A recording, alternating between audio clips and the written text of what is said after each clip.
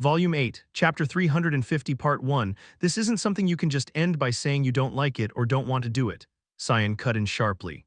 If the spirit of the earth chose him, he would become the next Rodril. While it wasn't entirely unavoidable if he vehemently refused, Cyan would accept it.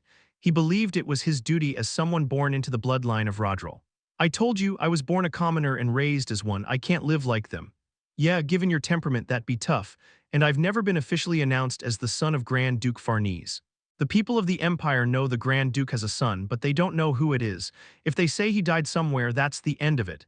It was a simple and straightforward way of thinking. While it wasn't a foolproof plan, it wasn't entirely wrong either. Asuka let out a scoff. Maybe my father didn't acknowledge me because he didn't like me. Either way, that works out just fine for me.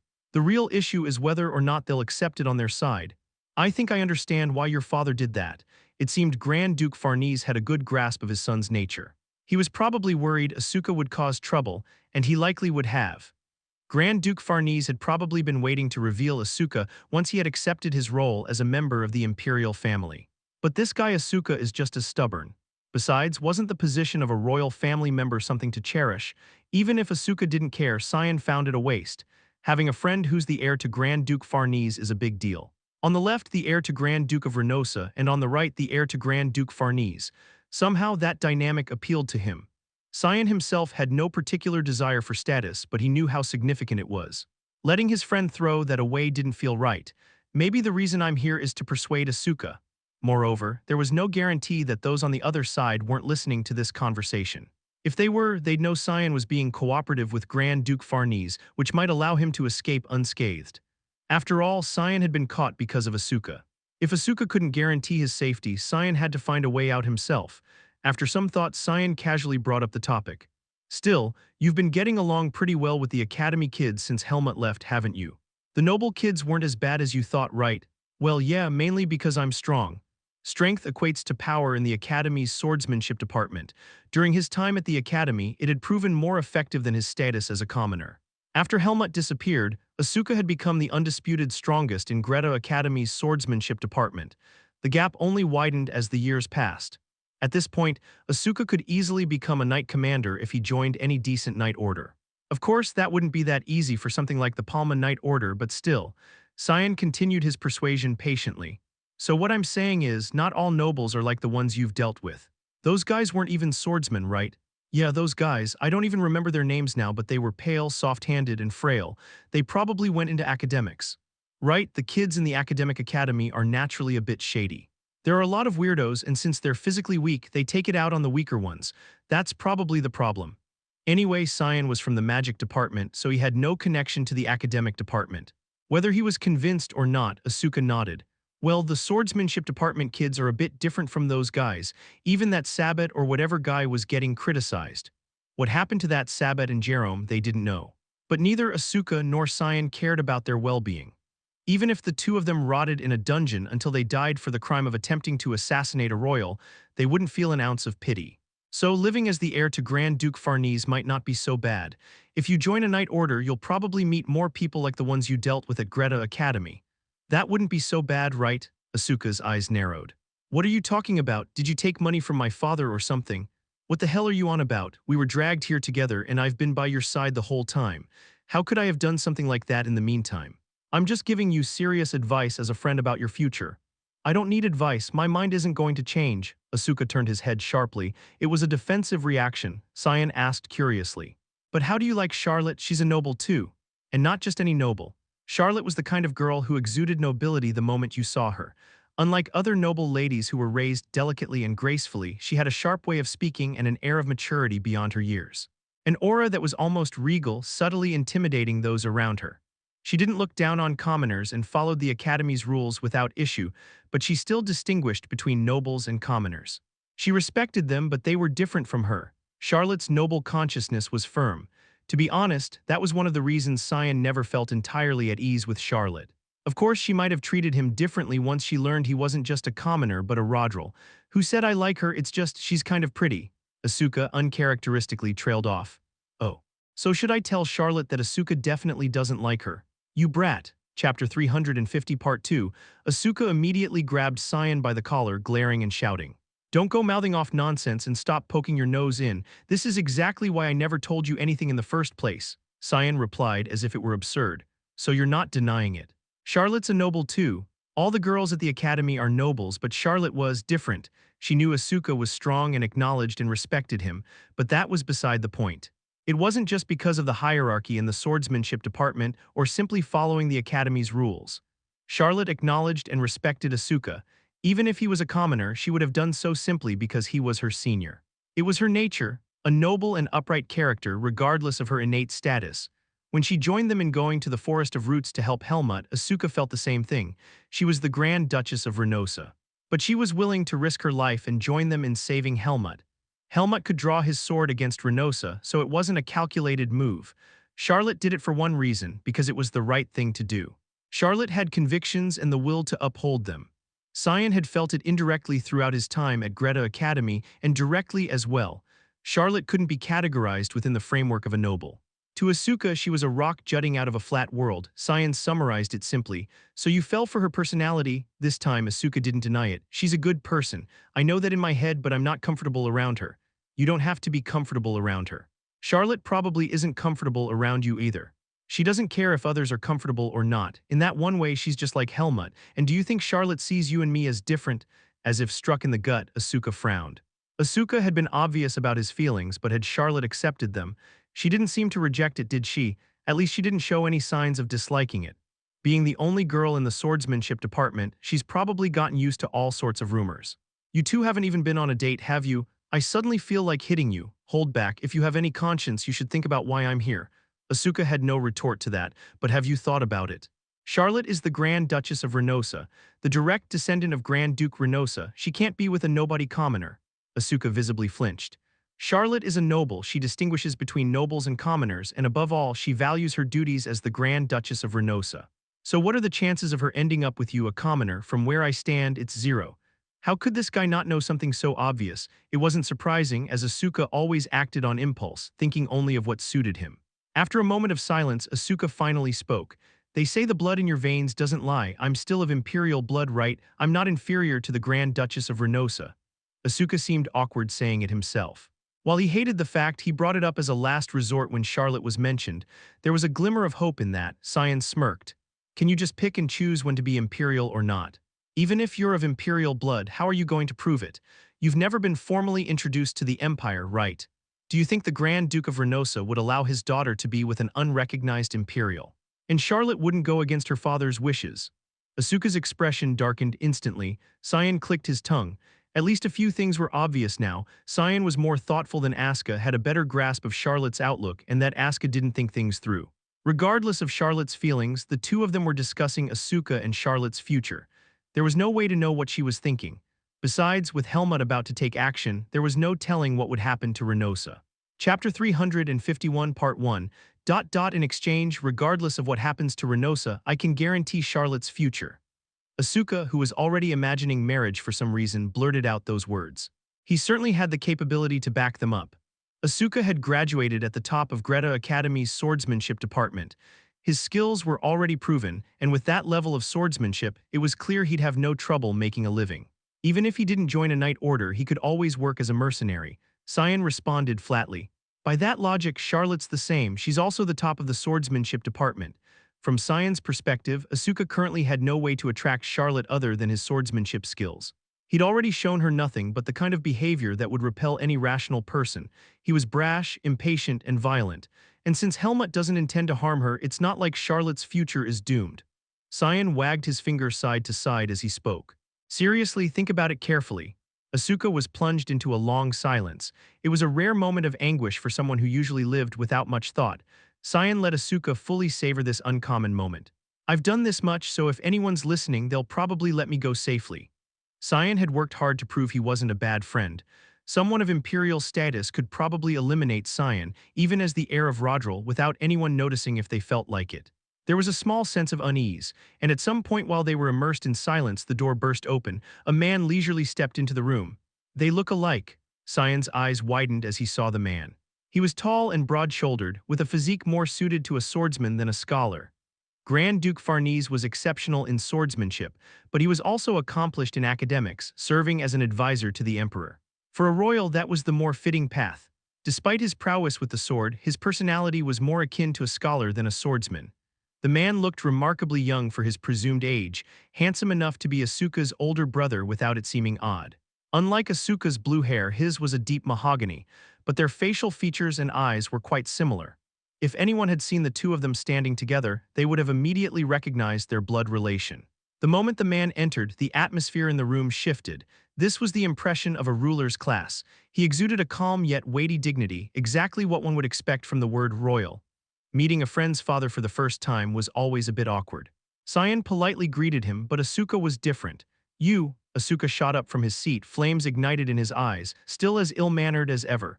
The man murmured calmly as if Asuka's disrespectful attitude was nothing new. "Asuka, stop!" Cyan grabbed Asuka by the shoulder, trying to hold him back. Asuka growled and argued, "Where do you get off dragging people here like this? And you even got the Imperial mages involved." That was why Asuka hated his father. Whenever Asuka disliked something, his father would propose a new alternative, but that was it. His father treated Asuka as a problem he had to manage. In essence, Asuka's life was predetermined by his father's will, and Asuka simply had to follow the path laid out for him. His father was cold and firm. Until now, Asuka hadn't run away, so he hadn't been dragged back. But now that he had, his father had immediately sent people to fetch him. The duties of the Imperial Knights and Mages are not trivial. They have their own responsibilities, yet you've needlessly wasted their efforts. This high-handed, blame-shifting tone. His father always tried to impose some kind of responsibility on Asuka and teach him a lesson. You were wrong in this regard, and you need to fix it. Grand Duke Farnese was the polar opposite of Asuka. Facing him made Asuka's blood boil and his anger flare, so naturally he didn't like confronting him. This time, Asuka shouted again, "What the hell? Who told you to send those people to drag me back? You're the one who ordered it, and now you're blaming me." A stern rebuke flowed from the man's mouth, aimed squarely at Asuka. "Foolish boy, did you think you could live as you please forever? Did you not realize your indulgence wouldn't be tolerated after graduating from the academy?" "No, I didn't, and I don't care either." "Hey, don't get too emotional." This was a matter of his safety. Cyan couldn't help but intervene, but Asuka shoved him away. Unable to use magic, Cyan tumbled backward onto the sofa. Asuka didn't even look at him. "What the hell, this guy?" Whether Cyan was fuming or not, the conversation between father and son continued standing there. Grand Duke Farnese remained composed, while Asuka was in a state of agitation.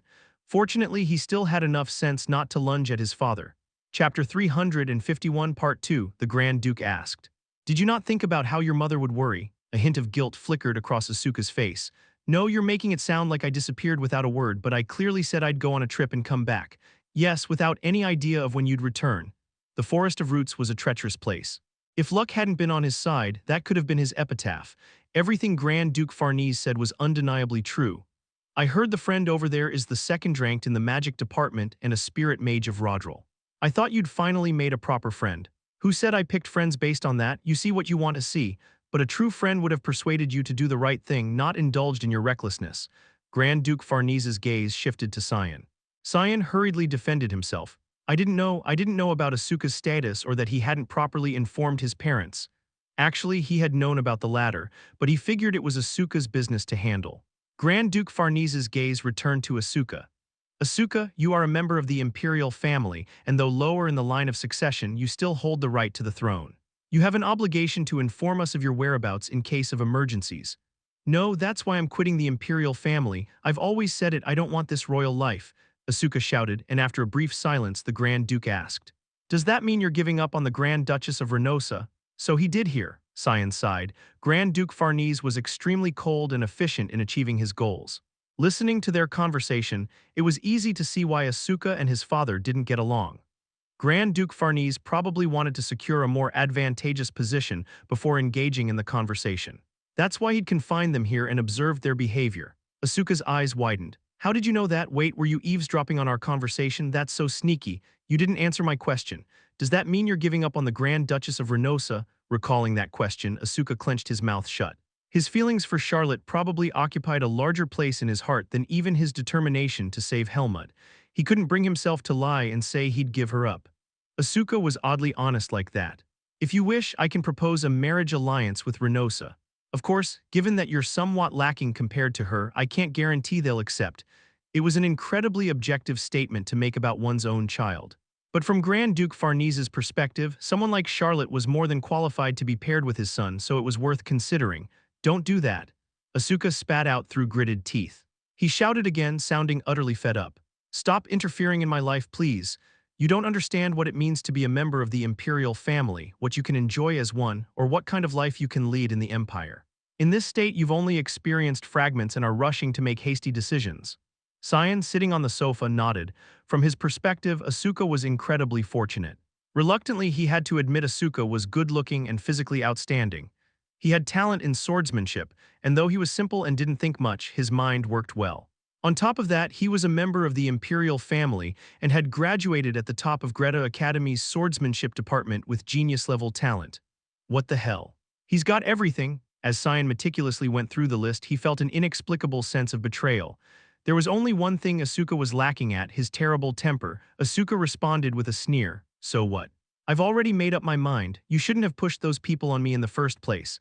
I admit I share some responsibility for what you've experienced, so it's also my duty to give you a proper experience. After a short pause, as if he'd already thought of a solution, Grand Duke Farnese nodded. It was surprising that someone of his stature could remain so calm with a brat like Asuka. It was as if he had no emotions. He spoke again. Spend some time in the Imperial Knight Order. You're a swordsman and you're skilled enough to join the Knight Order, so it shouldn't be a problem. See if what you've imagined matches what you experience and feel there. Why the hell should I do that? He hadn't forgotten his promise to meet Helmut. There was no time to waste here, but Grand Duke Farnese's response was cold. Don't you understand? You have no choice. Grand Duke Farnese glanced at Cyan but didn't mention him. He probably had no intention of harming Cyan. But he could certainly keep him confined for a long time.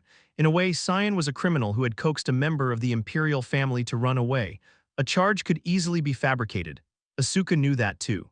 Just agree already. Not wanting to be the shrimp whose back gets broken in a whale fight, Cyan urged with his eyes. Finally, Asuka spat out through gritted teeth. Fine, I'll do it. Chapter 352, Part 1. The movements of Grand Duke Farnese were remarkably swift, as if he intended to give Asuka no time to think. Asuka was immediately inducted into the Imperial Knights the very next day. And not just inducted, he was already dressed in the full uniform of the Imperial Knights. Starting today, you'll be serving here, said the knight guiding him. His tone was stiff and it was obvious he didn't particularly like Asuka. Asuka, who never forgot a grudge, recognized him immediately. He was one of the Imperial Knights who had been tasked with apprehending Asuka. It seemed he was already aware of Asuka's background. That means his identity is either known within the Knights or is likely to be revealed soon. The Imperial Knights were those who followed the Emperor's orders and protected the Empire. They were bound to be tight-lipped. However, rumors could still circulate within the Knights. After all, their attitude toward Asuka would give it away. Asuka was of royal blood but had a confrontational personality and a foul temper. If they started saying things like "just in case" or "this is a secret, but I'm telling you for your sake," rumors would quickly follow. The new recruits who joined 3 months ago are waiting to welcome the new member. Please be mindful of your words and actions. The knight seemed deeply concerned that Asuka would have a negative influence on them. At this point, it was time for Asuka to start getting accustomed to the Imperial Knights. That's none of your business, mind your own and get lost. Whether he followed orders or not, Asuka wasn't the type to speak kindly to someone he held a grudge against. At Asuka's cold retort, the knight's face turned red with anger. But the other party was the son of a Grand Duke. What could he do? The knight swallowed his anger and left. Bang. Without knocking, Asuka boldly entered the room. To him, being an Imperial Knight meant he was surrounded by enemies he needed to beat down. Inside the spacious room, 3 knights were seated, engaged in conversation. As soon as Asuka entered, their gazes turned to him. Asuka spoke up immediately. I'm Asuka. Do you know me? He wondered if someone among them had been given a heads up, but the 3 knights simply stared at him blankly. What, are you of some high status? One of them asked sarcastically. Asuka straightened his back and replied confidently, yes, I'm a big shot. As they all looked at him with incredulous eyes, one of them raised his hand. Yes, Sir Asuka, welcome. I'm Ralph, a knight of commoner origin. What? Asuka's eyes widened. The Imperial Knights of the Empire were supposed to be filled with nobles from prestigious sword families, a commoner out of nowhere.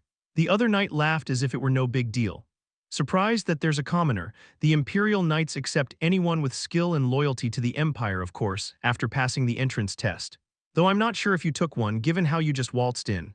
You, what? It's the truth. I'm from a sword family and I had to take the test. Just how big of a deal are you to be admitted without one?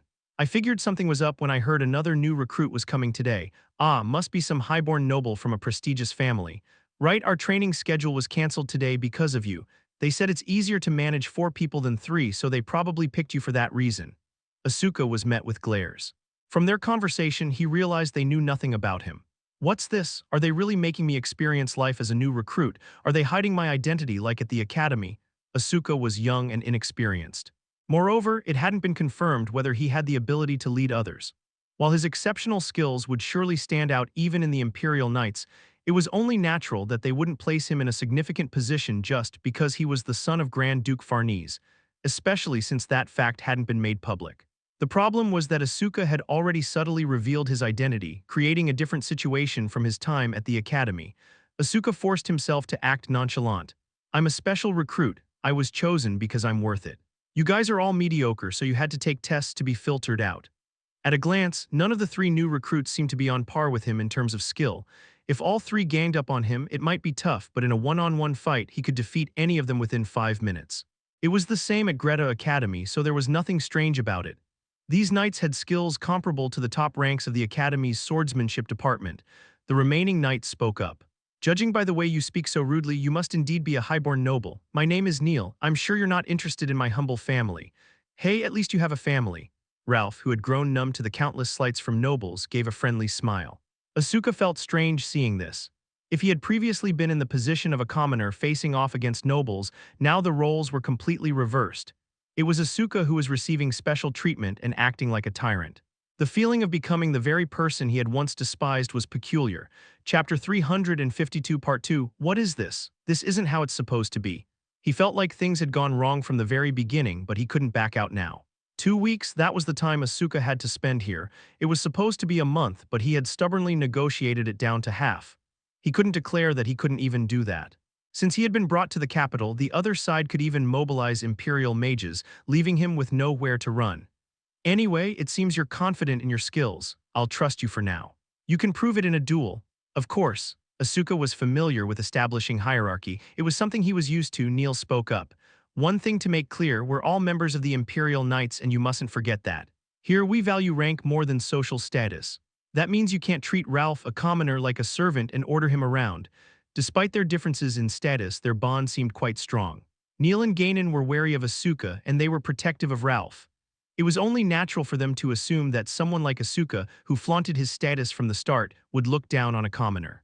Who said I'd only order around commoners? You 3 are all the same to me. If I'm going to order anyone around, it'll be all 3 of you. Asuka made a loud remark, as if he had decided to take this side from the start. After all, he was of royal blood, not noble, so in a way it made sense. Ralph asked awkwardly, "You're not going to act that way toward the vice commander, who's also of commoner origin, are you?" It was surprising that there was a vice commander of the Imperial Knights who was a commoner. Asuka's eyes widened, but before he could speak, Ralph added, "If you show such disrespect to him, you might be disciplined for insubordination and thrown in jail." "That would make things easier for us," Neil muttered under his breath. Ganon spoke up, "Sir Asuka, I don't know how impressive you are, but we're not here to do your menial tasks. We're also Imperial Knights, so we each handle our own duties. Since you've just joined, we'll help if you have any difficulties." The 3 of them were in perfect sync, as if they had formed a team to deal with Asuka. They weren't picking a fight, but they were saying what needed to be said, and it was all reasonable. Asuka, faced with this new situation, didn't know how to respond. Ralph reached out his hand. "Well, let's get along from now on. You'll shake hands, right?" Asuka stared at his hand for a moment, then reluctantly grasped it. Ralph hadn't grown up as a commoner the way Asuka had, but he was truly a commoner. Yet, to have made it into the Imperial Knights, he must have put in an extraordinary amount of effort. Not only that, but the way these guys protected their commoner friend and the overall atmosphere made Asuka curious. He wanted to know more. Had there been something he hadn't known? "All right, let's get along." "You weaklings," Asuka smirked. It was the same mischievous smile he had shown at Greta Academy. At the same time, Cyan was granted a bit of freedom. He was allowed to move freely within certain areas of the Imperial Palace. It wasn't exactly imprisonment, given the palace's vast size, so there was no discomfort. Moreover, the room he was staying in was luxurious, and as a guest of the Grand Duke, he was treated well. Though he had suddenly been placed under house arrest, he was also given certain privileges. Grand Duke Farnese was a man who ensured proper compensation. "I'm afraid I'll have to restrict your movements for now.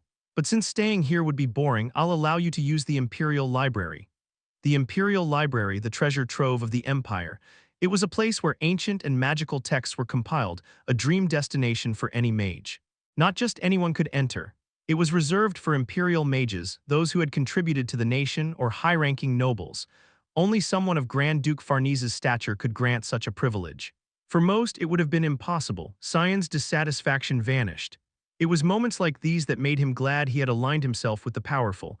He nodded to himself, thinking he had chosen the right side. More importantly, I can use magic now. Of course, there were still restrictions on using magical powers. Cyan's wrists were shackled with magic-controlling cuffs. Even if he could use magic, he couldn't cause trouble with imperial mages around, but Grand Duke Farnese was thorough. He had taken into account that Cyan was a rare spirit mage. I can't do much, but I can at least contact Aaliyah. Their planned meeting had been disrupted. He needed to inform them of his situation. Fortunately, that wasn't too difficult. Cyan had already contacted Aaliyah through her crystal orb before. Once a magical connection was made, it left a trace.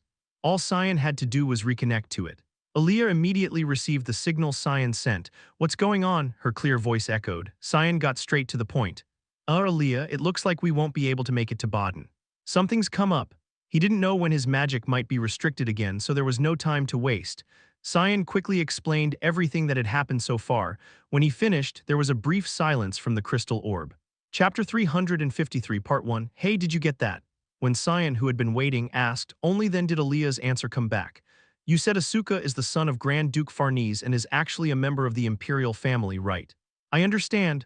Although the term Imperial family didn't quite suit Asuka, it wasn't entirely unexpected that he might come from a prestigious family. Aaliyah's tone was calm. "So you and Asuka will have no choice but to stay in the Imperial Palace for a while. It would be advantageous for Asuka to be recognized as a member of the Imperial family. If he were acknowledged as the son of Grand Duke Farnese, Helmut would gain a powerful ally." Cyan thought the same.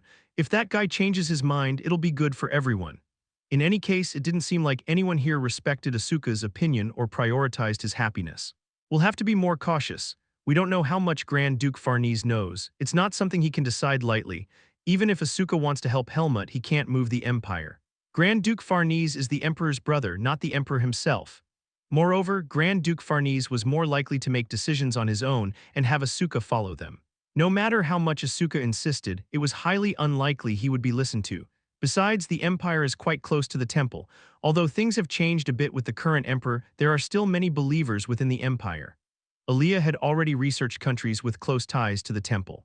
The Empire was one of them.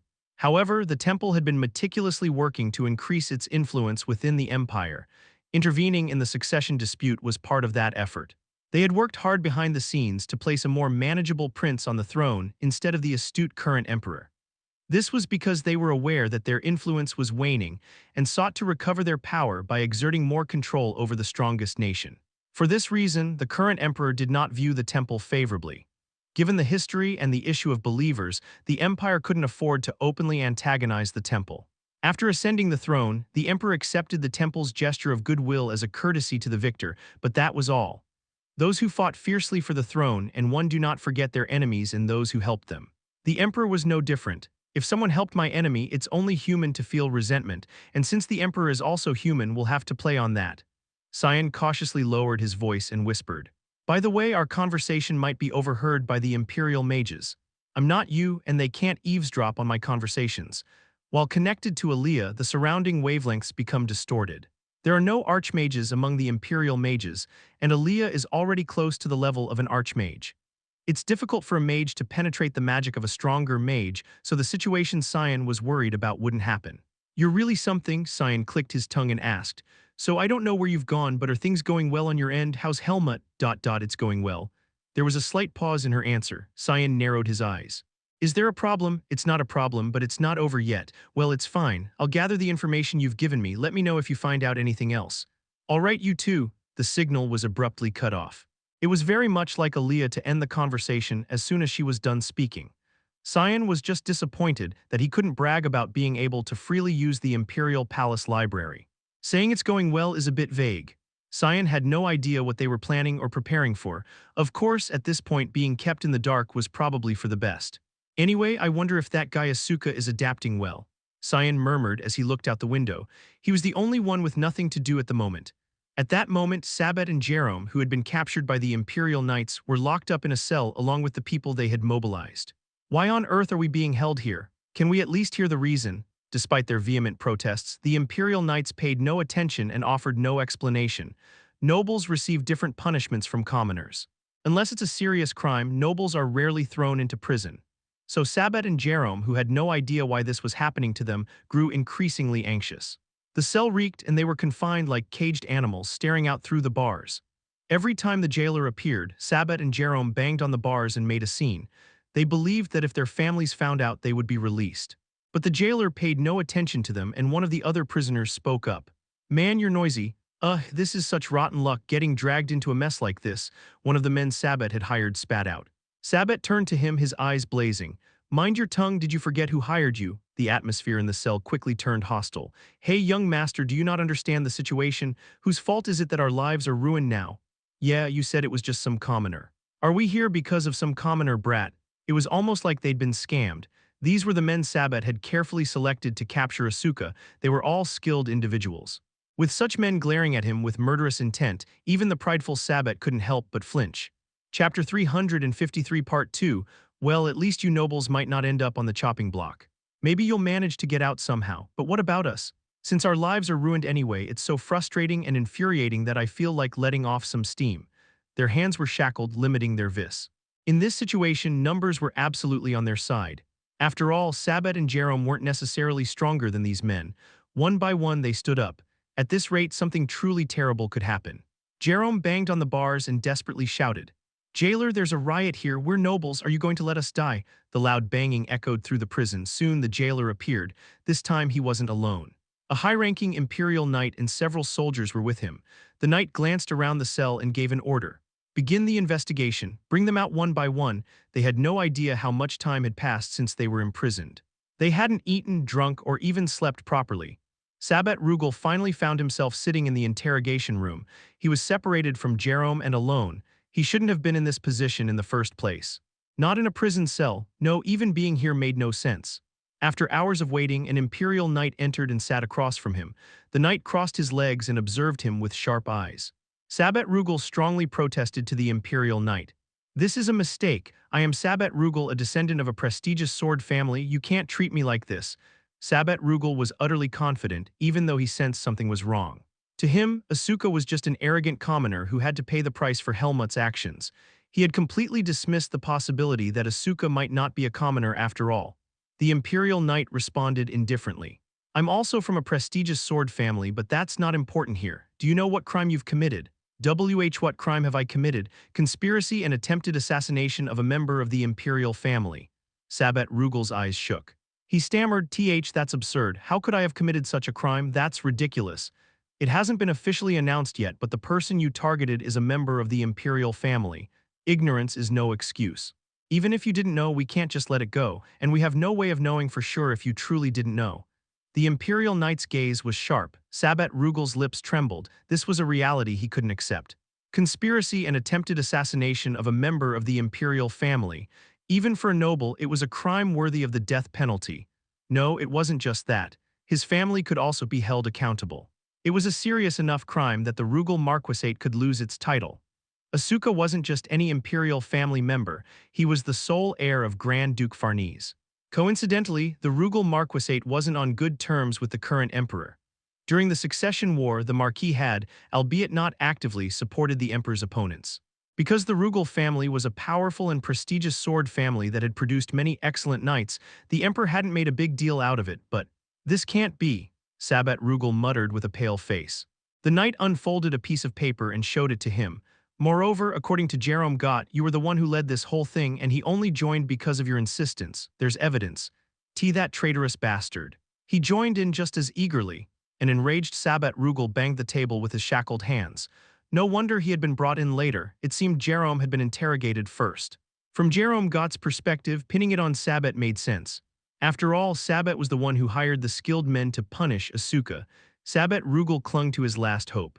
"Oh, our family. The Rugal Marquisate has already been informed. The Marquis is so anxious that he's requested an audience with His Majesty the Emperor. They're just waiting for a lenient punishment." The imperial knight smirked. It wasn't a friendly smile, but a mocking one. "I'm curious how you'll live after being disowned and becoming a commoner, though that's probably the most lenient punishment you can expect." With those leisurely added words, the knight stood up. Sabet Rugal couldn't hold him back. He just sat there, stunned, staring blankly into space. Chapter 354 Part 1. After ending the communication with Cyan, Aaliyah immediately turned to Helmut. There's a problem with Asuka and Cyan. Helmut was slightly surprised upon hearing Aaliyah's words. The Empire, the son of the Emperor's younger brother Grand Duke Farnese, yes, a member of the imperial family. So that's why he hid it. Even though it was somewhat expected, it was still surprising. If he had gone to such lengths to hide it, it was reasonable to assume he wasn't from an ordinary family. But Asuka didn't seem like someone from the imperial family at all. His speech was rough, and he didn't appear to be particularly wealthy.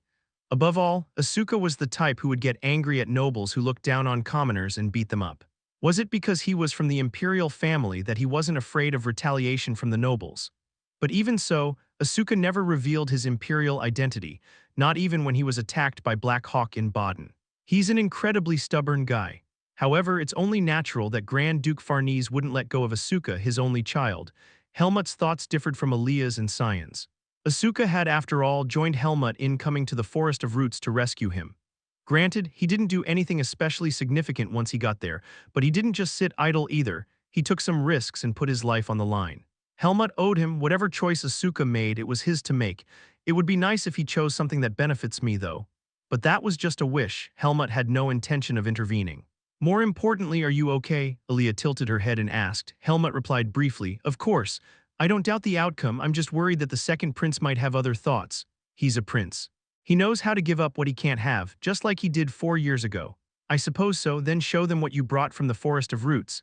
Aaliyah smiled. It was a beautiful smile that seemed to radiate light. Helmut silently gripped his sword. As he had told Cyan, it wasn't over yet. If asked if things were going well, he would say they were. There hadn't been any clashes. They had smoothly held a conversation with the second prince, a powerful figure in Bassar. It was a productive conversation since their goals aligned.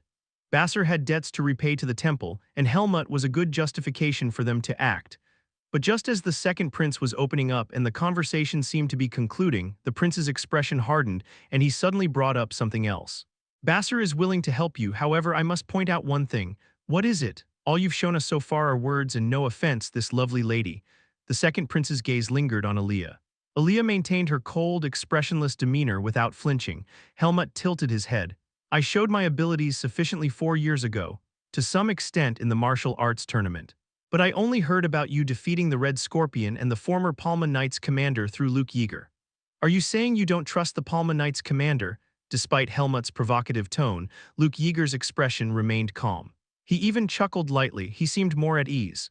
There are things in this world that trust alone isn't enough for. I need to see it with my own eyes, and the Palma Knights commander agreed.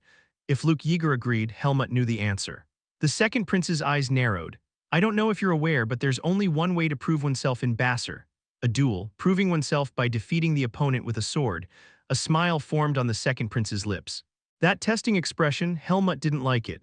But no matter how much Helmut was the disciple of the Sword Saint and had achieved great feats, Bassar supporting him was another matter. If a decision that could determine the fate of a nation could be won with just one duel, it would be a small price to pay. Helmut's dark eyes deepened.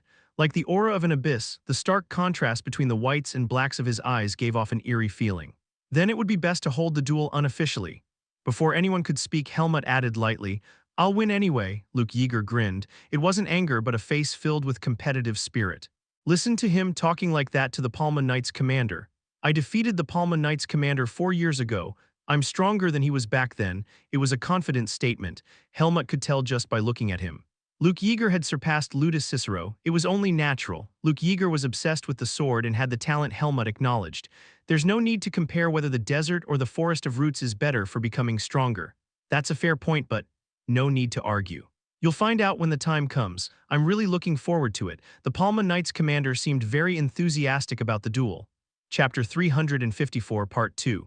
Anyone from Bassar enjoyed martial arts tournaments or duels. The second prince genuinely seemed to be enjoying the situation. So did Luke Yeager, the participant in the duel. The duel will be held 3 days later at the Palma Knights training grounds. Unofficially, as you said, rest well until then. The second prince concluded softly. Although unofficial, it meant it wouldn't be as publicly announced as a martial arts tournament. High-ranking officials, including the second prince and members of the Palma Knights, would be present.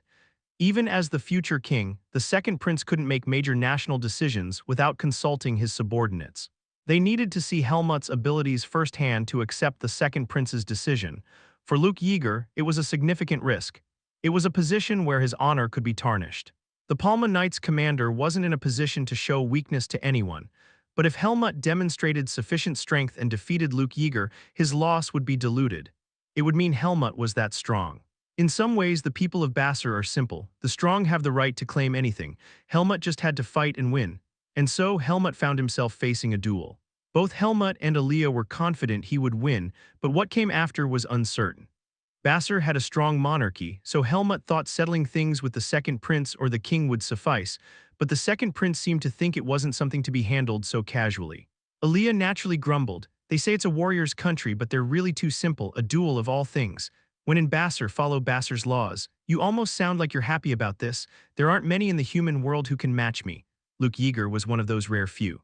It was a good opportunity and there was no reason to refuse. A strange excitement pulsed through him. The fact that two disciples of Darien's swordsmanship were facing off was meaningful in itself. Helmut smiled faintly. It was a small smile, like a predator satiated. Luke Yeager will probably feel like he's facing his great-grandfather, whom he's never seen before. Darien's back had seemed as tall as a mountain. But a living disciple would eventually step over their deceased master's back. Saying Helmut had surpassed Darien might be too bold, but he had at least reached a comparable level. Now, Helmut no longer looked at Darien. What he needed to look at now was, is the story over? What took you so long? I thought something had happened. As they returned to the room, Ilaga sauntered over to Helmut. Igrel also fluttered and perched on Elia's shoulder. The two demonic beasts naturally found their places. After briefly hearing about the situation, Ilaga made a fuss. A duel, hey, isn't that Palma Knight's commander guy supposed to be the strongest swordsman in this country? That's right, and he's a descendant of that old man Darien. Just like a sturdy leopard tends to produce equally robust offspring, Ilaga spoke as if it were certain. Then you're going to lose. No matter how many times he heard it, Helmut couldn't get used to that reaction and sound, his eyebrows raised. Who's going to lose? You are, absolutely definitely, because you're weak. Pathetically weak, you'll definitely lose. Without realizing it, Helmut struck with his sheathed sword. It was an instinctive move to hit Ilaga's head. What do you think you're doing? Can you just be quiet? Always like this? Helmut gritted his teeth. This was definitely revenge. Ilaga had complained that raising Helmut shortened his own lifespan. Even after Helmut was grown, Ilaga still griped about that time. Ilaga was a petty leopard. He never forgot and always paid back like this. Why, it's the truth. Calling a weakling weak, what's wrong with that? You're not even worth one bite. Transform into your true form. Let's settle this. For the first time ever, Helmut blurted something out without considering whether he could win or not. His sheath persistently targeted Ilaga. Swish, swish. Ilaga nimbly dodged Helmut's sheath. Helmut wasn't even using vis, but Ilaga's teasing movements were impressive. Puhaha, slow, you think you can catch a mosquito like that? Igrel, who had been watching silently, tilted her head.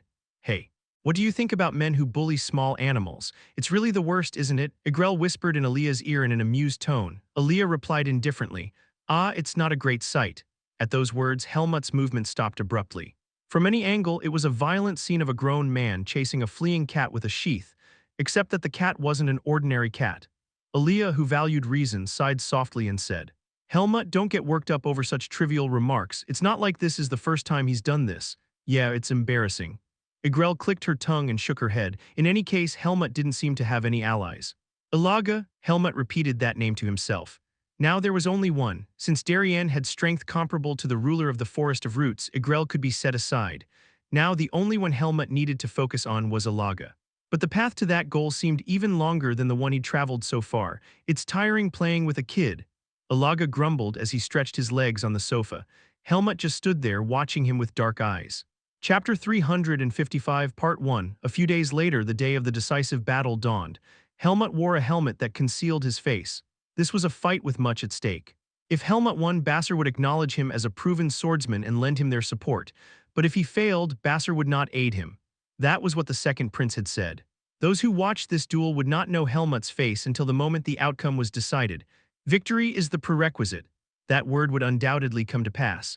His heart was calm and composed, like the stillness before a raging storm. Helmut finished his preparations as if heading to a training ground. Elia tapped his shoulder. I wish you the best. Her voice sounded calm, almost detached. Helmut replied, of course. She couldn't cast any blessing spells on him. The duel had to remain fair after all. It's time. Helmut and Aaliyah left the room side by side. Aaliyah followed only as a spectator. Since animals weren't allowed in the Palma Knights building, Ilaga and Agrel couldn't accompany them. Of course, if they secretly followed, that would be a different matter, but it was natural not to bring animals along in such a situation. If you're doing this, make sure you win. Of course, it'll be incredibly difficult for you. Alaga's sarcasm followed him like a farewell, but it was unusually positive coming from him. Helmut left without a word. Shortly after, he parted ways with Aaliyah and entered the stage. It was a training ground within the Palma Knights headquarters, a place for duels. Luke Yeager had also proven himself here by facing the Palma Knights. It was the place that birthed the new and youngest ever commander of the Palma Knights.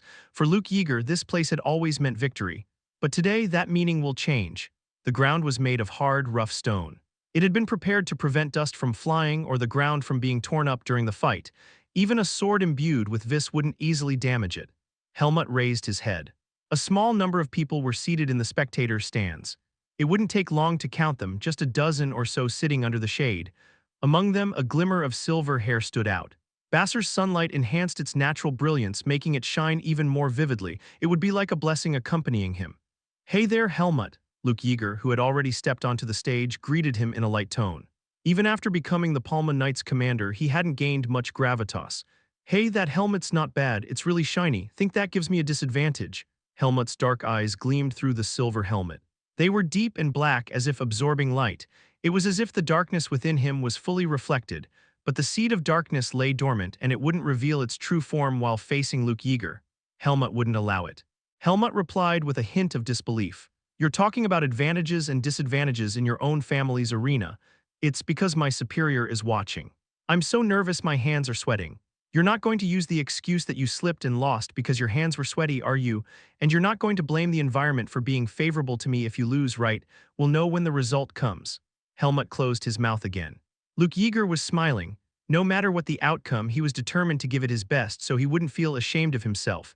And this was also a long-awaited fight for him. The Palma Knights were murmuring among themselves.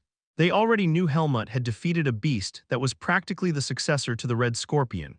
But they didn't know how he had ended up facing the Palma Knights commander. Who is he to duel the commander? They say he's incredibly skilled. Even so, the commander is said to have surpassed the talent of the former Sword Saint. He looks really young. He is young, I hear. The second prince wanted this duel. I wonder what His Highness could be thinking. Maybe he's trying to humble the commander. You know how our commander has his own principles. I've heard he sometimes clashes with the second prince. What's wrong with that? That's what a Palma Knights commander should be like. Speaking up only with honeyed words is the job of pen-wielding nobles. A knight should be able to assert their own opinions, especially the Palma Knights commander. Luke Yeager wasn't just recognized for being the descendant of the Sword Saint and his skills. Despite his youth, he was fair, and though he sometimes seemed naive and inexperienced, he never lost his composure as the Palma Knights commander. For someone from a foreign land, he had adapted remarkably well to Basser's rough temperament. Everyone here, not just the knights, acknowledged Luke Yeager, so it was only natural that no one in Basser wanted to see him lose. Even the second prince who had planned this secretly felt the same. As for those cheering on Helmut, there was only Aaliyah, but that one person was more than enough. After all, he had already experienced this situation 4 years ago. The murmuring soon subsided as the surroundings grew quiet. The duel was about to begin. Chapter 355 Part 2, Helmut and Luke Yeager stood apart, maintaining their distance. The duel would continue until one of them dropped their sword or admitted defeat. Clang, the sound of two metals clashing echoed. As soon as the signal was given, Helmut moved like lightning. Clang, Luke Yeager blocked it. As if he had anticipated it. It was an instinctive movement, the best physique and talent. His growth was evident even in that brief motion. If Helmut hadn't been born and raised in the Forest of Roots, could he have defeated Luke Yeager? Helmut pondered this but couldn't be sure. Luke Yeager wasn't some spoiled noble. He was a true swordsman who had fought in countless battles, more than a mercenary. He has more experience than me. In terms of human combat, that was a given. Helmut had been in the Forest of Roots, while Luke Yeager had trained with the Palma Knights and fought demonic beasts. Once you reach a certain level, no one knows whether training or combat is more effective in advancing to a higher level. But one thing is certain, trials that bring you close to death elevate a person in many ways. Without a doubt, Luke Yeager had never experienced anything on par with that. Compared to my life, Luke Yeager is just a spoiled noble. It wasn't entirely wrong. Darien's son had settled well in a foreign land and lived comfortably enough to teach his grandson the sword. Helmut knew Luke Yeager wasn't underestimating him. His sword was precisely defending the center of his body. Despite having only won fights as the Palma Knights commander, he had chosen an uncharacteristically defensive style. While offense is the best defense, that doesn't hold true when a single attack could leave your neck exposed. When facing an opponent stronger and faster than you can't afford to create openings with reckless attacks. Especially when your opponent isn't a demonic beast but another swordsman. Clang, clang, clang, the fierce exchange continued. Helmut was the aggressor, but he couldn't easily break through Luke Yeager. He was a sturdy shield. Luke Yeager couldn't surpass Helmut's movements, so when Helmut moved first, he responded. Though it was clear Helmut had the upper hand in vis reserves, Luke Yeager's shield subtly deflected the attacks. If the force doesn't concentrate on a single point, it's meaningless.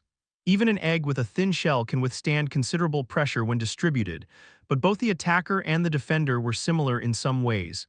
Everyone noticed it. Like a mirror reflection, their builds and masters were different, but their swordsmanship was the same. The details differed, but the essence was similar. Ordinary people might not have noticed, but the Palma Knights did. At first, the movements were too fast to recognize, but soon their eyes widened. What is this, that swordsmanship? Could it be? No way, how can there be someone else who uses the Sword Saint style? Someone voiced a more realistic thought. Could they be cousins maybe? And here they are duking it out in broad daylight with the second prince's permission. Everything about this is strange. Maybe he's an illegitimate child, the commander's father, or his grandfather. In an instant, a novel's worth of speculation was born, mostly in a defamatory direction. Meanwhile, some knights worried, wait, could our commander be replaced? Don't say such unlucky things. Whatever they were discussing, Helmut and Luke Yeager's battle continued.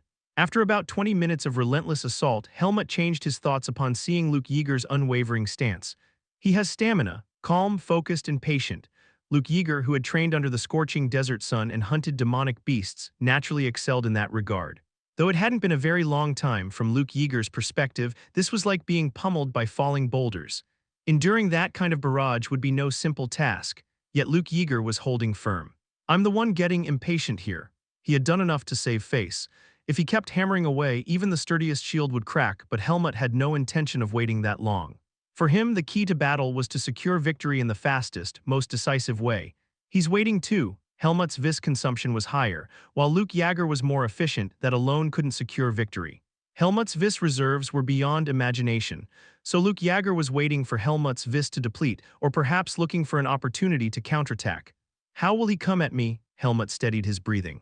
A massive surge of energy spread from his core to his sword. The most straightforward and certain strategy, deliver a blow too overwhelming to parry. He would pierce Luke Yeager's shield with his vis. Could Luke manage to deflect it again? Vis enhances physical abilities, then at the highest speed.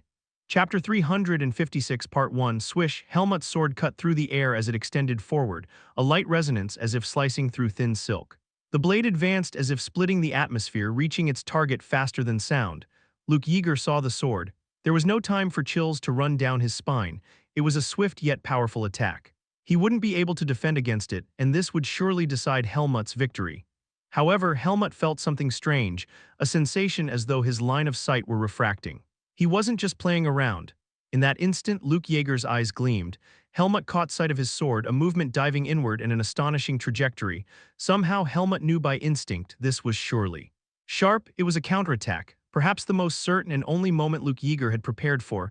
This wasn't Darien's swordsmanship. Helmut had thought Luke Yeager was using Darien's swordsmanship. Until now, that had been the case. But not at this moment. It was as if it struck from outside conscious awareness, unfamiliar and bizarre. But Luke Yeager wasn't Darien, and Helmut wasn't Darien either. It wasn't so strange that their swordsmanship would differ. Luke Yeager's sword was aimed at Helmut's abdomen. If it wasn't a fatal blow, the mages would save him. Duels were originally fought with one's life on the line. Luke's sword showed no hesitation. Yet the very next moment, Luke Yeager experienced something similar to what Helmut had just felt. However, unlike Helmut, he couldn't react even after seeing it. A pain, as if his grip was being shattered, surged through him. Clang. Luke Yeager's sword was knocked away and collided with the ground. Clatter. The sword rolled across the floor far away, trembling before coming to a stop. The surroundings fell into complete silence as if under a spell of muteness. Luke Yeager looked down at his hand, then raised his gaze to stare at Helmut. His dark pupils were still as deep as an abyss. Helmut was looking at his own sword, the sensation of having perfectly manifested his will through the sword without a single thought. At that moment, something seemed to stir within Helmut. It's been a while since I've met an opponent who gave me something to gain. Looking at Helmut, Luke Yeager felt as if he was facing a perfect circle. Belatedly, chills crawled up his spine. Even if there was a flaw somewhere, Luke Yeager couldn't find it in Helmut. From the beginning, Helmut hadn't aimed to cut Luke Yeager down, he aimed to make him lose. Helmut had made it so that Luke Yeager had no choice but to drop his sword. Luke Yeager let out a sigh. This is really unavoidable. It was a counterattack born of conviction. Everything had happened in an instant. Helmut had reacted, but Luke Yeager hadn't. That difference was the measure of their skill. Luke Yeager acknowledged his defeat. I lost. Yet a smile lingered on his lips. Helmut, who had lowered his sword, extended his hand toward him.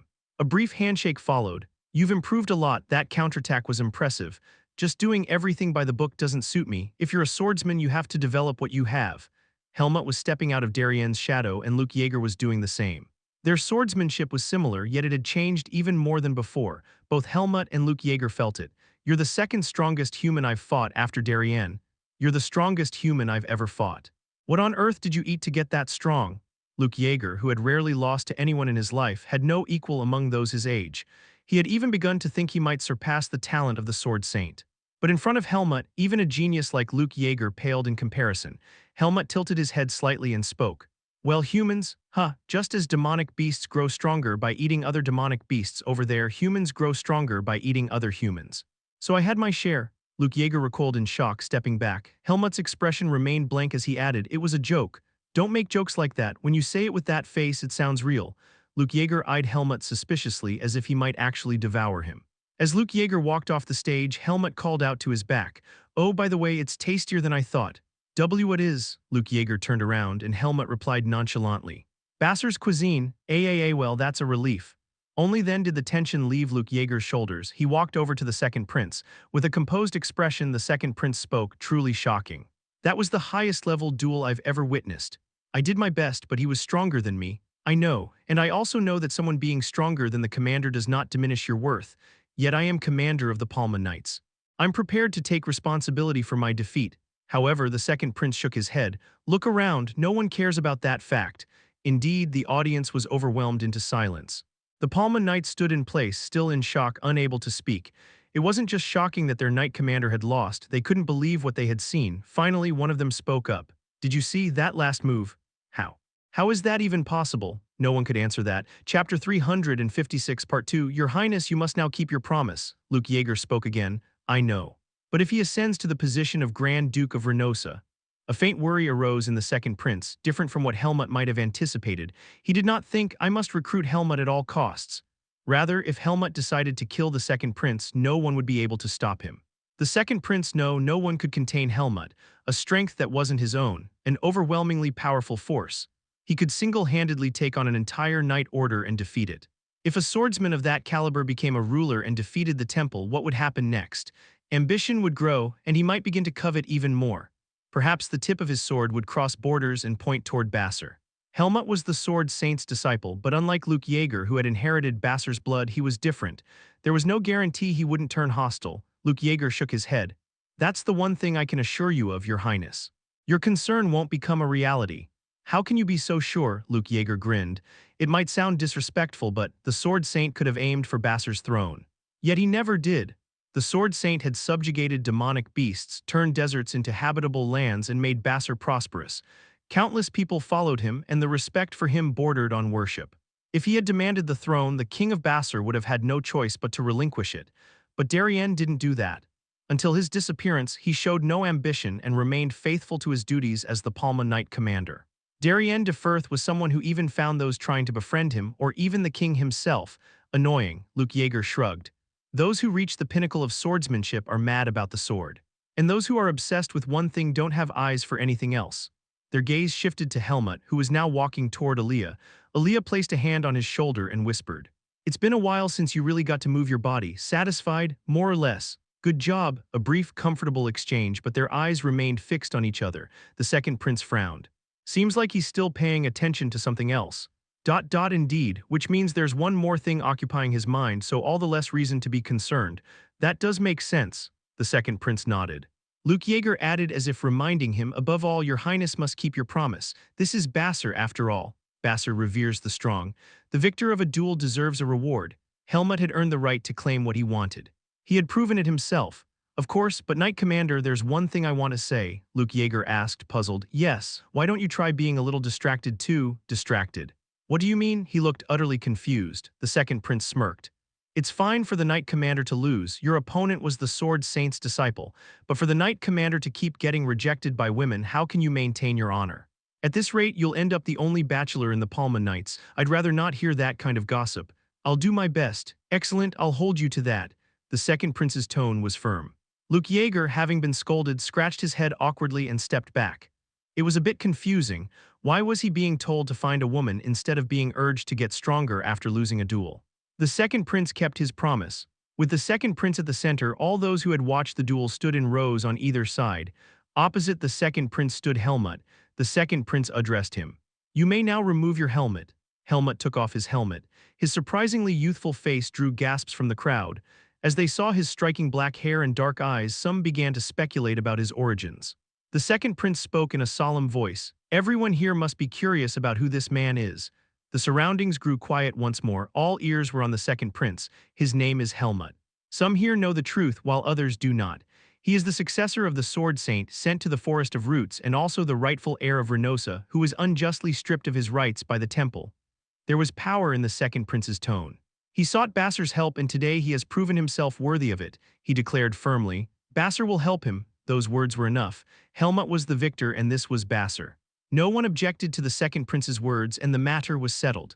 Chapter 357 Part 1 Helmut and Alia returned to their quarters where they were greeted of course by Alaga and Igrel. Helmut, it seems you're not as weak as I thought. It was unclear where or how they had observed the duel, but the white cat on the sofa stared intently at Helmut. For some reason the gaze felt unpleasant. Alaga soon nodded. You've grown well, yes, I raised you well. Helmut stared at Alaga for a moment, dumbfounded. Just a while ago he had been berating him for being weak, and now he was praising him for growing up well. But his mood swings were nothing new. Igrel suddenly chimed in, You've become quite strong, so I don't need to protect you anymore. This time it was equally baffling. While Alaga's behavior was expected, Igrel was in existence on par with Helmut. There was no situation where Helmut would need protection from Igrel, nor were they in a relationship where they exchanged protection. Igrel quickly got to the point, so I want to go my own way, as I originally intended. To freely roam the skies beyond the Forest of Roots to the ends of the world, that was all Igrel had ever wanted, a natural desire for a bird. Alia immediately objected. It would be troublesome if a demonic beast like you caught the attention of the temple, especially at this point. It would be better for Igrel to stay with them a little longer until Helmut achieved his goals. Alia was thorough by nature and didn't want to take even the slightest risk. I can simply shift my appearance with the artifact before descending into any human field of view. Besides, who's to say you won't stir up trouble? Alaga responded sarcastically. Igrel flapped her wings. I am a free demonic beast and I have the right to do as I please. I've been quiet all this time, haven't I? I've shown enough that I won't cause any trouble. That was true. Although she had caused a bit of a stir in Cyan's village, it was minor. Igrel was originally a demonic beast that didn't prey on humans. She had actively cooperated in leaving the Forest of Roots, so it wasn't right to keep her confined. In fact, Igrel could have left any time she wanted, regardless of Hike's artifact. Alaga wasn't always watching her either. That mage Hike put a tracking spell on this artifact, right? So you'll know where I'm going. That's true, Alia reluctantly nodded. Helmut didn't offer any particular opinion. He had two choices, either cut Igrel down to stop her here or let her go. And since Igrel had helped Helmut in the past, it was clear that the former wasn't an option. Alaga snorted and said, Well, having you around is just noisy and not helpful anyway, so get lost already. Helmut stared intently at Alaga's white head. It wasn't just Igrel who was noisy and unhelpful, but it wasn't easy to get rid of this one either. Igrel flapped her wings and perched on the windowsill. Before leaving, she turned her head and said, Don't miss me too much. I'll drop by again if I get bored during my travels. Who's going to miss you? Just don't crash while dozing off. Not you, Alaga. With that parting shot, Igrel flew away. She would change her form at a suitable altitude and soar into the sky beyond human sight above the clouds. A flight unique to Igrel heading toward the sun, more radiant and free than lonely. So where do we go now? After Igrel left, Alaga flicked his tail and asked. Helmut and Alia looked at each other. Their business in Basser was done. Now the question was their next destination. Alia spoke up. Whatever decision we make, Asuka won't be able to leave the Empire for a while. There was no reason to go all the way to the Empire just to see him. Even if Asuka wanted to escape from Grand Duke Farnese, it wasn't the right situation to help him while antagonizing the Empire. Even if they owed him, we should go to Baden. No matter what happens to Asuka, at least Cyan can come there. Grand Duke Farnese won't keep him locked up forever, Cyan of Green Kana. Grand Duke Farnese couldn't possibly not know about him, and perhaps about them too. A sudden sense of caution arose. Helmut had disappeared 4 years ago, abandoning his studies, so Grand Duke Farnese might not have looked into him that deeply. But with Aaliyah, it was a different story. I took Asuka and Cyan to Antial's residence, and the Imperial mages wouldn't have been able to track us. Only a limited number of mages can cast magic that Imperial mages cannot track. Moreover, mages who possess magic unregistered in the Mage Association are extremely rare. The fact that Aaliyah and Asuka were acquainted wasn't entirely unknown.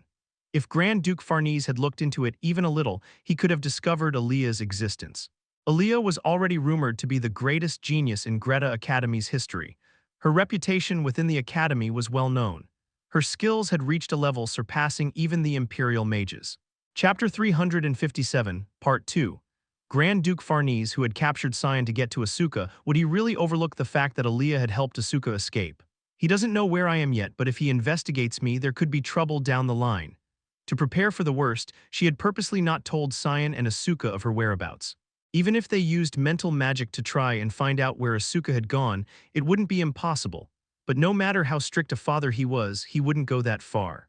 After all, Grand Duke Farnese was someone who could be reasoned with, Helmut stated firmly. Then we should focus on our own tasks. There are people we need to meet in Baden. Aaliyah nodded readily. Their next destination was Baden. Although there were some variables, they would proceed as planned. Asuka was adapting quite well to the Imperial Knights. In fact, aside from the stricter discipline, it wasn't much different from his life in the swordsmanship department at Greta Academy. Training, attending night events, and more training. Knights didn't do menial tasks. Patrols were frequent, but the palace's security was so tight that it was almost like taking a stroll. Occasionally, familiar faces would glance at Asuka, but they passed by without a word as if they had already been briefed. They were the knights who had been tasked with capturing Asuka. Naturally, they were his seniors in the Imperial Knights. But since there was some resentment, Asuka didn't show them the respect they deserved, though he refrained from outright confrontation, grinding his teeth all the while. Just how can you be so stiff-necked? Neil, a senior knight, asked in disbelief after Asuka gave him a curt nod. Ralph and Ganon had similar looks in their eyes. What kind of guy joins the Imperial Knights and acts so arrogantly? I'm not stiff-necked, I just don't bow to those weaker than me. Asuka declared confidently. It sounded plausible when he said it. He had never bowed to seniors at Greta Academy either. Ganon crossed his arms. You've lived your whole life without a care, huh? That's right. Well, it must be nice. A big shot like you doesn't need to take responsibility and can act however you want. This kind of treatment was still unfamiliar, but Asuka couldn't immediately refute it. It was true that he could act this way in the Imperial Knights because of his royal status, but when I lived as a commoner, I took responsibility for my actions, so it was unfair. During his first year at Greta Academy, countless people had targeted Asuka, and he had defeated them all. No matter how underhanded his opponents were, he had never once complained to Grand Duke Farnese. It seemed reports had reached Grand Duke Farnese, but he had never intervened. There's always a reason for my actions. A reason like doing whatever you feel like, at Neil's retort, Asuka smirked. If you're so upset, why don't you try beating me? At that, Neil, Ganon, and Ralph all fell silent. On the very first day, Asuka had proven his skills to them through sparring. He was, after all, the top graduate of Greta Academy. Even without Helmut, he had surpassed the skills of upperclassmen while still a junior. They had each achieved excellent results at their respective academies or been recognized for their skills to join the Imperial Knights, but in front of Asuka, they were like scarecrows. Asuka had proven that he deserved to be specially recruited, but being an Imperial Knight wasn't just about skill. Asuka had also proven that he was a mess in every other aspect, Neil, frowning, pointed out. Don't try to justify yourself with strength. Instead of flapping your mouth, why don't you work harder? When will you ever catch up to me? Asuka watched with amusement as the pretentious guy's face twisted. There was a certain satisfaction in crushing him. Ralph interjected awkwardly, let's just go, the Knight Commander is waiting, it'll be trouble if we're late. Asuka glanced at him and nodded. Fine. For some reason, Asuka felt weaker in front of this true commoner. It had been 10 days since he had been paired with Neil, Ganon, and Ralph. The deadline for the promise he had made with the Grand Duke was drawing near. Surprisingly, the three hadn't tried to trick or torment Asuka, as if such things were childish. Having proven his skills in sparring, they seemed to have reluctantly accepted him, though it still rankled. They even tried to tolerate Asuka's foul temper. Though they had arguments like the one just now, conflicts never escalated further. Ralph always mediated. It wasn't entirely smooth, but they managed well enough. Cyan, who was living a restricted life, seemed content with using the palace library in the meantime.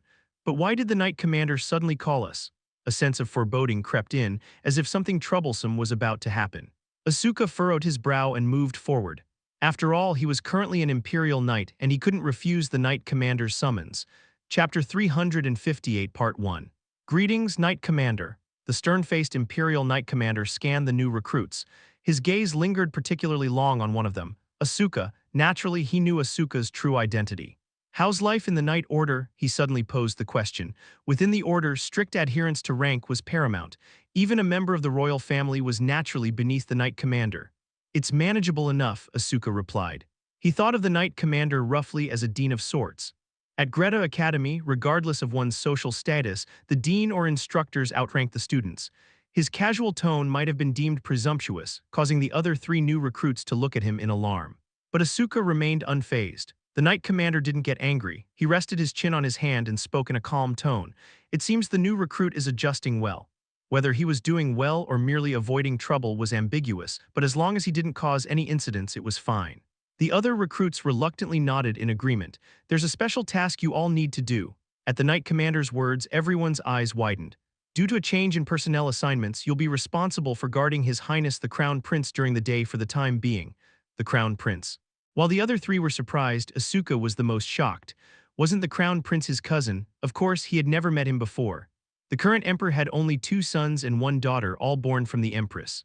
The daughter was younger than Asuka, but the Crown Prince was much older, and the second prince was around Asuka's age. Father was willing to attach all sorts of strange people to me under the pretense of helping me make friends, but he never let me meet my cousins. It felt as if Asuka wasn't worthy of facing them. Just like how he wasn't officially recognized as the son of Grand Duke Farnese. And now they want him to escort the Crown Prince out of the blue. It was suspicious. It was not typical for new recruits to be given an assignment that puts them close to a figure of power. Even for new recruits, such tasks were usually reserved for those who had been thoroughly vetted. This sudden decision, coming right after Asuka's admission to the Knight Order, must have been influenced by Grand Duke Farnese. Perhaps, having graduated top of Greta Academy, Asuka was now deemed worthy of meeting the Crown Prince. Asuka thought cynically. Perhaps his father, who always found Asuka lacking, decided that, given how exceptional Asuka's swordsmanship was, he was now acceptable enough. He didn't like that idea. The Knight Commander continued. Don't get too excited about the chance to impress His Highness. Just focus on your duties. Yes, understood. Then be off. Instructions and warnings. With that, the meeting with the Knight Commander ended. The nervous recruits left the meeting room and turned to Asuka. Hey, we haven't asked until now, but what family are you from? Why were we assigned to guard His Highness the Crown Prince? If you were from a renowned sword family, your name would have been known. But no one's heard of Asuka. You're from Greta Academy, right? There were rumors you were a commoner, but that doesn't make sense, although your attitude isn't particularly noble. Ralph, Neil, and Ganon's suspicious gazes followed. Asuka remained silent. Grand Duke Farnese hadn't demanded his silence, but for some reason he couldn't bring himself to say, "Actually, I'm royalty and the hidden son of Grand Duke Farnese." Doing so would only complicate things further. It's a secret. Asuka spat out the words and quickly walked away, avoiding the issue. He could feel the other three following behind him. He gritted his teeth. What's with this situation? The Crown Prince all of a sudden. Still, could this be an opportunity? Maybe I'll take the Crown Prince hostage to escape the palace. Asuka indulged in a wild fantasy. Even if he told Grand Duke Farnese, "I've done what you asked for 2 weeks, so I'm leaving now," there was no guarantee his father would simply let him go. Yet no matter how he pictured it, Asuka could not envision an escape from the palace going smoothly. Grabbing the Crown Prince as a hostage might not even be possible, and if he tried, it would be the end of him. In such a case, he couldn't guarantee Sion's safety. Even for someone as reckless as Asuka, such actions weren't easy. I have things to do. He had decided to join Helmut. Though he hadn't heard the detailed plan, he'd find out once they reached Baden. Being held back like this was problematic. The Crown Prince, he probably knew about Asuka, but Asuka had no idea how he'd react. At any rate, Asuka was definitely not the type the nobles liked. He hoped they would find him so unpleasant that they'd be eager to send him away. Then even Grand Duke Farnese wouldn't have a choice. Asuka roughly scratched his head. Of course, none of his worries mattered to Sion, who was happily absorbed in the Imperial Library. Whether it was Helmut or Asuka, Sion was too busy enjoying the present to pay them any mind. Chapter 358 Part 2 Baden. The moment they stepped into the city with its perpetually mild climate, the familiar air greeted them. A city of mages and at the same time a city of academia, a hub of academies. Yet one couldn't overlook the swordsman in Baden. As the familiar air enveloped him, a wave of nostalgia followed. Helmut closed his eyes tightly and then opened them. Buried memories resurfaced. How does it feel to be back in Baden after 4 years? Aaliyah asked. Helmut had once attended Greta Academy here for less than a year, but he had learned much here and experienced some of the most peaceful and special moments of his life. Including meeting Aaliyah, he had gained so much. What he gained here had saved him. I think I missed this place. The Forest of Roots was where Helmut had lived his entire life, but he didn't miss it. In the Forest of Roots, Helmut was an outsider, a place he didn't belong to and had to leave. Now, after 4 long yet short years, Baden hadn't changed much from his memories. As Helmut was lost in sentiment, Alaga spoke. Is this that academy place or whatever you were talking about, the one where you ranked first and all that? Yes. Are Susan and Sarah here too? Probably if they arrived safely. Ethan Kudrow would have taken good care of them. Even if not, they had resources and would have settled well in Baden. Though connected through Antial, they seemed determined to be independent, as they hadn't contacted Helmut at all. That alone meant they were doing fine. Let's go. Helmut and Aaliyah slowly walked through Baden's streets. Memories of walking and blending in together surged up. Helmut realized he was feeling a sense of regret. Regret. If 4 years ago he hadn't met his mother. If he hadn't been sent to the Forest of Roots after being betrayed by Renosa. He might have graduated from Greta Academy without incident. Instead, Asuka would have been the second top graduate, but Helmut wouldn't have felt particularly unhappy about that. During those 4 years, Helmut would have stayed in Baden, spending countless hours learning and experiencing human life, building memories. Of course, what could be learned in the swordsmanship department was limited, and it wasn't particularly helpful for honing swordsmanship. The experiences Helmut went through had grown him, and his achievements in the Forest of Roots were significant. In Baden, such achievements were hard to come by, and for a swordsman those achievements were the most important. Yet he felt regret, a sense of emptiness welled up from deep within, what he had lost, what he had to lose. Those things meant more to Helmut than his achievements. It was unsettling to realize the priorities he'd believed to be rock solid were not, in fact, absolute. The moments he had lost forever. Although those events led to new realizations and gains, and though those gains weren't just about his achievements as a swordsman, it didn't make Helmut's losses any less significant. Helmut had been forever deprived of certain experiences and times he could have enjoyed. During those times, Aaliyah would have always been by his side. His chest felt warm. Renosa had to pay the price. No, not Renosa itself. Helmut knew exactly who had to pay the price. His mother, Margaret, the Duchess of Renosa, though there was no trust between him and Michael, Helmut had trusted his mother, because she was his mother, because Helmut was her child. He took the first step, and now it was time to take the second. Before he knew it, Ethan Kudrow's mansion came into view. Naturally, his steps led him there. In Baden, the first place he always had to visit was there. Aaliyah followed him silently. During those 4 years, the door of Ethan Mansion's estate had only faded a bit, yet otherwise remained unchanged. The guard who saw Helmut tilted his head. He looked familiar. The feeling was mutual. It seemed there was one more thing that hadn't changed in 4 years, the guard asked. By any chance you? Helmut spoke. Helmut, I'm here to see Ethan. The guard's eyes widened. He immediately rushed inside. Not long after, someone came running to the door. Ethan Kudrow, who was always calm and stern, was not someone you'd imagine running in such a disheveled manner. He had always acted like a father to Helmut. But now he was showing a side of himself Helmut had never seen before. Helmut, he exclaimed. Even though he must have heard the news from Susan and Sarah, he looked like he couldn't believe it. Helmut smiled at his former patron. It was a rare emotional expression from someone who had never laughed out loud. It's been a long time. With eyes filled with emotion, Ethan Kudrow grasped Helmut's shoulders. After a moment, he spoke as if exhaling a sigh. Let's go inside first. There was so much to talk about. Chapter 359 Part 1. They entered the reception room and sat on the sofa. Ethan, as if feeling a sense of anguish, brushed his forehead with his hand. After a moment he spoke. A mother and daughter came to my mansion not long ago. I was truly surprised when they mentioned your name. Susan and Sarah, I presume. Yes, they're doing well, so don't worry. I've heard their story roughly. A brief silence fell. Helmut asked, where are Susan and Sarah? Alaga was frantically looking around, searching for them, which prompted the question. The white cat's dynamic movements caught Ethan's eye. It was even sitting on Helmut's lap. Seeing Helmut carrying a cat around was strange at first glance, but Ethan didn't have the mental space to dwell on it. They went to the village to buy some things this morning. There aren't many necessities for women in this mansion, you see. They're both healthy, especially Sarah, that child. Her swordsmanship is quite remarkable. I taught her. Ethan Kudrow let out a dry laugh at the calm display of arrogance. Right, well, now I'd like to hear your story. A story that needed to be heard from the person himself, not through someone else. Helmut began to speak. From his lips flowed the events that had transpired from that day 4 years ago up to the present. A long, heavy, and at times devastating tale. Ethan Kudrow listened intently, not missing a word. You've been through a lot. Then he added, thank you for enduring it. For enduring, surviving, and coming here to stand before me, thank you.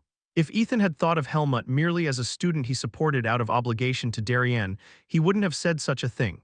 Even before Susan and Sarah came to him, Ethan had believed Helmut was alive. When he first heard that Helmut had gone missing, he felt a deep sense of suspicion.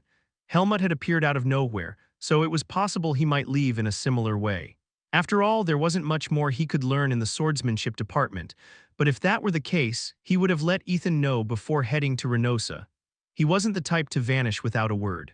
He would at least have sent a letter eventually. Could a person truly disappear so completely as if erased? Ethan couldn't accept it. At the time, Ethan Kudrow had demanded information about Helmut's whereabouts from Reynosa under the name of Greta Academy. Reynosa simply feigned ignorance, saying Helmut had left and they knew nothing more.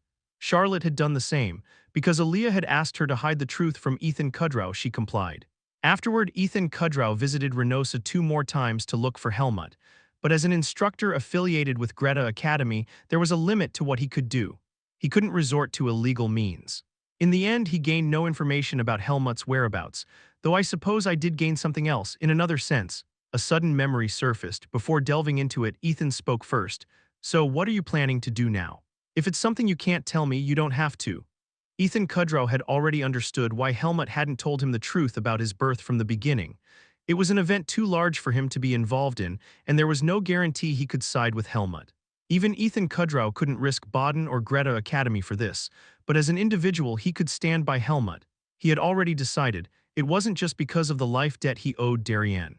Listening to Helmut's story, Ethan felt anger, sorrow, and a sense of duty as a swordsman towards something unjust and dishonorable. That was what solidified his resolve. My plan is, Helmut briefly explained his plans to Ethan. As Ethan listened, his expression grew serious. It won't be an easy path. I've already walked through a difficult path. Indeed, this is something you must do. It's your right, and it's also a way to prove they were wrong. A mother who abandoned and betrayed her own child was cruel enough. But Reynosa, whom Helmut saved, also betrayed him. Helmut had saved the Grand Duke and the Grand Duchess. He had fought risking his life to save them, so how could they do such a thing? It's an act that violates human ethics and tramples honor. This betrayal wasn't just because of the temple. It was likely out of fear of Helmut's existence, the power he had shown, fear that it would shake Reynosa. However, that decision seemed to have been made without the Grand Duke's approval, the one who ruled Reynosa. Ethan spoke softly. I visited Reynosa twice to find you, and on that second and final visit I met the Grand Duke. A momentary change flickered in Helmut and Aaliyah's eyes. The Grand Duke of Reynosa. Yes, to be precise, he summoned me. He's not someone a mere academy instructor can meet. The Grand Duke of Reynosa, his father, the ruler of Reynosa. Compared to his mother, Helmut had a vague notion of his father. His father was never warm to his children. Charlotte and Michael might have respected him, but they didn't feel close to him. And in Helmut's case, from the moment he was abandoned, he had never once even met the man. His father was simply the Grand Duke of Reynosa, nothing more. Chapter 359, Part 2. Ethan Kudrow shook his head slightly. The Grand Duke took notice that I was searching for you who had gone missing in Reynosa. He asked why I was so diligently looking for one student. I told him I had been sponsoring you. Then he asked about you, so just as new words were about to flow from his mouth, a loud noise echoed from outside. The sound of hooves clattered noisily. Sarah, you can slow down. Why are you driving the horse so recklessly? Who's here? The lights are on in the reception room. Following Susan's scolding, Sarah's sharp deduction followed. Their voices were vivid even from a distance. The atmosphere for further conversation was gone. Ethan stood up first. They're back, it seems. Let's go meet them first. Alaga, who had already jumped off Helmut's lap, was already running ahead. Helmut found himself wondering if Alaga saw these humans he once cared for as his own offspring or as pets. Regardless, Helmut followed him. In the foyer, Susan and Sarah were taking their baggage off the horse. Susan could be seen hounding Sarah with complaints. Sarah, put it down gently, you'll break something. Come on, being careful takes forever. Why won't this not come loose? Suddenly, Sarah's gaze turned sharply. Sensing Helmut's presence, her eyes widened as she turned her head. Helmut, Susan also noticed him belatedly. Helmut, how are you here so soon? Can't you see me? Alaga grumbled at ground level, disgruntled that he was the one who had actually been taking care of them all this time. He had approached them before Helmut. Alaga, I still can't get used to that form. Sarah reached out and picked up Alaga. It hadn't been long enough for Helmut to embrace her in a joyful reunion, and they weren't that close anyway. Alaga meowed, clearly enjoying it as Sarah scratched his chin. He's really become a cat now. Helmut, thinking this, looked at Susan and spoke. You seem to be doing well. Both she and Sarah had gained color in their cheeks. They looked healthier than when they were in the dimly lit forest of roots. Of course, Sarah had always been healthy, so the change was more noticeable in Susan. Yes, very much so. Instructor Ethan has been taking wonderful care of us. This mansion is truly a pleasant place. Thank you for the letter. I didn't think we'd see you again this soon, Susan said, smiling broadly. I had some business in Baden, Helmut replied. Sarah's still training hard. She's fired up, saying she'll achieve better results than you at Greta Academy. That's impossible.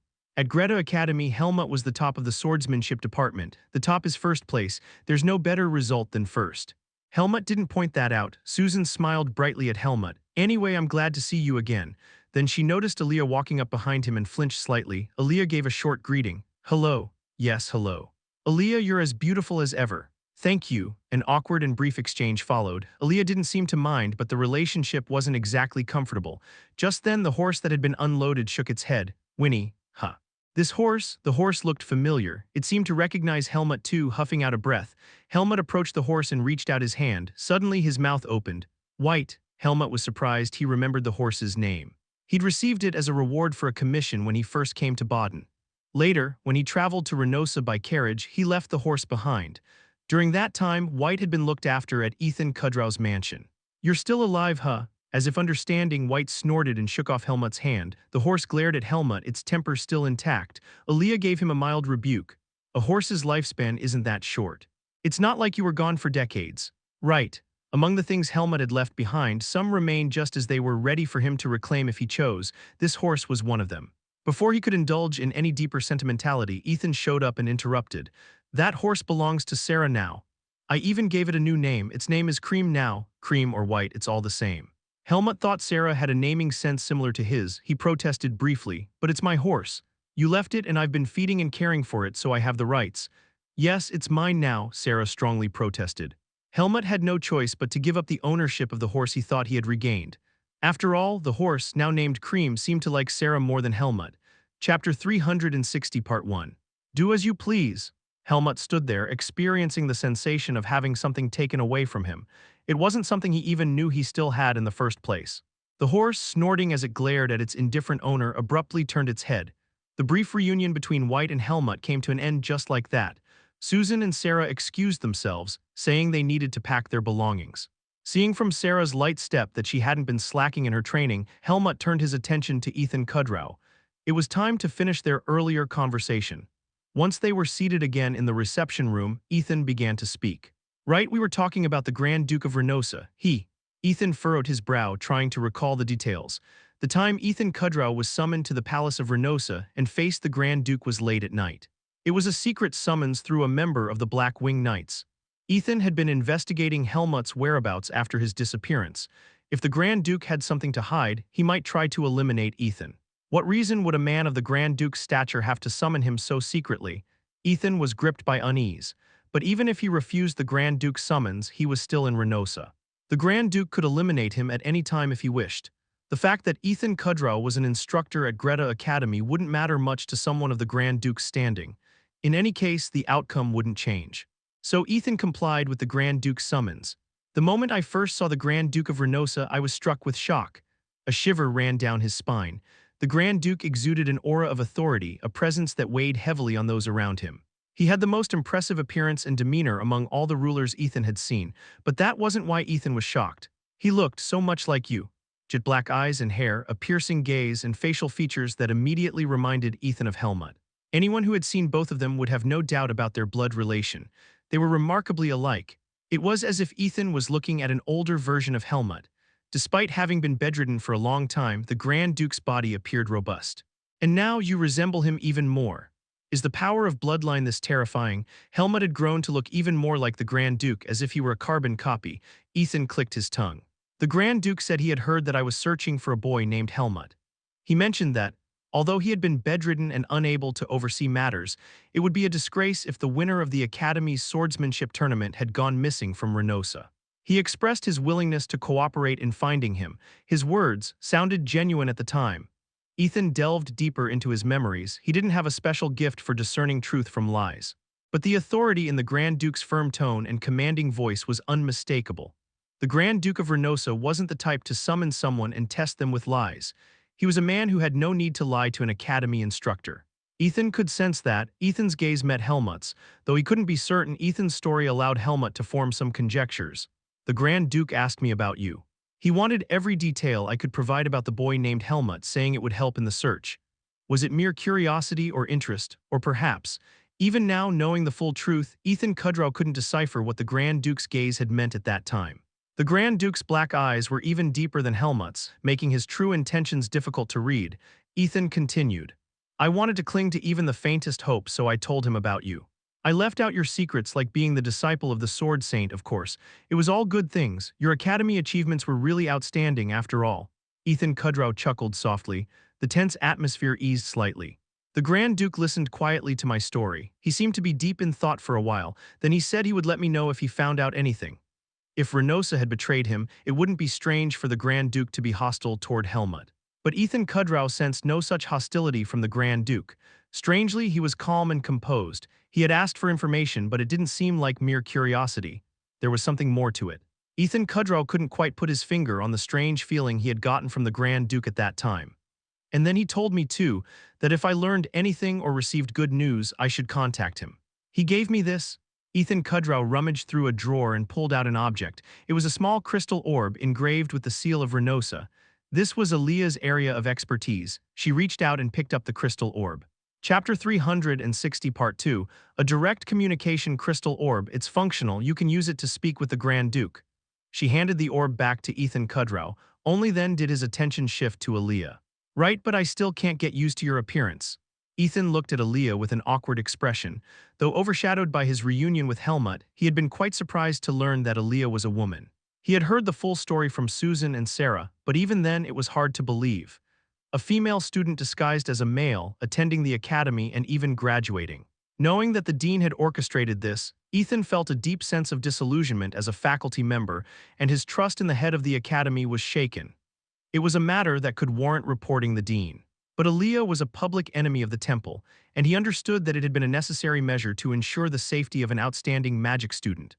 Whether he understood or not, seeing Aaliyah, now clearly a woman, walking around was still hard to adjust to.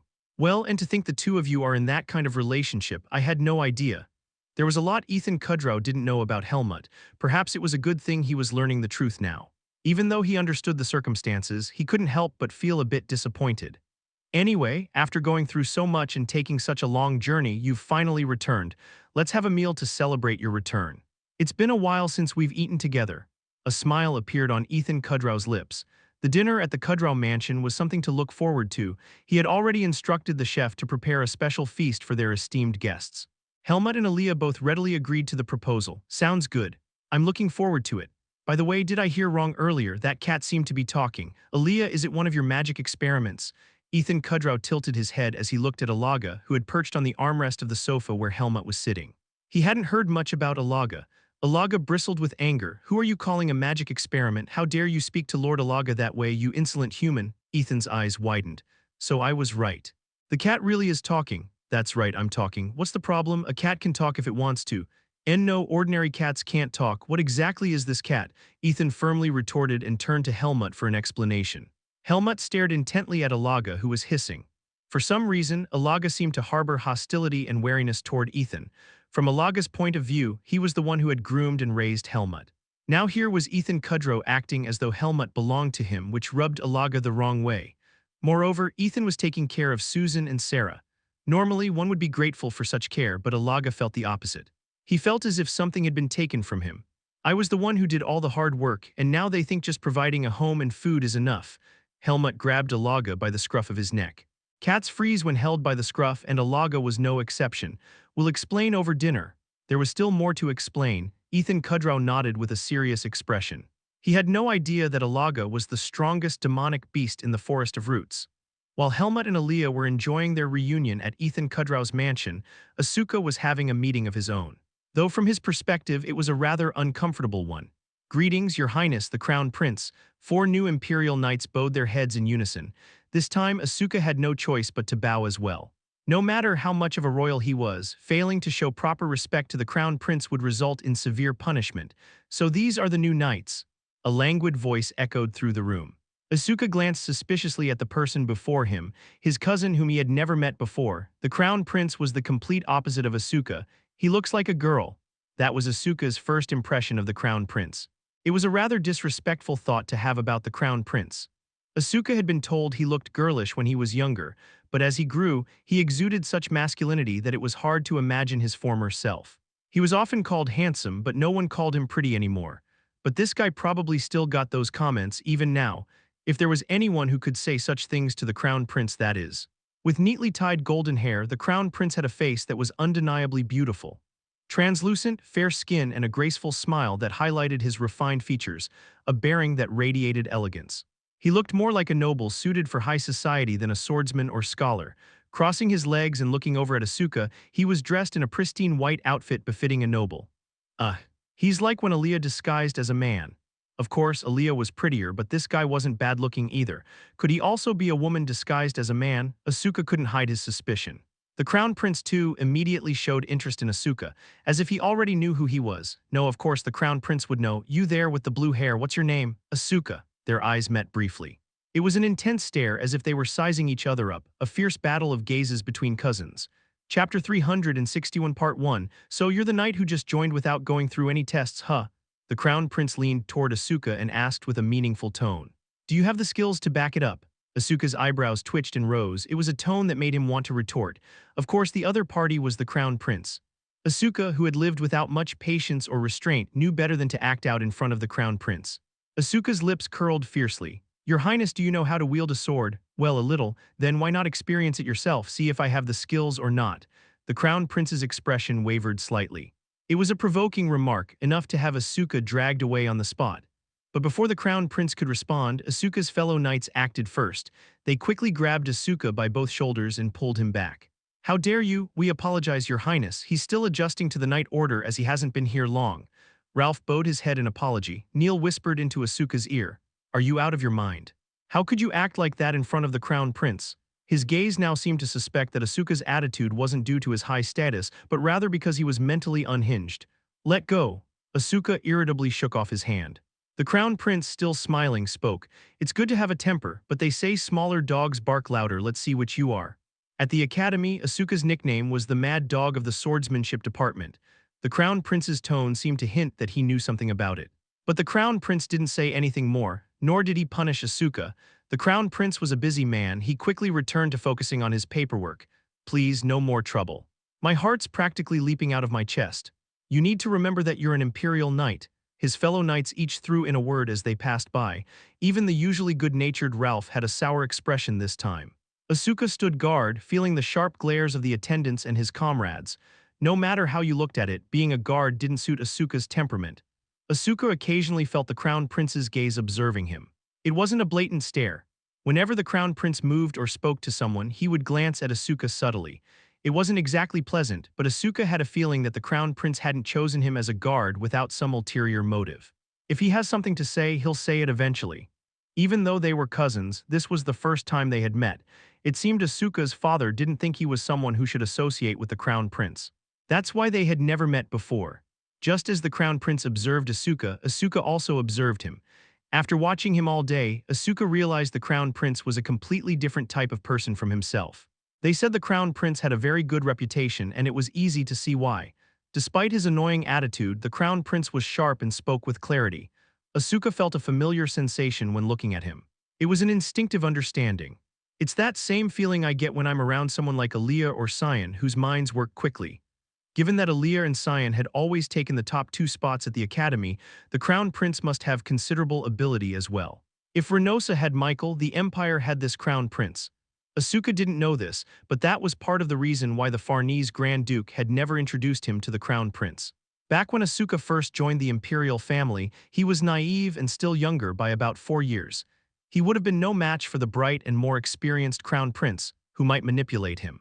And the crown prince wasn't the type to care much for a young cousin who had just joined the imperial family. As the workday ended and the guards were about to change shifts, the crown prince called Asuka over. You there, Asuka, was it? I'd like to continue our earlier conversation. Stay behind.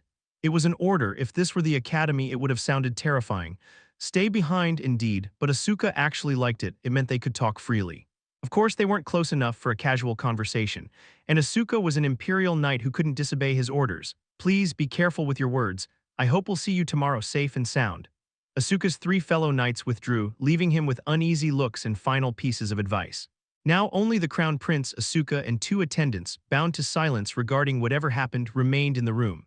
Far from any familial warmth, the crown prince's attitude was cold. His face turned rigid as he looked at Asuka with a haughty expression. I had some expectations when I heard you were my uncle's son, yet I see no trace of nobility in you, Asuka snorted. I didn't grow up with that. I was raised as a commoner. Did you ask me to stay just to pick a fight? You seem to forget who I am, or perhaps you're mocking me. Duke Farnese wouldn't care if I punished you as long as the reason was justified. Are you going to lock me up? How about hanging you upside down in the Imperial Knights training grounds to make you reflect on your rudeness? The Crown Prince suggested it as if he were serious. Asuka couldn't hide a slight flinch at the idea. Chapter 361 Part 2, the Crown Prince, having seized the initiative, smiled again. I was curious about the Farnese Grand Duke's son, my cousin, but I'm disappointed. Maybe your swordsmanship is fine, but in every other aspect you're far from the Grand Duke's level. I'll respond to that once I've met His Majesty the Emperor.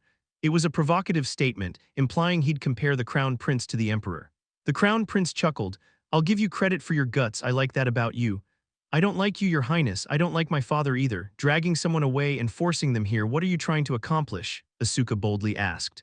He was already in a whatever happens, happens state. Since confronting his father was useless and he was practically a hostage, maybe provoking the Crown Prince would get him out of here. Though if he pushed too far, he might end up hanging in the training grounds. You want freedom? That doesn't exist once you're part of the imperial family. As heir to the Farnese Grand Duke, you should be my right hand in ruling the empire. I don't want to be anyone's right hand. I may not like you, but your mouth is entertaining. And that you have no ambition, that's interesting. That was a rare quality in the palace. In front of the Crown Prince, most people were desperate to make a good impression. Rarity itself was special. The Crown Prince was intrigued by his cousin's uniqueness. From his position as the future ruler of the empire, even a royal like Duke Farnese's son was just another piece to be managed. The Crown Prince immediately issued an order. From now on, you'll serve as my personal guard. Asuka's eyebrows twitched. He realized that if he did his 2-week term as promised, he'd likely still not be released from here. Prove your worth. Then I might grant what you want. Yeah, right. If I really prove my worth, you'll never let me go, so how would I get anything I want? Saying he might grant them was just a way of saying he wouldn't. Asuka knew the way nobles spoke. Royals were no different, and the more cunning they were, the more they stuck to their own whims regardless of others' feelings. But what could he do? The other party was the Crown Prince. I just need to get Cyan out first, then I'll figure something out. If it's just me on my own, I can probably manage and escape somehow, even if they hunt me down later. Asuka firmly resolved. Even if he got caught again, he was confident he could escape alone. A curt reply slipped from Asuka's lips. As you command. Meanwhile, after Alaga's identity was revealed and the commotion died down, the Kudrow mansion regained its peace. Right after dinner, Ethan Kudrow silently handed something to Helmut, a crystal orb connected to the Duke of Renosa. Standing on the balcony, Helmut silently looked down at the object in his hand. How long had he been standing there? Aaliyah, who had approached unnoticed, spoke to him. Were you thinking about contacting the Duke of Renosa? Yes. The Duke of Renosa, his father, owed Helmut his life. While it was natural for a child to save their parent, their relationship wasn't one where such sentiments applied. Helmut had never had any interaction with the Duke of Renosa. He'd heard that although the Grand Duke was a ruler, his temperament was more akin to that of a swordsman, more like Charlotte than Michael. Perhaps that was why the Duchess of Renosa doted on Michael. Parents tend to favor the child who resembles them more. Regardless, if the Renosa's Grand Duke was someone more like Charlotte in character, then it was unlikely he would simply ignore the debt he owed Helmut. It was less about morality and more about Renosa's honor and duty. That was probably why this crystal orb had been left behind. If Helmut managed to survive and return, it showed the Grand Duke's intention to repay that debt somehow. But could he really be trusted? Helmut was skeptical. He already abandoned me once, just like his mother. In that sense, he couldn't expect anything from his father. Perhaps, like his wife Margaret, he valued Renosa's cause over the debt of saving his life. Maybe he had planted this crystal orb with Ethan Kudrow to find out quickly if Helmut returned. In any case, there's no trust between us.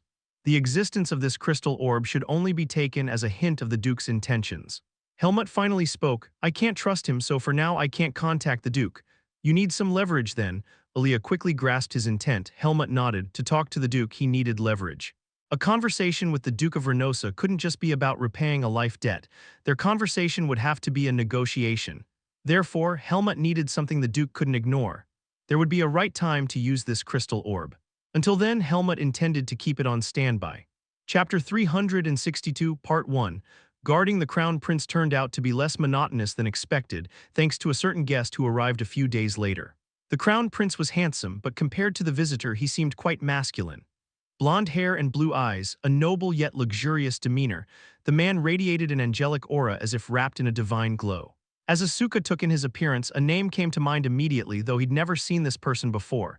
He had heard plenty of stories, though. No way. The guest greeted the Crown Prince with familiarity. Your Highness, how have you been? As always, it's been a while. Their exchange was warm yet formal. Michael. The name fell like a resounding thud. Asuka, momentarily forgetting he was on guard duty, glared at the visitor. Neil, standing beside him, subtly elbowed Asuka in the side.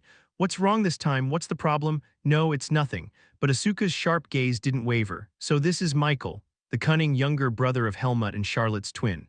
There was no room for any sense of camaraderie while staring at his future brother-in-law.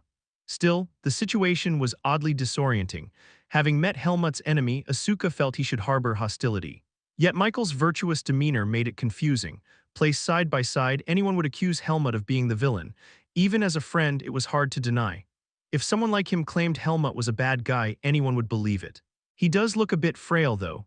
Still, the fact that Michael had traveled all the way to the Empire suggested he was in reasonably good health. Asuka had heard that there were magic circles connecting Renosa to the Empire, so the journey likely wasn't too strenuous. Still, he wouldn't have come without a reason. Renosa is also of royal bloodline. I've heard they frequently interact with the Imperial family, but why is he here? Asuka's mind whirred, calculating the purpose behind Michael's visit. Was it just to strengthen his ties with the Crown Prince? That seemed unlikely for someone of his status as the Grand Duke's son. The answer came from the Crown Prince. Let's move somewhere private. It seems we have important matters to discuss. The Crown Prince led Michael to a parlor where he often held one-on-one meetings. The room was soundproofed, so the knights outside couldn't hear their conversation. Are they close? If he was dismissing the knights to speak privately, it implied he didn't consider Michael a threat. Indeed, Michael's slender wrists suggested that a single push from the Crown Prince could knock him over. Their conversation was neither overly long nor short, lasting about an hour. When they emerged, Michael made his farewell. I'll take my leave now. All right, next time I hope you bring better news. Not these troublesome matters. I hope so too. Michael turned to leave, but as he did, his gaze locked onto Asuka. Earlier he had passed by without even glancing in Asuka's direction. Though it was natural for someone of his status to disregard a mere Imperial knight, Michael smiled faintly at Asuka, as if he had intentionally ignored him earlier. Pardon me, but didn't you graduate from Greta Academy? Michael's question was gentle. Asuka scrutinized him with a sharp glare, unable to discern any ulterior motive. Yes, I did. I have a preference for strong swordsmen and tend to keep track of talented individuals. That includes those from prestigious academies. You're Asuka, the top graduate of Greta Academy's swordsmanship department, correct? That's right. A ripple of murmurs spread among the nearby knights. While the Crown Prince had known, the others were clearly unaware of Asuka's credentials. I never expected to see you here. I've also heard you're acquainted with my sister. Though his expression remained friendly, his words hinted at probing intent. We were seniors and juniors in the same swordsmanship department. So you know who my sister is. Michael's broad smile made Asuka realize his mistake. Only a handful of people knew that Charlotte was the Duchess of Renosa. Among the students, you could count them on one hand. Asuka's reaction betrayed him. There's one thing I'm curious about. Michael stepped closer to Asuka, now standing just a step away. Asuka raised an eyebrow, his icy blue eyes meeting Michael's. Up close, there was no resemblance to Charlotte. He looked nothing like Helmut either, yet somehow there was a similarity between the three siblings. Perhaps the bloodline of Renosa gave them a unique aura. Is it because they're all so good-looking? Beautiful people often share certain traits. As Asuka's thoughts wandered, Michael lowered his voice and asked, Then perhaps you could tell me where she went after leaving the academy without permission? He already knows. Chapter 362, Part 2. Considering his sharp intellect, he wouldn't be careless enough to overlook the movements of his rival. If Michael had dug up information about Asuka, he undoubtedly knew about Charlotte's connections. I see. I don't know, but you seem to recognize her. Were you with her? Asuka decided to feign boldness. Perhaps we're rather close after all. The words tumbled out recklessly, almost on their own. They could be interpreted as suggesting the two had been on a romantic escapade. Suspicion flickered across Michael's face. He frowned and slowly looked Asuka up and down. That seems unlikely. Charlotte wouldn't. He didn't know Asuka's true identity. All he knew was that Asuka was a commoner with exceptional swordsmanship skills. In truth, he hadn't bothered to investigate Asuka in detail. He had no reason to. He hadn't shown any notable behavior or gotten particularly close to Charlotte. A commoner could become an imperial knight, and someone like Asuka, the top graduate of Greta Academy's swordsmanship department, could join any knight order. So his presence here wasn't suspicious. Even Michael couldn't immediately guess Asuka's true identity. Charlotte with a commoner, it wouldn't be bad for me, but academies were good for building connections, but they were also good for forming romantic ties. It wasn't uncommon for students to fall for each other. Michael had been keeping an eye on Charlotte, worried she might form ties with influential nobles or royalty. The worst-case scenario would be her getting close to the crown prince himself. But a commoner, Michael knew Charlotte well. As the Duchess of Renosa, she wouldn't neglect her duties. A love affair with a commoner unbefitting her status was something Charlotte would never entertain. Michael, looking perplexed, stroked his chin and spoke. Him hearing this suddenly. I always thought she preferred more elegant, aristocratic types. His words carried a hint of disdain, implying that the Duchess of Renosa wouldn't associate with a commoner. Really, from what I know, she doesn't care much for frail types. Maybe she has some issues with people like that. I think she prefers strong, manly types. Asuka retorted with equal sharpness, puffing out his chest confidently. At some point he had grown rapidly in height and build, and even among the burly swordsmen in the academy he wasn't considered small. At least in terms of appearance he was a handsome and well-built knight. Michael nodded reluctantly. Physically, well, I suppose that's possible. He still thought that even if Charlotte had met this guy, it wouldn't be a serious relationship. If she was just having a fling with a commoner, physical appearance wouldn't be an issue. A handsome, well-built knight might be tempting for a noble lady to indulge in for a while. He had thought Charlotte wasn't that type, but perhaps he was wrong. After all, he hadn't seen Charlotte in years. Has she become more open since attending the academy? For some reason, it was shocking. The smile on Michael's lips stiffened slightly. If you two have more to discuss, shall I arrange a place? The crown prince's voice came from the side. Michael, momentarily stunned, collected himself and replied, No, my business here is done. He quickly took his leave. The crown prince also returned to his office and immersed himself in his duties. But there was a hint of worry on his face. By evening he finished his work and gave instructions to the knights. Sir Asuka, stay behind, the rest of you are dismissed. It was appropriate to call a knight sir. Everyone understood that the crown prince wanted to know what he and the Duke of Renosa had talked about. Soon, Asuka was alone with the crown prince. What is it this time? What's the matter? Asuka asked indifferently. His attitude was slightly different when others were present versus when they were alone. Of course, he always had a bit of insolence about him. The crown prince rubbed his forehead. This is a headache. What is? At Asuka's indifferent response, the crown prince shot him a cold look. You have a talent for making small talk sound like nothing. Maybe it's because I don't feel like making small talk. About the Duchess of Renosa. No, that's not important right now. Surprisingly, the crown prince didn't seem interested in probing Asuka's relationship with Charlotte. He shook his head and asked, Do you have any idea why Michael came to see me? How should I know? Asuka replied, looking bewildered. They had spoken in a soundproof room for a reason, so how could he know? You're not just an ordinary imperial knight. If you were of royal blood, you should be able to guess who I met and what we discussed. Surely you must have thought of something. All I thought was how well you two looked enjoying tea together. A vein popped on the crown prince's forehead. Asuka's cheeky tone was both amusing and infuriating. Fine, he thought. Making Asuka pay for his insolence is easy enough. Suppressing his anger, the crown prince muttered, It's the temple, they're always the problem. Chapter 363 Part 1 Why the temple? Asuka asked. He was aware that the Empire's imperial family was not on friendly terms with the temple. Although Asuka often seemed carefree, he was no fool, and from Helmut's perspective, it was good news if the Empire and the temple clashed. Back when His Majesty was still Crown Prince, the temple took the opposite side from me and His Majesty. They supported a different heir, one they could more easily manipulate. Despite their outwardly noble facade, the temple will use any means necessary against their enemies. Because of this, His Majesty and Grand Duke Farnese had to weather countless crises together. So they really were a rotten bunch, Asuka thought, nodding as if in agreement. The Crown Prince's gaze toward Asuka was serious. He was speaking to Asuka not just as a member of the imperial family, but also as the heir of Grand Duke Farnese, telling him what he needed to know. The temple's high priests don't need to lift a finger. All they have to do is decide which imperial heir will benefit them most. Their believers and enforcers are the ones who handle all the dirty work. Over the years, those believers have become a force that even the emperor cannot ignore.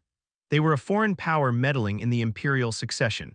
A temple supposedly existing to protect the world had long since lost its original justification. Yet they continued their machinations to retain their influence. For the Temple of Lumen, having their believers rule over humankind was only natural, and the Empire was no exception. In fact, the Empire itself was the key stronghold they needed to keep firmly under their control, lest they lose their power. After His Majesty ascended to the throne, they initially appeared to accept the outcome. But recently they've started to rear their heads again. The fact that they were quiet for so long was the real anomaly. From nobles to commoners, their following is vast. Like roots spreading underground, their network stretched to every corner of the empire. Some of those roots reached the very heart of imperial power. The temple's believers might hold noble titles, but they don't serve the empire. Their faith comes before patriotism. If the temple decides to swallow the empire, these people would happily hand over imperial secrets. The temple's gains are their gains. His Majesty believes his duty is to rid the empire of this entrenched corruption.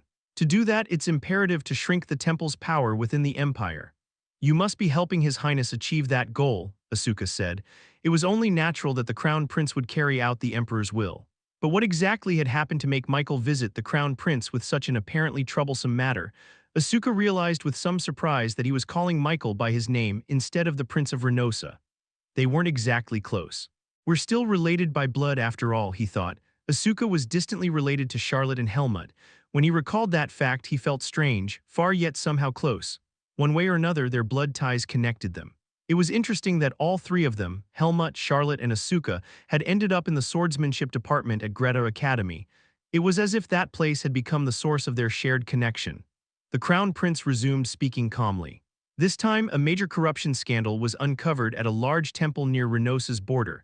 We plan to punish those responsible and close it down. That's why Michael came to see me. He wants to prevent that temple from being shut down. But even if it's near the border, it's still imperial territory, right? Asuka asked. That would be a clear case of meddling in imperial affairs by Renosa. The Crown Prince shook his head. But the issue isn't that simple. People of Renosa also visit that temple, and apparently the Grand Duchess of Renosa goes there a few times a year. Michael came with letters signed by nobles, both from Renosa and our empire, who don't want the temple closed. There are quite a lot of signatures. That alone showed that many nobles sided with the temple. Even the Crown Prince couldn't dismiss it outright. Michael was not the sort to show up without solid backing. The Crown Prince had foreseen, the moment he realized why Michael was there, that it would be a major headache. Their private conversation had indeed gone in that direction. Unlike Asuka, however, the Crown Prince didn't see Michael in a negative light. Of course, to someone as powerful as the Crown Prince, Michael would hardly reveal his worst side. From the Crown Prince's viewpoint, Michael was clever enough not to be blindly manipulated by the temple, and too frail to pose any real threat to the empire, even if he eventually became Grand Duke of Renosa. Thanks to his frail constitution and poor health, Michael's sharp mind might help him make Renosa a bit better, but he wouldn't be able to expand it. In the Crown Prince's eyes, Michael was not a bad successor for Renosa.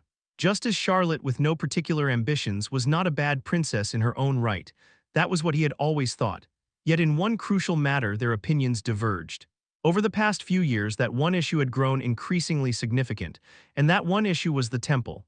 Chapter 363, Part 2, Renosa has close ties to the temple. I already knew that the Grand Duchess of Renosa was a devout follower of Lumen. But ever since the Grand Duke's health declined, the bond between Renosa and the temple has grown even stronger. Even after the Grand Duke recovered and returned to his duties, the relationship persisted. Essentially, Renosa is siding with the temple's interests. That goes against the will of His Majesty the Emperor and Your Highness, doesn't it? Then why is the Grand Duke of Renosa letting it happen? Asuka tilted his head. If the imperial family disapproved of the temple, Renosa should feel the same. After all, Renosa likely wouldn't want the temple influencing them too heavily. The Grand Duke cares deeply for his wife, and he can't cast her aside. Besides, she fulfilled her duty by bearing his children. She would one day be the mother of Renosa's next Grand Duke. Also, when demonic beasts appeared in Renosa and the Grand Duke was injured, the temple had come to his aid. Renosa was in no position to simply ignore the temple if it asked for something. Up to now, Renosa giving the temple a helping hand had only meant minor involvement in the temple's financial or political interests. But this time, it was a much bigger issue. So the temple must have chosen Michael in the struggle for Renosa's succession, Asuka speculated inwardly. If that was the case, Michael's eager defense of the temple made sense. He was probably thinking he'd deal with them later, after he inherited the Grand Duchy. In that scenario, to earn the temple's support, he would have to openly back their interests. Although the Grand Duke of Renosa hadn't shown any sign of favoring Charlotte, he also hadn't officially named an heir yet. After regaining his health, the Grand Duke seemed quite vigorous. Perhaps he planned to watch his children a bit longer before deciding. That uncertainty must have made Michael anxious. But whether Michael wants it or not, the problem is that the temple is expanding its influence in Renosa. The Crown Prince trusted Michael's intelligence, having seen it firsthand since childhood. But he doubted Michael could fully reign in the temple. Life was full of unpredictable variables, and Michael's health was fragile. That day, the Crown Prince learned something new which got him thinking. If this fellow here has any sort of connection to Charlotte of Renosa. Grand Duke Farnese rarely spoke about his children, so until recently, the Crown Prince hadn't paid much attention to Asuka. He had too many duties to concern himself with an unintroduced, troublemaking cousin from the imperial line. But when the Crown Prince actually laid eyes on Asuka, he realized the man wasn't so dull as to misunderstand everything being said, and he had impressive swordsmanship skills. The Crown Prince was also surprised to learn Asuka had graduated top of the swordsmanship department at Greta Academy. If he's also sharp-minded, he could become quite an asset. Grand Duke Farnese was a staunch ally of the Emperor. Thus, Farnese's heir, Asuka, should by rights become the Crown Prince's strong right arm. He had excellent abilities, though his personality could be problematic. Even that personality, however, wouldn't be an issue if he were to form a connection with Charlotte, the ducal princess of Renosa.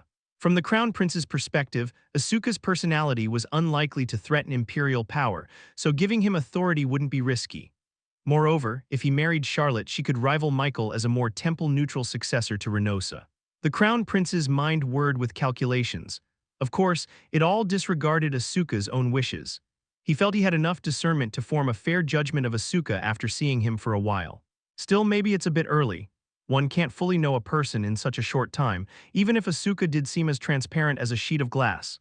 "You're facing quite a headache, I see," Asuka said, receiving the Crown Prince's gaze with a disgruntled look.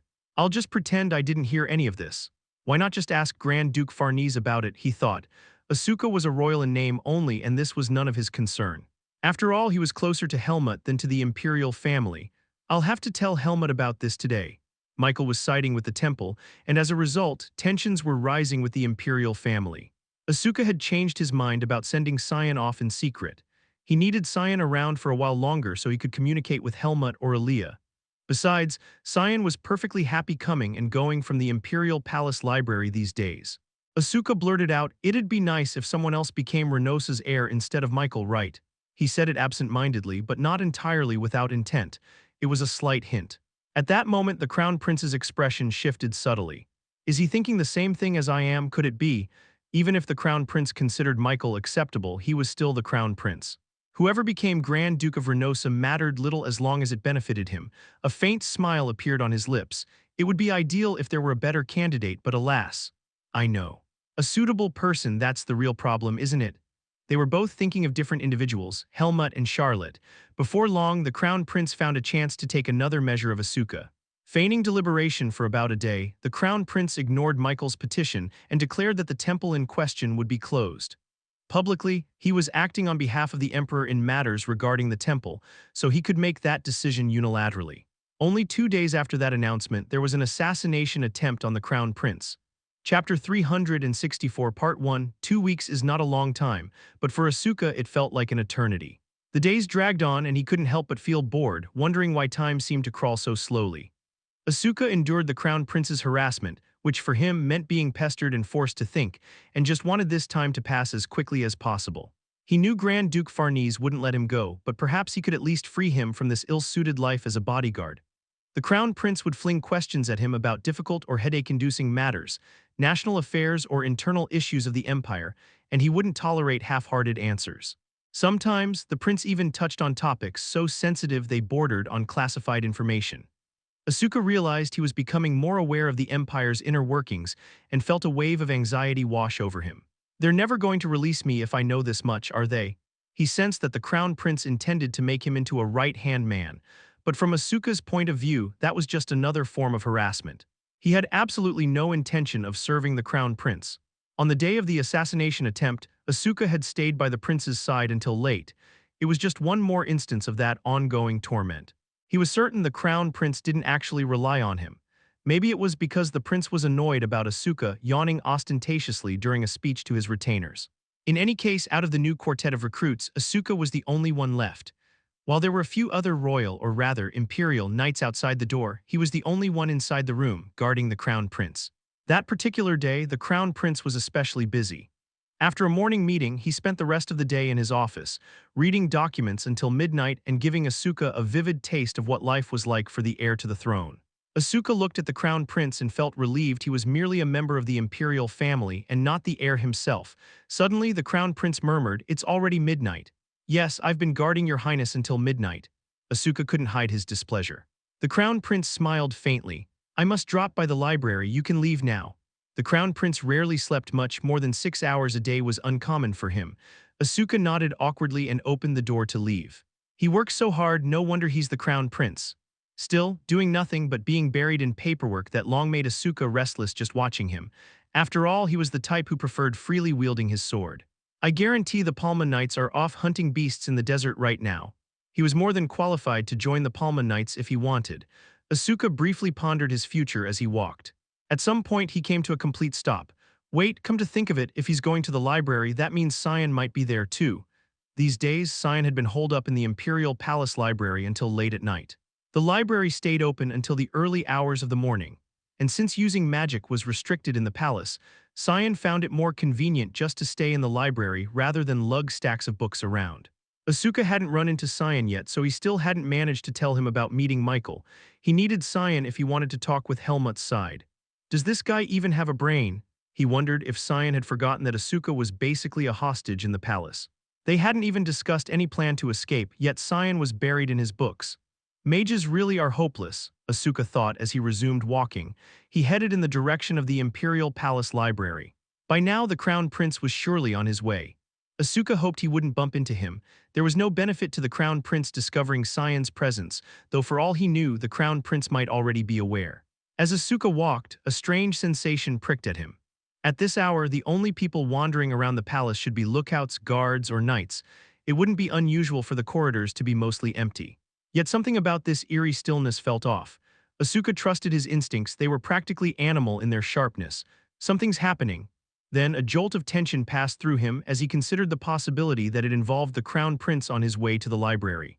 Even so, he didn't rush. Instead, Asuka moved with caution and silenced his footsteps. Like a cat padding silently through the night, he approached the palace library. Eventually, he picked up faint sounds. Clang. Cla-chang, the ring of clashing swords and the heavy air filled with killing intent. The noise came from just beyond the alleyway. Pressing himself against the wall, Asuka quietly peered around the corner to assess the situation. There was the Crown Prince, his face grim, while his knights fought against masked attackers. Though the assassins were slightly less skilled than the Imperial Knights, they had more than twice as many fighters.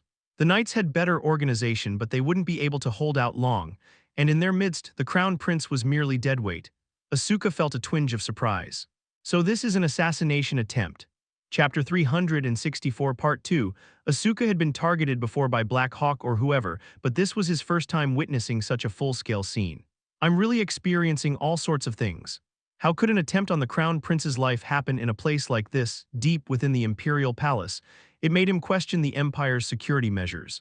Either the Empire is ridiculously careless, or the assassins planned this very carefully. One of the knights fighting the assassins shouted out at the top of his lungs, "Call for reinforcements." That's what his lips formed, but even Asuka's keen hearing could barely pick up the sound. It was as if the sound was being swallowed in cotton. Magic, Asuka narrowed his eyes. Magic usage was restricted in the Imperial Palace, yet here it was in full effect. So the protective barrier in this area has been deactivated. This is serious. Normally, an Imperial mage would be checking on the state of the barriers, but it was past midnight. If something went wrong with the barriers, they wouldn't be discovered right away. By now, only a minimal number of royal mages would be on duty, and they would likely focus on checking the barriers around the Imperial family's quarters. But the Crown Prince was here, not in his quarters. That was the problem. Why on earth does he wander around so late at night? The number of knights guarding him happened to be unusually small tonight. They wanted to call for help, but they didn't have the manpower to spare even one person. If anyone broke away to get help, they'd be hunted down, and the remainder wouldn't last long in this stalemate. All the assassins had to do was kill the Crown Prince and then disappear. If the Crown Prince dies, I get one step closer to the throne. That realization made Asuka's skin crawl. That's absolutely the last place I want to be. He gripped the hilt of his sword. Whether he liked it or not, he was a member of the imperial family and a recognized imperial knight. With the crown prince under attack, he couldn't just stand by and watch. In the brief time he spent sizing up the enemy's strength, Asuka steeled his resolve. He might as well do his duty as a bodyguard, if only this once. At that moment, the crown prince, in the midst of the crisis, felt a tingling sense of tension for the first time in a long while. A brush with death at the heart of the imperial palace. Even before the current emperor ascended the throne, the crown prince had experienced numerous assassination attempts. Grand Duke Farnese hadn't hidden Asuka for no reason. But never had he imagined such an attack would happen in this unexpected location. Even though this was the imperial palace, he had been careless. An assassination attempt at this hour. It was rare for the crown prince to wander the palace at such a late hour. However, the documents he had received were complicated. He needed multiple reference materials from the imperial palace library to deal with them. Tomorrow's tasks were already piling up. And since he wasn't feeling sleepy anyway, he left his office on what was meant to be a quick outing. Tonight, the security detail was minimal. He had dismissed Asuka, and the elite knights who usually guarded him were conveniently dispatched on an errand outside the palace with the emperor. Thus, the only ones left here were lower-ranked knights, relatively lacking in skill. Normally, at least 1 or 2 knights under the vice commander's command would accompany him. It was an exceptionally careless night. On such nights, it would have been wise for the crown prince to stay put, yet he hadn't, and now he was under attack. I shouldn't have sent him away, he thought of Asuka. If someone ranked first in the Greta Academy's swordsmanship department was here, even the Imperial Knights would benefit from his skill. Right now, an additional blade would have made a big difference. They tried sending up a signal flare, but it vanished into thin air without a sound. The assassins were employing magical means. Here, in the Imperial Palace. It was almost beyond belief. Did closing down that temple push them this far? The Imperial family had never before taken such a drastic step. The process of pushing the temple's influence out of the empire had always been careful and less overt. They'd reduce the temple's funding or quietly remove nobles friendly to the temple from key positions, that sort of thing. The motive was obvious, but the temple likely viewed it as the price for siding with the emperor's opposition in the past. They lodged indirect protests now and then, but in general, the temple had actually been trying to curry favor with the imperial family. The high priest himself had visited the empire multiple times. Each time, it ended with a superficial show of courtesy and conversation. But now that the crown prince had decided to shut down one of the larger temples, it seemed the temple had chosen not to be so mild anymore. Apparently, they were furious. This method suits them all too well. From the moment holy power was bestowed upon humanity, the question was, how could Lumen fail to foresee that their intentions might become corrupted? However lofty the high priest's status, the lesser clergy were merely humans carrying out their will. With a spray of blood, one of the knights collapsed. They were down another fighter, and the assassins were still going strong. The crown prince clenched his jaw. If one excelled in one area, one often lacked in another. As a crown prince, he had superb qualities, but his swordsmanship was only average. Though he held a sword, it would do little good here. "Your Highness," one knight hissed urgently, "we'll hold them here. Please run into the library. It's a maze inside, so you can hide." The crown prince slowly nodded. Right now, that was their only option. Just as they prepared to make that final play, "Hello there," a cheerful voice cut through the darkness, followed by a brilliant flash streaking across the air. Whoosh, blood sprayed as one of the assassins was reduced to a hunk of flesh. Thud. Everyone turned in unison to stare at the newcomer, a savior with bright blue hair and a fierce grin. He was dressed in the Imperial Knight's uniform, his refined face at odds with the coarse words that followed. "I really hate scumbags who skulk in the shadows. You're all dead meat tonight." Chapter 365 Part 1. The Crown Prince was witnessing the skills of his cousin, whom he had been curious about with his own eyes. Asuka's vis dyed the air with a vivid blue light. Each time the manifested vis cut through the air, blood splattered. Kurak. With a scream, an assassin fell and Asuka mercilessly kicked him. Thud. It seemed that his blood was boiling after returning from the Forest of Roots. Fortunately, these were opponents who deserved no mercy. Assassins were beings who couldn't exert their full power in such an exposed space. These intruders were more like well-trained swordsmen than mere assassins. That made them even more troublesome opponents. Asuka's movements were animalistically fast. Before they could form a proper formation, 2 more intruders had already fallen. The one who strikes first usually has the advantage. The intruders were momentarily thrown into chaos. They were caught between the Imperial Knights in front and Asuka behind. Asuka muttered to himself after confirming that the one he had cut down was dead. "Ah, right, I need to keep someone alive to find out who's behind this." The opponents flinched. Asuka didn't know if this was the work of the temple. After all, the Crown Prince was someone who naturally had many enemies. It could also be the doing of another nation, so it was too early to jump to conclusions. He needed to keep at least one alive to interrogate and find out who had sent them. But the situation wasn't going smoothly. The momentarily panicked enemies quickly regained their formation. From afar, the sound of approaching footsteps could be heard. Coincidentally, it wasn't the sound of the Imperial Knights. Asuka frowned. More are coming. About a dozen or so. It seemed they had formed a perimeter to prevent the Crown Prince from escaping or calling for help from the Imperial Palace. They must have intervened after receiving a signal when things went awry. They were coming from the opposite direction of where Asuka had arrived. "Move aside, you bastards." Asuka roughly pushed through the intruders and made his way in. He saw the Imperial Knights standing around the Crown Prince. Unintentionally, his true thoughts slipped out. "All I see are weaklings, no wonder you're struggling." Most of the Imperial Knights were low-ranking, with only a few years of experience. In the midst of this, the expressions of the Imperial Knights, who had just been insulted by a newcomer, twisted in frustration. But the skill Asuka had just displayed was astonishing. For now, he was their greatest asset. Asuka, who had assessed the surroundings on his way here, immediately spoke to the Crown Prince. "Your Highness, seize the opportunity and make a run for the library with one of them. Staying here won't help at all. The rest will block the entrance." His tone had become even more disrespectful. In the heat of battle, the Crown Prince's status didn't matter. To him, the Crown Prince was just a weakling who needed protection. The Crown Prince suppressed his irritation and nodded. "All right, while magic could be used outside, it wouldn't be possible inside the Imperial Library." The Imperial Library was a treasure trove of magic, coveted by all mages. It wasn't uncommon for mages to attempt to sneak in. Because of this, it was as thoroughly protected by magic as the Emperor's quarters. The interior was like a maze. The Crown Prince, who frequented the place, was familiar with its layout, but the assassins wouldn't be. Moreover, the Imperial Library had secret rooms and passages that only the Emperor, Empress, and Crown Prince could access. Once inside, they could ensure their safety. The battle resumed. The assassins, now reinforced by additional numbers, formed a formation and pressed them. It was well past midnight. Unless someone like Asuka had a reason to head to the Imperial Library, no one else would be coming. Clang, clang, clang. The sound of clashing swords echoed through the air.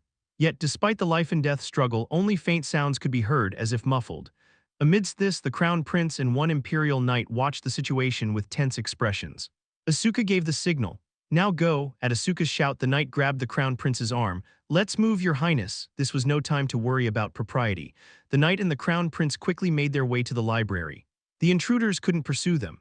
Asuka and the remaining Imperial Knights swiftly formed a line to block the path to the library. "You think numbers matter? It'll just take a little more time, and you guys getting killed is just a matter of time." Asuka confidently declared after confirming that the Crown Prince and the Knight had entered the library. Now that the burden was gone, he could focus on fighting and eliminating them. A murderous aura emanated from the intruders. They glared at Asuka with sharp eyes as if they wanted to tear him apart. Asuka realized one thing. These guys, even though their target has escaped, they haven't lost their will to fight. Seeing them fight so desperately, they weren't mere thugs like Black Hawk who fought for money. There was a sense of determination and a kind of sense of mission emanating from the masked intruders. They seemed determined to complete this mission, even at the cost of their lives. Even if he had spared them, it wouldn't have been easy to get them to talk. They would have likely taken their own lives before any interrogation could begin. What kind of people are they, targeting the Crown Prince? Whom could it be? A certain blind, mission-driven group came to mind. Chapter 365 Part 2, Asuka spoke to them without hesitation. "Did the temple send you?" Even suspecting such a thing could be considered blasphemy, but Asuka didn't care. Unsurprisingly, no answer came from the intruders. They immediately charged at Asuka and the Imperial Knights. Just before the battle resumed, Asuka smirked. He then shouted loudly, "Lumen, you piece of crap! Lumen, you blockhead! Lumen, you bastard!" At that moment, the intruders' bodies trembled. Even if they tried to hide it, some things were impossible to conceal. For the devout, blasphemy was one such thing. "Blasphemer, how dare you!" one of the intruders roared. Asuka stuck out his tongue, taunting them. Lumen, you chickenhead, are you chicken droppings, Lumen's little trash eggs? I'll definitely cut off your head today." Dealing with an enemy charging in anger was easier than fighting an enemy using numerical superiority to press the attack. But it seemed Asuka's blasphemy had boosted the enemy's combat strength, as it wasn't as easy as he thought. Every intruder's sword was aimed at Asuka, but the outcome was inevitable. Since Asuka's appearance, the battle's outcome had become clear. The Crown Prince and the Knight safely stepped into the library. The Crown Prince, who was usually immersed in documents and books, breathed heavily.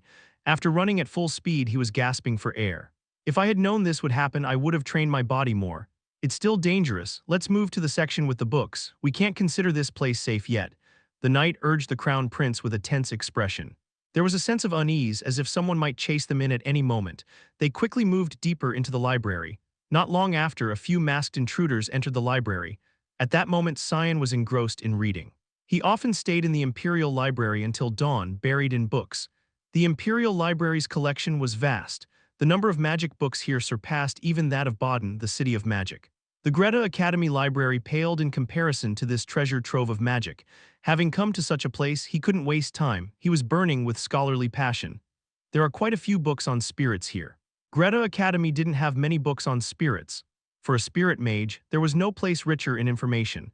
It was only because of the status of Grand Duke Farnese that he was allowed access to such a place.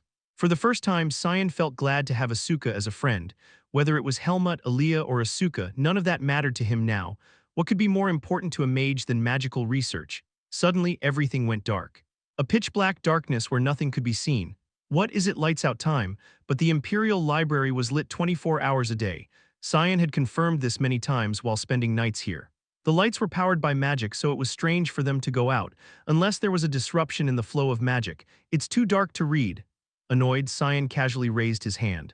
A magic circle glowed on his palm and a large-eyed spirit landed on it. Delighted to show itself, the spirit swayed back and forth, even dancing. Cyan, who had been watching it fondly, suddenly realized something. Why can I summon a spirit? With a puzzled expression, Cyan quickly checked. Soon, a dark spirit was summoned and landed on the pile of books. The library's barrier has been lifted. Cyan's expression turned serious. The barrier of the Imperial Library being lifted was a big deal. At the very least, the Imperial mages would be summoned within 30 minutes. If magic couldn't be used, they wouldn't be able to quickly locate the Crown Prince in the Imperial Library, and the Crown Prince might have already hidden in a safe spot. They had chosen to ensure the Crown Prince's death, even if it meant escalating the situation, and with a time limit. Of course, Cyan didn't know that, but he vaguely sensed that now wasn't the time to be reading books. Among those granted free access to the Imperial Library, few would be here at this hour. At this time, Cyan was almost alone guarding the library. If I take these books and run. For a moment he was tempted, but he knew that would quickly lead to a warrant for his arrest. Cyan suppressed his greed and stood up. Thud, at that moment a dull noise echoed as if something had collided. Someone was approaching from the direction of the light. Cyan, feeling wary, stood up. He waited quietly until the other party revealed themselves. Finally, a young man emerged from between the bookshelves, pushing through the darkness. His expression was twisted, likely from bumping into things while running through the dark. His attire was luxurious at a glance. With that appearance and clothing, he was clearly at least a high-ranking noble, if not royalty. If he was royalty, then perhaps Asuka's cousin, if he had permission to enter the Imperial Library at this hour. Cyan quickly deduced the other's identity. Your Highness the Crown Prince, Chapter 366 Part 1. Who are you? The Crown Prince's eyes sharpened instantly. His hand moved toward the sword at his waist. As you can see, I'm just a mage. Cyan waved both hands, showing his palms. His appearance was far from that of an assassin or anything close to it. He looked like someone who could easily calm a nervous person. I don't recognize you as one of the Imperial mages. Access to the Imperial Library is restricted. How did you get here? Even in this situation, the Crown Prince's suspicion was logical. Cyan shrugged his shoulders. I have a feeling you might need some help. Are you being chased? Even for the Crown Prince, who had relatively free access, it was unusual to be in the library at this hour without any attendance. The fact that he had stumbled around following the light, and that the library's barrier had been deactivated, allowing magic to be used, suggested that something was seriously wrong. If the Crown Prince was here, it was clear that someone was after him. This was no time for casual conversation. The Crown Prince's face hardened as he glanced toward the entrance. The knight who had accompanied him had to hold off the pursuers. The Crown Prince took the opportunity to rush into the stacks and lock the door. It was unavoidable. The knight's duty was to protect the Crown Prince. But the knight wouldn't last long on his own. The enemies could burst in at any moment. Cyan quickly spoke to reassure him. I was granted access to this place by Grand Duke Farnese. I'm a friend of his son, Asuka's friend. The Crown Prince understood immediately. If Cyan were an enemy, he would have attacked the Crown Prince on sight. Right now, the Crown Prince was in no position to be picky. He needed every helping hand. Grimacing, he spoke. Something unexpected happened, so reinforcements will be here soon. Until then, help me hide. Why, yes, of course. Cyan accepted the authoritative command without much concern. Thanks to Grand Duke Farnese, Cyan had managed to get into the Imperial Library. Lending the Crown Prince a hand was hardly an issue. Besides, by doing so, he might gain favor from those in power, apart from whatever he stood to benefit through Asuka. Cyan was already calculating his next move. Cyan quickly cast a spell. Light spirits enveloped them and dark spirits covered the light. In the darkness that had settled over the Imperial Library, their vision was secured while their presence was concealed. The Crown Prince immediately recognized the magic Cyan had used. "You're quite a skilled mage. Are these spirits?" From the look in his eyes, it seemed he was considering making Cyan one of his subordinates. But Cyan was already indebted to Helmut. He smiled faintly and replied, "I may not look like it, but I was the second-ranked graduate of Greta Academy's magic department." The Crown Prince raised an eyebrow. "Then who was first?" "Aaliyah." Cyan couldn't help but feel a bit bitter about being second place. He added sullenly, "Anyway, this barrier blocks sound and light. Unless there's a mage stronger than me, they won't be able to see through my magic. Can we move while it's active?" "Of course." "Then let's get moving. They'll know I came this way, so we need to move to a safer location." The Crown Prince took the lead with quick strides, mentally mapping out the route to his hideaway. From within these stacks, if he climbed the stairs to the second floor and went to the left side, there was an entrance leading to a safe room. Once inside, they'd be secure. Cyan followed closely behind the Crown Prince. Thanks to his experiences in the Forest of Roots, Cyan had developed a strong nerve. This unexpected situation was even somewhat intriguing to him. "Oh no." The Crown Prince hesitated as he was about to ascend the stairs. Someone was on the stairs. In the faint light, a cold metallic reflection could be seen. A man holding a sword, definitely not an ally. Cyan, who had grabbed the Crown Prince's sleeve, whispered softly, "It's okay. As long as we don't bump into them, they won't notice." A chill ran down the Crown Prince's spine. He clenched his teeth and moved forward. For now, he had no choice but to trust this guy who claimed to be Asuka's friend. A man dressed in black was descending the stairs, holding a small orb of light. He wasn't alone. Several more men followed him down. A loud command echoed from the second floor. "Search every inch of the lower floor. We must find him." The door to the first floor was firmly locked, and there was no sound of anyone breaking it down. It wasn't a door that could be easily smashed. But the entrance to the stacks wasn't only on the first floor. The upper floors connected to other parts of the library, too. Those who had gone directly from the first to the second floor had entered the second floor stacks and were now sweeping down to the first floor. They were forming a net to encircle the entire stacks. Likely, the night duty librarian and a few guards had already been killed. Though it weighed heavily on his heart, nothing was more important than the Crown Prince's life. "They followed me here too quickly. What happened to Asuka, or were there others besides them? Could it be they had already defeated the Imperial Knights fighting outside and then made their way in?" The Crown Prince felt a faint concern for his cousin Asuka. Chapter 366 Part 2. The Crown Prince arrived at one possible assumption. The ones fighting Asuka must have called for backup, and so more enemies showed up. Inside the Imperial Palace, magic couldn't normally be used due to the barrier, but it seemed the barrier had lost its effect in certain areas. That means they could have entered using teleportation magic. This was likely the work of someone familiar with the Imperial Palace's layout. High-ranking nobles might be involved. To target the Crown Prince inside the Imperial Palace, their audacity and lawlessness were shocking. If it wasn't the temple, who else would dare do such a thing against the Empire? There's no evidence yet. But circumstantial evidence was enough. The masked intruders passed by the Crown Prince's location and headed toward the first-floor stacks. One of them seemed to be guarding the stairs, standing right in the middle. The longsword in his hand gleamed coldly. "We need to go up now." They didn't know the Crown Prince was hidden by magic, but if they didn't find him on the first floor, they would change their approach. They had to hurry. "Be careful not to bump into them," Cyan whispered. Fortunately, the stairs were quite wide. As long as the intruders didn't suddenly change direction, there was little chance of collision. The two moved up the stairs, sticking as close to the edge as possible. The Crown Prince's back was drenched in cold sweat. They were just passing by the intruder. Even among the masked intruders, this one was skilled. He felt a strange sensation.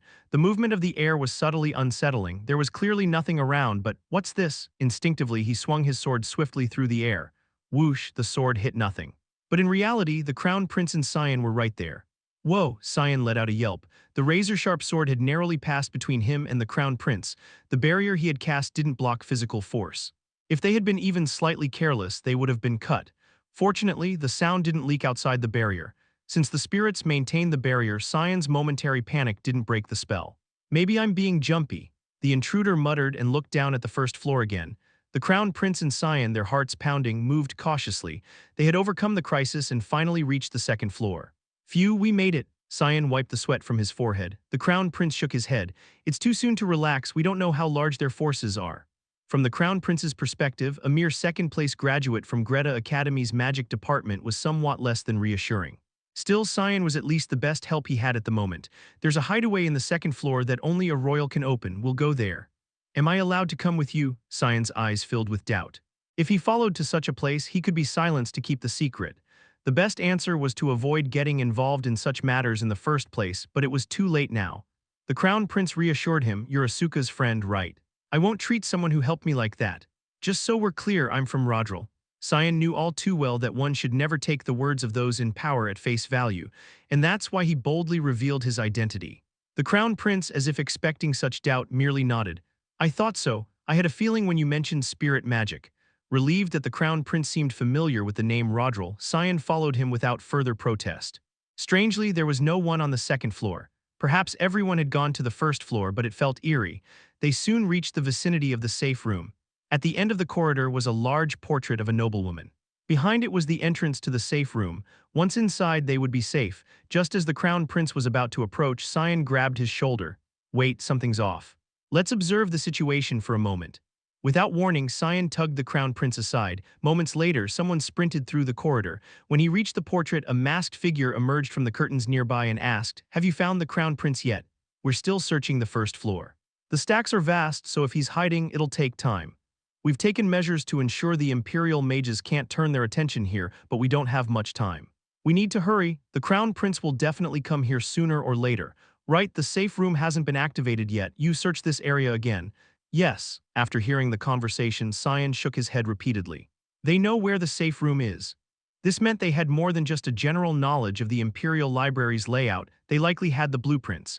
He had suspected as much when they descended from the second floor without breaking the first floor door, but this was serious. If they managed to get out of here alive, the Crown Prince would certainly need to track down the traitors. "What should we do now?" Cyan asked. They couldn't enter the safe room like this. It would be better to leave the library and seek help. The Imperial Palace, particularly the Emperor's quarters, was the safest place in the entire empire. But just as the Crown Prince was about to speak, a frantic shout echoed through the corridor.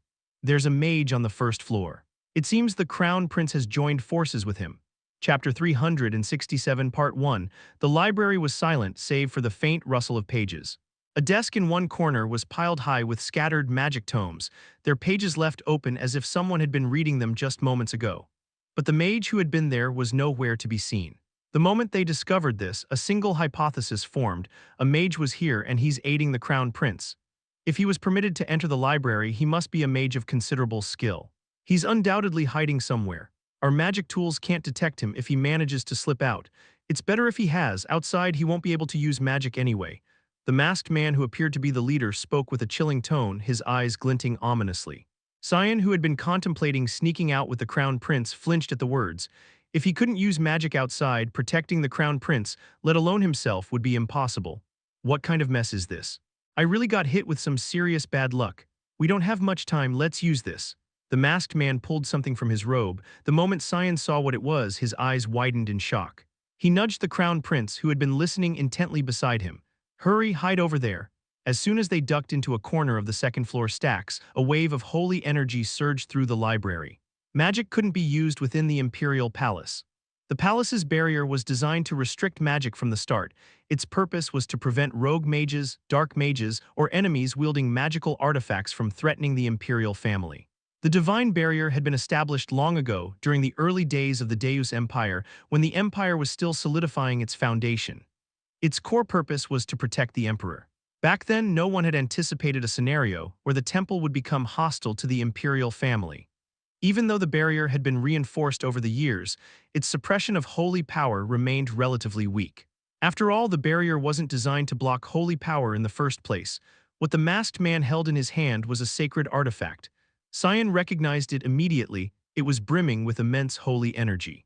Sacred artifacts were similar to magical tools, allowing the wielder to harness vast amounts of holy energy. This one even rivaled the power of a high priest. Such artifacts were kept deep within the temple, inaccessible to most and unusable by anyone without permission. Its mere presence was proof that the temple was involved in this affair. But to use it as evidence, we'd have to survive this first. Sweat beaded on Cyan's forehead. "What's happening?" the Crown Prince muttered, sensing the strange shift in the air.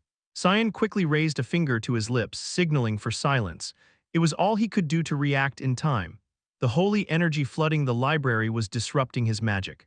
Cyan strained to maintain the summoning of the spirit that was creating the barrier. A nauseating force of resistance welled up from within him. His light spirit flickered in and out of existence, repeatedly unsummoning and resummoning. As a spirit mage, his mana magical energy differed slightly from that of a typical mage. Spirit magic sits halfway between holy magic and conventional magic. That was the only reason he could hold on at all. Cyan was nowhere near the level of a mage who could resist a high priest level of power. If it were Aaliyah, it would have been different. What would she have done in this situation? The Crown Prince had doubted Cyan's abilities, and not without reason. Aaliyah was a mage on the verge of reaching the level of an archmage. The difference between first and second place might seem minor, but in reality it was vast. Cyan took a deep breath. Impressive. They've even brought out a sacred artifact. No wonder things felt off from the moment I could use magic. These people knew the layout of the Imperial Palace Library. They undoubtedly knew about the library's barrier as well, not just the libraries, but the entire palace's internal geography and barriers. They had used the sacred artifact to disrupt the barrier's core, temporarily neutralizing it. And now, they were using the artifact to scatter the magical wavelengths in this area, effectively disabling magic. Resisting the flow of holy energy felt similar to passing through a sacred barrier.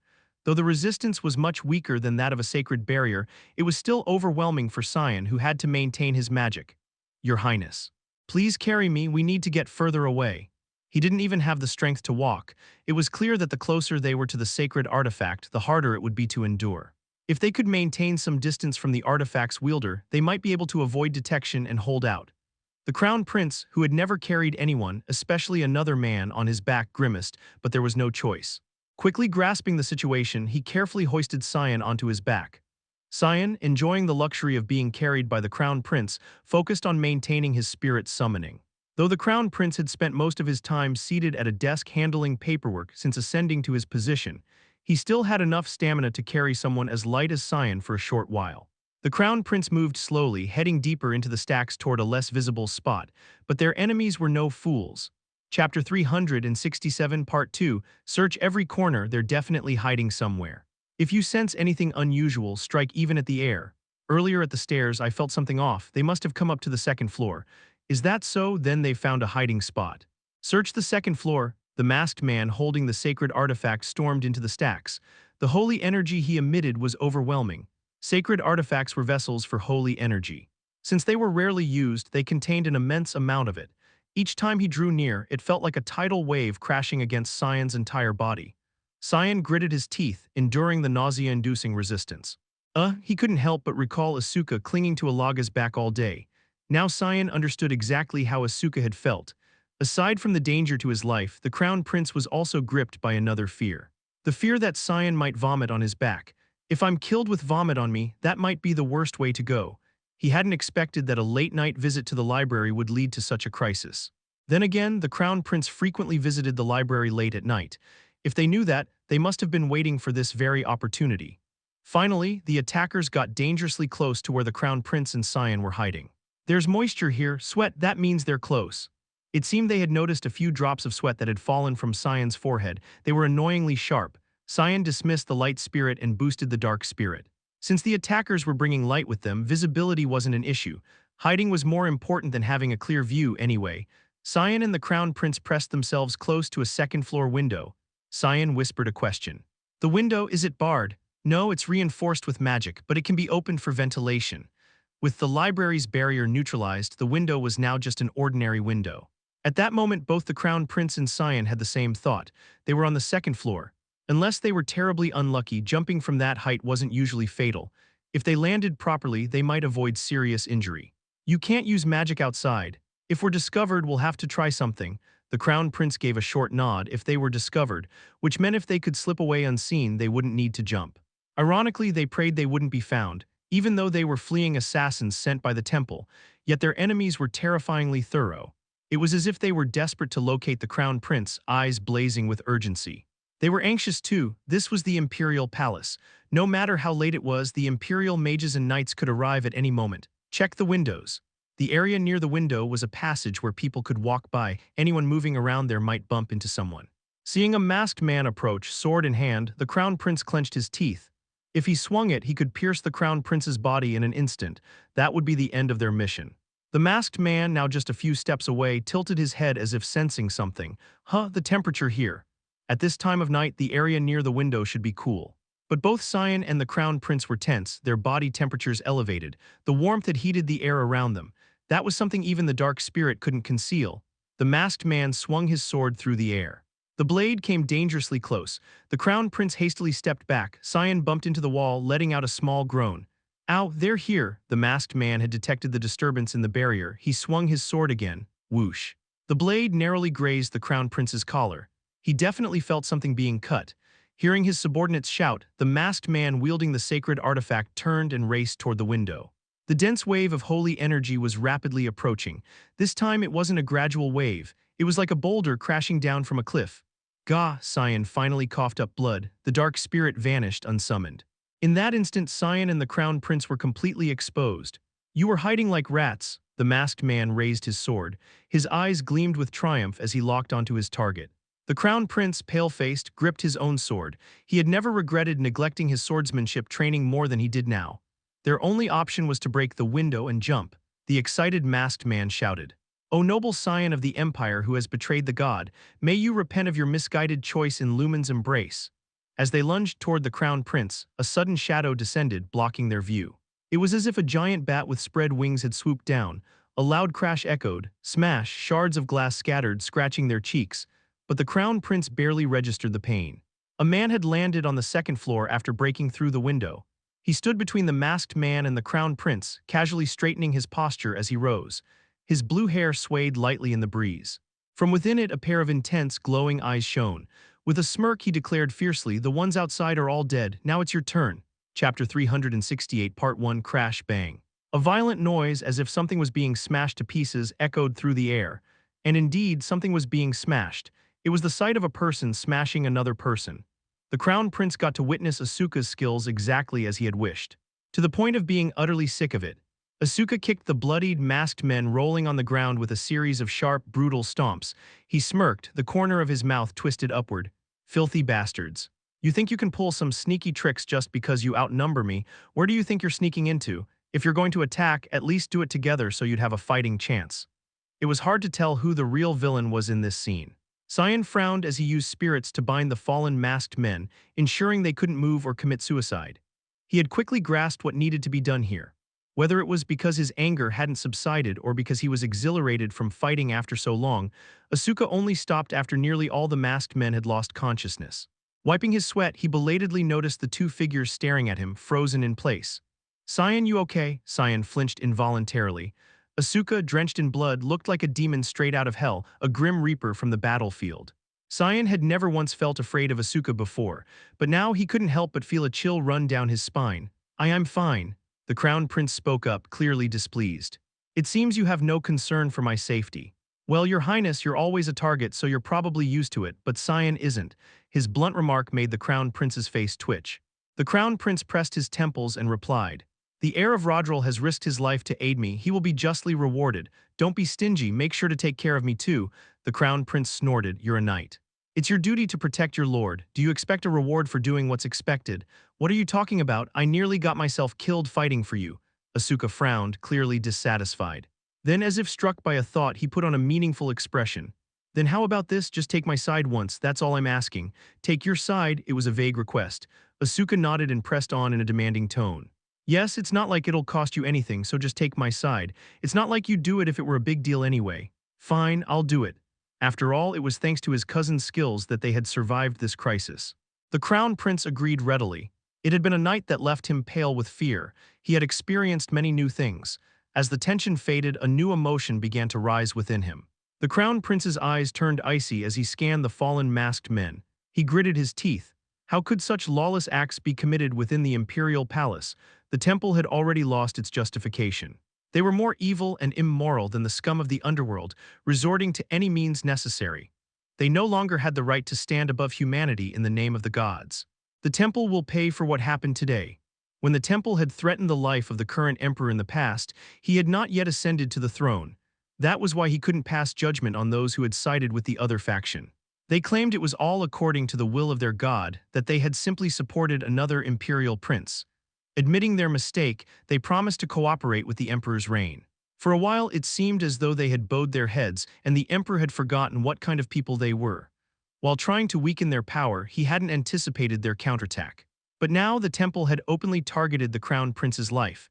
The masked men's words and their capture were evidence. There was no way this would be overlooked. Even the emperor, who had always been cautious and subtle, would be furious enough to change his stance. Controlling his anger, the crown prince spoke to Asuka and Cyan. "It's been a long night and you've endured much, well done." Having regained his composure, the crown prince now wore the expression of a ruler. An air of authority emanated from him.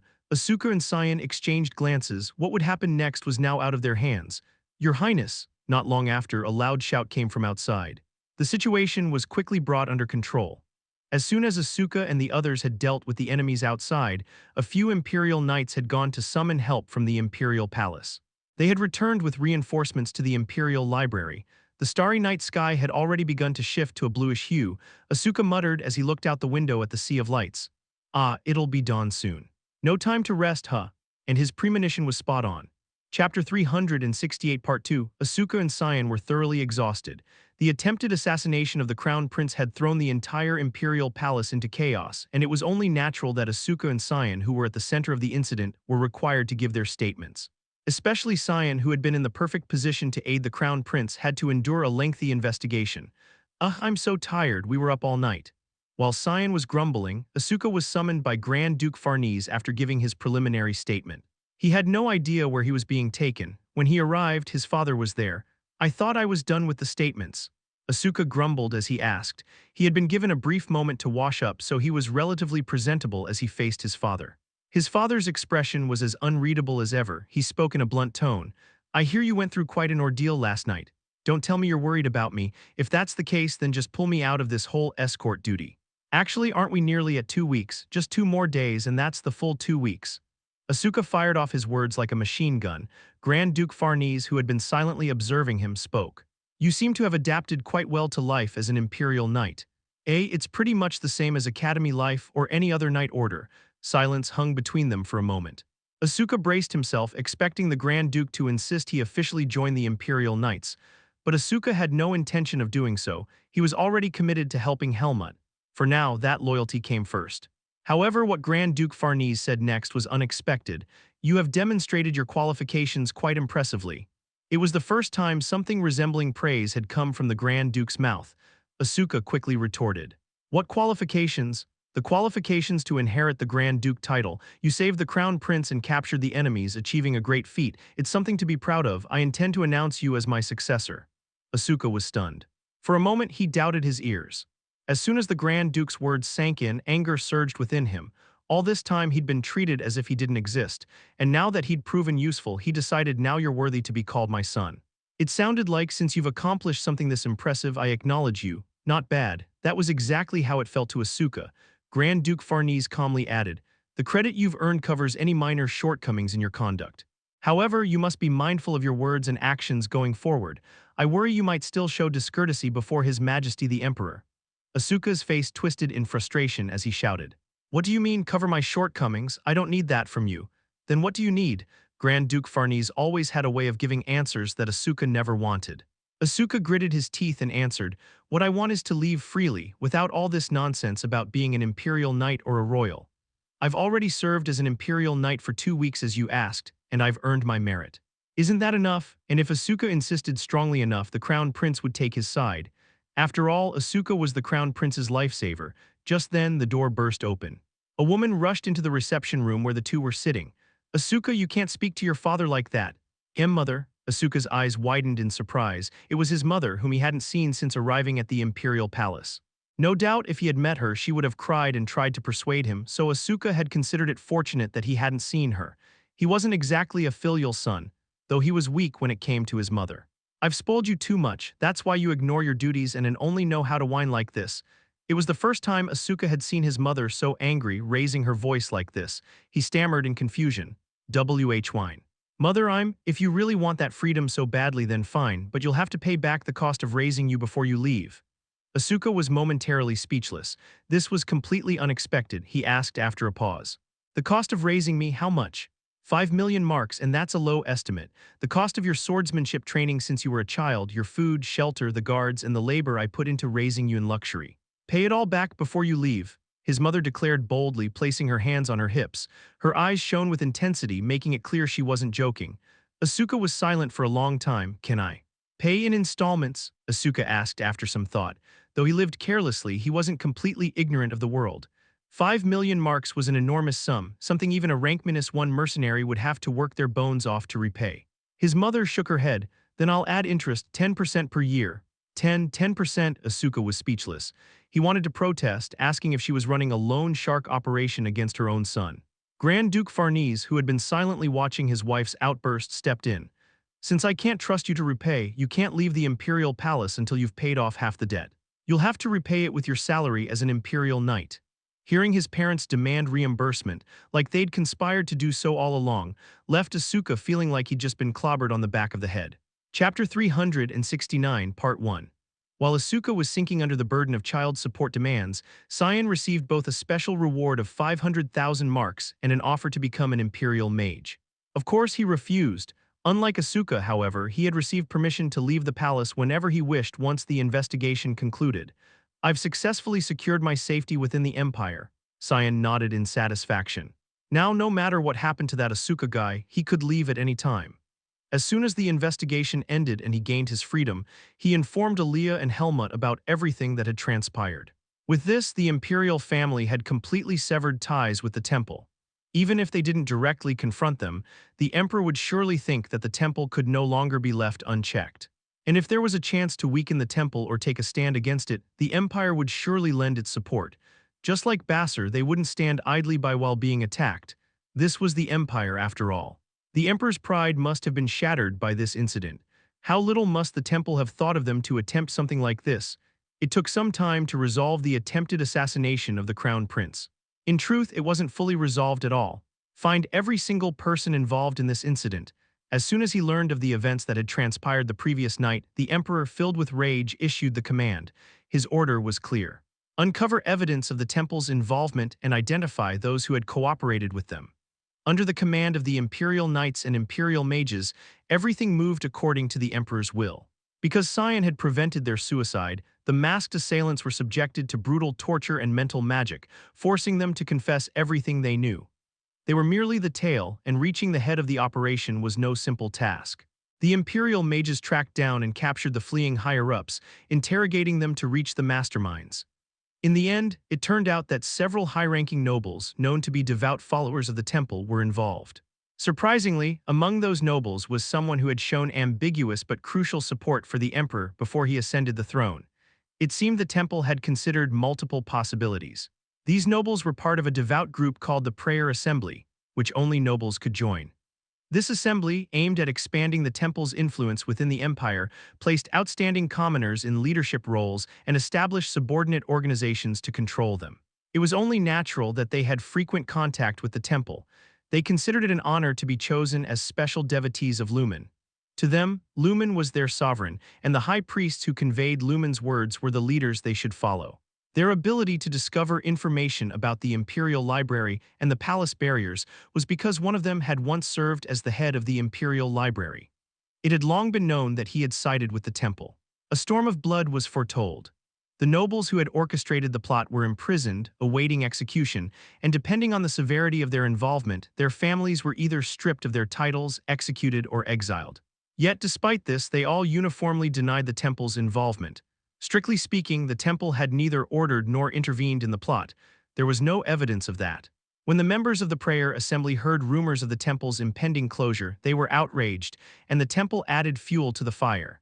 If the temple's closure could be prevented, the one who achieved it would become Lumen's most faithful servant, they hinted. The temple had always maintained that the will of the gods was above that of humans.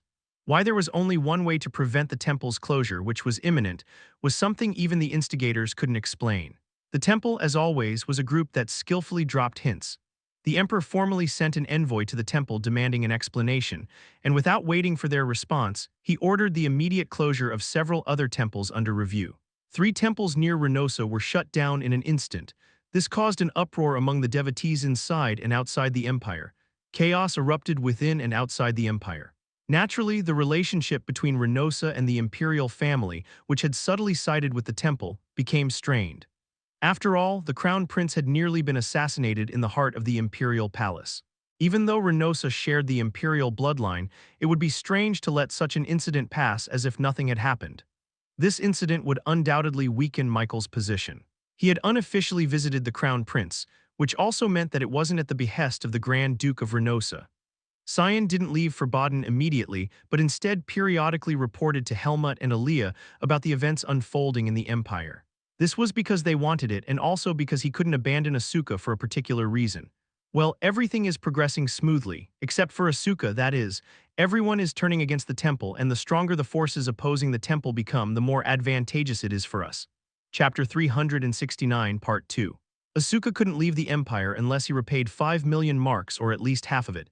If he tried to flee, he would be tracked down and captured. Unless Aaliyah personally came to the Empire to extract him, there was no hope, and doing so would immediately make her a target. Besides, Grand Duke Farnese seemed to know who Asuka had left Baden with. Ah, right, Asuka has been officially declared as Grand Duke Farnese's heir. Despite being busy dealing with a series of events, the diligent Grand Duke Farnese steadily carried out his plans. A small ball was held at the Grand Duke's mansion on the estate, where Asuka had to greet nobles with an expression like he'd bitten into a bug.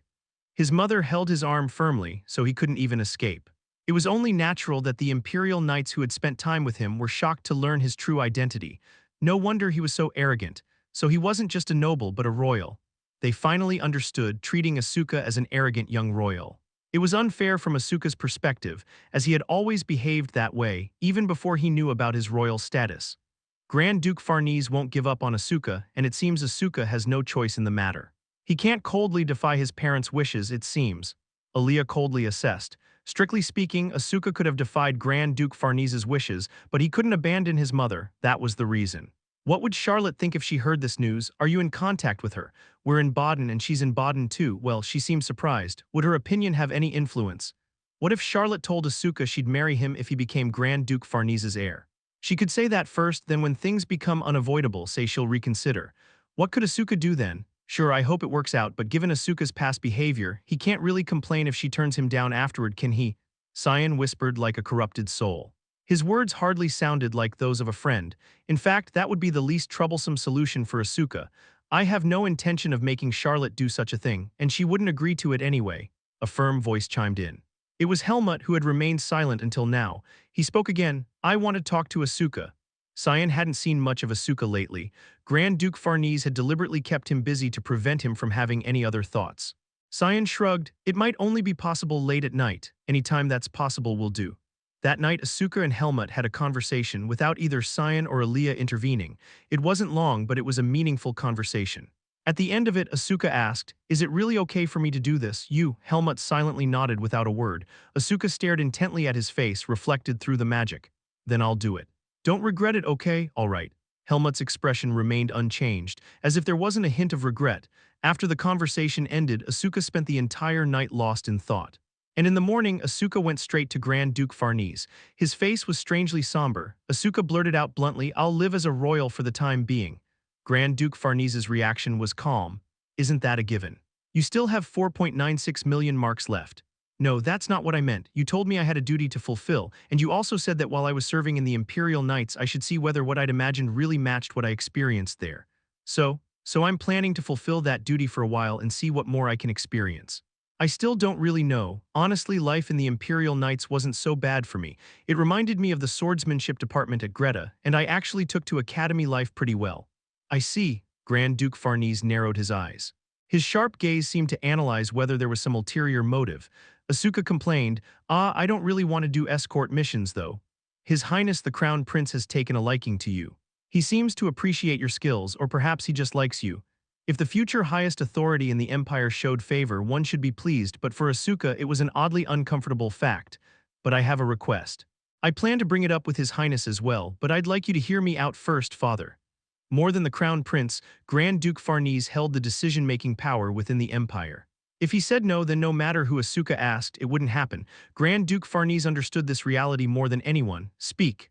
Asuka's mouth opened. A long story followed. Grand Duke Farnese listened carefully, his expression cautious. Chapter 370 Part 1. Quite a remarkable story, hard to believe but still remarkable. As Asuka finished speaking, a deep voice rumbled from Grand Duke Farnese. Are you saying I'm lying? Asuka's voice rose sharply, his indignation clear. The Grand Duke shook his head. You're not the type to fabricate such grandiose lies, and there's nothing for you to gain from deceiving me with this story. Lies were like detours, roundabout and unnecessary. Asuka was the type to charge straight ahead, breaking through obstacles head-on. He was fairly honest, if a bit impulsive. Still, the Grand Duke harbored some doubt about Asuka's ability to judge people accurately. But you could have been deceived by them, that's why I must see them with my own eyes. The noble bloodline of Renosa, the Forest of Roots, a man abandoned there twice by the Temple of Lumen, yet surviving both times. And had it not been for the temple, he would have likely been the closest contender for the position of heir as the eldest child of the Renosa Grand Duke, given his exceptional swordsmanship talent. This painted a vivid picture in the Grand Duke's mind. Even though he appeared calm on the surface, he too harbored no small amount of anger toward the temple. Asuka glanced at Grand Duke Farnese. Helmut had once told Asuka, "It's not about me, make the choice that's right for you." He had also offered to lend Asuka 5 million marks if that was necessary. Asuka knew how he could help Helmut. The power of the Grand Duke would make it possible.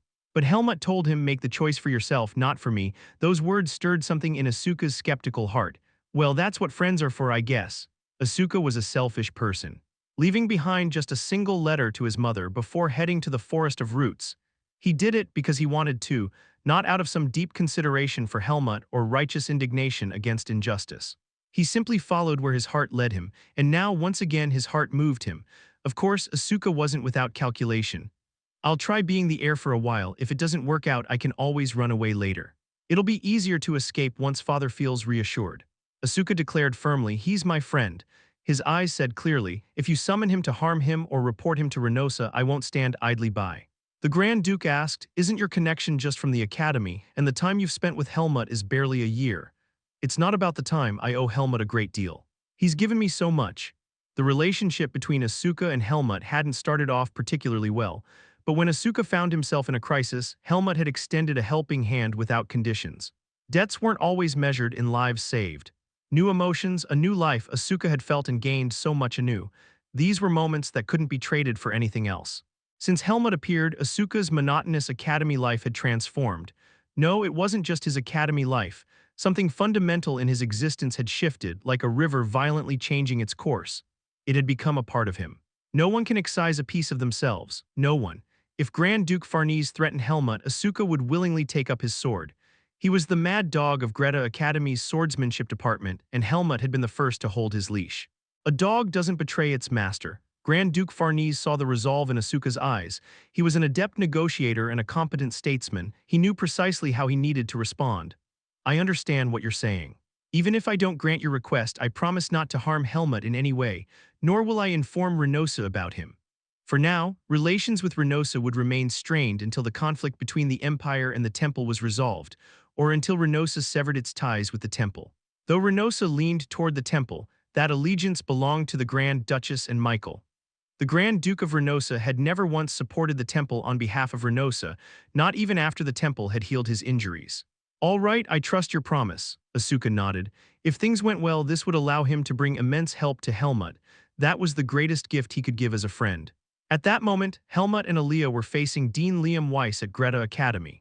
Just as Asuka had spoken to Grand Duke Farnese, Aaliyah recounted Helmut's story to the Dean with even greater eloquence. But when she finished, the Dean's attention was more focused on the report she had handed over than on her words. Spellbound, he reached out and began flipping through the pages, muttering under his breath. Chapter 370 Part 2, To Think You Ventured into the Forest of Roots. Among all the mages Greta Academy has produced, you've achieved the most remarkable feat. Bringing you here despite the risks was truly the right decision. Aaliyah nodded as if it were only natural. Amazing. For the past 1,000 years, the Forest of Roots has remained a complete mystery. The temple forbade mages from exploring it or even approaching it. That's correct. A pity we can't announce this discovery. It was certainly enough to bring a legion of holy knights to Baden if the temple caught wind of it. Even the Mage Association couldn't be informed. Any leak could be disastrous. The Dean laced his fingers together, struggling to contain his excitement. It was a detailed report that sparked the academic curiosity of any mage, making him want to lock himself in his study immediately. And if it affected him this way, how much more so would it affect other mages? Aaliyah responded lightly, the temple won't stay quiet about this. Of course not, but what do you think? About my story, Aaliyah waved another report in the air. It was a report on the sacred barrier. During her brief time in the Forest of Roots, Aaliyah had observed as much as she could. She had meticulously documented her research on the sacred barrier and her collaboration with Archmage Antial. She knew the immense value such a report held for mages. She had several of these reports, documents that mages would pay a fortune to obtain, bait enough to hook the dean, but the dean shook his head deliberately. I need some time to think. The temple has oppressed us mages for far too long. If they lose their power, it will benefit all mages. Even rooting out dark mages is now handled internally by the Mage Association, isn't it? It's true the temple has hindered the progress of magic. But mages are human too, and the temple has protected humanity, 1,000 years ago from the Demon King. The Demon King no longer exists, and this is now the era of humans and mages. Even if the Demon King were to return, Aaliyah's amethyst-like eyes gleamed with intensity. Humans can fight with their own strength. We shouldn't endure the temple's tyranny under the pretext of opposing the Demon King or rely on the power of Lumen. Perhaps it was time for the temple to step aside. The dean's expression turned solemn. However, there's one crucial matter we can't ignore. Everyone present knew what that issue was. Aaliyah shrugged. I told you before, it's no longer an issue. Her expression didn't waver in the slightest. Her shimmering silver hair and otherworldly beauty lent undeniable credibility to her words. Well, if what you say is true, then indeed there's no issue. Feel free to confirm it yourself. Helmut glanced at Aaliyah. She confidently nodded. The dean proceeded with the verification. After a moment, he spoke with a cautious tone. Yes, it seems you're correct. Then I trust you'll assist us. The dean slowly nodded in response to Aaliyah's statement. Helmut, as a member of Greta Academy, had visited Renosa and encountered trouble. Even though time had passed, Greta Academy couldn't overlook the matter. You've been through a lot. Congratulations on returning alive.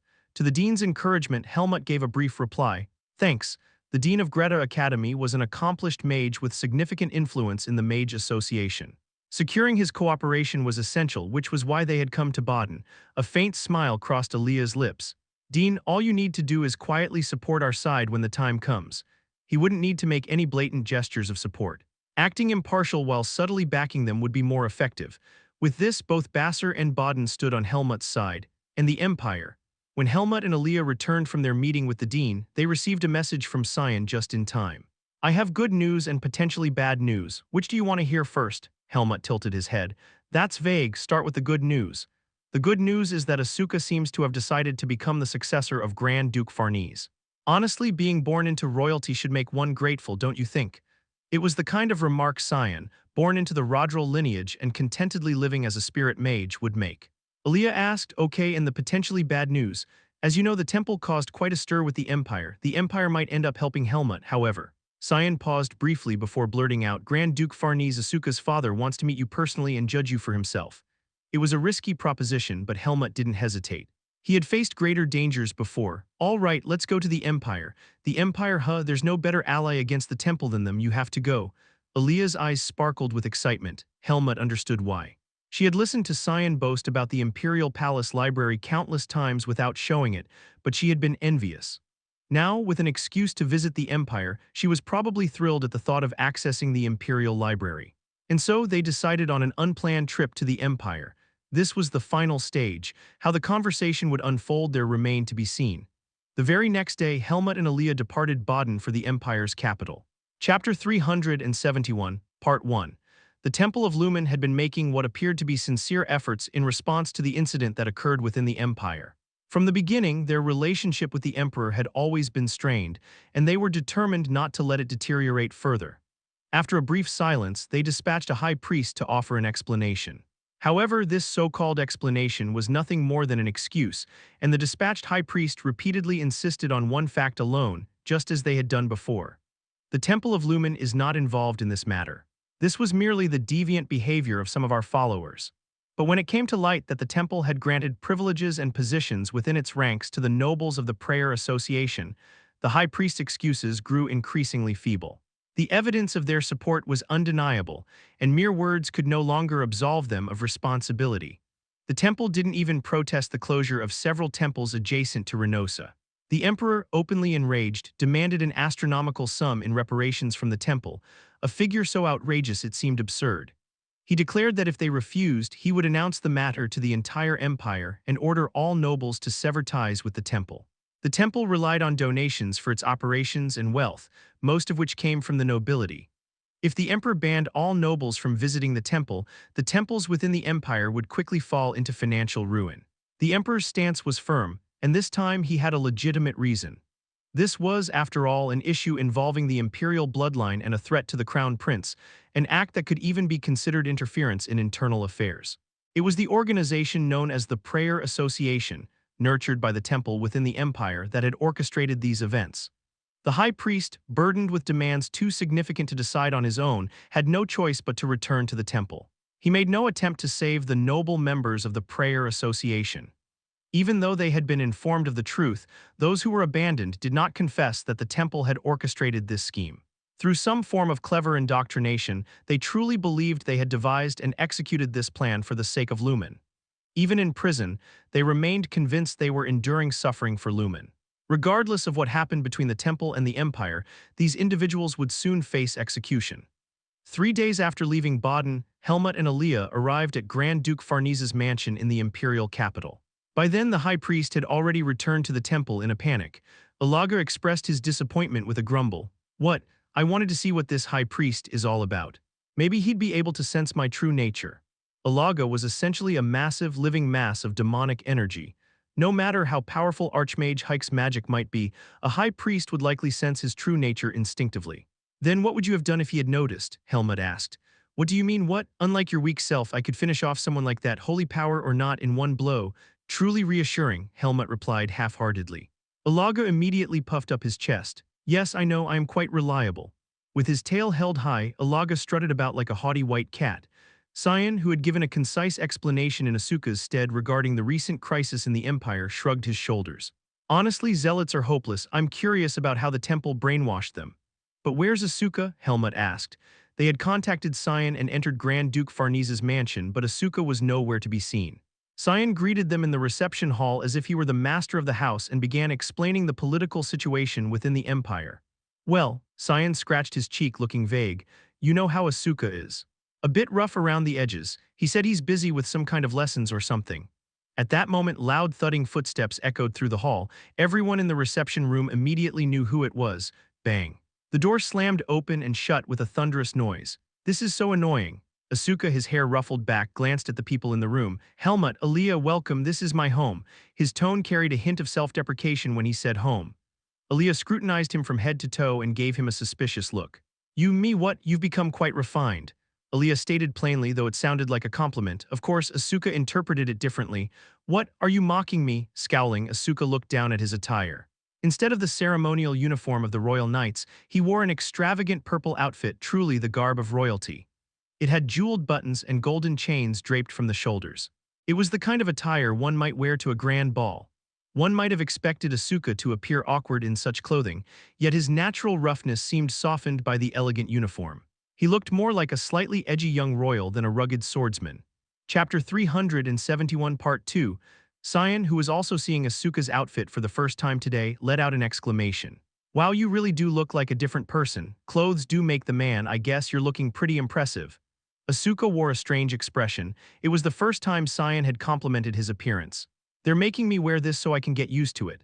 "But are they out of their minds? Why on earth does a swordsman need to get used to this frilly nonsense?" Helmut asked. "Weren't you supposed to join the Imperial Knights?" "Forget the Imperial Knights. I'm being forced to undergo etiquette training as a member of the Imperial family. They say I need to cultivate manners and refinement.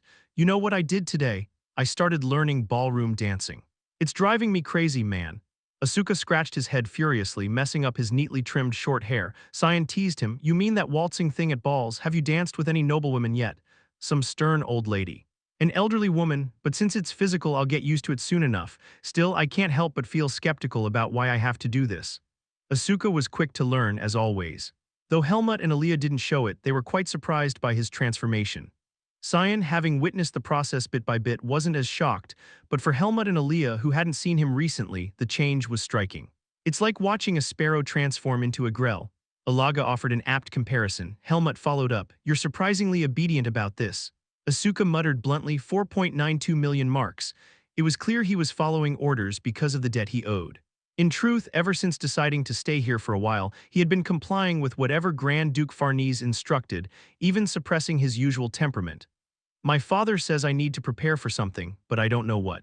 Is there some event coming up? If we're going to war with the temple, they should have told me to train in swordsmanship. It's frustrating not knowing anything. At that moment, Sion thought he might know what Asuka was preparing for. Could it be? But Grand Duke Farnese was a man of great initiative and meticulous planning. Now that Asuka had declared, life here isn't bad, let's extend the grace period. It was clear the Grand Duke would seize this opportunity to solidify things. Do you have any idea what it might be? Did your father give you a hint? Noticing the shift in Sion's expression, Asuka narrowed his eyes. Sion shook his head. No, I haven't seen your father recently. Hasn't he been absent from the mansion lately? True, though I'm sure he knows Helmut has arrived. Asuka tilted his head. Grand Duke Farnese had expressed a desire to meet Helmut in person and judge him for himself. But whether that meant meeting face-to-face or observing from afar was suddenly unclear. Well, maybe he wants us to relax a bit first. He's probably so busy that he doesn't have time right now. After chasing away the high priest and dealing with the issue of temple closures, the emperor, crown prince, and grand duke were all preoccupied. For now, Helmut and the others would stay as guests in the Grand Duke's mansion until they could meet him. Since they hadn't met Grand Duke Farnese yet, Aaliyah couldn't request access to the Imperial Palace Library, a matter too delicate to ask through intermediaries. Instead, she had to endure Sion smugly boasting about his upcoming visit to the Palace Library, and as it turned out, Sion's prediction was eerily accurate. Marriage talks. For Charlotte, Michael raised an eyebrow, his usual smile vanishing. Grand Duchess Margaret held up a letter bearing the Emperor's seal, her expression troubled. Yes, the Grand Duke received this and called me in. It seems a decision has already been made. A decision has been made, Michael repeated. Margaret sighed. As you know, given what you've done, it's difficult for us to refuse. Michael had visited the Crown Prince to request the withdrawal of the temple closures. Shortly afterward, the assassination attempt occurred. In the Empire, it wouldn't be surprising for Reynosa to come under suspicion for involvement in the incident. In such a situation, sending this proposal amounted to requesting a marriage alliance. Strengthening ties between the Empire and Reynosa through marriage was a powerful move. Nothing bound families closer than blood. Besides, the Reynosa family already shared imperial blood. The imperial household and Reynosa had occasionally intermarried over generations. It's not a detailed marriage proposal yet, Margaret explained. They want Charlotte as the Lady of Reynosa to visit the Empire. Grand Duke Farnese specifically requested it. Clearly, the Grand Duke intended to evaluate Charlotte as a potential bride for his son. Michael clenched his teeth, countless calculations racing through his mind. Charlotte, you're quite the schemer. He felt as though he'd been struck in the back of the head. It stung. He had assumed she was quietly attending classes at Greta Academy, only to discover she had ensnared someone of such importance. He had been complacent. Charlotte wasn't the type to toy with commoners. She must have known all along that her senior in the swordsmanship department, Asuka, was the heir of Grand Duke Farnese. Though Charlotte herself had only recently learned of Asuka's identity and was equally surprised, Michael had no way of knowing that. Grand Duchess Margaret also misunderstood the situation, believing Charlotte had secretly been in a romantic relationship with the Grand Duke's heir while at Greta Academy. Chapter 372 Part 1. Charlotte probably didn't mean anything by it. When Margaret began speaking in a soothing tone, Michael snapped irritably, How can you be so sure of that, mother? You haven't spoken with Charlotte in ages. People don't change so easily. That girl isn't clever enough to scheme like that, Margaret answered calmly. It was only natural for a mother to know her child well, especially someone in her position. She could sense Michael's growing anxiety, as if he were being chased by something. The Grand Duke of Reynosa had yet to name his successor. Even after surviving near death, he still hadn't given serious thought to the matter of succession, leaving the decision hanging indefinitely. Perhaps he was waiting until after Charlotte graduated from Greta Academy. What once seemed distant, the day of her graduation, was now drawing near. Yet instead of staying cautious, Charlotte, who had always been on Michael's radar, suddenly began acting out of character. Skipping classes during the semester wasn't enough. Now she was entangled with the imperial royal family. Amidst this unease, Michael needed to maintain a delicate balance with the temple's support. This recent action of hers, if nothing had happened, it might have gone unnoticed as a simple mistake. But an incident did occur, and as a result, Reynosa's position became awkward. With his own actions having brought about these results, what could he possibly say? On the fundamental issue at hand, Margaret remained silent. As for me, I cannot interfere in the matter of the Grand Duke's successor. Such was the duty of the Grand Duchess. Margaret had to make choices for the sake of Reynosa, trusting that the Grand Duke, as both ruler and her husband, possessed better judgment than she did. After all, his decisions mattered more to her than Michael's or anyone else's. Besides, it wasn't as though Margaret didn't love Charlotte or believed absolutely that Michael had to inherit the title of Grand Duke. Of course, she supported Michael, but only because he had proven for himself that he wasn't a lost cause, but rather had the potential to become Grand Duke. Moreover, there was an instinctive calculation. Having a child close to her on the throne would benefit her as well. Above all, unlike Charlotte, Michael was ambitious. If he failed to become Grand Duke, he wouldn't be able to endure it, and that very ambition could lead to his downfall. For Margaret, ensuring Michael became the next Grand Duke was the only way to protect both her children. Michael pressed his brow firmly, calming his agitation before speaking in a composed tone. Do you think they're plotting to take hostages? What if something happens to Charlotte while she's there? A subtle mix of affection and resentment. If Charlotte had been utterly talentless compared to him, Michael might have gladly cherished her without hesitation. But Charlotte possessed talents Michael lacked, talents in swordsmanship.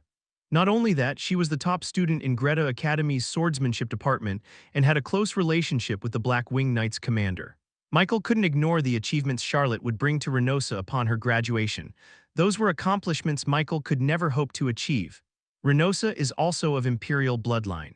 If they wanted to take a hostage from Renosa, they'd demand you, not Charlotte. The Grand Duchess gently pointed out.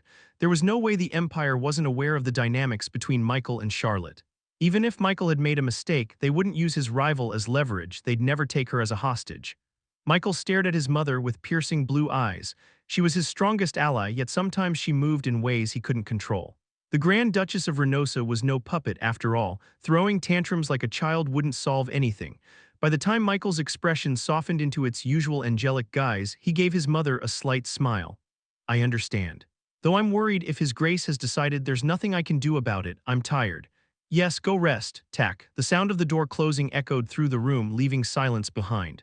Michael sank into thought, as he often did, weighing favorable and unfavorable scenarios. If Charlotte becomes involved with him, if Charlotte were to marry the heir of Grand Duke Farnese, it would grant her immense power. She'd have the backing of the Empire. While threatening, it wasn't necessarily detrimental to Michael. The Grand Duke of Renosa, wary of the Empire despite maintaining cordial relations, would surely consider the possibility of the Empire swallowing Renosa whole. After all, Renosa had long since separated itself from the Empire.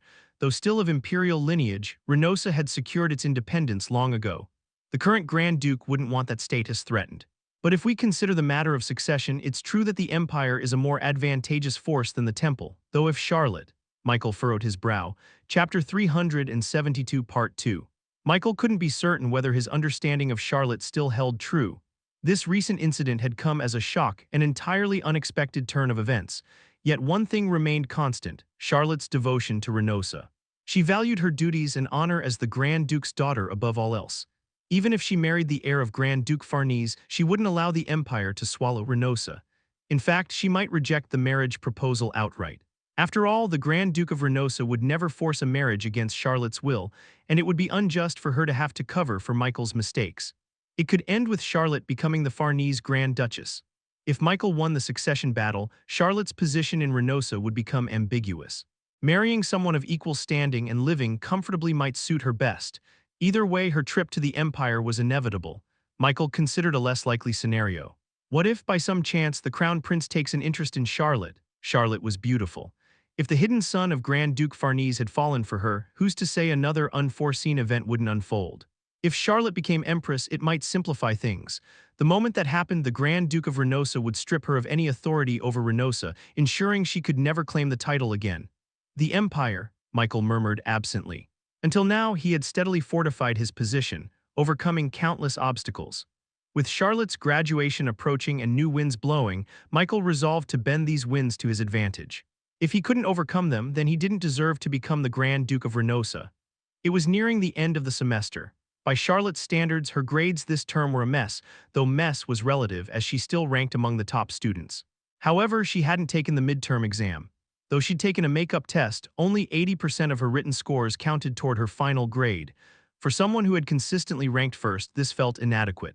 Maybe I should have taken a leave of absence this semester and focused on graduating early next term.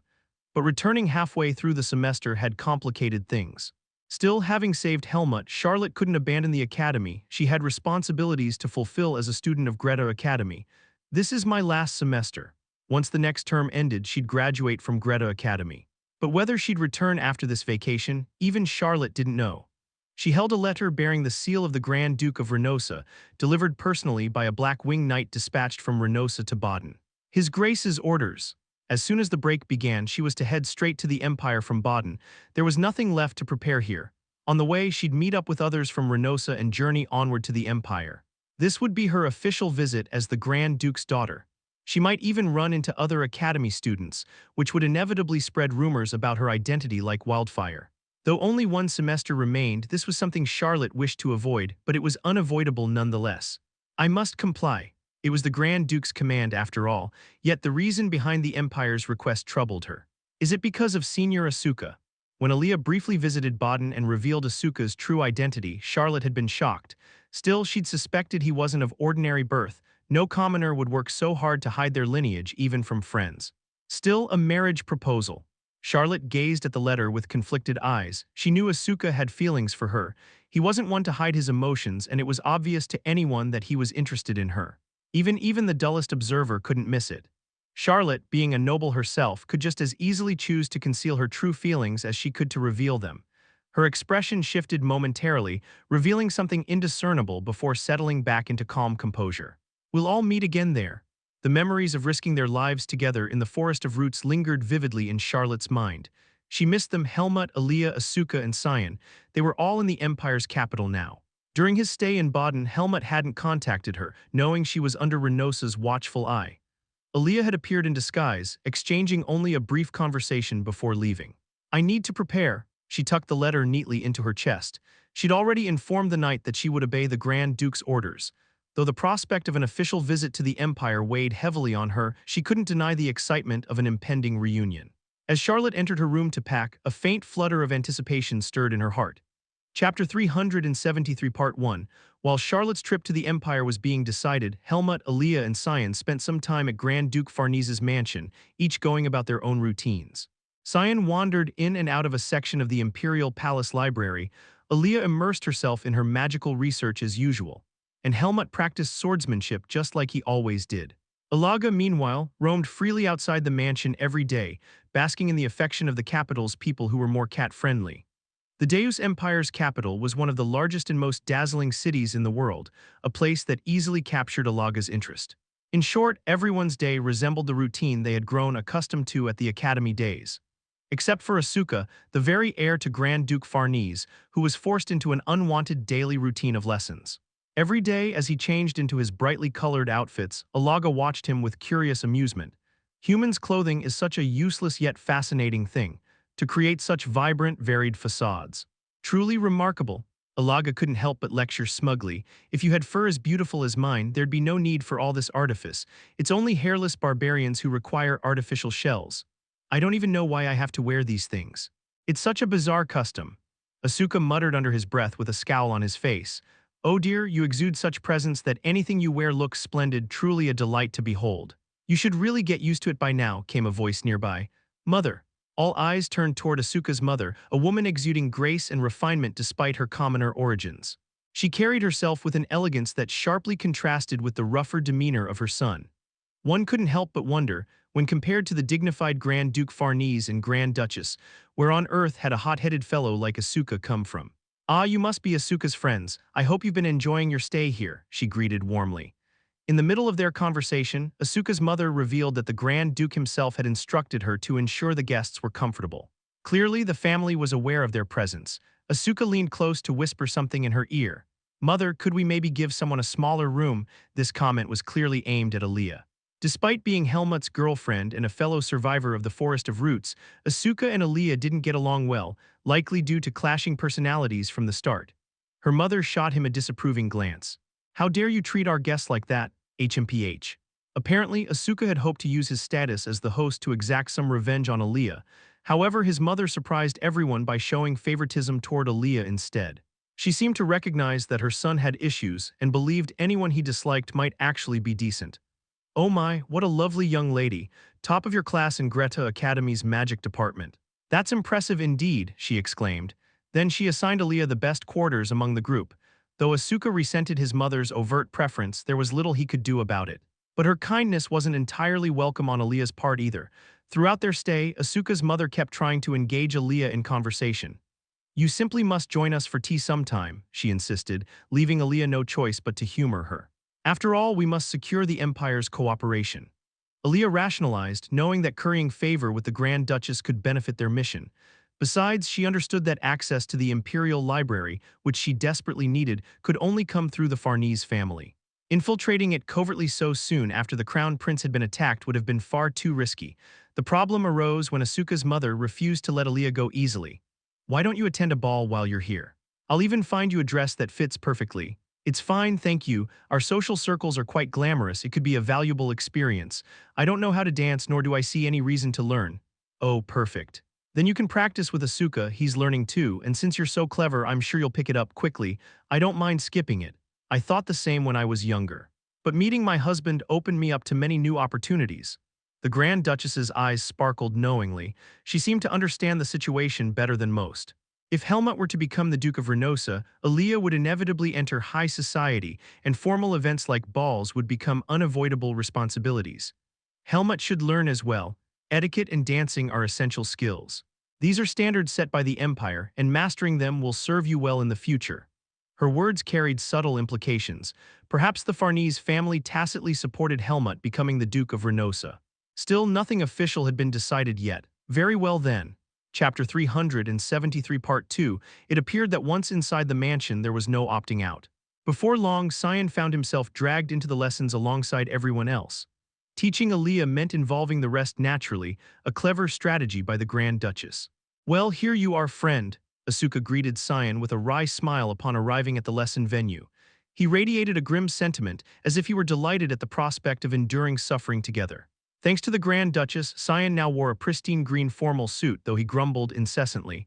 "What is this nonsense? I'm a commoner, I don't need this aristocratic nonsense." "Yet you did say you liked new things, didn't you? Wearing that, you actually look somewhat presentable. If you have any complaints, don't blame me, blame Aaliyah." "Yeah, what on earth is her motive, huh?" Asuka trailed off mid-sentence as Aaliyah entered wearing a flowing white gown. His jaw dropped not out of admiration but sheer disbelief. "You're insane, why are you parading around dressed like that? You look like a man in drag." Aaliyah shot him a frosty glare. "Shut up.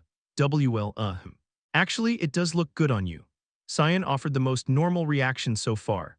With her shimmering silver hair cascading down her back and matching lavender flower decorations accentuating her violet eyes, Aaliyah radiated an almost blinding beauty. Should she step into a ballroom, gasps would undoubtedly fill the air. Finally, Helmut joined them, dressed in a pristine white formal suit tailored to match Aaliyah's attire. His neatly groomed appearance contrasted sharply with his usual rugged demeanor, yet the inherent danger lurking beneath remained unmistakable. Instead of looking overly polished, he exuded regal authority, reminiscent of royalty or perhaps the rightful heir to the Duchy of Renosa. "Helmut?" Cyan asked hesitantly while Asuka fell silent. Only Aaliyah maintained her composure, commenting dryly, "That suit looks good on you." "Same goes for you." Their gazes locked, creating an intimate atmosphere that left Cyan and Asuka feeling awkward. Just then, a white cat adorned with a red ribbon sauntered through the doorway. "The hostess gave this to me. Not bad, it makes noise." Apparently, the jingling bells attached to the ribbon delighted Alaga immensely. "Oh my, what a charming group. Everyone looks absolutely stunning," the Grand Duchess remarked upon entering. "Then let's begin your lessons, and Kitty, come over here."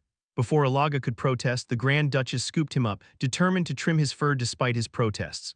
For the rest of the day, the four companions endured rigorous instruction from a strict middle-aged noblewoman. Of the group, Aaliyah proved quickest to master etiquette. "Excellent, flawless. Your posture and gait are brimming with dignity."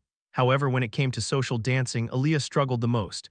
"No, stop moving so stiffly, relax your body and move fluidly with the music." By the end of the session, the instructor clasped her head in despair. "My goodness, dancing with you feels like dragging a wooden log." This marked the first time Aaliyah had ever encountered failure, leaving her visibly frustrated. Someone incapable of excelling at something was an alien concept to her. In contrast, Helmut excelled effortlessly, adapting swiftly to the intricate rules of imperial etiquette and mastering the dance floor just as deftly. He summarized the essence of social dancing succinctly. "Controlling strength and weakness is akin to wielding a sword." Stop acting like you figured everything out, it's annoying," Asuka grumbled.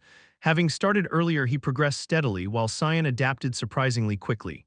As the lesson concluded, the instructor turned to Aaliyah with a sympathetic sigh. You'll need more practice, but partnering with Helmut might help. He seems particularly adept at adjusting to his partner. Indeed, Aaliyah trusted Helmut alone enough to relax during their dances. Since Aaliyah was the only woman, all three ended up dancing with her, yet both Asuka and Cyan grew exceedingly awkward and stiff each time they partnered with her, making her stiffness worse. It's okay, Aaliyah. You don't need to be a perfect dancer. I'll handle it so it doesn't show. Helmut attempted to reassure her. His words, however, struck directly at Aaliyah's pride. Turning sharply, she glared daggers at him before storming off. Cyan shook his head. Helmut, why is it that while your swordsmanship improves, your emotional intelligence never seems to catch up? Helmut remained silent, unsure what exactly he'd done wrong. A few days later, as they continued practicing etiquette and dancing, significant news arrived. Chapter 374 Part 1. Asuka spoke to Helmut with a serious expression. Helmut, I'd like you to come with me somewhere. Where to? The Imperial Palace. A certain esteemed person is waiting, my cousin, the Crown Prince. Asuka let out a deep sigh. After the recent assassination attempt, many restrictions had been placed on the Crown Prince. The Emperor, deeply concerned for the safety of his heir, had drastically reduced the Crown Prince's responsibilities and ordered him to take some time off. For a workaholic like the Crown Prince, this was far from ideal. He rarely went out as it was, and now, after barely surviving an attack while visiting the library, after such a long time, he felt nothing but frustration. Still, governing a nation required a clear and sound mind, so the Crown Prince accepted his temporary leave. But after years of relentless work, having nothing to do left him feeling restless. Of course, he couldn't just meet anyone. Among the nobles involved in the Prayer Association, there were those who hadn't realized they were siding with the temple until their betrayal came to light. The Crown Prince considered who among his acquaintances he could safely meet. It didn't take long for him to think of Asuka. Not only had Asuka saved his life, but he had also appeared at the last moment like a savior, leaving a favorable impression. The Crown Prince even felt a desire to strengthen their bond as cousins. If Asuka harbored ambitions to become the Grand Duke of House Farnese, it would be advantageous to have the future ruler of the empire view him favorably. But Asuka had no such aspirations. To him, a cousin in power was someone he preferred to avoid altogether. The Crown Prince had repeatedly sent messengers to summon Asuka, but Asuka had evaded these calls by citing classes and other excuses. It was an uncomfortable situation for Asuka. He had never been one to cater to others' whims, and if their relationship soured due to his usual blunt behavior, it could lead to problems. Even if he somehow gained the Crown Prince's favor, it wasn't necessarily a good thing. If he later decided he couldn't adapt to the role of Grand Duke and declared so, the Crown Prince might oppose his desire for a free life, regardless of what his father thought. But this time, evasion seemed impossible. The Crown Prince had sent a knight of the rank equivalent to an aide to the Imperial Knight Commander, delivering a letter. I hope you'll accept my invitation. I'd rather not use the word command with my dear cousin. It was clear that refusal would result in a command, and defying a command meant treason. I'd appreciate it if you and your new guest could briefly alleviate my loneliness. I hear one of your guests is an exceptional swordsman. As Asuka recalled the contents of the letter, his face flushed with anger. This guy thinks I'm his personal entertainer, asking me to alleviate his loneliness. But what could he do? The other party was the Crown Prince, the future ruler of the empire. Asuka realized the letter was an invitation for Helmut to accompany him to the palace.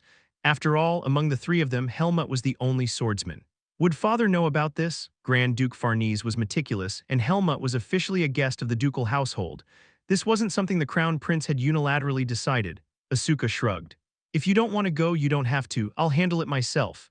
If it were up to his father, Asuka could probably manage things, but dealing with the Crown Prince was another matter entirely. Things could escalate quickly, perhaps even to the point where the Crown Prince might order Helmut's execution on the spot. Still, if this was part of the Grand Duke's test, accepting the invitation was the right move. Helmut nodded. No, I'll go too. I'm going as well. At that moment, Alaga suddenly interjected. After having his fur shaved by Asuka's mother, he had moped around for a few days but seemed to have adapted to his new look and managed to revive his spirits. Perhaps he had grown too accustomed to mimicking cats, because he hadn't resisted at all when she had done it. For a while, he had wandered around cursing the Grand Duchess as a witch and fleeing in panic at the mere sight of her shadow. I'll protect you, though this declaration could have been touching. Helmut shot him a frosty glare. Asuka added coldly, you can't bring pets to meet the Crown Prince. Who are you calling a pet? You arrogant brat. Although Alaga's claws had left marks on Asuka's arm, in the end, Helmut and Asuka managed to leave Alaga behind and entered the Imperial Palace. Chapter 374 Part 2. It was late morning just after breakfast. The crown prince stood in the garden attached to the palace. His appearance screamed, "I am the crown prince," a flamboyant hunting outfit with little practicality. Deep blue fabric adorned with golden threads and gemstones, topped with a feathered hunting hat. This guy's all show. If he weren't born into the imperial family, he'd have squandered his fortune on flashy nonsense. Still, there was no denying that the extravagant attire suited his striking features. When the crown prince glanced at them, Asuka and Helmut immediately bowed. "Your Highness, the crown prince." The crown prince smiled, a smirk that could only be described as sly. "They say you're receiving an education. Looks like it's paying off. It's about time you started acting more like royalty." His gaze immediately fixed on Helmut, his sharp eyes narrowing as they scrutinized him. "So this is the guest staying at the Grand Duke Farnese's residence. My name is Helmut." Helmut's greeting was brief. The crown prince's gaze lingered on him, studying him intently. Indeed, he's no ordinary person. Could it be the bloodline of Renosa? Someone of the crown prince's status had spent his entire life surrounded by people eager to please him. Such behavior was so familiar to him that it rarely left an impression. That was why Asuka had caught his attention. But Asuka was too rough-edged, not the untamed wildness of an unbroken horse, but more like a jagged stone among smooth pebbles. His sharp edges made him stand out. Likely Asuka's attitude wouldn't change much, even in front of the emperor. But given his status as royalty and a skilled swordsman, it was something the crown prince could tolerate. It wasn't that Asuka looked down on his superiors, it was simply his nature. And that uniqueness was enough to intrigue the crown prince, but Helmut was different from Asuka. Like Asuka, Helmut hadn't been raised as royalty, yet noble bloodlines always seemed to reveal themselves. There was no trace of servility or even modesty in him. Without flaunting or deliberately presenting himself, he exuded a strange confidence and an almost oppressive aura that seemed to weigh down those around him. If refined further, it could become the dignity of a ruler. But the fact that Helmut displayed such an attitude so naturally intrigued the crown prince. It was both insolent and arrogant, yet ironically it appealed to him. Michael, too, had possessed a peculiar arrogance beneath his seemingly gentle demeanor, speech, and actions. But that hadn't aligned with the crown prince's image of the Grand Duke of Renosa. The Grand Duke of Renosa was nothing like Michael. Though the crown prince had never met Charlotte, the Grand Duke's daughter, he held high expectations for her. While the successor of Renosa was determined by the Grand Duke, the empire could subtly influence the decision. After all, their lineage originated from the imperial family. But today, upon meeting Helmut, the crown prince understood. Unconsciously, words slipped from his lips. "You resemble him." The Grand Duke of Renosa, a figure the crown prince had seen only a few times, yet one whose presence had left an indelible mark. Helmut's appearance and demeanor mirrored the crown prince's mental image of the Renosa heir almost perfectly. Though unlike the Grand Duke, Helmut seems more dangerous than I imagined. If Asuka was a jagged stone, Helmut was like a sword, chaotic, lawless, and capable of cutting down anyone according to his will. A sword was far more dangerous than a stone, and the extent of that danger remained to be seen. Everyone present understood whom the crown prince referred to when he said resemble. It was clear that the crown prince knew about Helmut. Shifting his gaze away from Helmut, the crown prince asked casually, "Do you know why I'm dressed like this and standing here?" "As if you're hunting sparrows in the garden," Asuka replied sarcastically, aware of the crown prince's lackluster swordsmanship. Forced to attend against his will, Asuka's resentment simmered. The crown prince raised an eyebrow. "You should know that I'm quite close with the Grand Duchess of Farnese. Whether you've been properly educated or not depends on me." Asuka flinched and clamped his mouth shut. With a single word, the crown prince could make life difficult for him. "And you're mistaken, I'm quite skilled at hunting. Despite appearances, my archery rivals anyone's." Doubt flickered across Asuka's face. But reflecting on it, the crown prince was well aware of his own shortcomings in swordsmanship. Self-awareness, at least, wasn't lacking. "As you know, the recent incident prevents me from going out to hunt. So I've arranged something similar to stay active." The crown prince gestured toward the distance.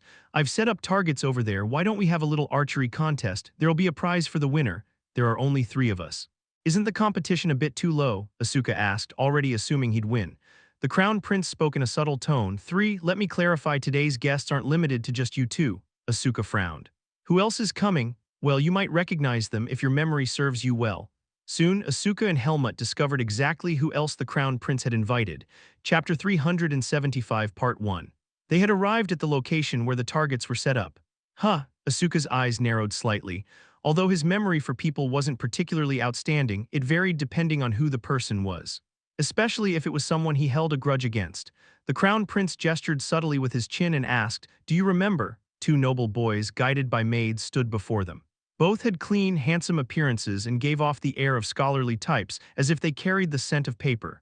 Both were around the same age as Helmut and Asuka. Undoubtedly, they were from prestigious noble families. Is this my father's doing? I didn't expect to see these guys here. Asuka slowly scanned their faces. Then with a smirk he spat out, I know you, aren't you my old childhood friends? Of course we were only close for a very short time. Unpleasant memories and emotions began to surface. Asuka's gaze turned cold. It's been a long time, Asuka. I'm Levi from the Morin Marquis family, and I'm Anthony from the Logos Count family. We heard you graduated top of your class from the swordsmanship department at Greta Academy and returned to the Empire. It's a pleasure to see you again. Despite Asuka's cold reaction, they greeted him with utmost politeness. Their smiles were cultured and refined, exuding an air of calmness that suggested they had never raised their voices in their lives, having been groomed to maintain such composure since birth. However, there was an awkwardness in their smiles. Unlike Asuka, who remained composed upon seeing them, they were visibly shaken. For them, their friendship with Asuka had been a rare failure. As nobles who had lived their entire lives in social circles, being disliked by a member of the imperial family, especially the only son of Grand Duke Farnese, the emperor's younger brother and a man of immense power, was a significant blow. In the empire, connections with the imperial family held immense weight. Realistically, the crown prince and other imperial princes were too old to befriend, and their circles were already filled with noblemen. Asuka's friendship had been an opportunity for them, a chance to get closer to the center of power. What had happened back then was a mistake born of their youth and ignorance of Asuka's unique upbringing, but now the opportunity had returned. Whether the crown prince had summoned them to give them another chance was unclear, but they had to make up for their past mistakes. Top of my class, say it properly. I was the top graduate of Greta Academy's swordsmanship department, Asuka declared proudly, puffing out his chest. It wasn't something that could be simply lumped under excellent grades. I was also top of my class, Helmut interjected calmly. With just that one sentence, Asuka's confidence wavered slightly and all eyes turned to him. This is a friend from my academy days, don't ask for details. Asuka considered introducing Helmut as a commoner to gauge their reactions but swallowed the impulse. Helmut, the legitimate son of the Grand Duke of Renosa, couldn't be called a commoner, and even if he didn't introduce him as such, Helmut didn't look like one. There was an overwhelming pressure about him that couldn't be described simply as noble. Keep your mouth shut about the person you met here today and the conversation you had. If word gets out, there will be severe consequences, the Crown Prince instructed, solidifying the impression that Helmut was no ordinary person. Perhaps he was royalty from another country or something similar. With his black hair, maybe from Renosa, but the Grand Duke of Renosa's only son was blonde. Could he be a bastard? However, no such rumors had circulated in the Empire's social circles, which were quick to spread gossip. The two nobles' minds raced. Where's the other one? Asuka suddenly asked, staring at them intently. The noble children he used to associate with were a group of three, and the one who had caused the incident back then. He remembered clearly. The boy who had filled Asuka with shock, anger, and disgust wasn't one of these two. Ah, are you referring to Gwen? He, the crown prince who had been silent until now, spoke up. He assaulted a maid who gave him wrong directions and was banned from the imperial palace for 3 years. That was about half a year ago. It was an order from His Majesty the Emperor himself, so unfortunately we couldn't bring him here today. Asuka thought it would have been quite entertaining to see him grab Gwen by the collar. For someone like the crown prince, who lived a highly regimented life, such a spectacle would have been a delightful diversion. Asuka's curt remark prompted Levi to avert his gaze slightly. However, Anthony responded with respectful composure. It may have been too early to judge the shape of the sapling. People can change as they grow. That's only true if they're placed in an environment that allows for change. Chapter 375, Part 2. Asuka tilted his chin upward, looking down at them with disdain. At 10 years old, he had been much smaller than them. But now he towered over them, gazing down imperiously.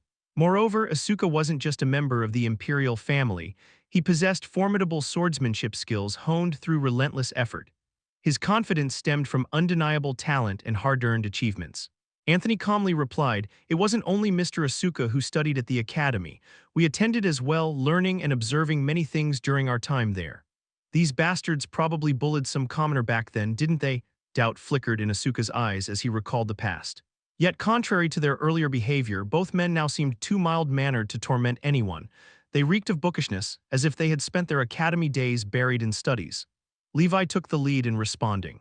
"We've come to realize how foolish we were to side with Gwen's cruel actions because he was a noble. We understand why Mr. Asuka distanced himself from us.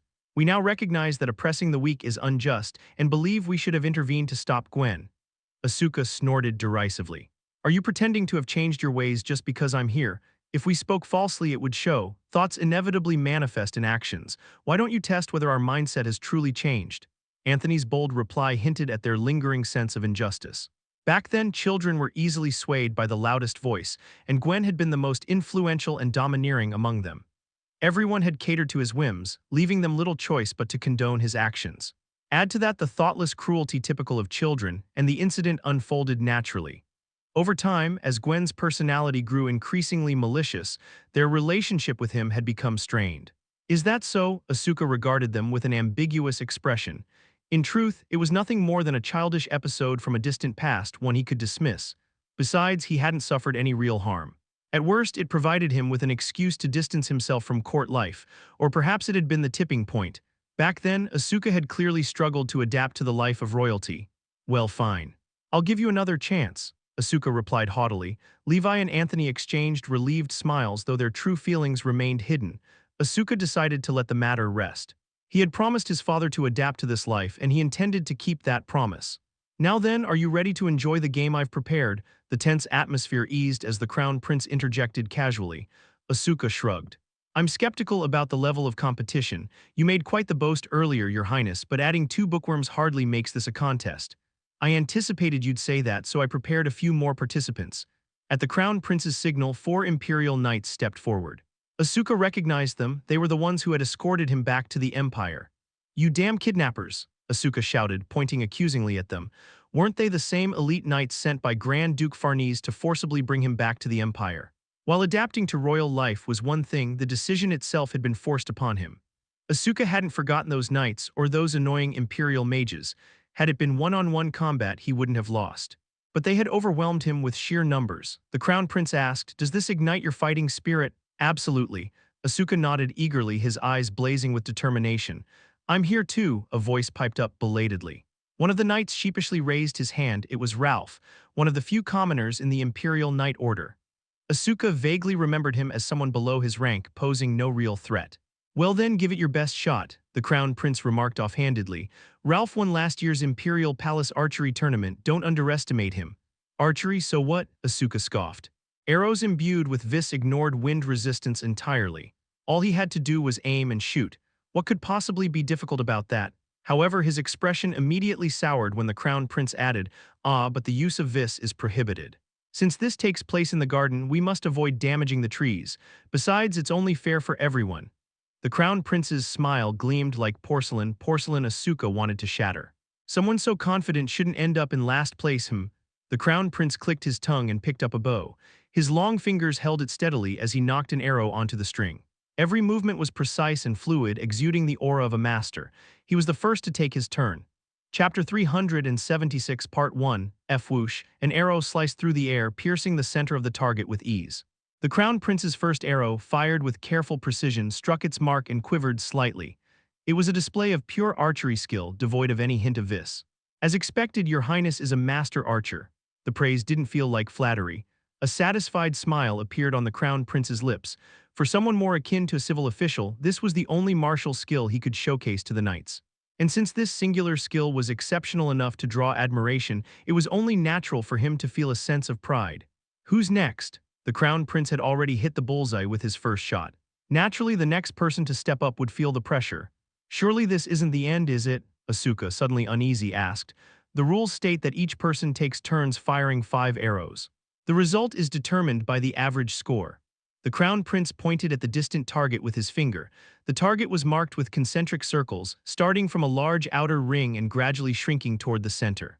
The center was worth 10 points, while the outermost ring was worth 1 point. 5 shots, it wasn't a small number of chances. "I'll go next." Anthony stepped forward willingly. His arrow scored a decent 8 points. Levi's arrow followed, scoring a 9. As each of them achieved good results, Asuka's expression grew increasingly tense. The wind wasn't particularly strong, but for an ordinary person, hitting a target at such a distance without the aid of vis was no easy feat. Yet the Crown Prince, who rarely lifted anything heavier than a pen, and the young nobleman whom Asuka had underestimated, managed to do just that. Asuka raised an eyebrow suspiciously. "Have you been practicing archery all day or something?" There was no trace of magical energy. The arrows flew, curving slightly under the influence of the wind. It was a pure archery free from any manipulation, Levi calmly replied. Archery has become a basic skill for nobles in the empire these days. Since His Highness the Crown Prince often hosts small archery tournaments, mastering archery has become quite fashionable. It seemed everyone had been diligently honing their skills to impress the Crown Prince, not just the young nobles, but even the Imperial Knights exuded confidence. Now that our two friends have taken their turns, how about you, Asuka? Why don't you give it a try next? The Crown Prince suggested with a glance. Asuka hesitated and a teasing voice immediately followed. You're not afraid of embarrassing yourself, are you? Asuka wouldn't be Asuka if he didn't rise to the challenge. He accepted the bow and took his position. No vis was allowed. For Asuka, whose talent in wielding vis far surpassed his pure swordsmanship skills, this was a significant restriction. He carefully aimed the arrow at the target. Please just hit it. Sweat dripped down his back from the tension. A gentle breeze was blowing just as it had when the previous two had shot their arrows. If he aimed at a similar angle, it should work. He had that much sense at least. Asuka released the bowstring almost instinctively. Whoosh thud. The arrow flew and fortunately hit the target. 6 points. The Crown Prince narrowed his eyes and gave a simple evaluation as if to say, is that all? For Asuka, who had only hoped to avoid the embarrassment of missing the target entirely, this was a relief.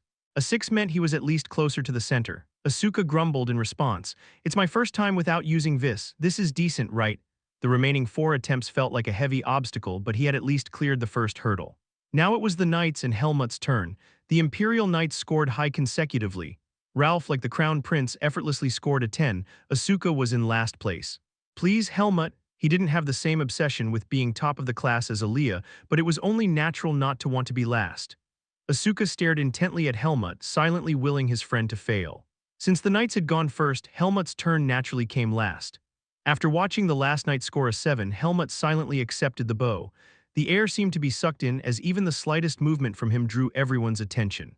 The Crown Prince, who had seemed indifferent until now, asked, You're Asuka's guest, have you shot a bow before? Yes. Do you think you can win? Of course. There was no need for lengthy boasts or arrogant posturing. Helmut's brief reply exuded a confidence bordering on pride. In front of the Crown Prince, most would show at least a hint of humility, but Helmut seemed completely unaware of who he was speaking to. To say he would win was to imply he would defeat the Crown Prince, and yet he made the claim so casually. The Crown Prince's eyebrow twitched. You think you can beat me just like that? I've never lost in a competition. Helmut calmly replied as he drew an arrow from the quiver. Unlike Asuka, he had some experience with hunting, and there was one more thing. Chapter 376 Part 2, they say that when you reach the pinnacle of one skill, it translates to others. He had been observing the others as they shot their arrows. Each time he noted the flow of the wind, the angle of the arrow's flight, and the force applied to the bowstring. The principles and trajectories all seemed to click into place. To him, the target seemed excessively large. It would be strange not to hit the bullseye. Even if you were asked to hit a target the size of a fingernail, it wouldn't feel difficult. The Crown Prince, annoyed by Helmut's attitude, casually remarked, There's a penalty for last place, it might be a bit humiliating. The Crown Prince's eyes, as he devised the penalty on the spot, held an emotion that was hard to decipher, whether it was mischief or something else. While part of the gathering was to reunite Asuka with old friends, this event was also a test for the hidden son of the Grand Duchy of Renosa. Archery, which required maintaining composure, could reveal much. Let's apply a bit of pressure, thought the Crown Prince, but no matter what the Crown Prince had in mind, Helmut responded indifferently. I'll hear about the penalty after I shoot. Either way, I won't be receiving it. The Crown Prince let out a thoughtful hum and stepped back. He couldn't quite adjust to this attitude. It was refreshing yet strange. Suddenly, a strong gust of wind swept through. The garden trees swayed, shedding leaves. It was a powerful wind, enough to feel as if one's body was being pushed. At this point, hitting the target would be difficult for anyone, yet Helmut released the bowstring effortlessly amidst the chaos. Whoosh, the arrow he shot seemed to cut through the wind's currents, gliding effortlessly through the air. Drawing a gentle curve, the arrow quickly reached its target. Thud, but the moment the arrow struck, the leaves scattered by the wind swept past the participants, obscuring their vision. Whoosh, everyone had to close their eyes so they couldn't immediately see what had happened to Helmut's arrow. The next moment they wore puzzled expressions. What happened? Where did it hit? Did it miss? The arrow had clearly been heading toward the target, and they had heard the sound of impact. But the target still had the same number of arrows stuck in it as before Helmut's shot. Helmut nonchalantly stated, 10 points. Everyone looked at him in confusion. Only 2 people had scored a 10 so far, the Crown Prince and Ralph. 2 arrows were embedded in the smallest circle. So where was Helmut's arrow? It would have been easy to dismiss his claim as nonsense, but no one could doubt the truth in his words. He had that kind of power, an inexplicable ability to make even lies seem believable. The crown prince furrowed his brow, staring intently at the target. He gritted his teeth. Fine, 10 points. He then pointed below the target. Look closely, that's my arrow. Helmut's arrow had pushed the crown prince's arrow aside, embedding itself precisely in its place. As a result, the crown prince's arrow had fallen to the ground. Everyone's faces stiffened as they saw the arrow lying pitifully on the ground. This wasn't just a display of archery skill, it was a provocation. Who dared challenge the crown prince so boldly? It wasn't merely about breaking rules or facing penalties, it was unprecedented audacity. While everyone was in a state of shock, Asuka blurted out without thinking, "Wow, Helmut, you've got guts." That's so satisfying. True to his nature as a friend, he didn't hesitate to provoke the crown prince. "Your Highness, it's your turn next. You can pay him back in kind. Crush that arrogant guy's pride with skill." Asuka wasn't foolish.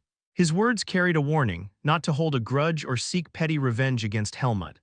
The crown prince, with a face that looked as if he had bitten into a bug, maintained his composure and picked up his bow. But his arrow, fired with a shaken composure, scored a pitiful 5. Asuka laughed uproariously. "Ahahaha, that's the lowest score. At this rate you might end up last. You should have told us what the penalty was." "I was thinking something like running around the knight's training ground in your underwear." Asuka seemed genuinely delighted. In the face of a greater annoyance, a lesser one was easier to bear. But Asuka's behavior was more than enough to grate on someone's nerves. The crown prince, having set down his bow, quietly placed a hand on Asuka's shoulder. His gaze was icy enough to make Asuka flinch. "Your attempt to defend your friend is admirable, but you've gone too far," the crown prince whispered through clenched teeth. "If you keep running your mouth, I can arrange for you to meet with the Grand Duchess Farnese to discuss your etiquette education." Needless to say, Asuka's mouth snapped shut after that. Chapter 377, Part 1. Following the crown prince, Asuka's old friends took their shots and ended up with a slightly lower score than before, 7 points. Archery requires absolute steadiness at the moment the arrow is released, so it reflects one's psychological state with stark clarity. Even those who normally didn't worry about the crown prince's mood couldn't help but be affected when he was this upset. Returning to the line, Asuka scored 7 points. For him, however, that was higher than his previous score. He did have a basic knack for it, but it was still true that he was the strongest candidate for last place. After a brief silence, the cunning Asuka considered his words, then spoke up. "Your Highness, the crown prince isn't so petty, no, I mean so narrow-minded, as to hold a grudge just because someone did better than him. Thankfully, we can all give it our best shot, right? Let's all aim for first place and do our best. As for the struggle for last place, it will be between us royals, we can handle that ourselves." The crown prince immediately let out a fierce reproach. "Asuka, be silent, but I was just saying we should all do our best." Asuka grinned from ear to ear as he tossed those words out, scratching at the crown prince's nerves. For the briefest moment, the crown prince managed to suppress something within himself before speaking again in a subdued tone. "From now on, until the competition is over, I will not permit a single word from you. That is an order." Under the crown prince's fierce glare, Asuka pouted and turned away. But as he turned, a sly smile lingered on his lips. It's never easy for a subordinate to remain unaffected when their superior is visibly displeased. Especially when that superior is none other than the crown prince. That guy will definitely ruin the competition. If that happened, Asuka might be able to avoid last place. His words had instantly created a strange tension in the air.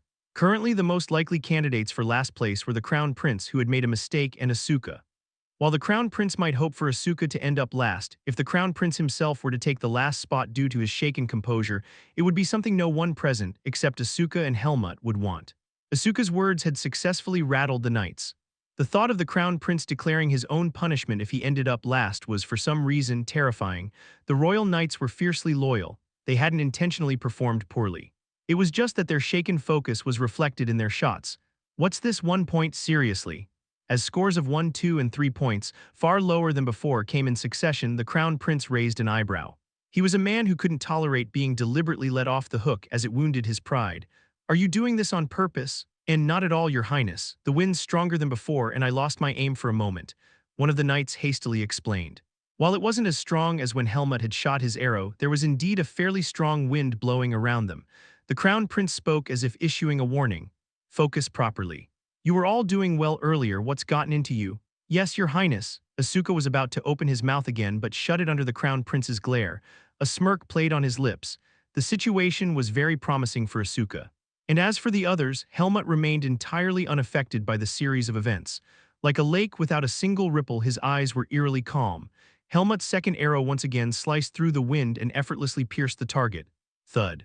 This time, Ralph's arrow, which had been stuck in the 10-point mark, fell to the ground. Tap, 10 points. The way he recited his score made it sound like an inevitable result. The Crown Prince's face hardened. Decide on the penalty.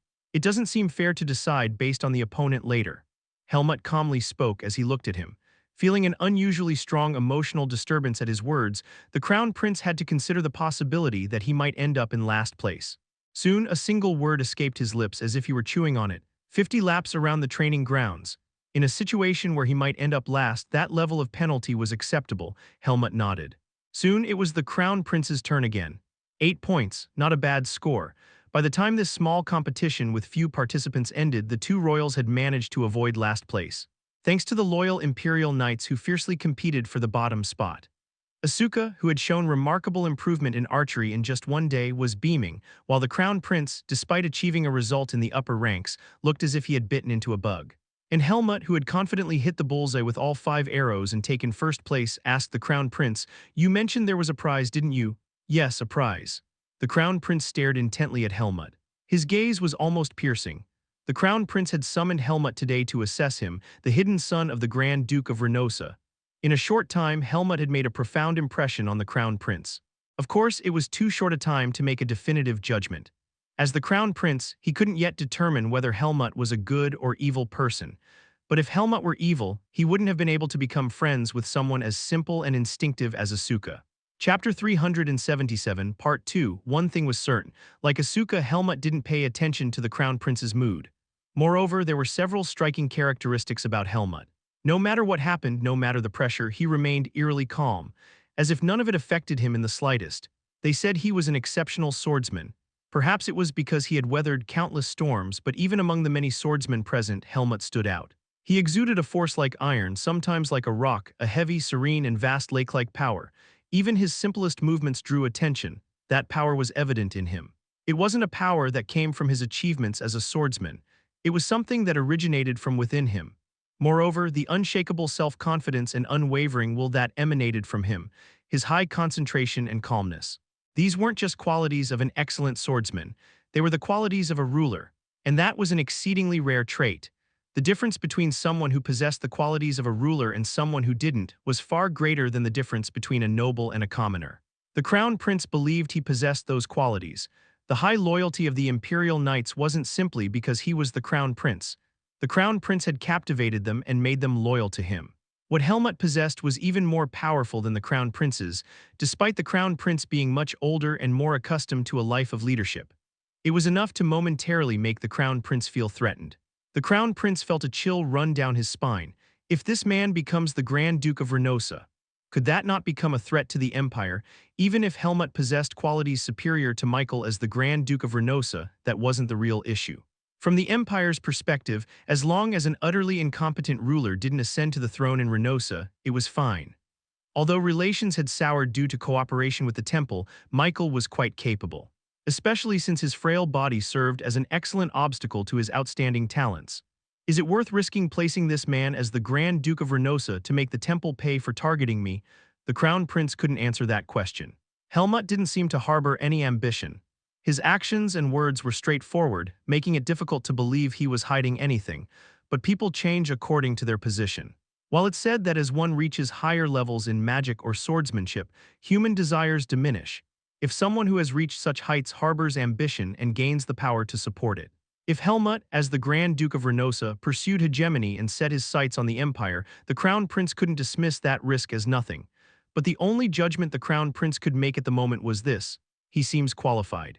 Qualified to be the successor to the Grand Duke of Renosa, but beyond that, it wasn't for him to decide. After all, the Crown Prince was still young, and it was hard to say that his judgment of Helmut was superior to that of others. The rest would have to be left to others. The Crown Prince slowly opened his mouth. First of all, congratulations on winning this small competition. For something put together on such short notice, your archery skills are remarkable.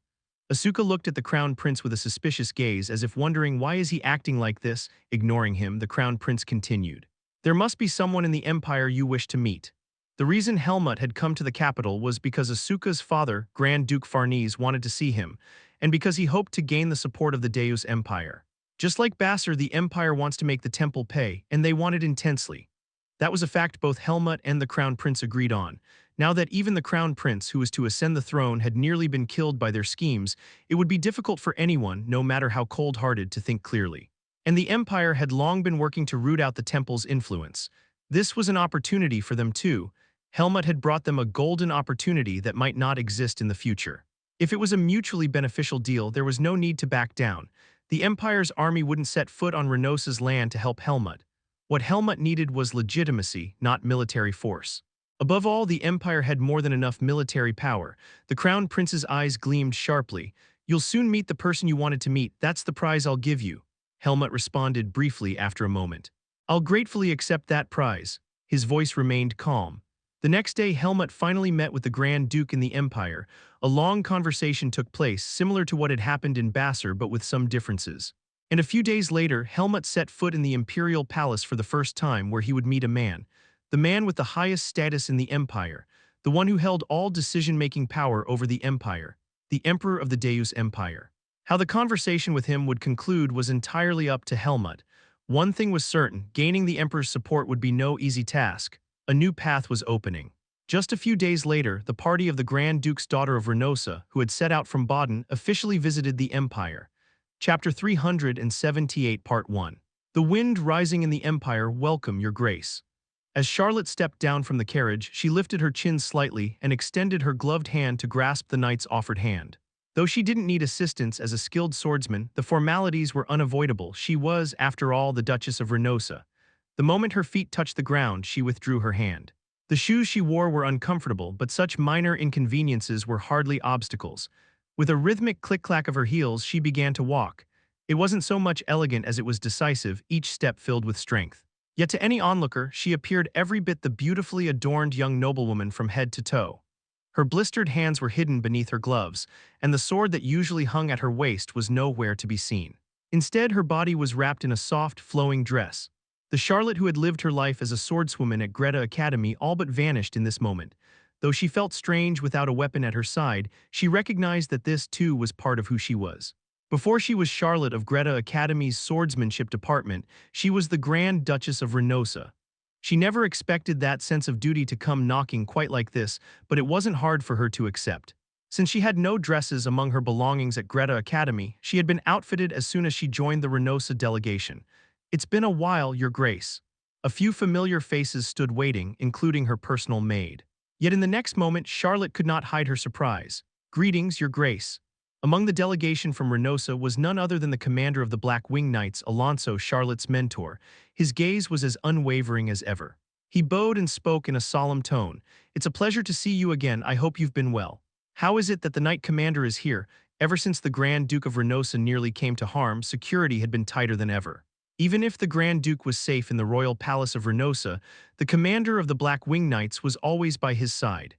That he had left the Grand Duke's side to come here meant it would have been impossible without the Grand Duke's approval.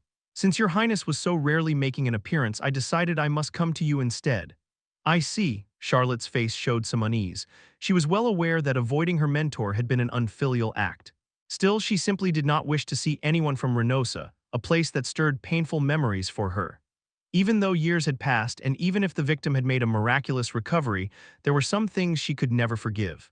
As both Duchess and swordswoman, Charlotte was uncompromising to the point of severity. She could not pardon such offenses, even if they came from her own parents.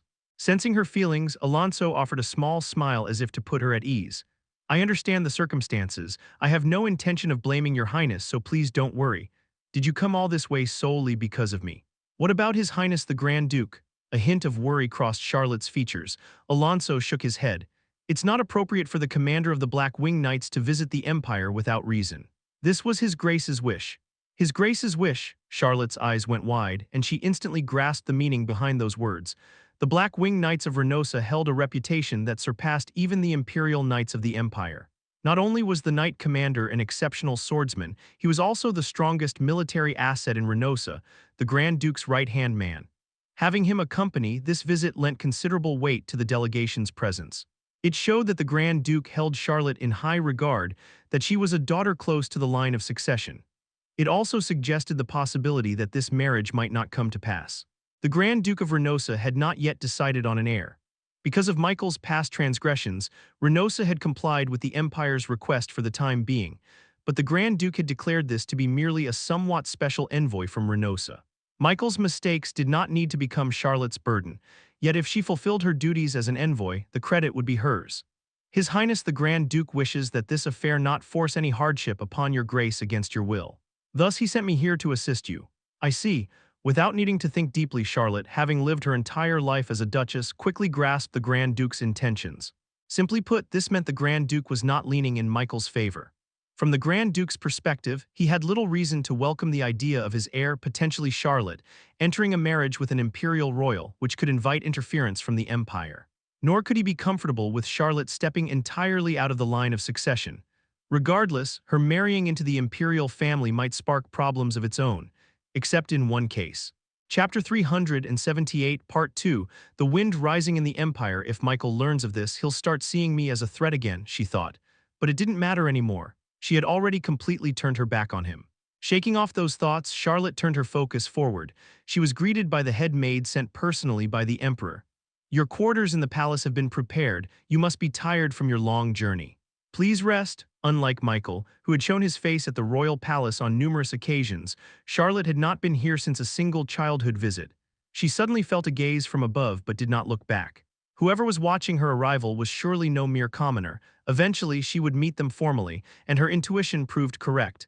She is quite a beauty, has the dignity befitting a Grand Duchess. She resembles her father far more than Michael does. And isn't she also said to be a skilled swordswoman, top of her class at Greta Academy's swordsmanship department, just like Asuka? With his chin propped on his hand, the Crown Prince murmured to himself as he watched the Duchess of Renosa through the window. Though she was far away, she stood out clearly. Dark hair, dark eyes. She looked so much like Helmut that no one would doubt the three of them were related if Charlotte, Helmut, and the Grand Duke stood side by side. The Crown Prince's gaze glinted with keen interest. Asuka has quite the eye for beauty. She was a beautiful woman. Her delicate features stood out against her snow-white skin. Her elegantly styled black hair accentuated her graceful neck. Her upright posture and the way she regarded others with clarity in her eyes, none of it seemed ordinary. Hers was a refinement neither fragile nor naive. Though she was a swordswoman, the training grounds at Greta Academy were not under a scorching sun that would leave her skin and hair irreparably damaged. Whatever rough edges might have formed from her training had apparently been tended to with great care on her journey here. Except for her unique aura, Charlotte appeared to be a perfect, impeccable, noble lady. She's almost too good for him, no, he realized, somewhat amused that his words reflected his true feelings. He found Charlotte quite appealing. He hadn't fallen for her at first sight, but he was definitely intrigued. That was enough. After all, he was the Crown Prince. Having an advantage over someone like Asuka was a given. And there was one thing he felt certain of. She can't possibly have feelings for Asuka. Asuka's mouth was notoriously foul. Even at Greta Academy, he constantly got into fights while pretending to be a commoner among the other nobles. While his appearance was somewhat befitting of royalty, his temperament and actions detracted from it. From a glance, the Duchess of Renosa seemed to have lofty standards. No matter how much Asuka hovered around or tried to woo her, it was unlikely she'd ever see him as a romantic prospect. Aware of the person beside him, the Crown Prince muttered, "To my eyes, the Duchess of Renosa looks perfectly suited for the position of Empress." A cold smile flickered across his lips. Though everyone whispered about it, it was clear that the Crown Prince was narrow-minded. He had not forgotten what Asuka had done in their last competition. Though he pretended to be generous and told the Farnese Grand Duchess, Asuka's mother, that he would overlook it, that was nowhere near enough to satisfy him. As Crown Prince, disciplining his subjects was only natural. It was all the more justified when it came to putting his brash, amusing, yet irritating cousin in his place. Well, it's also true that I find her quite appealing, he thought. The Crown Prince, with a smile spreading across his face, turned to the person beside him. "What do you think, uncle?" "Yes, your highness." Grand Duke Farnese wore an unusually troubled expression as he regarded the Crown Prince. He, too, had been taken aback at the sight of Charlotte. Though he had seen her portraits, he had assumed they were idealized. He hadn't expected her to be such a beautiful, noble lady. He had also pictured a more muscular, solidly built female swordsman, which he thought would suit Asuka's tastes. Seeing this graceful lady who appeared wholly incompatible with his son caught him off guard. To make matters worse, the Crown Prince had taken a liking to her. This was a significant development indeed. Still speaking in that deceptively gentle tone, the Crown Prince continued. "Grand Duke Farnese, if it comes down to me and Asuka competing for her hand, surely you would side with Asuka, would you not?" Grand Duke Farnese had spent far more time with the Crown Prince than with his own son, who had lived away from home at Greta Academy since childhood. The bond between them was strong. Even so, he could not place the Crown Prince above his son. The Duchess of Renosa was a prime opportunity to keep Asuka tied to the Empire. Hiding his unease, the Grand Duke responded indifferently. "The choice is hers to make, Your Highness. Then you wouldn't mind if I approached the Duchess of Renosa, as long as you do not prevent Asuka from doing the same, Your Highness. I have no cause to raise objections." "Good. I shall take that as your permission." Leaving it at that, the Crown Prince turned to leave. A quiet sigh escaped the Grand Duke's lips. If the Crown Prince truly set his sights on her, Asuka would be in for a difficult battle. In terms of stature and decorum, there was no comparison between Asuka and the Crown Prince. Whether Charlotte wanted neither of them was irrelevant. The moment she stepped into the palace, the fate of the Duchess of Renosa had been cast into a tempest beyond her control. Chapter 379 Part 1. The Imperial Palace was in an uproar. Charlotte had arrived, flying the banner of Renosa as this was an official visit. It was the first time Duchess Charlotte of Renosa, who had always remained shrouded in mystery, officially appeared in the Empire. On top of that, although she was entirely different from Michael, she was a spitting image of the Grand Duke himself, only in the form of a striking beauty. With marriage talks already circulating, it was no wonder the entire palace was in a frenzy. The only one who was completely oblivious to this fact was Asuka. Aaliyah had already heard about Charlotte's arrival, thanks to maintaining contact with her. However, she hadn't bothered to inform Asuka. Truth be told, Aaliyah wasn't particularly friendly, and unless absolutely necessary, she saw no reason to engage in conversation with Asuka. "Is it true the Duchess of Renosa is visiting the Imperial Palace?" Only after Cyan returned from the Imperial Library and told him did Asuka finally learn about it. Though the official reason given was merely to offer greetings, the Empire had an unmarried Crown Prince and Imperial Princes of marriageable age, as well as Asuka, who had recently come into prominence. Naturally, talk of marriage was unavoidable. Asuka, who often came and went from the Imperial Palace and had even attended balls, found it strange that he had heard nothing about such a significant event. His mother would typically inform him in advance about important occasions. Why was he left in the dark about this one? Could it be? No way. Seeing Charlotte dressed up like a proper duchess and dancing at a ball. It'd be a pretty unusual sight, Asuka mused. Since when do commoners go to fancy balls? Cyan mumbled under his breath. Annoyed by Cyan's grumbling, Asuka immediately snapped at him before storming off to confront Grand Duke Farnese. "Father, what is going on? Don't tell me you summoned Charlotte here because of me." In the back of his mind, Asuka was aware that if he were to become Grand Duke Farnese's successor, he might be expected to form a marriage alliance with Charlotte. But he never imagined it would come crashing down on him without so much as a warning. His father's immediate response was a sharp reprimand. "She has come here officially as a member of the Renosa ducal family. Even if she is your junior, I will not tolerate you calling her so casually by name. It seems you need etiquette lessons again." Starting out tough is a natural tactic to get the other person to back down. Moreover, mentioning a return to etiquette training usually made Asuka shrink back at once. Yet this time, Asuka stood his ground. "This is an unofficial meeting, and I'm asking if Charlotte came to the Empire because of me. She's still a student, she hasn't even graduated. What on earth is this?" Suspicion flickered in Asuka's eyes. If she had indeed been summoned here for him for the sake of marriage talks, the thought alone made him feel oddly embarrassed and want to back away. Clearly, Asuka was nowhere near ready for something like this. It was far too soon. "It was the Grand Duke of Renosa's decision. Do you honestly think I have the authority to arrange her visit?" Grand Duke Farnese replied calmly. Grand Duke Farnese skillfully dodged the point. Of course, it was true that the Grand Duke of Renosa had made the decision.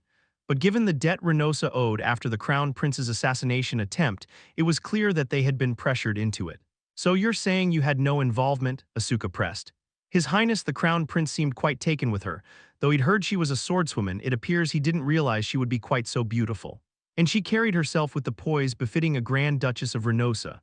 "You met her yourself, father? Seriously, did Charlotte actually show up wearing a dress? That doesn't suit her at all," Asuka grumbled. But hearing someone praise the woman he liked, well, Asuka couldn't help feeling oddly mollified. Grand Duke Farnese watched his son's reaction intently. If Charlotte were to be taken by the Crown Prince, would Asuka truly accept that? When it came to matters like this, even Grand Duke Farnese couldn't predict his son's behavior.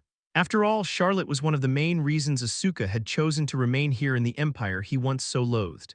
He might well grab the Crown Prince by the collar, and that would be a mild reaction.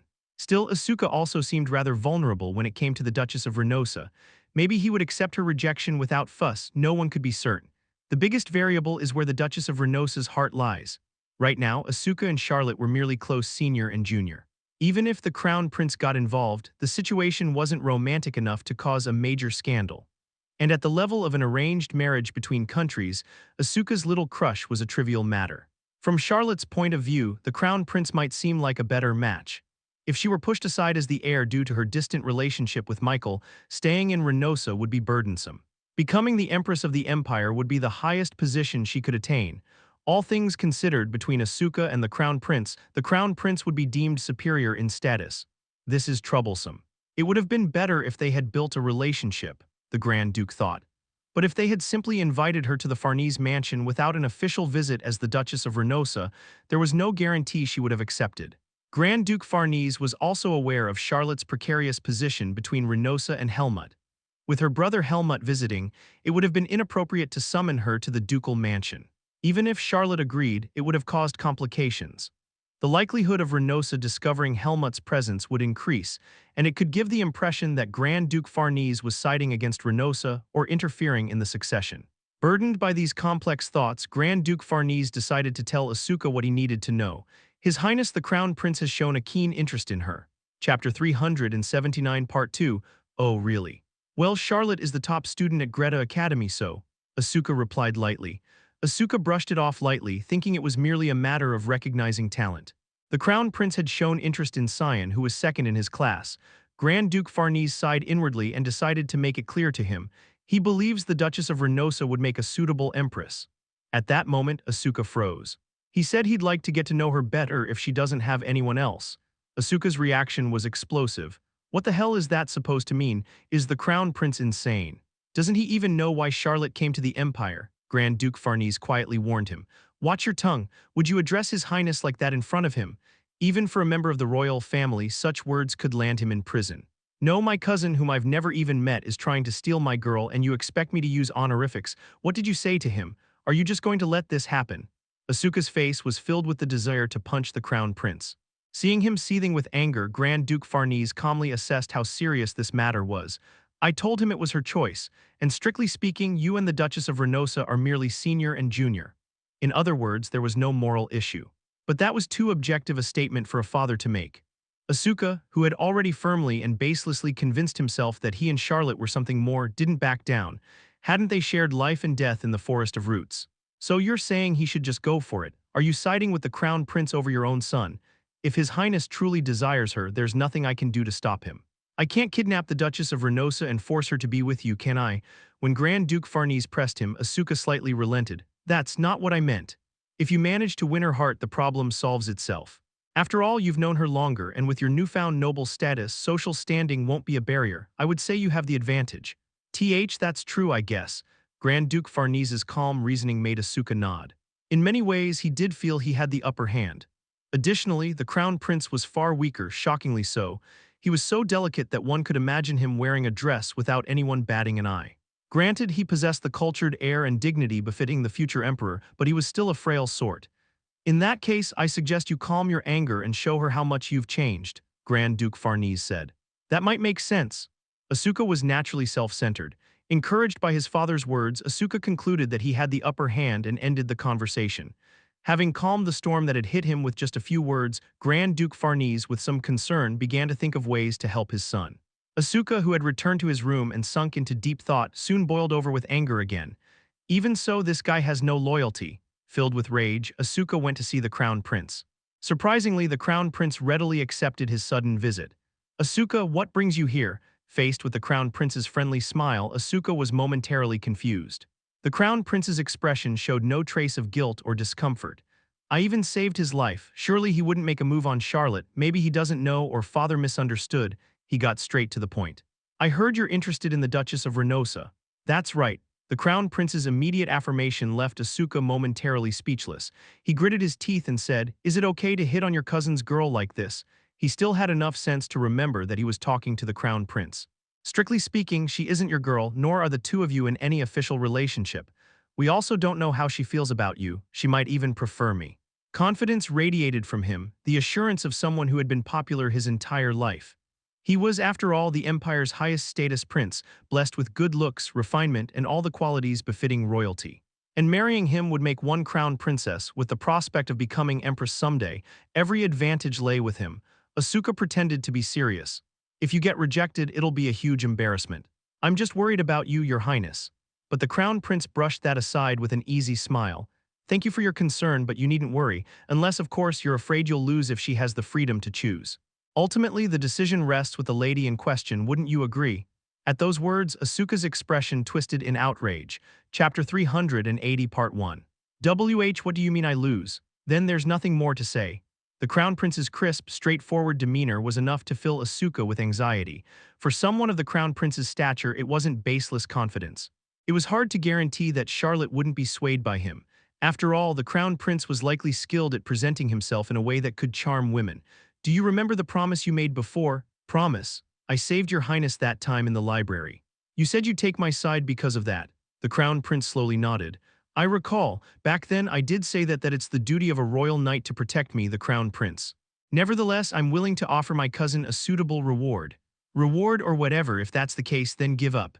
Give up? Asuka abruptly pointed a finger at him, a blatantly disrespectful gesture. I'm telling you, don't go messing around with Charlotte. What a foolish thing to say. The Crown Prince clicked his tongue. I'm the Crown Prince. Opportunities to request something from me aren't that common. Are you sure you want to squander it so thoughtlessly? Who's being thoughtless? All Asuka wanted was to block off this formidable rival at all costs. After all, aside from the Crown Prince or possibly some prince he hadn't even laid eyes on, no one else out there outranked Asuka by birth. He'd done the quick calculations in his head and decided this was the best approach. For example, in a leisurely tone, the Crown Prince offered his cousin some advice. Think about the future, about a time when you might urgently need my help. Be prudent and save this opportunity. If a day comes when you do need my assistance, even if what you're attempting goes against Grand Duke Farnese's will, I'm still willing to support you. Asuka still hadn't decided whether to continue living as Grand Duke Farnese's successor. For now, he was in the self-imposed grace period he'd declared. Both he and the Crown Prince knew perfectly well that Grand Duke Farnese wouldn't simply stand by and let Asuka abandon his rightful position and slip away. Even if Asuka reached a skill level on par with a Knight Commander, making it harder to restrain him physically, Farnese had a tenacious and methodical streak. It was doubtful he would just let Asuka go. Are you really fine throwing this opportunity away? At the Crown Prince's question, Asuka was momentarily at a loss for words. Whether or not the Crown Prince was sincere, his argument sounded entirely plausible, and it was starting to get to Asuka. Like driving in a final nail, the Crown Prince spoke again. Besides, I did say it, didn't I? In the end, it's her choice. I won't resort to any tricks. I'm offering to compete fairly. Strictly speaking, this marriage is a union between Renosa and the Empire. It's a matter of national interest. Even if you don't see it that way, she surely does. To me, the Duchess of Renosa is more than a suitable partner, and if I strongly desire it, I can change the subject of the marriage discussion. It certainly seemed possible. Michael had already made one major misstep, so if the Crown Prince pushed this with enough force, Renosa might find it difficult to refuse outright. In a gentle tone that sounded almost like admonition, the Crown Prince continued. But I won't do that. If she chooses you, I intend to respect her wishes and step aside without letting my position as Crown Prince get in the way. That's what I mean by fair competition. It sounded as if he held Asuka in high regard. In reality, if Charlotte hadn't piqued his interest, he wouldn't have even looked her way. Yet, despite intervening out of personal feelings, his words were skillfully crafted. Asuka, however, had no clue what the Crown Prince truly felt inside. Fair competition, huh, grrr. Asuka's teeth ground together in frustration. Fine, let's do that. What else could he do? His opponent was none other than the heir to the Empire. A victorious smile crossed the Crown Prince's lips. Then I suppose there's nothing more to say. Let's hope you don't embarrass yourself. Spitting out that parting shot, Asuka turned on his heel. I need to meet her as soon as possible. At the very least, he had to be faster than Asuka. The Crown Prince moved with determination. The Crown Prince, who had weathered a storm, began to move a few hours later. Chapter 380, Part 2. The meeting between the Crown Prince and the Duchess of Renosa took place only after he sent a notice that he would be visiting her residence, leaving a brief interval before his arrival. Charlotte greeted the Crown Prince dressed in the formal attire befitting a duchess. Though aware he was the Crown Prince, there was no sign she was trying to present herself as a woman wishing to catch his eye. Her outfit simply reflected the proper decorum for her status. Welcome, Your Highness the Crown Prince. You must have had a long journey and I appreciate the trouble. I only wished for some light conversation, so please think nothing of it. Charlotte's face showed a slight flicker of surprise upon seeing him. It was a common reaction. The crown prince possessed not only status and ability but also extraordinary good looks. As people often said, if a man had both power and talent, no one would expect him to have such a handsome appearance on top of that, yet he did. And it was no ordinary handsomeness, he was strikingly beautiful. I recall seeing you once when we were both very young. My memories are vague, but I remember a small, lovely girl. You've grown into quite a stunning beauty. As someone raised as a swordsman, that sort of expression is unfamiliar to me, but I'll take it as a compliment. Of course, it's a compliment. Though I imagine you must hear praise quite often. I'm more used to receiving praise in other areas. Charlotte gave a slight smile. The crown prince found his gaze drawn to that subtle curve of her lips. They say you graduated top of the swordsmanship department at Greta Academy. Now that I've met you, I can see why. He assumed she'd been praised often for her exceptional swordsmanship. It wasn't arrogance on her part so much as the confidence of someone who'd earned it. The crown prince was used to noblewomen blushing shyly before him, so her calm poise and self-assurance were new to him. Quiet yet unmistakably prominent. If Helmut is a born ruler, she's the same royalty material.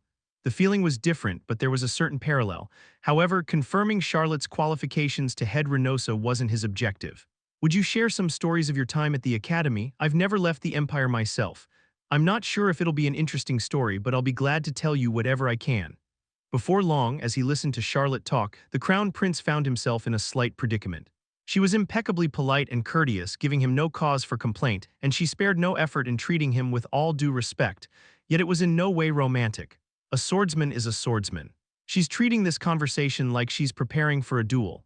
Inwardly, the crown prince clicked his tongue. Charlotte maintained a certain level of composure, focusing and regarding him intently, as if always on guard. Duchess, you're quite formal, feel free to speak more comfortably. How could I be anything but formal before your highness? I'm perfectly comfortable this way. There was a palpable wall between them. If Asuka were present, he'd probably point at the scene and burst out laughing, saying told you so. The crown prince assumed her caution stemmed from the fact that she was dealing with him, the crown prince. Even though Charlotte was said to have the makings of a ruler herself, she was here in the imperial palace, meeting the heir to the empire at a time when relations with Reynosa could be jeopardized. That was a massive burden to carry. I suppose I'll have to push a bit more boldly. From Charlotte's perspective, the reason she'd come to the empire was connected to Asuka's marriage talks. Meeting Asuka's cousin, the crown prince, naturally meant she'd keep her distance. But once the crown prince revealed his own intentions, her attitude might change. He wore the unshakable confidence of a man who'd never been refused. I've heard why you came here to the empire.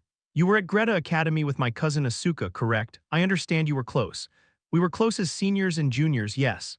Charlotte's tone was level, but to the crown prince, it sounded like she was emphasizing that it had merely been a senior-junior relationship. When you first heard about this talk of marriage, what did you think? I'm still a student at the academy, so it was entirely unexpected and left me somewhat flustered. However, it wasn't a direct proposal. Grand Duke Farnese simply told me to visit the empire without feeling burdened, so fulfilling my role as the Duchess of Reynosa, I came to pay my respects to the imperial family. Then, have you considered that the subject of the marriage discussion could change? At this question, Charlotte's mouth didn't open so readily. She looked up at the crown prince with dark eyes. He couldn't decipher what she was thinking.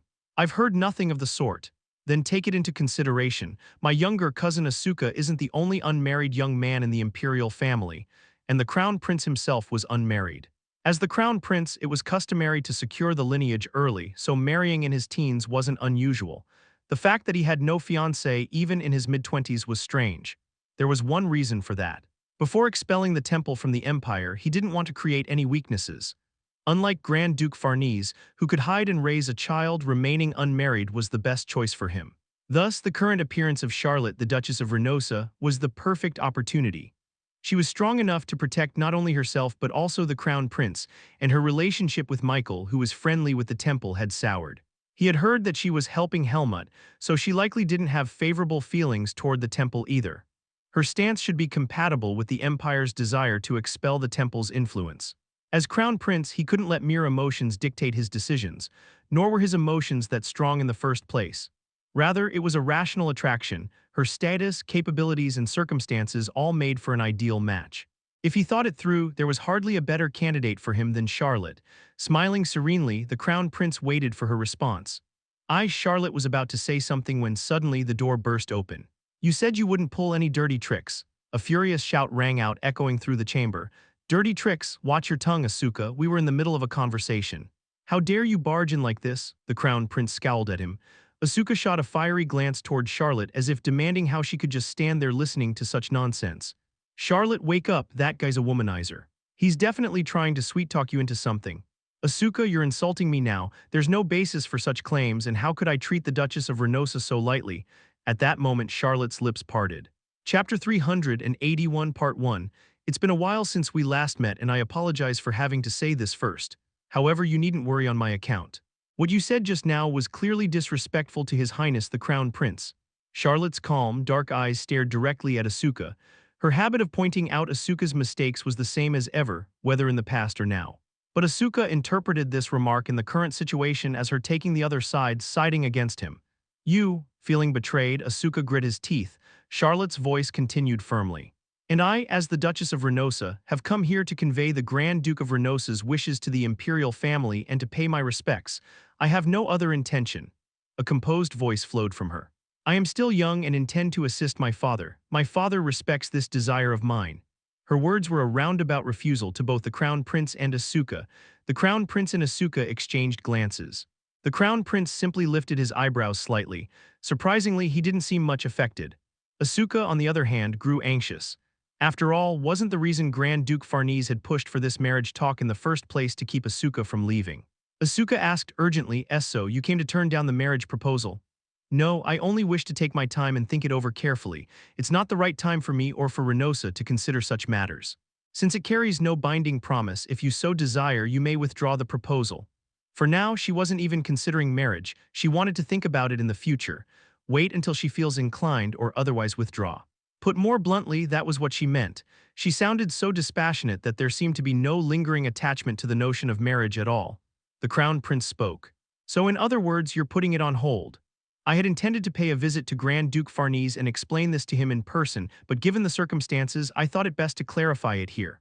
Charlotte had come here not dressed as a swordswoman, but as the Duchess of Renosa, clearly signaling that she was fulfilling her obligations. Once again, it was evident that her first priority was Renosa. Agreeing to this marriage at this point would do nothing for Renosa. Marrying into the imperial family would give Michael a good reason to argue that Renosa's independence would be compromised if she ascended to the position of Grand Duchess. Charlotte had no intention of giving up her position as heir to Renosa, at least not yet, because for now, that would mean handing over Renosa's heirship to Michael. She was a rival who had to remain in place so that Michael couldn't take it. The Grand Duke of Renosa, who hadn't chosen Michael, would want the same. Though Asuka interpreted her words simply as it's not the right time to discuss marriage now, the Crown Prince thought a little more deeply about it. He was curious whether Charlotte intended to become the next Grand Duke of Renosa. It was true that she also had the qualifications to inherit. Even if she was helping Helmut out of principle, there was no telling whether she intended to yield her claim to him. He asked directly, when you say you intend to assist the Grand Duke of Renosa, I mean with all the ability I possess. After graduating from Greta Academy as a swordswoman, I plan to remain by my father's side. A steely resolve flashed in her determined gaze. She seemed ready to stand up to Michael without running away, yet that alone didn't necessarily prove she was ambitious. The Crown Prince had one more question. So does that mean you have decided never to leave Renosa? As for the future, I truly don't know. For the moment, the duties placed upon me are quite heavy, and I'd like to focus on those first. Charlotte smiled faintly. Hearing her answer, Asuka suddenly felt hopeful, while the Crown Prince sank into more complicated thoughts. Yes, the Grand Duke of Renosa had sent Charlotte, but also respected her wishes. In other words, he wasn't prepared to use his only daughter purely as a tool in some political arrangement. That meant that even if the Crown Prince tried to force the marriage through, it wouldn't happen. It wasn't merely that the Grand Duke doted on his daughter, he was also clearly considering her as a potential heir to Renosa. In other words, Michael was not officially confirmed as Renosa's successor in the eyes of the Empire, and someone else could still take that position. It was also, indirectly, Renosa's way of responding to the mistake Michael had made by siding with the Temple when he tried to stop the Temple's eviction, an event that ultimately triggered the Crown Prince's assassination attempt.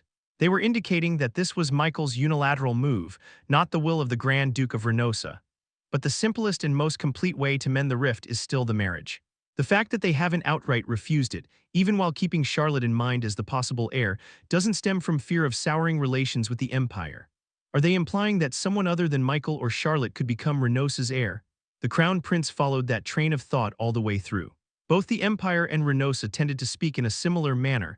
Every small, meaningful nuance added up to one overarching intent. The Crown Prince turned those ideas over in his mind. It seems I cannot push the marriage any further. He wasn't the type of Crown Prince to force a marriage proposal that ran contrary to both parties' interests. Imperial family weddings were always this way, complex and tangled in alliances. Michael has visited the Empire quite often. In the Imperial capital's social circles, they believe he's certain to be Reynosa's successor. Perhaps this is Charlotte's chance, her way of making her presence known here. Chapter 381, Part 2. Having organized his thoughts, the Crown Prince spoke again. You said you came to deliver the Grand Duke of Reynosa's wishes, did you not? Yes, I intend to seek an audience with His Majesty the Emperor and convey my father's message. Will you leave immediately afterward? My father instructed me to remain in the Empire for a while. Grand Duke Farnese desires the same, if that remains unchanged. That's something I can decide with my authority. If you wish, you're free to stay in the Imperial Palace for as long as you like. Spending time in the capital, meeting new people, surely that will benefit you. The Crown Prince spoke leisurely. This was a privilege that had often been granted to Michael. Strictly speaking, the Crown Prince was on much closer terms with Michael. Even after the Grand Duke of Reynosa had strictly forbidden Michael from entering the Empire, Michael, regardless of what might have happened recently, would still be strolling in with a casual smile. Still, the Crown Prince felt no hesitation about showing favor to Charlotte instead. After all, Michael was the type who wouldn't care whether the Crown Prince lived or died. He was merely feeling awkward due to the Temple faction's sudden actions within the Empire. Moreover, the Crown Prince wasn't giving up yet. A brilliant smile spread across his lips, the very smile that caused every noble lady in the Empire to dream of him. In return, I'd like you to be my partner at the upcoming ball. It was an opportunity and an honor no one else had ever been granted. She was the object of the marriage proposal, and at the same time, anyone watching would assume she had the Crown Prince's backing. This time, Charlotte readily agreed. Certainly, she smiled sweetly, then her gaze shifted, landing directly on Asuka. Asuka, who'd been assuming Charlotte would turn the Crown Prince down without a second thought, was left frozen in place. What, you and the Crown Prince are going to be partners at the ball? He looked as if he'd just been hit by a surprise attack. He gave the Crown Prince a rather murderous glare. Before Asuka could act on his temper, Charlotte looked at him and asked, "Does the Farnese Grand Duke's son have nothing to say to me?" Asuka paused, blinking. It was his first time hearing her call him anything other than senior. It felt strangely unfamiliar. Not long ago, he'd been just a commoner upperclassman at Greta Academy. Now he was the Farnese Grand Duke's son. Charlotte clarified further as if to help him understand. The ball isn't a one-time event, and there are many social gatherings besides. I've heard you've been attending such social activities recently, Farnese Grand Duke's son. Yes, that's right. So Asuka finally realized what she was asking. Will you be my partner as well? Of course. For a moment, Asuka seemed to lose all his anger. His expression relaxed almost instantly. Charlotte had tamed Asuka in the blink of an eye as though soothing a child. She's not foxy, but it's as if she's got him wrapped around her finger, or maybe she just knows how to handle Asuka. The Crown Prince merely watched it all with a curious look in his eyes. The day after Charlotte made her intentions clear to both the Crown Prince and Asuka, she was granted an audience with the Emperor. At the appointed time, she entered the audience hall, where a man sat upon a splendid throne. He was a middle-aged man with piercing eyes and an aura of commanding dignity. He had not inherited the throne peacefully. Rather, he was a man who had seized the throne after a brutal war of succession. Though he was rumored to favor civil administration, there was an overpowering presence about him that felt akin to facing an extremely skilled swordsman. Feeling even more tense than she had during tournaments, Charlotte carefully offered a respectful greeting. "I greet your Majesty the Emperor." Slowly, the Emperor of the Deus Empire looked down upon the Duchess of Reynosa standing before him. He hadn't seen her since she was a child. He noticed her sharp, intelligent gaze and upright bearing. One might expect that a Grand Duke's daughter, akin to a princess, would have been raised in gentle luxury. Instead, there was no hint of delicate fragility. Rather, she exuded confident poise, undoubtedly honed by her own skills. I see why the Crown Prince is so taken with this girl. Even the Emperor himself found her appealing as a potential Crown Princess at first glance. How much more so for the Crown Prince? Michael is clever, but compared to this young woman, he almost seems like a child. For generations, the bloodline of the Grand Duke of Reynosa was known for producing outstanding swordsmen. Michael lacked that particular trait, yet he still managed to secure his place in Reynosa, so that alone spoke volumes about his capabilities.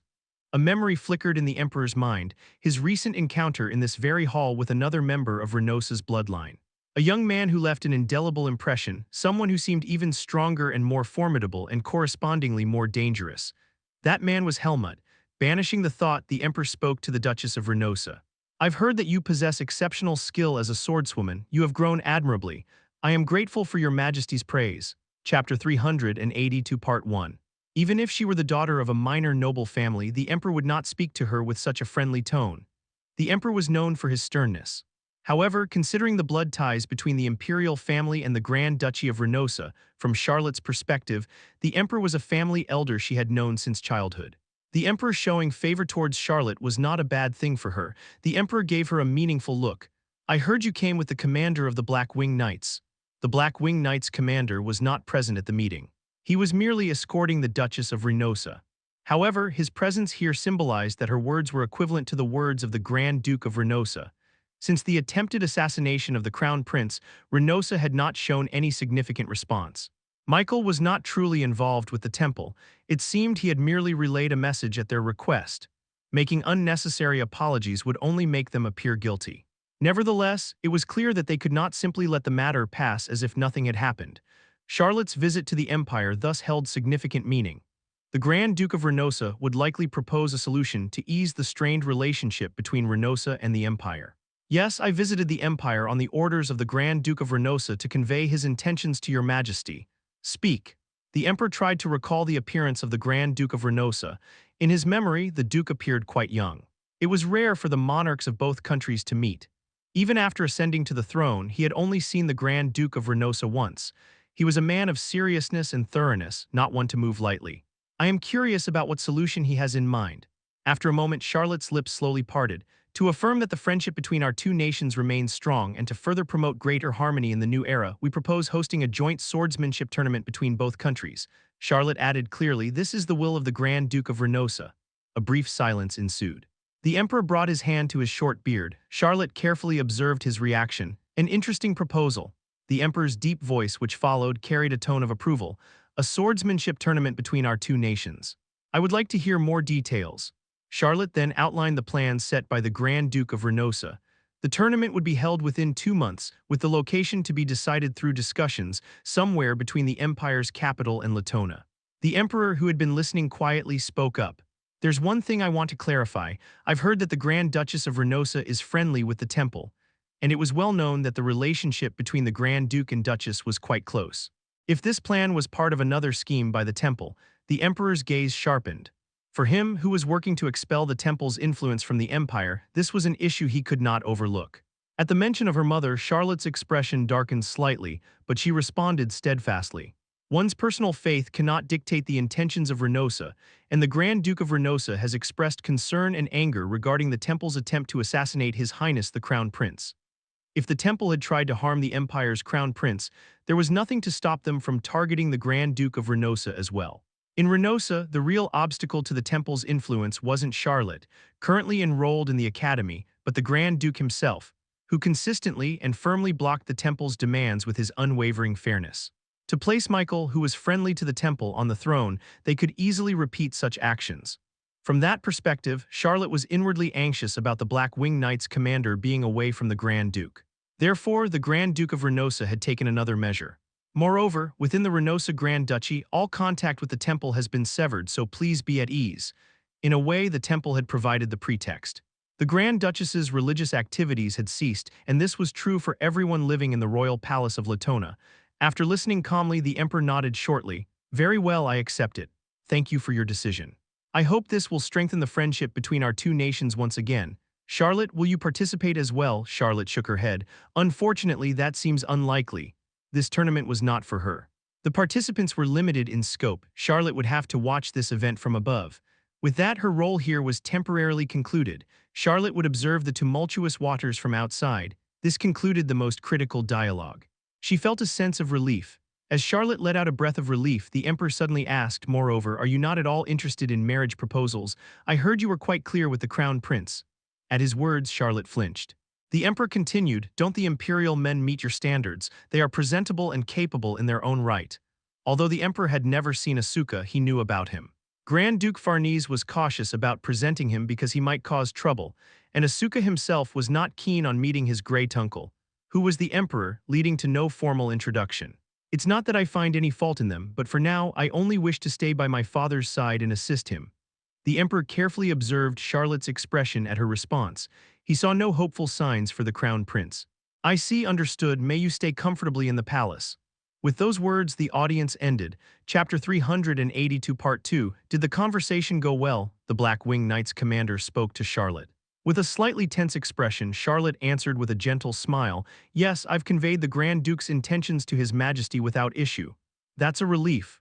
However, there is a place I need to visit. I would like to leave the palace. I plan to visit some shops in the capital. I'd like to move quietly, so please dismiss the other guards and only have the commander accompany me in the royal carriage. Understood, I will make the arrangements." Even if the Duchess of Reynosa went out, the palace would not interfere. Nevertheless, they needed to know where she was heading. Charlotte's eyebrows slightly furrowed. Even in the palace, you can't let your guard down. Michael's spies had infiltrated even the academy. Fortunately, in the capital, it was difficult for him to operate people or tail someone, especially with the sharp senses of the Black Wing Knight's commander.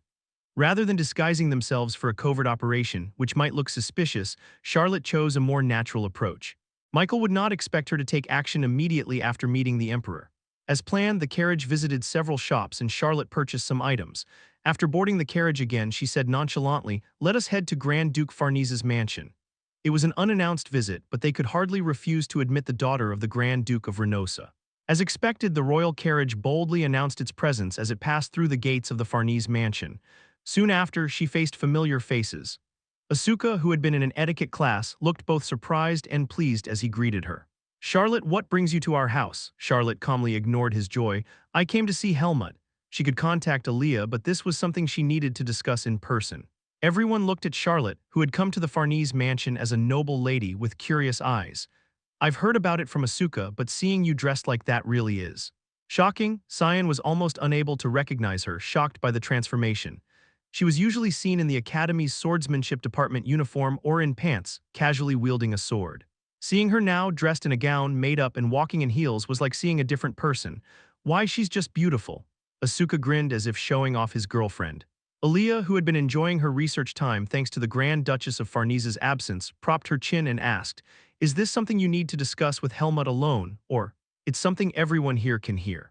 "There's nothing more to hide at this point. Go ahead." Finally, Helmut spoke, his black eyes meeting her straight on. Though both were deep like the abyss, they were different. One held a warmer, more honest light, while the other was filled with the resolve of steel. Helmut's eyes did not reflect the vitality of youth. They seemed like remnants on land once ravaged.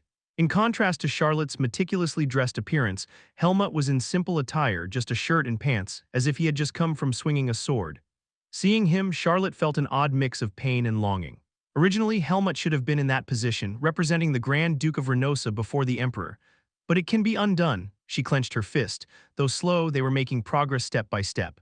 She believed that at the end of this path there would be light. For this, she had run for the past 4 years. "I've just come from an audience with His Majesty the Emperor." Charlotte then spoke at length about the upcoming swordsmanship tournament. She explained that it was a joint event between the Empire and Reynosa, as per the will of the Grand Duke of Reynosa. Her voice carried strength as she emphasized the last point. Asuka narrowed his eyes. "So does that mean Helmut's father is on Helmut's side? Is he telling him to win the tournament and proudly declare his existence?"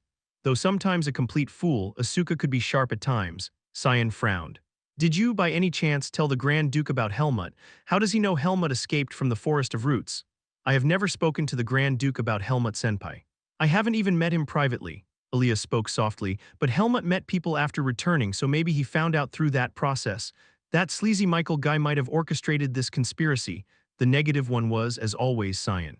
Having grown up in a harmonious family, he could not understand the situation in the Grand Duchy of Reynosa, where one could betray and drive their kin to death. This bred hostility, but all this was mere speculation.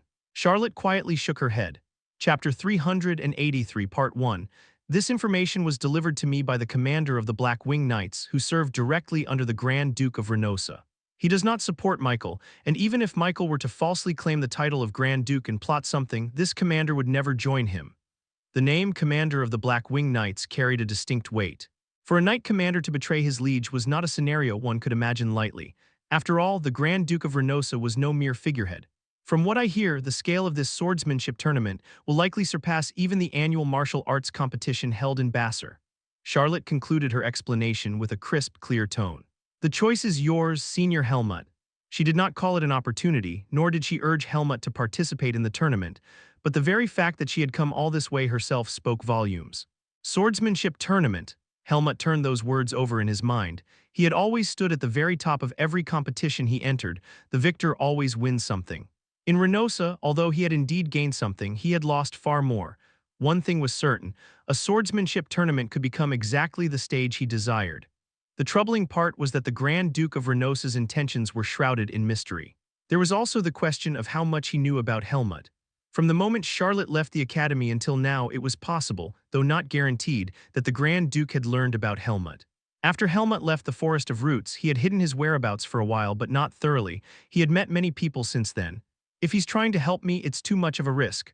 Would the ruler of Reynosa really make a choice that could shake the entire region? That was precisely Helmut's concern. In a low voice, Aaliyah spoke up. If it's the Grand Duke of Reynosa, he might use an even bigger trap than Michael's if he intends to destroy you, Helmut. It sounded like a warning, reminding him of the danger.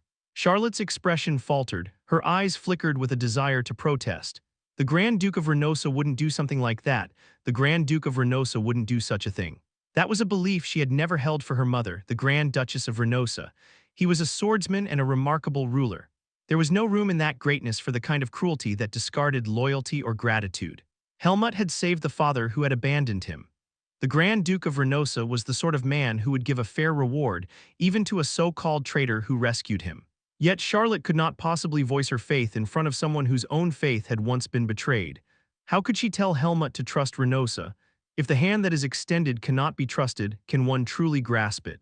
But then again, Helmut had never waited for a perfectly safe, completely trustworthy situation before acting. He was the type who would risk any danger. Even if it meant stepping into a whirlwind, Helmut would take that risk.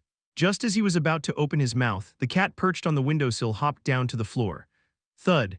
Ilaga, tail held stiff, turned to Helmut and declared, as if to say, "What are you hesitating for? I don't know what this is about, but don't be scared for no reason. If you want to do it, then do it.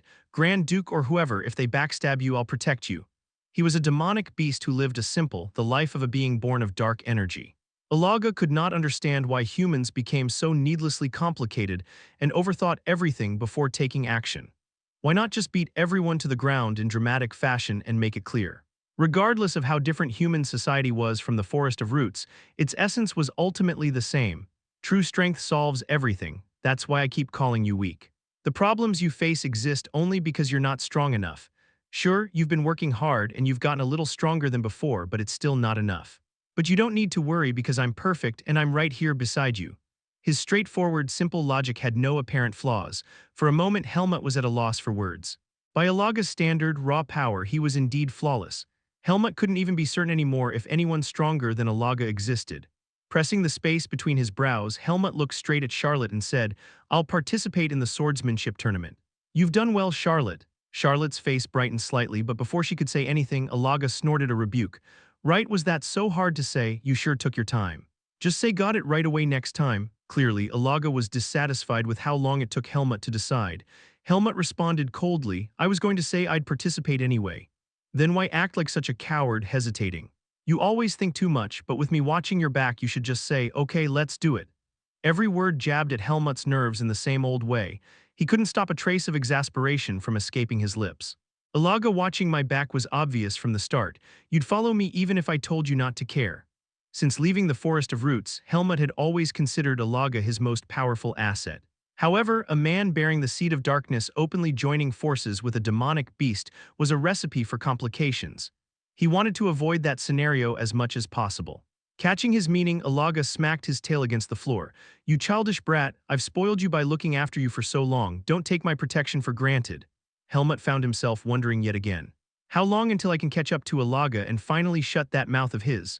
As he recalled all the days he'd honed his swordsmanship, a surge of gloom and something close to despair washed over him.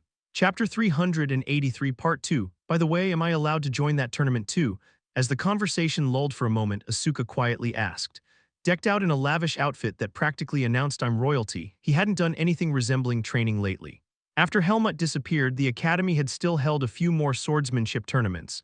Asuka had won each one. Against anyone other than Helmut, he was confident in his skills. Charlotte tilted her head slightly. The hosting parties are the imperial family and the Grand Duke of Renosa. I'm not sure if having a member of royalty participate would be considered fair.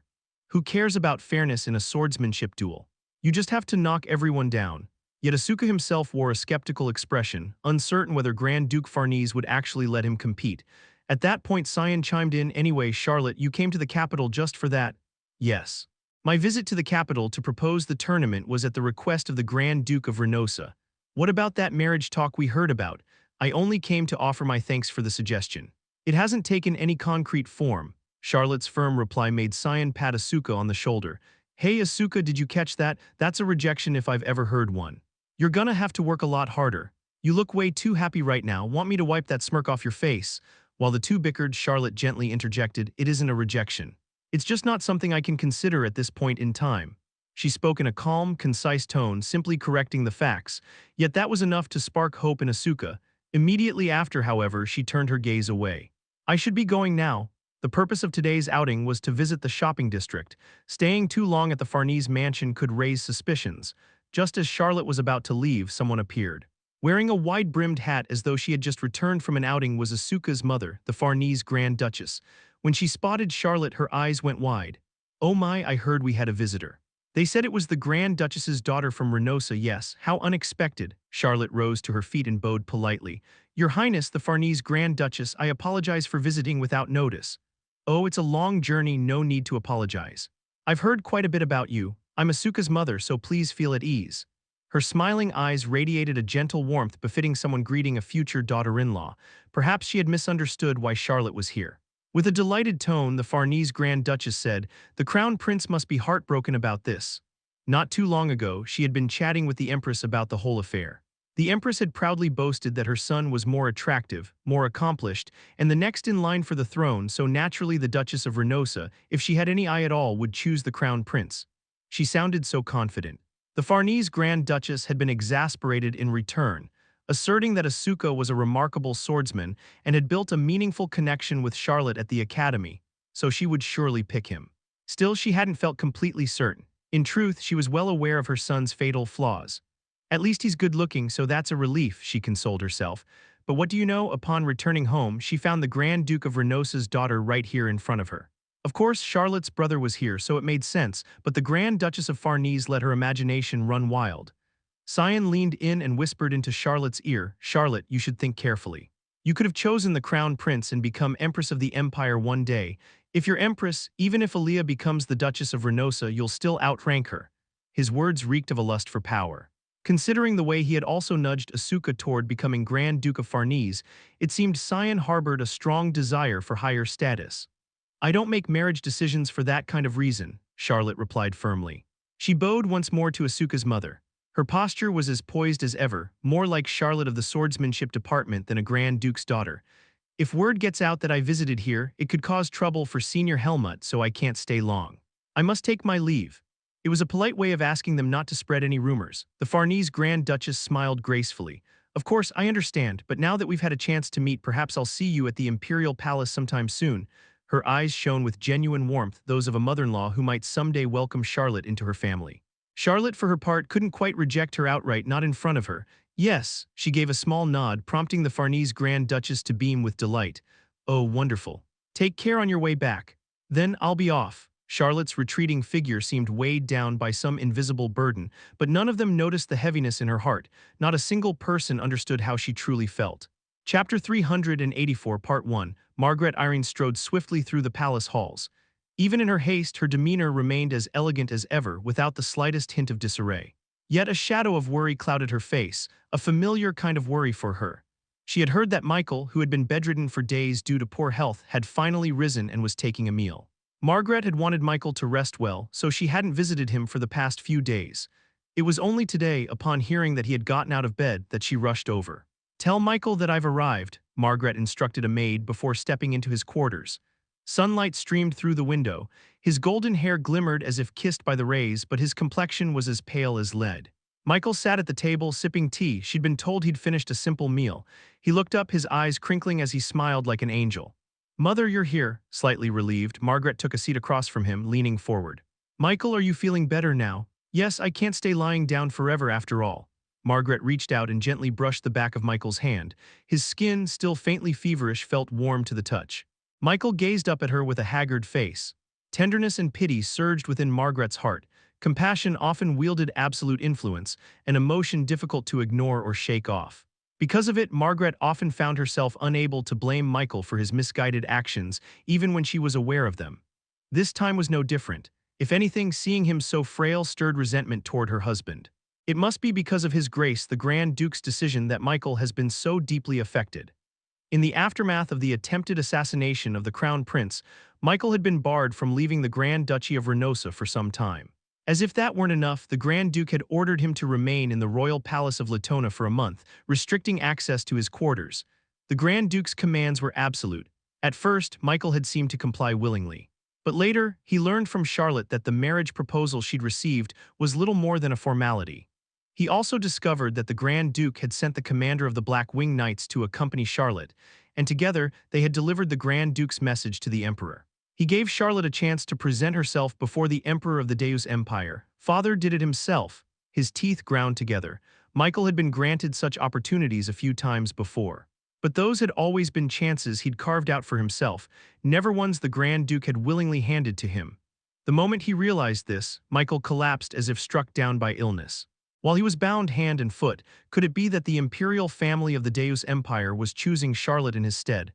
Their influence might not be absolute, but it would provide a pretext. A pretext for the Grand Duke of Renosa to name Charlotte as his successor. Fierce, ugly emotions clawed through Michael's insides. For a time he was enveloped in darkness. Had he been a mage, he might have willingly turned to dark magic, so desperate and savage was his state. But no matter what thoughts raged within him, his body was as fragile as a sheet of paper. If he tried to scribble furiously with a rough hand, it would simply tear. By the time he managed to recover and rise, days had passed. Anxiety, anger, and every similar emotion still lingered within him, leaving traces behind, yet his heart felt strangely calm. He only hoped it wouldn't stir further. As he had done before, Michael resolved to let go of what had already happened and seek a new path forward. From the beginning, neither the Grand Duke nor the commander of the Black Wing Knights had been on his side, and the imperial family of the Deus Empire would likely favor the victor.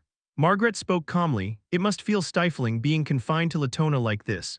It seems Father has already decided whose side to take, Michael said with a strained smile. I was foolish. One mistake can bring everything crashing down, and I should have known I wasn't allowed such a slip. That's not true. His Grace hasn't officially assigned Charlotte the role of envoy, has he? But you can't deny this is a chance tilted in her favor. Michael, pity clouded Margaret's face. But then, as if resolving herself, her expression hardened. I supported preventing the closure of the temple too, so if we're pointing fingers, I bear some responsibility as well. That was why Margaret had encouraged Michael's journey to the Empire. The Grand Duke of Renosa hadn't blamed her for it. He was strict with the children who would inherit Renosa, but not with Margaret.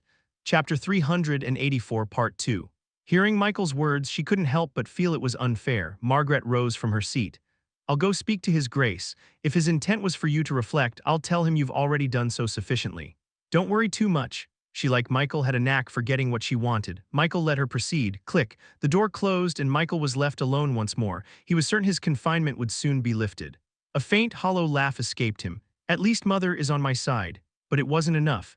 His mother wasn't a figure of great influence within Renosa. Her sway extended only to the royal palace of Latona and the Grand Duke himself. And even then, Margaret rarely tried to sway the Grand Duke. For the most part, she had quietly fulfilled her duties as the Grand Duchess, except when it came to matters involving Michael. Favoritism. From birth until now, Michael had undeniably basked in it, and Charlotte had never once voiced a complaint about it. Charlotte never used it as an excuse for being at a disadvantage. Michael's expression twisted. A belated sense of defeat spread through his chest. It was an emotion that had made him suffer from time to time. But Charlotte could afford to be that way. She possessed something Michael did not: talent as a swordswoman. That alone tipped many things in her favor and resolved much. Whether Michael had any talent as a swordsman was unknown. He couldn't even properly wield a blade. In Renosa, where the qualities of a ruler were held in high esteem, one critical aspect was entirely absent in him. Could he possibly fill that void with something else? Michael had always felt a wall there, a towering, absolute, unyielding wall. What is Charlotte thinking? He couldn't tell. It was as if a stone he'd believed was firmly in place had suddenly slipped out of position. He felt as though he were missing something. Until now, Charlotte had moved cautiously, mindful of Michael, careful not to provoke his wariness. She'd seemed to have forsaken any ambition for the Grand Duke's seat, but perhaps that wasn't the case. What had she done after sneaking away from Greta Academy? What would she do in the Empire? Michael didn't know. Something felt off. Had she simply waited to graduate from the academy and return to Renosa? If he'd met her, he might have gleaned something more from her expression. But over the years, Charlotte had grown increasingly inscrutable to him. In the time they hadn't faced each other, how much had she changed? How much had she grown? One thing was clear, he couldn't stay idle like this. As he had always done, Michael would make it clear to her. If you don't have the resolve to kill me and defy Mother to claim the Grand Duke's seat, then step aside willingly. Because Michael did have that resolve. In stark contrast to his angelic face, a chilling glint flickered in his blue eyes. He hadn't lost yet. Michael would only surrender when his life was truly on the line. It was a mere 10 days after Charlotte's audience with the Emperor that the largest comprehensive martial arts tournament in history, co-hosted by the Deus Empire and the Grand Duchy of Renosa, was announced. It was a decision pushed through without dissent, thanks to the Emperor's strong will. Relations between the Empire and the Temple of Lumen were already deteriorating rapidly. Even the temple breathed a sigh of relief. While this grand event was being prepared and unfolded, the Emperor's attention would be diverted elsewhere. They hoped the blade aimed at the temple might dull, if only slightly. The scale of this tournament was incomparable to the annual martial arts tournament held in Bassar. The prizes alone were staggering. The winner would be granted the title of Count. Not just a knighthood, an opportunity to become a hereditary noble in the Empire. Renosa provided a cash prize, 5 million marks for the victor. Neither the title nor the money was exclusive to the winner. The rank determined the size of the title and reward, but even those in the top 5 could walk away with decent compensation. If I win big here, I could pay off all my debts and get out of this place, right? Asuka's eyes gleamed as he read the announced prize amounts. You think you can beat Helmut? Cyan shot back pointedly, and Asuka's mouth snapped shut. Even before the details were fully publicized, Asuka had been begging Grand Duke Farnese to let him participate in the tournament.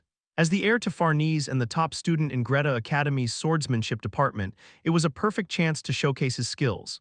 Surely the Grand Duke would agree, but the Grand Duke had merely said, "I'll think about it after seeing what you do," delaying his answer. It was maddening for Asuka. Cyan saw through the Grand Duke's intent immediately. He cares more about you learning to behave than some tournament. He said he'd think about it after seeing what you do, didn't he?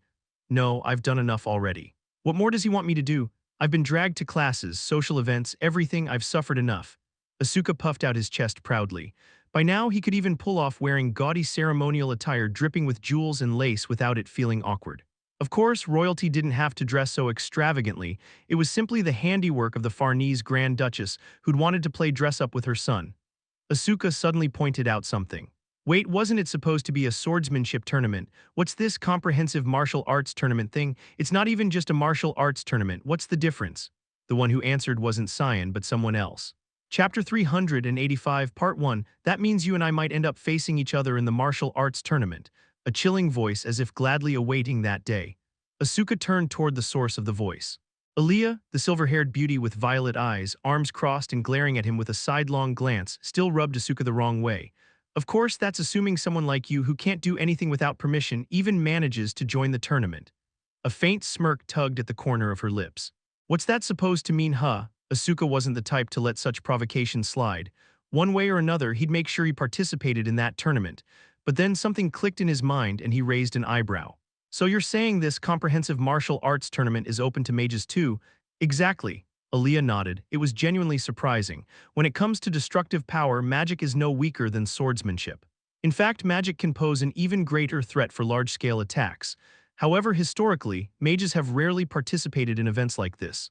Of course, mages do receive combat training, and combat magic isn't exactly a minor part of the Greta Academy's magic curriculum.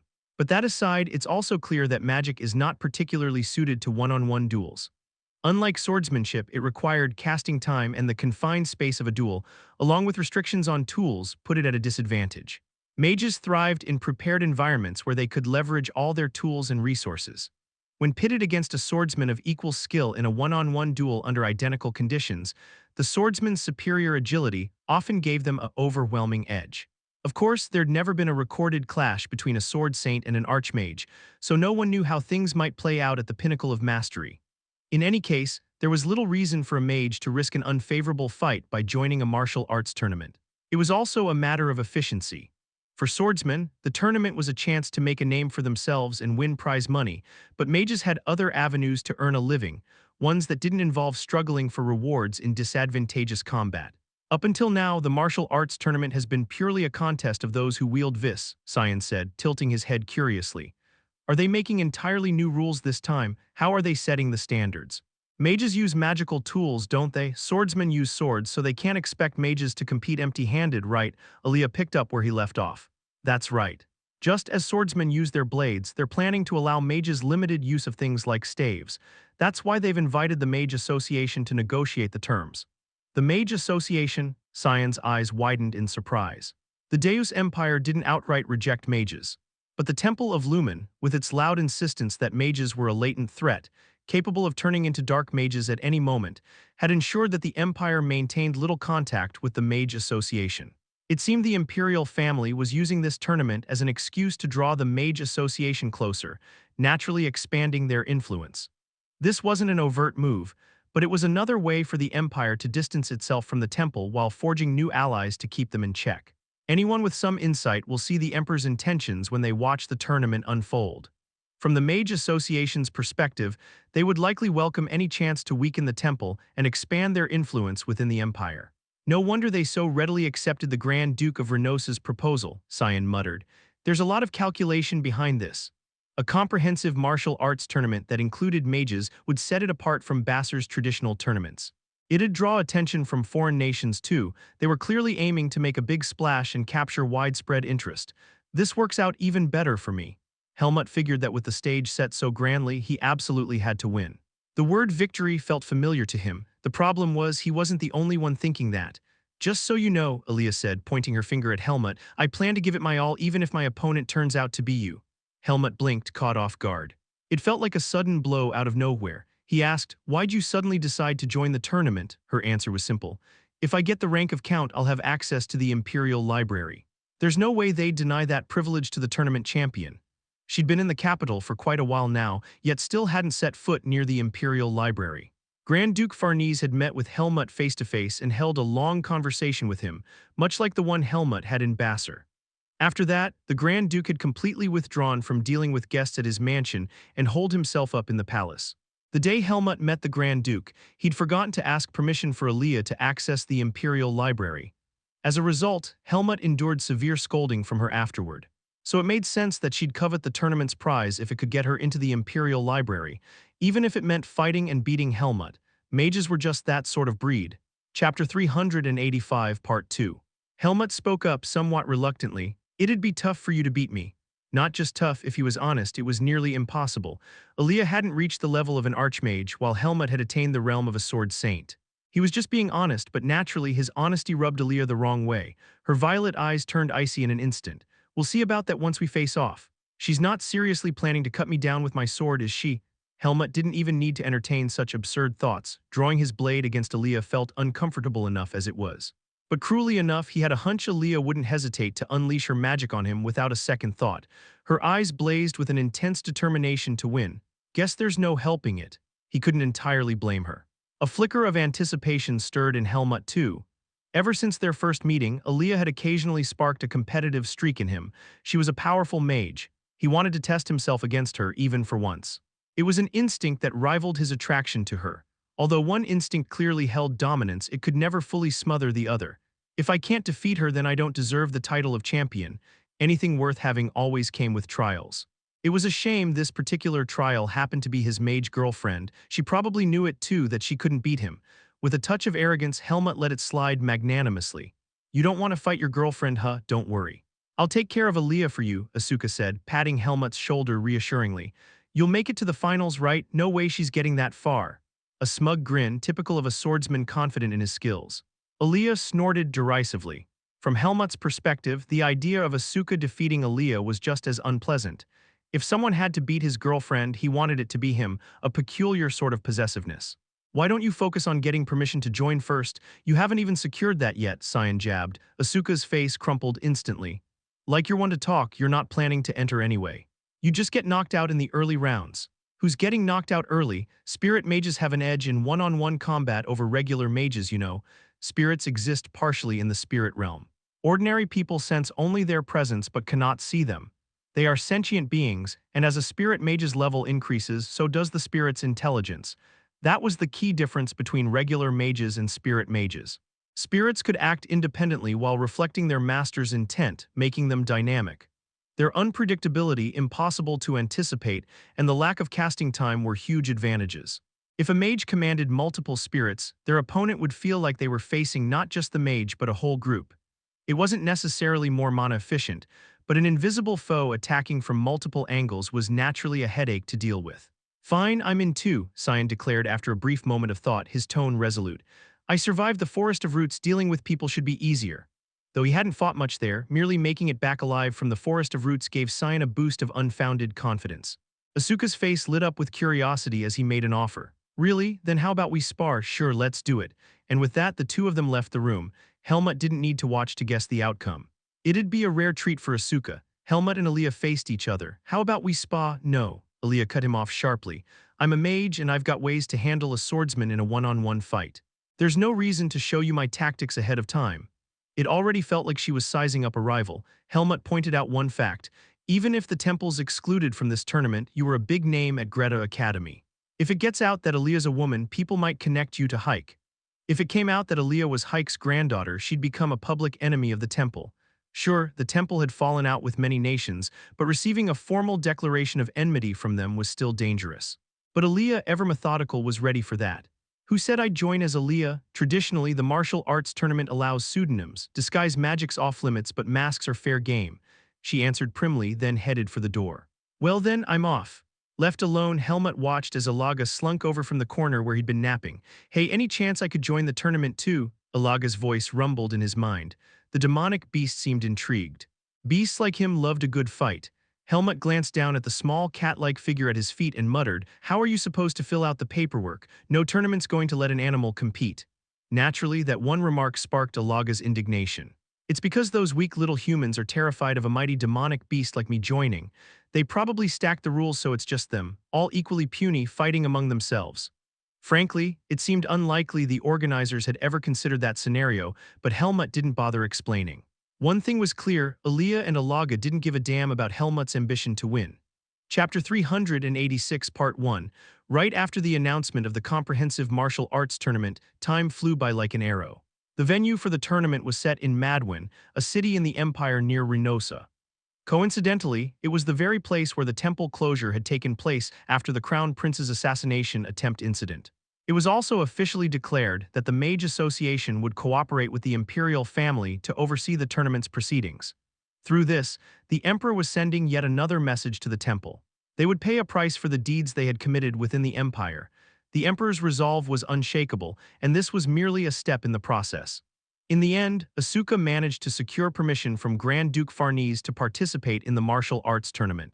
With the announcement of the comprehensive martial arts tournament, an event promising an enormous prize and even a noble title, the eyes of every nation were fixed upon it. The tournament was promoted, and registrations were accepted through the mercenary guilds with branches in various countries, resulting in a flood of participants lining up to join. If Asuka achieves a notable result, it'll be a good thing. That was Grand Duke Farnese's train of thought under the circumstances. Asuka wasn't born and raised as royalty from the start. He was a successor who emerged later in life under Grand Duke Farnese's banner.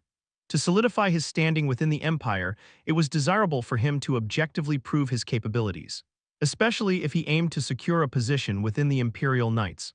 Grand Duke Farnese had already somewhat decided Asuka's path, steering it toward a direction that suited his talents. When I had him serve as a temporary Imperial Knight, he seemed reasonably satisfied with that life. If he's to become the commander of the Imperial Knights someday, he needs to climb the ranks step by step starting now. The position of commander of the Imperial Knights was one that could never be attained without exceptional swordsmanship skills, but the Deus Empire was different from the Kingdom of Bassar. Unlike the commander of the Palma Knights, who was chosen purely based on swordsmanship prowess, the Imperial Knights commander wasn't determined solely by skill with a blade. Other indefinable qualities and accomplishments could not be overlooked. Asuka may lack in those other qualities, but he has the skill. Even the Crown Prince acknowledged Asuka's skills, didn't he? That was why he treated him rather favorably. In that sense, Asuka's top graduation from Greta Academy's swordsmanship department was a respectable achievement to highlight. Moreover, he had earned merit by saving the crown prince. His foundation was solid, and surprisingly, Asuka was adapting well to the life of royalty. Regardless of his temperament, his learning ability wasn't bad, and he had grown accustomed to the luxurious lifestyle. With the Grand Duchess by his side, he naturally restrained himself in the presence of nobles. The flamboyant, peacock-like attire that once stifled the free-spirited Asuka now suited him as a royal, and there was no one left to pick a fight with him. If anything, people might try to curry favor with him to get closer to Grand Duke Farnese, the core of power.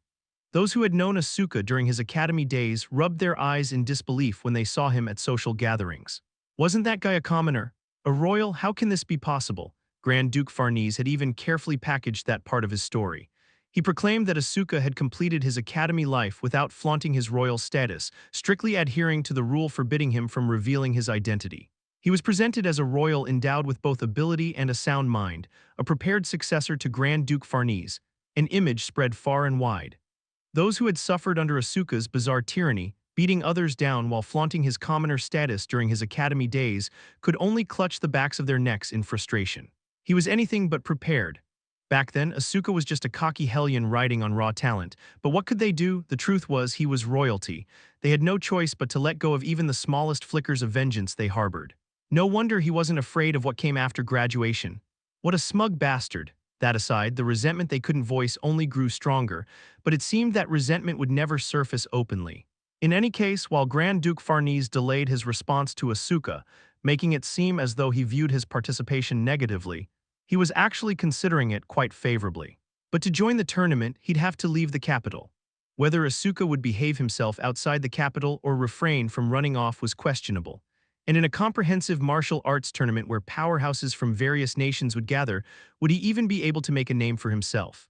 After much deliberation, Grand Duke Farnese permitted Asuka to participate anonymously, taking a conservative stance. If he achieved good results, they could reveal his identity then. Asuka accepted without hesitation. No take-backs, all right. If you're going to compete, then aim for victory. It was something Asuka couldn't boldly promise, especially against Helmut. Chapter 386, Part 2. On the other hand, Charlotte chose not to participate in the tournament. She had been ordered to assist in managing the event as a representative of the Grand Duchy of Renosa. It was a similar opportunity to one Michael had been given in the past. Charlotte decided she would no longer concern herself with how Michael might feel about that. It was something she could think about later, after meeting the people of Renosa and those in Madwin. There was no issue with Charlotte overseeing the tournament, but for Asuka there was one element that felt like a problem. The Crown Prince is managing the tournament too, Since Charlotte would also be overseeing it, the two would naturally come into frequent contact. They'd end up talking and growing closer, and that gnawed at Asuka terribly. Cyan replied nonchalantly, "Well, that Crown Prince is weak anyway. With his swordsmanship skills, he couldn't even participate in the tournament. Someone's got to take responsibility and manage it, right?" Even as he spoke of the Crown Prince, his tone was irreverent, claiming that even the Emperor complained about the Crown Prince behind his back. That's not the point. It's surprising he's going all the way to Madwin, though. That place is bound to be crawling with dangerous types. Given the nature of this tournament, there might even be criminals with hidden identities. Who said I'm worried about that guy's safety? Then forget I said it. What is it about Charlotte? She'll be too busy thinking about managing the tournament well to even notice the Crown Prince. Honestly, if he were Charlotte, he'd have chosen the Crown Prince without a second thought. That was Cyan's carefree opinion. That's true. Asuka felt a twinge of doubt about his decision to join the tournament, but there was no turning back. Even if he canceled, it's not like he could just barge into the tournament's management. Stop worrying about pointless things and focus on putting on a good show at the tournament. Make Charlotte see you in a new light. At Cyan's half-hearted response, Asuka glared. Just wait until you get someone you care about. It was a wish for payback he wasn't sure when he'd fulfill. In any case, Asuka, Cyan, Helmut, and even Aaliyah all submitted their entries for the tournament. Now they were all competitors. From the opening of the tournament to claiming victory, a long road still lay ahead, but Helmut wasn't anxious. He was simply walking his path. It was as if he could already see what conclusion this tournament would reach. At that end, Helmut would seize what he desired. The temple seemed powerless against the storm brewing in the Empire. They couldn't stop the Emperor from purging the temple's influence rooted in the Empire or closing several of its branches. But they had no intention of standing by idly. Lumen has granted me a revelation. High Priest Levina placed a hand on the man's shoulder with a solemn expression. It wasn't a touch laced with affection. Her hand patted his shoulder lightly as if to encourage him. I believe in you. I will carry out this glorious mission without the slightest negligence. The man's eyes shone with a vivid golden hue. High Priest Levina gazed at those eyes, where Lumen's power was manifest, with a look of rapture before adopting a serious expression. Great causes were always accompanied by hardship, but this trial was particularly severe. How did it come to this? She was a noble high priest who had always lived according to Lumen's will. She hadn't interfered with how Lumen's followers, other high priests or priests acted, so long as it didn't harm the temple. She believed their actions, whatever they might be, were part of Lumen's grand design. That faith in those who served Lumen had been her foundation. Even if her lax oversight had caused problems, it wasn't her responsibility. As a high priest who wielded Lumen's power, she was beyond shame or reproach, yet she had never imagined things would unravel this badly. It was a mournful and wretched situation.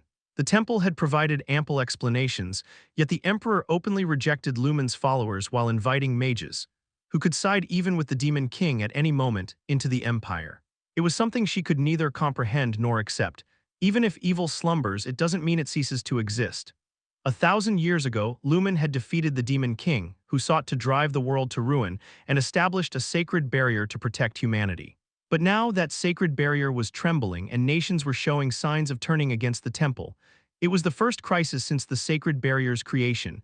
She looked at the man before her. His golden eyes burned with resolve. He was young, devout, and above all, possessed awe-inspiring talent and skill. Lumen's holy sword chose him. It was a once-in 300 years event. The commander of the Holy Knights had awakened the power of the sacred sword, which chose only those deemed worthy. Unlike the renowned Black Wing Knights of Renosa or the Palma Knights of Bassar, Lumen's Holy Knights operated in secrecy, their strength shrouded in mystery. The sword of the divine was drawn only at the final moment. It wasn't a blade meant to be wielded against the mortal world in the first place, but this time, Lumen's sword will be revealed to the world. Levina closed her eyes gently. If this man won the tournament, the Emperor's carefully laid plans would crumble. With a mission that must be fulfilled, the man responded in a low voice. I will show them Lumen's sword.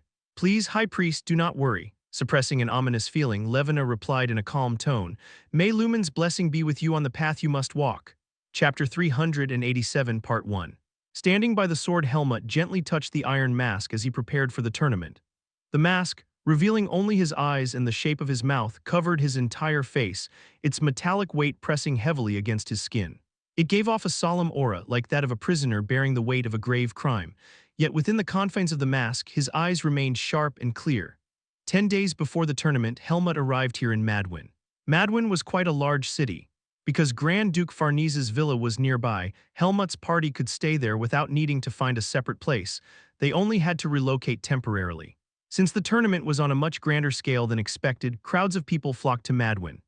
Contestants who wanted to fight or spectators who came to watch had to scramble for inns or pitch tents in fields, so in a way, having access to Farnese's villa was a kind of privilege.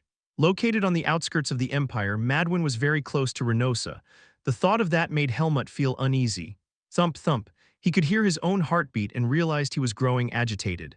He had believed he would remain unshaken, certainly in battle he would, but right now, perhaps not. He looked out the window, gazing up at the sky. The sun was blazing. He suddenly remembered Bassar's tournament. It was so hot. The sun's rays felt like they were burning his skin. In Bassar, under the searing sun, Helmut had once lifted his sword under the alias hide. Back then, there had been only one path for him, charging straight ahead, proving himself by the sword. Helmut had stepped onto that road without hesitation. Is it different now? Helmut asked himself. No, it was not. The situation had changed a lot and the location was different, but the task at hand remained the same. Once he picked up his sword, all other thoughts would vanish, because there was only one thing Helmut needed to achieve: victory. That's enough, no one will recognize you. Aaliyah approached him unnoticed and reached out, her fingers brushing through his hair. His hair had been dyed a light brown and the color had taken quite well. Aaliyah added, it's a magic dye. If you draw on your vis, the effect will weaken, and at some point it'll just vanish all at once. Well, you can always re-dye it as needed. Helmut recalled his time disguising himself as Hyde. He could have changed his appearance by magic as he did back then, but if he disguised himself in the same way, Michael might notice. Michael's sharp eyes were not to be underestimated, so instead Helmut completely concealed his face with a mask. Even if he does recognize me, Michael wouldn't be able to do anything about it immediately. He couldn't personally defeat Helmut in the tournament, nor could he summon the high priests here on the spot. But there were still other ways Michael could attack. Hiding his identity remained the safest plan until the moment Helmut wanted it revealed. Charlotte had arrived in Madwyn well before Helmut. People dispatched from Reynosa had also joined her, but apparently Michael was not among them. The Grand Duke of Reynosa and Michael would arrive in Madwyn only after the tournament had started. They would at least appear by the finals. The Emperor likewise was scheduled to attend only when the tournament drew closer to its conclusion. With a participant pool so large, the tournament would span a long period. It would take too much time for dignitaries to observe the entire event from beginning to end. So secretive, hiding your face and going through all this hassle just means you're weak. Put in more effort, Alaga remarked. Like a parrot, the leopard-like demonic beast repeated how Helmut was weak. Helmut cut him off with a single retort. Humans have circumstances that can't be resolved by strength alone. If you were strong enough to crush all opposition, none of those circumstances would matter. Everyone else would cower before you. If I did that, I'd have to raise my sword against all of humanity. HMPH, why not finish them off and take over the human world for yourself? Things would be simple, right? I'll help you do it. At that point, Helmut gave up on talking any further with Alaga. That damned demonic beast can only think of beating everyone into submission and declaring, I am justice. If only humans were as straightforward as demonic beasts, things would be simpler. They were similar in a way. Ultimately, it was the strong who survived. Helmut was strong, overwhelmingly so, and thus he'd endured every trial thrust upon him and lived. And now, having survived, it was time to reclaim what he'd lost. Do well in your first match. Helmut met the violet eyes staring intently at him. It was the first time in a while that Aaliyah had shown such a gentle gaze. As a mage unaccustomed to fighting in tournaments, she'd been on edge lately, preparing for this unfamiliar challenge. Moreover, as Helmut's informant, she had to keep tabs on Reynosa's movements without missing a beat, leaving her with much to worry about. Of course. Chapter 387, Part 2. Standing by the sword, their exchange was brief. As he stepped out of the room, Asuka, who'd already fought in the preliminaries the day before and passed with ease, stood waiting across the hall. His expression shifted oddly when he saw Aaliyah emerge alongside Helmut. What's this, a morning date? Helmut didn't bother denying it and shot him an irritated glance. What do you want? I'm tagging along to watch you in the prelims. Your face looks stiff, don't tell me you're nervous. How can you see my expression through the mask? As Helmut pointed out the obvious, Asuka grinned. Just kidding. The prelims were a breeze, though these guys here are pretty pathetic, huh? Asuka had indeed breezed through his preliminary round. Honestly, no one in Helmut's group would find the prelims remotely challenging. They could have skipped prelims if they'd had recognized credentials, belonging to a famous knightly order or holding a high mercenary rank. But none among Helmut's group possessed that qualification, so they all had to go through the prelims. Cyan approached from the other side. Hope I don't end up facing you. His face, set to compete in the prelims on the same day as Helmut, was etched with worry. The preliminary matchups were determined by a daily draw. They only knew which day they'd fight, not who their opponent would be until they showed up. It's not like losing once ends your run, but if luck's against you, you might face a string of tough opponents and get eliminated. Asuka chimed in, offering curses instead of comfort. Ignoring him, Cyan turned to Helmut. By the way, what alias did you pick? One thing Helmut's group had in common was that they were all hiding their identities to participate in the tournament. Cyan didn't need to, but since he was sharing accommodations with them and rumors of their friendship had already spread, he had no choice but to join in. Not that he was reluctant, he was quite enthusiastic about it. I swapped names with Cyan, Asuka said. After racking his brain for a decent alias and coming up short, Asuka had settled on the simple solution of using each other's names. He'd compete as Cyan and Cyan as Asuka. It was a choice that might confuse others more than it symbolized friendship. Charlotte, upon hearing their plan, had given them a look that said, I have thoughts, but I'll keep them to myself. Neither of them minded, though. Asuka was just too lazy to come up with something original, and a spirit mage named Asuka, that'll be fun, Cyan thought, embracing the situation with glee. Helmut glanced aside briefly before answering curtly. Dark, Asuka's reaction was immediate and unimpressed. What's that? I went with Violet, Aaliyah interjected, pointing to herself before Asuka could criticize further. For her preliminary round, she disguised herself similarly to how she had during the Greta Academy Festival, a girl with pale purple hair. Cyan rubbed his chin thoughtfully. Maybe we should have gone with colors too. Blue for the blue-haired Asuka and green for me. A spirit mage feels like a green, right?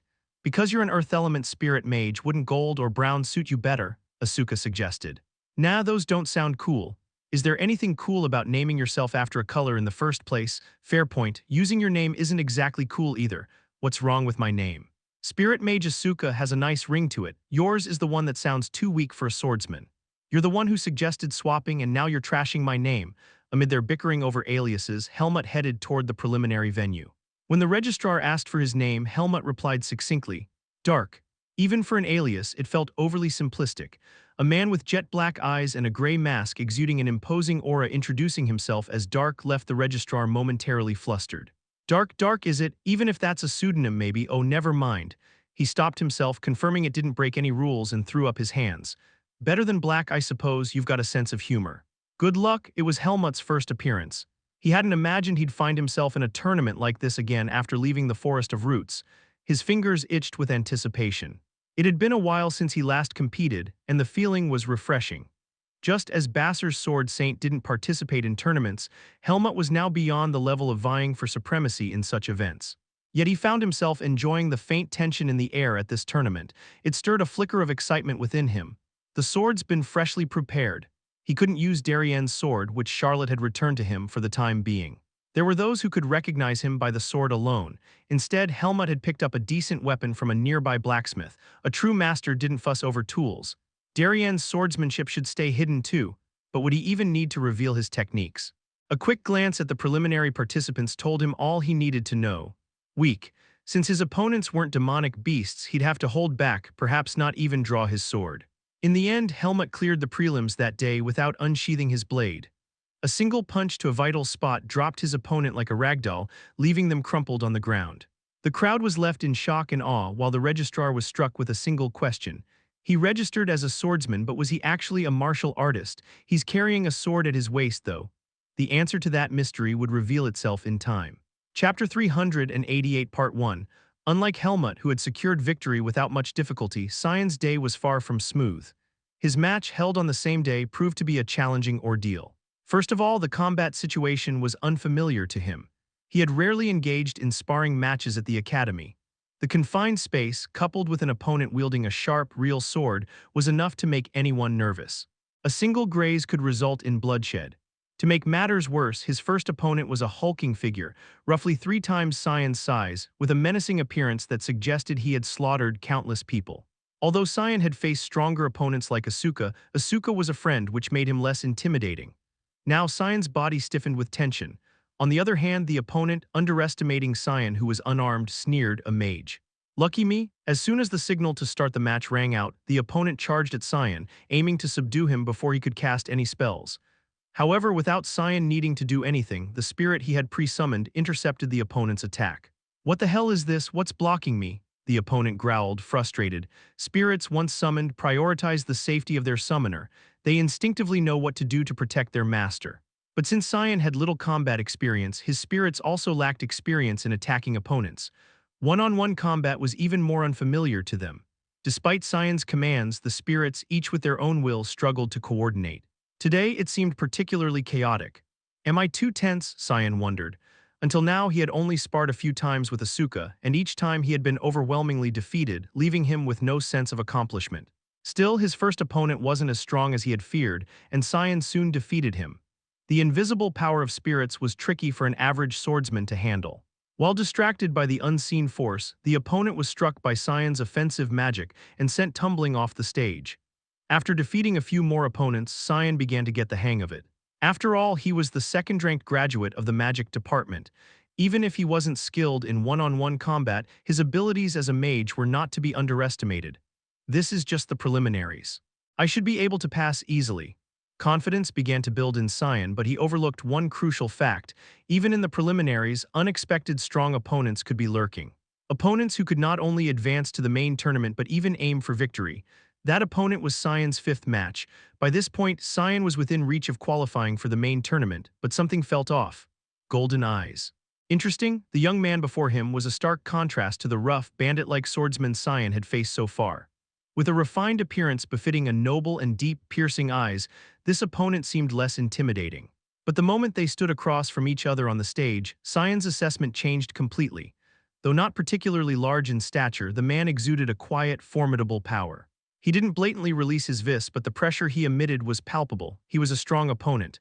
Someone like him could easily make it to the main tournament. Why did I have to run into him now? Cyan's body tensed with caution. Before the match began, Cyan observed the man closely, and at one point their eyes met. The man's eyes were not only unique in color, but also gave off an eerie feeling.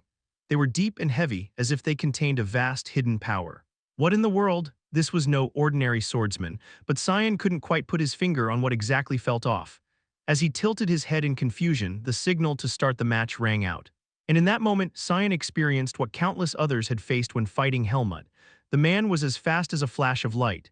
Cyan's spirits moved without waiting for commands, but the man's sword effortlessly slipped through their defenses and closed in. A brief flash of light erupted from the man's sword before fading. Cyan froze as he looked down at the cold blade resting just below his neck. It took a moment for the reality of what had happened to sink in. A chilling shock ran through his head. How is he so fast? Cyan hadn't let his guard down, but he couldn't react in time. The man's eyes briefly gleamed with a sharp, almost predatory light, as if he had considered cutting Cyan down but stopped himself. I dislike mages, the man said coldly, but I can't commit murder in a place like this no matter how much you irritate me. With that, he sheathed his sword. This was Cyan's first defeat. The man showed no sign of triumph or joy as he calmly left the stage, as if he had known all along that he would win. Though Cyan's pride was wounded, the gap in their abilities was undeniable. He felt dazed. How? Did he see it? Cyan muttered to himself. Before leaving, the man's gaze had fixed on the spot where Cyan's shadow spirit was hidden. It seemed as though the man could see the spirit, even though it was invisible. But he's not a spirit mage. How could he see it? Only those who had reached an extraordinary level of skill or possessed special abilities could perceive spirits without being a spirit mage themselves. Was it a coincidence? Maybe he had simply sensed the spirit's presence due to his heightened sensitivity, but the way he moved, it was as if he had accurately read the spirit's movements. It didn't seem like mere intuition. One thing's for sure. He's an incredible fighter. A shiver ran down Cyan's spine. Those golden eyes didn't seem human. A demon? No, it's different from that. Demonic energy instinctively instilled a sense of threat in humans. But what Cyan felt from this man wasn't exactly ominous. It was more like majestic, perhaps. Chapter 388, Part 2. Hey, get off the stage already. What are you doing? A voice called out, snapping Cyan out of his thoughts. Only then did the frustration of encountering such a strong opponent in the preliminaries hit him. But the frustration was short-lived, as Cyan went on to win a few more matches and secured his place in the main tournament. Though not overwhelmingly dominant, aside from that one loss, he hadn't faced much difficulty. That guy was just strange. After finishing the preliminaries, Cyan brought up the topic with Asuka. He described the man who was undeniably strong yet gave off an inexplicable feeling. Of course, Asuka didn't take Cyan's words seriously. Are you just making excuses because you lost? He was probably just a strong guy, not that he'd stand a chance against me though. No, it's not that. There was something really off about him. Asuka brushed off Cyan's protests. It was a rare opportunity to tease him. Losing in the preliminaries, how embarrassing. You know that if you lose once in the main tournament, it's over, right? Don't disgrace the name of Greta Academy. Disgrace? We're all competing under aliases anyway. Don't disgrace my name either. You're competing as Asuka right now. Their conversation quickly devolved into a pointless argument. Naturally, thoughts of that mysterious man were pushed to the back of Cyan's mind. Aaliyah's preliminaries were the next day. Dressed in a pristine white mage robe, Aaliyah stepped onto the stage with confidence. She looked like a noble lady who had learned a bit of magic and decided to try her hand at the martial arts tournament. Naturally, she drew attention. Does she think this is a game? They're letting just anyone join these days, huh? Her opponent also underestimated her. Violet, what a strange name for a girl. You think you're a mage. Don't expect me to go easy on you just because you're pretty. Aaliyah didn't even bother to respond, treating her opponent with disdain. As soon as the match began, a single explosive spell reduced her opponent to a crumpled heap. Boom! The opponent, unconscious and twitching, was clearly severely injured. How boring, Aaliyah remarked coolly. No one present could muster a reply to her comment. Even those who had been watching with interest were stunned by the sheer power of her magic. Calmly descending from the stage, Violet, in reality Aaliyah, instantly became the talk of the day. Her performance rivaled the buzz surrounding the strange masked guy who knocked out his opponent with his fists despite carrying a sword, who had also secured his place in the main tournament. Aaliyah dominated her preliminaries with ease. Watching her match, Cyan couldn't help but ask, "How did you shorten your spellcasting time so much?" "An artifact," Aaliyah replied, showing him a golden bracelet embedded with magic stones that peeked out from under her sleeve. "You're using a magic tool. It's within the allowed limits. It's been approved by the Mage Association. Swordsmen use swords, don't they? Mages should be able to use at least some tools to maintain fairness." Aaliyah spoke as if it were obvious. She had prepared thoroughly, adhering to the rules. The use of artifacts was crucial for mages. It was also a measure of their skill. However, overly powerful magic tools were banned to prevent those with insufficient skill from relying solely on expensive equipment. Aaliyah had crafted an appropriate artifact herself, one that fell within the Mage Association's approved limits. Cyan, who hadn't even considered using a magic tool, felt a pang of frustration. Why didn't you tell me about that? You never asked. You can go get one approved now if you want. Aaliyah's response was cold. Even with her excellent performance, she didn't become any friendlier. Asuka chimed in with a smirk. See. If you lack skill, you should at least be well prepared. Hey, you're the only one among us who's lost so far. That's why being second best isn't enough. How could you lose in the preliminaries? Asuka, you. Cyan secretly hoped that the mysterious man would face Asuka or Aaliyah in the main tournament. Somehow he felt that man could humble these two arrogant individuals. Only Asuka had watched Cyan's match, and even then only the latter part, so he hadn't seen the man. Helmut and Aaliyah were also unaware of him for now. But the main tournament was approaching. If that man was as strong as Cyan suspected, he would inevitably rise through the ranks and face them. Their encounter was only a matter of time. Chapter 389, Part 1. The Comprehensive Martial Arts Tournament. The Comprehensive Martial Arts Tournament was, at least in terms of scale, the largest of its kind. Madwin, a city large enough to be considered a major urban center, was bustling with spectators and participants alike. The hospitality industry was experiencing a rare boom, with accommodations fully booked and some even resorting to sleeping outdoors. To maintain order amidst the influx of people, a large military presence had been deployed.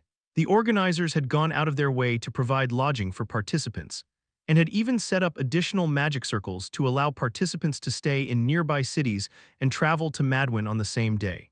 Both Renosa and the Empire had ample experience hosting such events. As co-hosts, they had assumed that the preparation period wouldn't need to be excessively long, and the event would proceed without major issues. However, the overwhelming popularity of the tournament had forced them to scramble to keep things running smoothly. Over 100 participants have advanced to the main tournament alone. The number of preliminary participants was simply too large, so it's unavoidable. The tournament will likely run longer than expected, especially since we can't eliminate the loser's bracket. The Crown Prince handed the documents to Charlotte while murmuring. His eyes, shadowed by dark circles from sleepless nights, betrayed his fatigue. Charlotte, the swordswoman who wielded Vis, received the documents with a composed expression. This level of exertion was nothing to her. Still, it's fortunate that the Comprehensive Martial Arts Tournament is being held so successfully. This event served as proof of the strong alliance between the Empire and Renosa. Charlotte was fulfilling her role admirably. She skimmed through the documents containing information about the main tournament participants. There are more mages than I expected. She had assumed that the number of mages advancing to the main tournament would be minimal, given the low number of applicants. However, over 20 mages had made it through. While some were court mages who had been exempt from the preliminaries, the majority had fought their way up from the qualifying rounds. Though swordsmen were generally considered to have an advantage in one-on-one combat, few of them had experience facing mages. Mages were significantly fewer in number compared to swordsmen, and they rarely engaged in unfavorable battles with swordsmen. In particular, one mage stood out with exceptional skill, Charlotte noted as she found a page marked prominently in red. The name Violet was written in bold letters. Ah, that mage. I've heard she's remarkably young, beautiful, and incredibly skilled. I wonder where she came from. She's quite intriguing, the Crown Prince mused, his eyes gleaming as he rested his chin on his hand. His gaze was fixed on Violet's portrait in the document. Charlotte already knew her true identity, not because Aaliyah had told her, but because she had expected Aaliyah to stand out. And of course, the description of an incredible beauty could only refer to Aaliyah. Are you interested in her? Charlotte asked cautiously. She hadn't forgotten Asuka's warning that the Crown Prince was a womanizer. Whether it was true or not, his appearance certainly fit the description. Aaliyah is Helmut's girlfriend, and she had no desire to be entangled with the Crown Prince. The Crown Prince, however, interpreted her words differently in a way favorable to himself. He smiled meaningfully and replied, "Don't misunderstand. There are plenty of beauties in the capital, and I have not forgotten my own status. Besides, I have a woman who truly suits me. This is merely an interest in her skills." That's a relief, Charlotte said, picking up the documents again. The matchups had already been decided. As she scrutinized the bracket, her brow furrowed. Is there a problem? It's nothing. In any case, it was impossible for Helmut, Aaliyah, Asuka, and Cyan to all reach the finals. Even if they faced each other, someone would have to be eliminated. That was simply the nature of the tournament. Still, there are quite a few unexpected strong participants. This one, I can't figure out who he is. Charlotte paused as she flipped through the documents, her eyes fixed on the portrait of a man with golden eyes. She had heard about the participants who had dominated the preliminaries. She had immediately recognized Asuka and Helmut, but this man's origins were a mystery. Based on his accent, he seemed to be from the Empire, but there were no records of such a person among the Empire's renowned noble swordsmen. Charlotte had taken notice of him because Alonso, the commander of the Black Wing Knights, had shown interest in him. He's strong. If Alonso says so, does that mean he's strong enough to join the Black Wing Knights? Alonso shook his head firmly. I don't call someone strong if they're weaker than me. That said, I can't definitively say he's stronger than me either. From his ambiguous response, Charlotte realized that even Alonso couldn't gauge the man's strength. The man had listed his age as 24 on the documents. How could someone so young possess strength that even the commander of the Black Wing Knights couldn't assess? Charlotte suppressed a growing sense of unease. Even so, there's no way he could defeat Senior Helmut. Helmut had already reached the pinnacle of what a human could achieve. That was undeniable thanks to the Seed of Darkness. No matter how talented an ordinary human might be, without such a special element, they could never surpass Helmut. The Crown Prince, noticing Charlotte's pensive expression, casually remarked, "It must be disappointing not to be able to participate in the tournament. I'll just have to hope for another opportunity in the future." Charlotte didn't deny it. Sitting idly and watching the strong compete made her hands itch. She was a swordswoman, and she knew full well that she wished to be recognized more as a swordswoman than as a Grand Duchess. "This is difficult," the Crown Prince suddenly muttered. Charlotte gave him a puzzled look, but he simply shook his head. "It's nothing, let's finish up and get some rest, tomorrow's schedule is packed." Chapter 389 Part 2. The comprehensive martial arts tournament. Helmut was sharpening his sword in preparation for the tournament the next day. It wasn't Darien's sword, but it was the finest blade the blacksmith had to offer. The main tournament was about to begin, though there was no way he would lose, yet a swordsman must always be fully prepared. Something still feels off. Alaga tilted his head and muttered. He had been sensing something unusual for a while now. As the eliminated preliminary participants left the city, the sensation had grown stronger, only to weaken again as spectators filled the void. Amidst this, there were occasional bursts of energy that felt like ripples on water, subtly unsettling. Unable to pinpoint the source, he had waited until now to bring it up. "I sense a disturbing presence." Helmut's hand paused. If Alaga, a demonic beast, described something as disturbing, it could only mean one thing: holy energy. "Is there a priest here?" The Mage Association was present in the city. Given that the Crown Prince was also here, the city had been sealed off with barriers and placed under strict surveillance to prevent the temple from making any moves. Even the temple wouldn't find it easy to infiltrate. Alaga shook his head. "It's not a person, I've already looked around. I can sense it, but I can't tell where it's coming from." Demonic beasts instinctively detect the presence of holy energy, don't they? It's like a flickering firefly. Faint yet sticky, not from a person but from a sacred barrier. Helmut rose from the sofa and asked, "Is it something that could pose a threat?" Alaga, the strongest demonic beast in the Forest of Roots, wouldn't react to just any low-ranking priest. If Alaga sensed something, it had to be significant. Helmut's guard was up. "Threat? I've never experienced such a feeling in the human world even once." Alaga puffed out his chest. "Unless it was a direct collision with a sacred barrier or a confrontation with Lumen, even a high priest wouldn't pose much of a challenge to Alaga. Something that possesses holy energy. It couldn't have been in Madwin originally. It must have appeared because of the tournament. Is there a participant connected to the temple?" Helmut's calm, dark eyes remained steady. The answer was simple: whatever it was, he would cut it down if it appeared before him.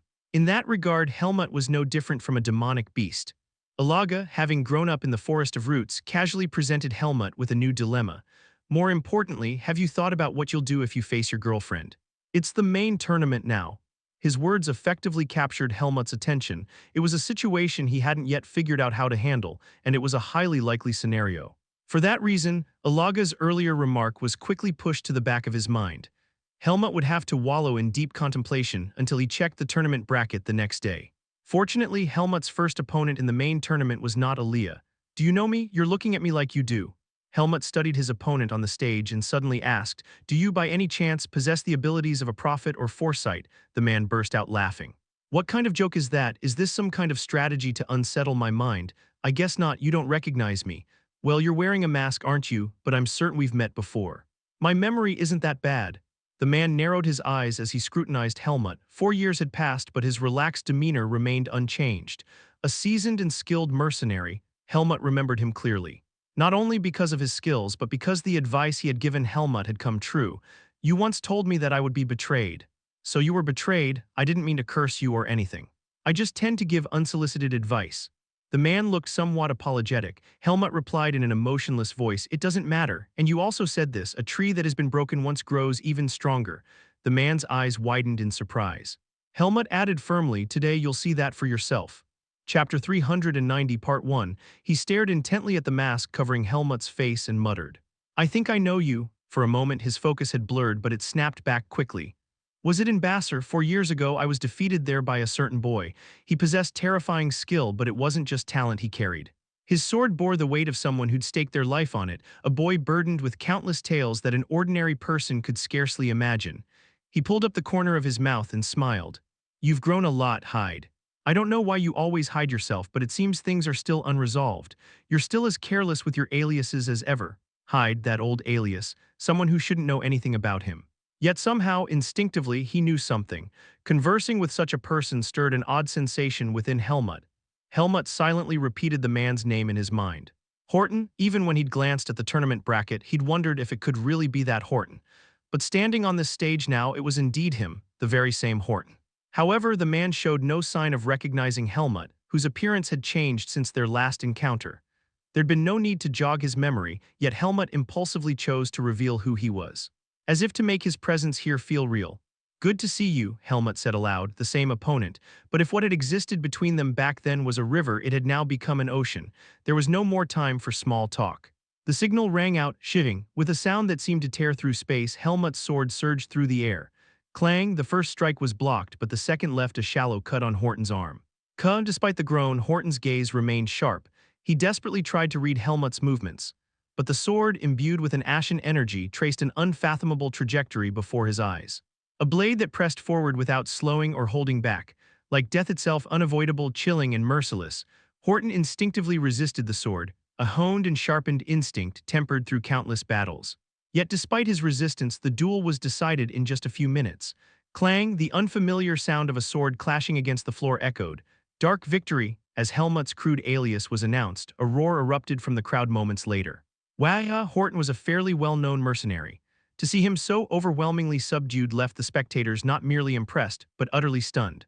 Though his skill of defeating opponents in a single strike during the preliminaries had already made him famous, some had wondered if he had simply been lucky to face weaker opponents. Those doubts were completely dispelled today. Helmut lightly grasped Horton's hand and muttered, "You've become more capable than before." There had been progress compared to the Horton in his memories. Though Helmut hadn't gone all out, Horton had put up a surprisingly good fight. His defeat was inevitable, however. "Cocky brat, you've definitely gotten stronger since last time." Horton's expression was peculiar. It seemed both frustrated and resigned. For someone of Horton's skill, such an overwhelming defeat was unfamiliar, but he had to admit it, he had been utterly defeated. "I never thought I'd lose in the very first match of the main tournament." His luck couldn't have been worse. Of all people, he had to face this opponent.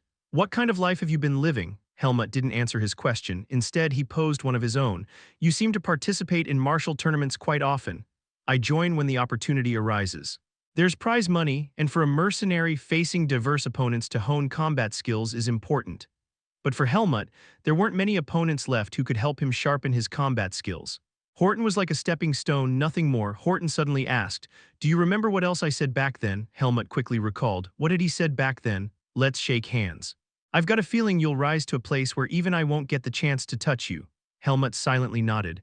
Horton gripped his arm and chuckled. Controlling blood flow with this wasn't difficult. The wound wasn't deep, so the bleeding stopped quickly. "If I were a prophet, I'd say the words I spoke to you back then have come true." For a moment, a flash of light passed through Helmut's eyes. Horton clearly saw it, a beam of light piercing through Helmut's abyss. Helmut had a vision, one that Horton didn't know about, but one that Helmut was determined to achieve through this martial arts tournament. Chapter 390, Part 2. Helmut replied slowly, "Then I might have to seek you out again. If you ever need me, you can always find me through the Mercenary Guild." Those were also Horton's words from the past. He grinned and shook his head. "Really? I'd rather you didn't. If you're calling on me, it's bound to be something troublesome." Helmut didn't believe he had the power of foresight, but for some reason, looking at Horton, he felt something. That at some point in the future, he'd cross paths with this man again. "You won't run away, will you? I'm a mercenary. If there's coin in it, I'll fight." Horton let out a hearty laugh and waved his hand. "Good luck. Since you've defeated me, you'd better win this tournament." With those final words, Horton stepped down from the stage. Helmut watched his retreating figure before turning away. The first step had gone smoothly. Would there be any variables that could disrupt things going forward? If Alaga is right, there might be. Among them, there might be the only variable that could pose a threat to Helmut. Holy power was an absolute danger to those who bore demonic energy. The reason lay in their nature. Holy power stemmed from this world, a force born to protect it, while demonic energy hailed from another realm. Like a hammer striking body and soul, demonic energy awakened and strengthened its wielder faster than any other force, but it left them vulnerable to holy power. No strength came without its flaws. But what I possess isn't just dark demonic. In fact, the demonic energy he carried was negligible compared to his vis. Yet, ironically, that small amount of demonic energy could exert dominance over his entire vis. As he had experienced before, Helmut took a deep breath as he stepped off the stage. He had to keep moving. There was still a little way to go to reach the peak. If he continued silently, he would eventually get there. Did you see that just now? Did anyone actually see it properly? Dark was it? Where did such a skilled fighter come from? Horton's a top-rank mercenary, isn't he?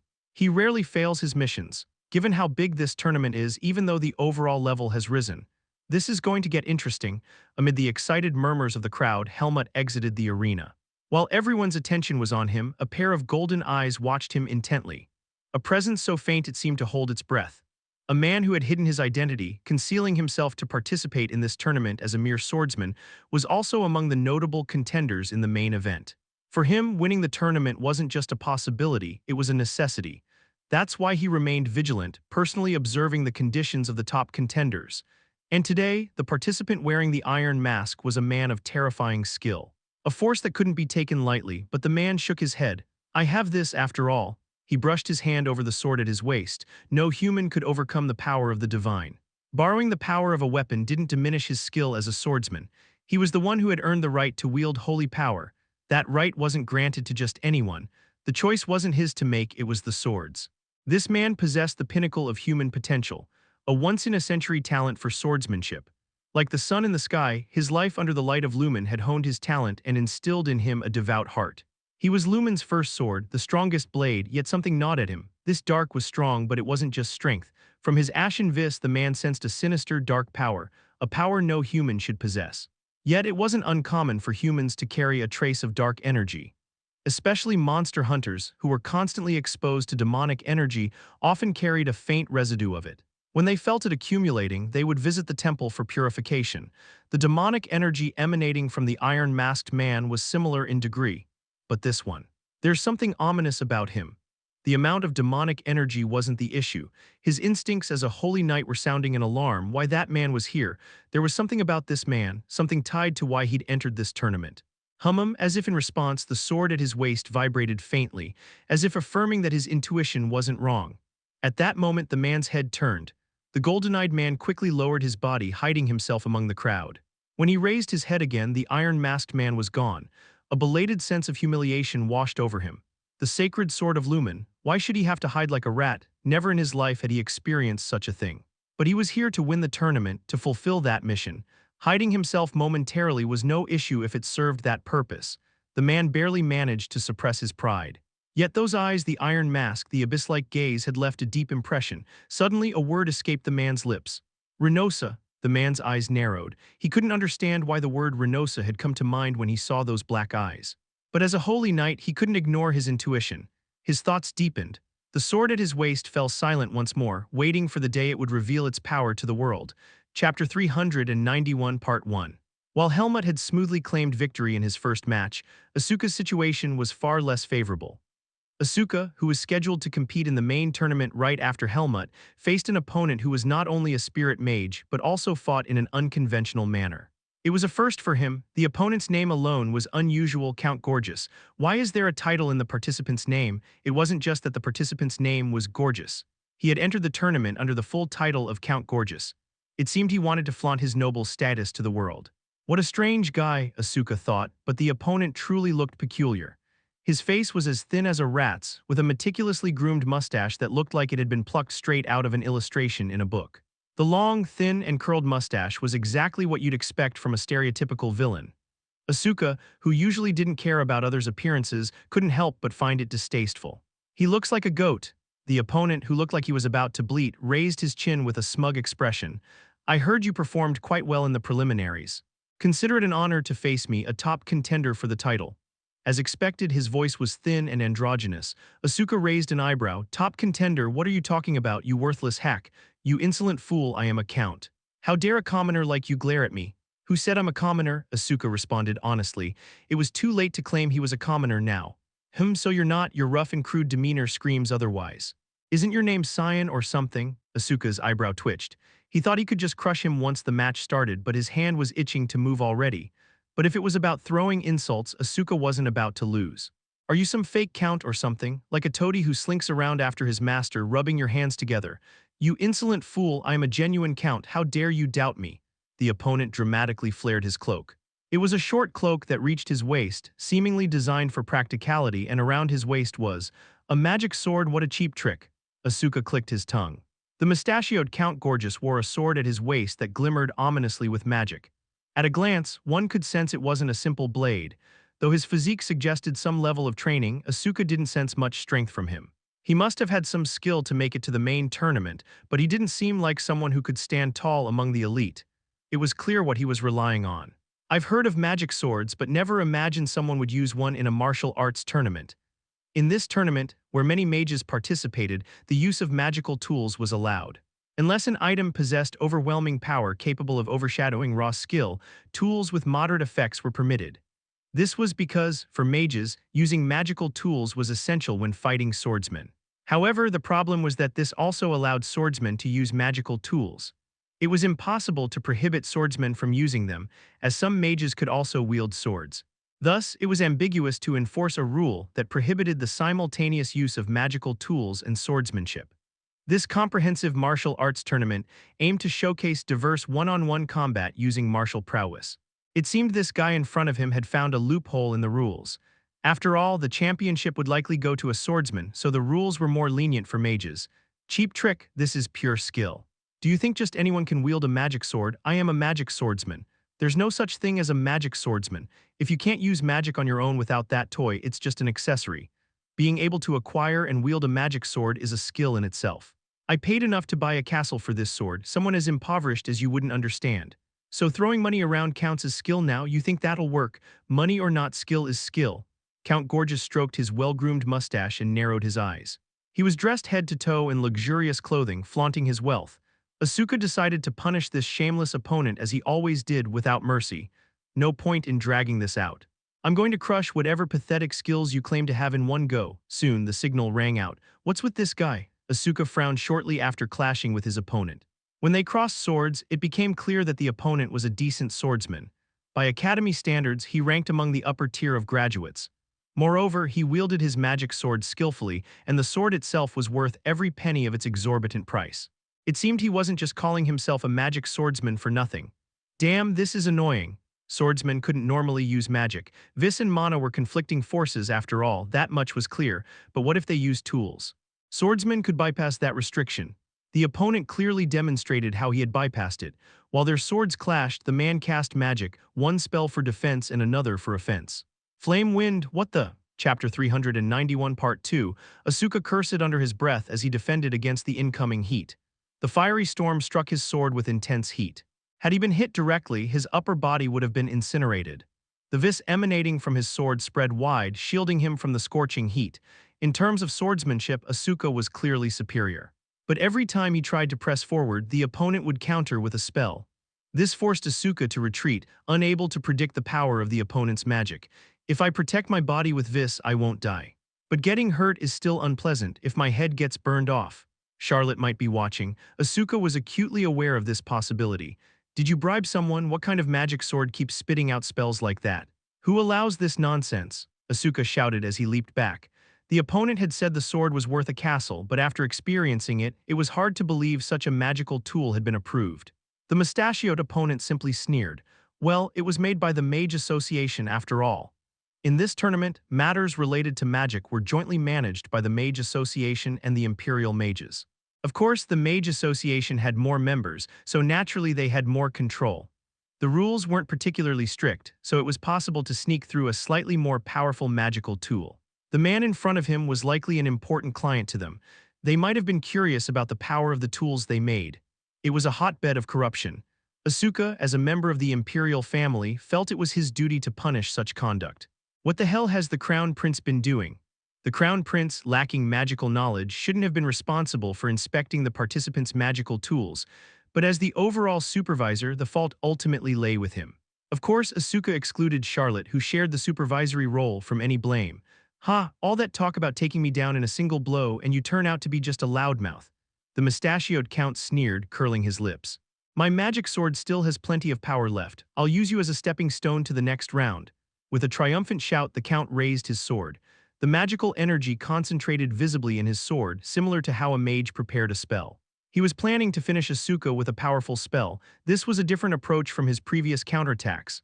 Wind Blade. At that moment, Asuka's eyes flashed. Vis erupted explosively from his body. His feet dug into the ground.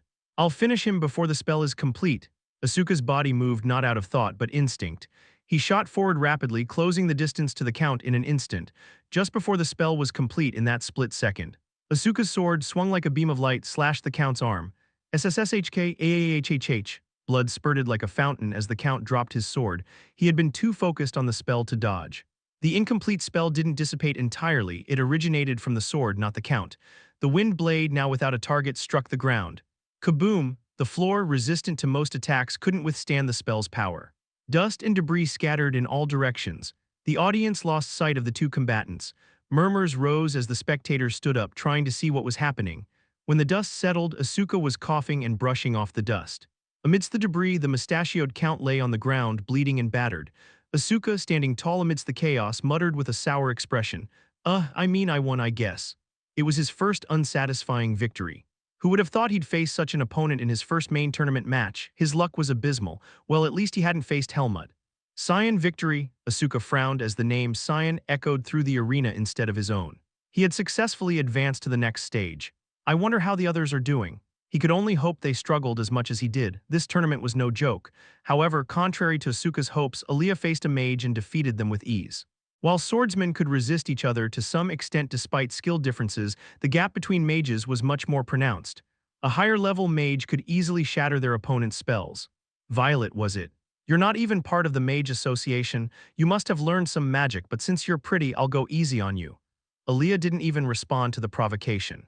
The opponent, who had acted arrogantly as a promising talent of the association, was immediately struck by Aaliyah's spell and sent flying out of the arena the moment the match began. Quahing.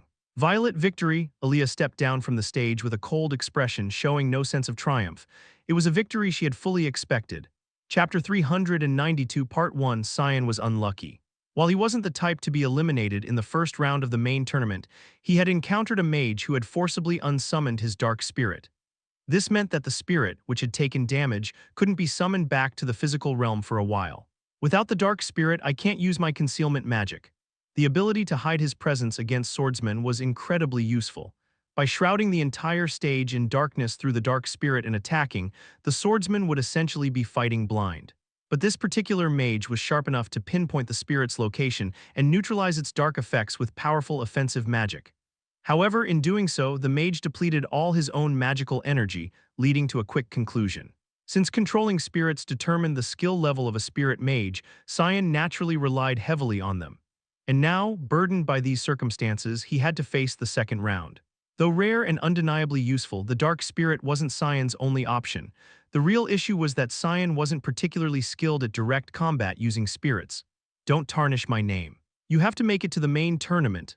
Before the match, Asuka had raised his fist in a threatening manner. Cyan had brushed it off nonchalantly, but he still had his pride. After all, he was the second-ranked student in the magic department at Greta Academy. I may not look like much among these guys, but I'm no weakling. The competitors in this tournament, with its massive rewards, were anything but ordinary. But that didn't mean Cyan lacked the strength to compete, it just meant he'd need to gain more battle experience. Consider this intensive training, though why did my first opponent have to be? Cyan frowned. Of all people, I meet this guy again. His opponent recognized him too. I remember you, though your skills aren't particularly memorable. Talk about rotten luck. Cyan sighed deeply inside. To face someone he had fought before, and of all people, the one who had defeated him, the arrogant attitude reminded him of someone, Asuka or someone like Asuka. The man muttered with an expressionless, cold face. Asuka, was it? A spirit mage. Ironically, it was Cyan who bore the name Asuka. To meet twice must mean something. Perhaps it's a sign that I should cut you down. The man's confident words were accompanied by his piercing golden eyes. A heavy, overwhelming aura faintly emanated from his entire body. The strange sensation he gave off was still there. It was something different from the typical vis of a swordsman. Yet it was an indescribable, subtle sense of incongruity. It wasn't vis, but he couldn't quite put his finger on it. Having experienced it before, Cyan knew well how strong this man was. For a mage to defeat a swordsman stronger than themselves in a one-on-one fight was nearly impossible. I was hoping this guy would face Asuka or Aaliyah. He had already experienced this man's strength in their first battle. Moreover, he couldn't summon the dark spirit, so he'd have to fight with that limitation. But if his assumption was correct, this man could see through spirits, rendering the dark spirit useless anyway. Constraints are meaningless against someone I've already faced, besides I have. Cyan slipped his hand into his pocket. He felt a solid object. He had prepared something after listening to Aaliyah's advice. I'm not sure how effective it will be, but I'll give it a shot. Losing helplessly like before wasn't something he was willing to accept this time. Let's see a bit more of his strength. Perhaps he could figure out what kind of power this man possessed. His throat tightened with tension. Soon the signal to start the match rang out. Everyone step back. Move aside everyone. After the screams, there was silence, then chaos. The medical team rushed in, pushing through the crowd to carry away the injured. Amid the murmuring crowd, the man looked down at the ground with cold eyes. What remained on the stage were scattered traces of blood. The bleeding was severe enough to be life-threatening. The man, now alone, brushed his thumb across his cheek. A sharp wind had grazed him, leaving a faint cut. Blood seeped from the wound. Seeing the blood on his thumb, the man's brow furrowed in displeasure. "How dare you?" His low voice carried a sharp edge as his golden eyes flashed with anger, a despicable spirit mage. He had brought a useful tool to compensate for his lack of skill. He had unsummoned Cyan's 3 spirits and charged forward without hesitation to cut down their master.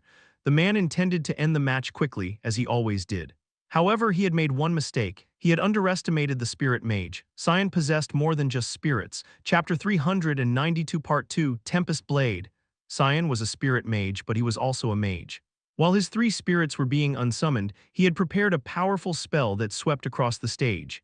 It hadn't taken long for the man to dispel the spirits, but the artifact Cyan possessed drastically reduced the casting time. It was a lethal spell, one that Cyan could be proud of. Against such a formidable opponent, holding back was out of the question. Let's give him a taste of this, that was Cyan's thought, but the result was disastrous. The man's sword, cutting through Cyan's carefully prepared spell, delivered an unstoppable blow. It was a miracle Cyan hadn't died on the spot.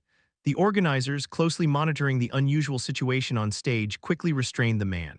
As Cyan was carried off, the lone victor swallowed both humiliation and regret. I should have ended his life with that single strike. To allow a mere mage to wound him, what a disgrace. Had he grown complacent from facing weaker opponents? Moreover, among the countless duels he had fought, he had met this mage twice. Wasn't this Lumen's divine sign to end the man's life? Yet, fearing disqualification for intentional killing, he had no choice but to retreat.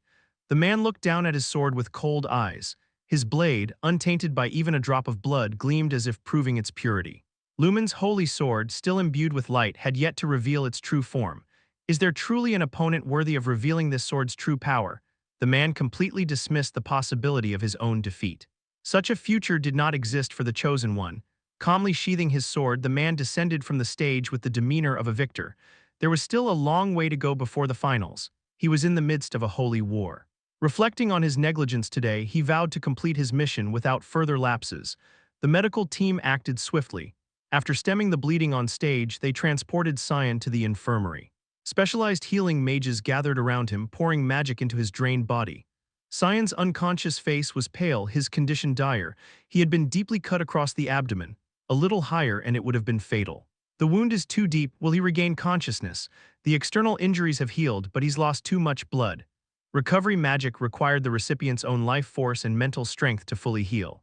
Having his spirits unsummoned in quick succession had drained both to their limits.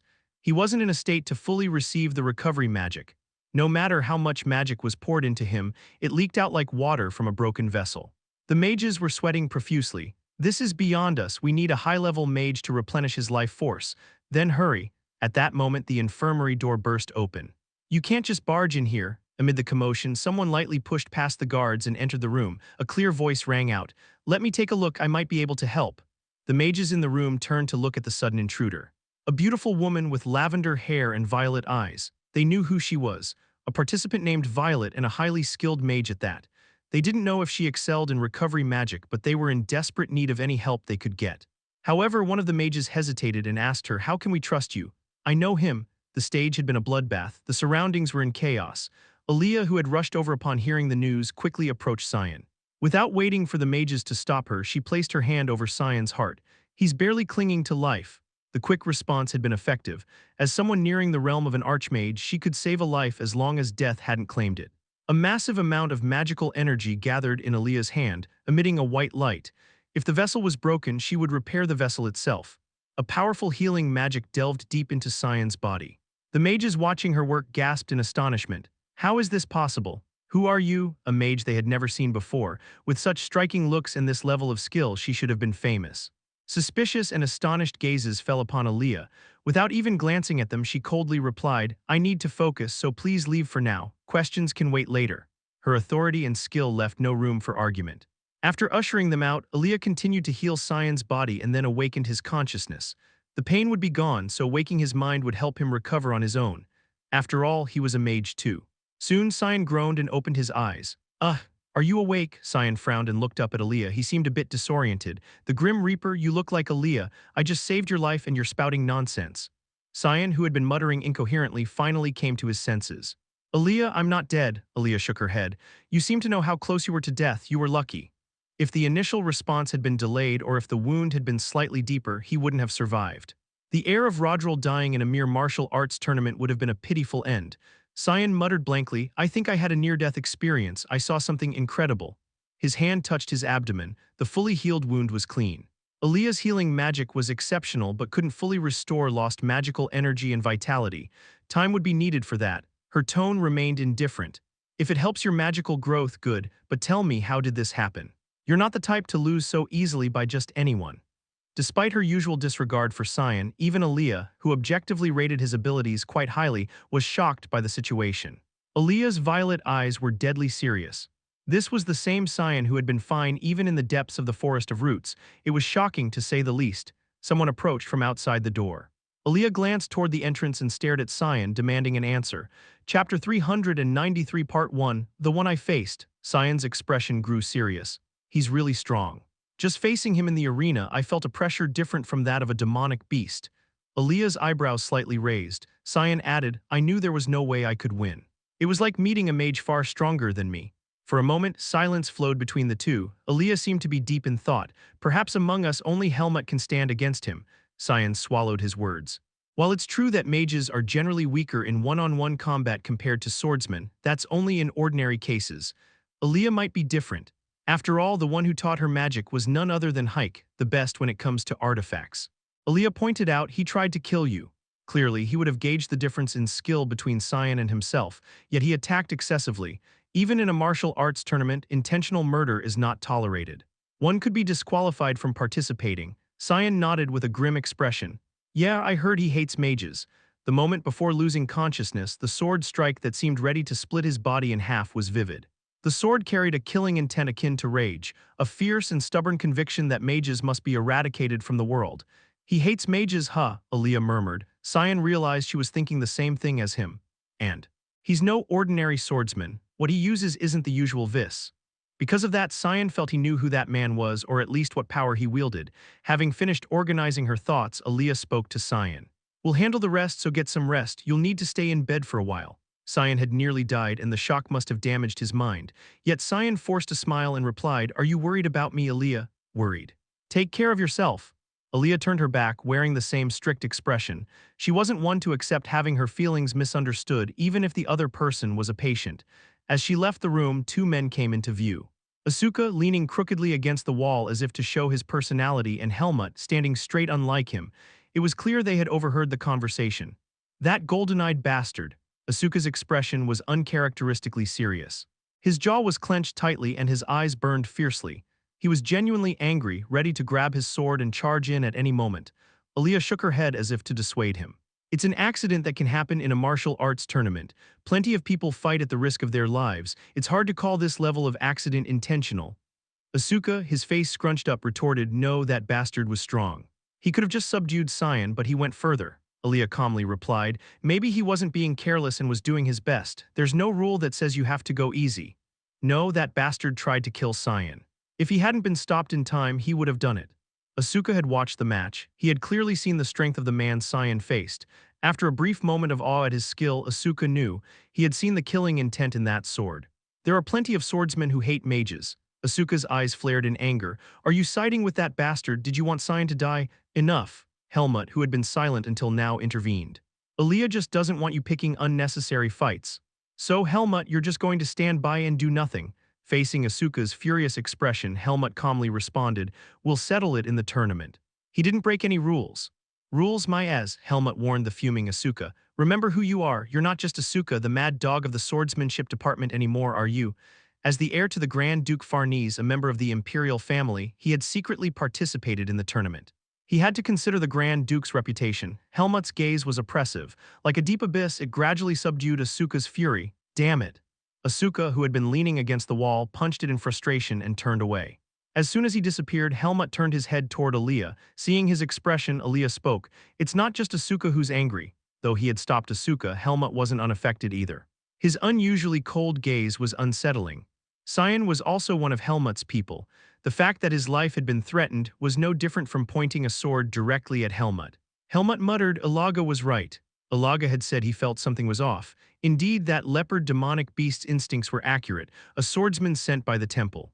Since the temple couldn't disguise a mage, they had no choice but to send a holy knight to participate in the tournament. A powerful holy knight who could conceal his holy power. The temple and even the Mage Association are involved in this tournament. It's no wonder they couldn't let it slide quietly. It's only natural they'd want to ruin it.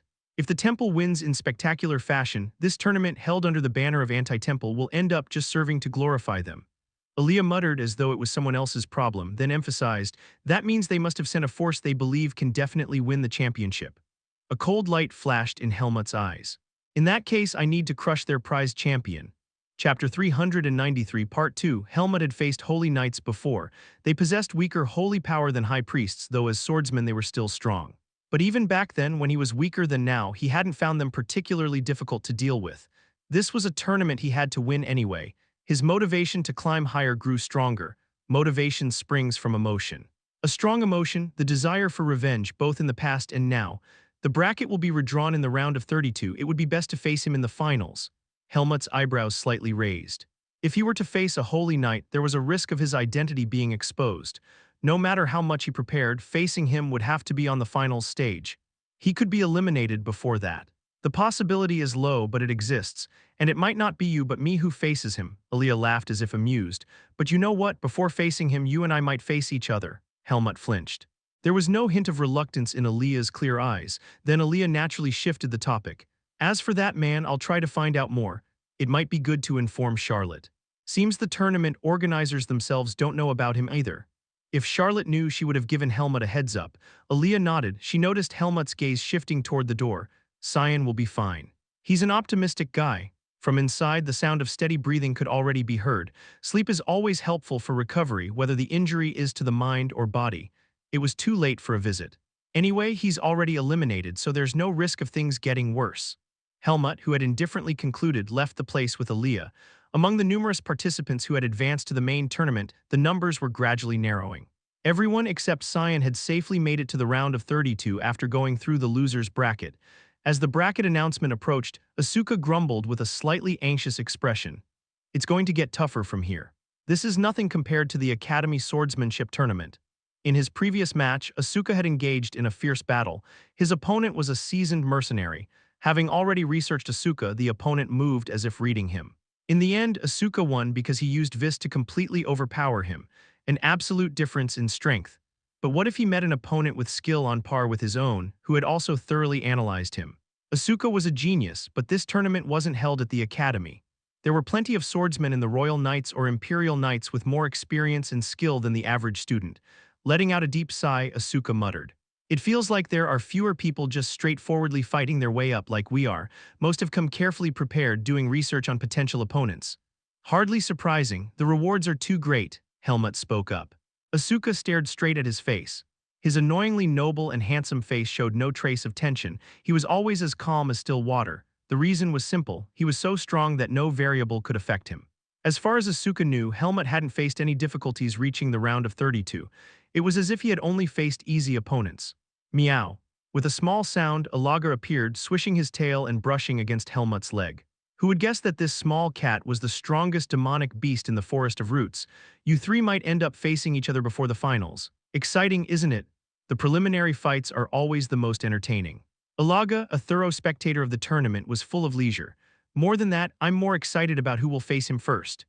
Asuka, who had carelessly opened his mouth, immediately swallowed his words upon receiving simultaneous glances from Helmut and Aaliyah.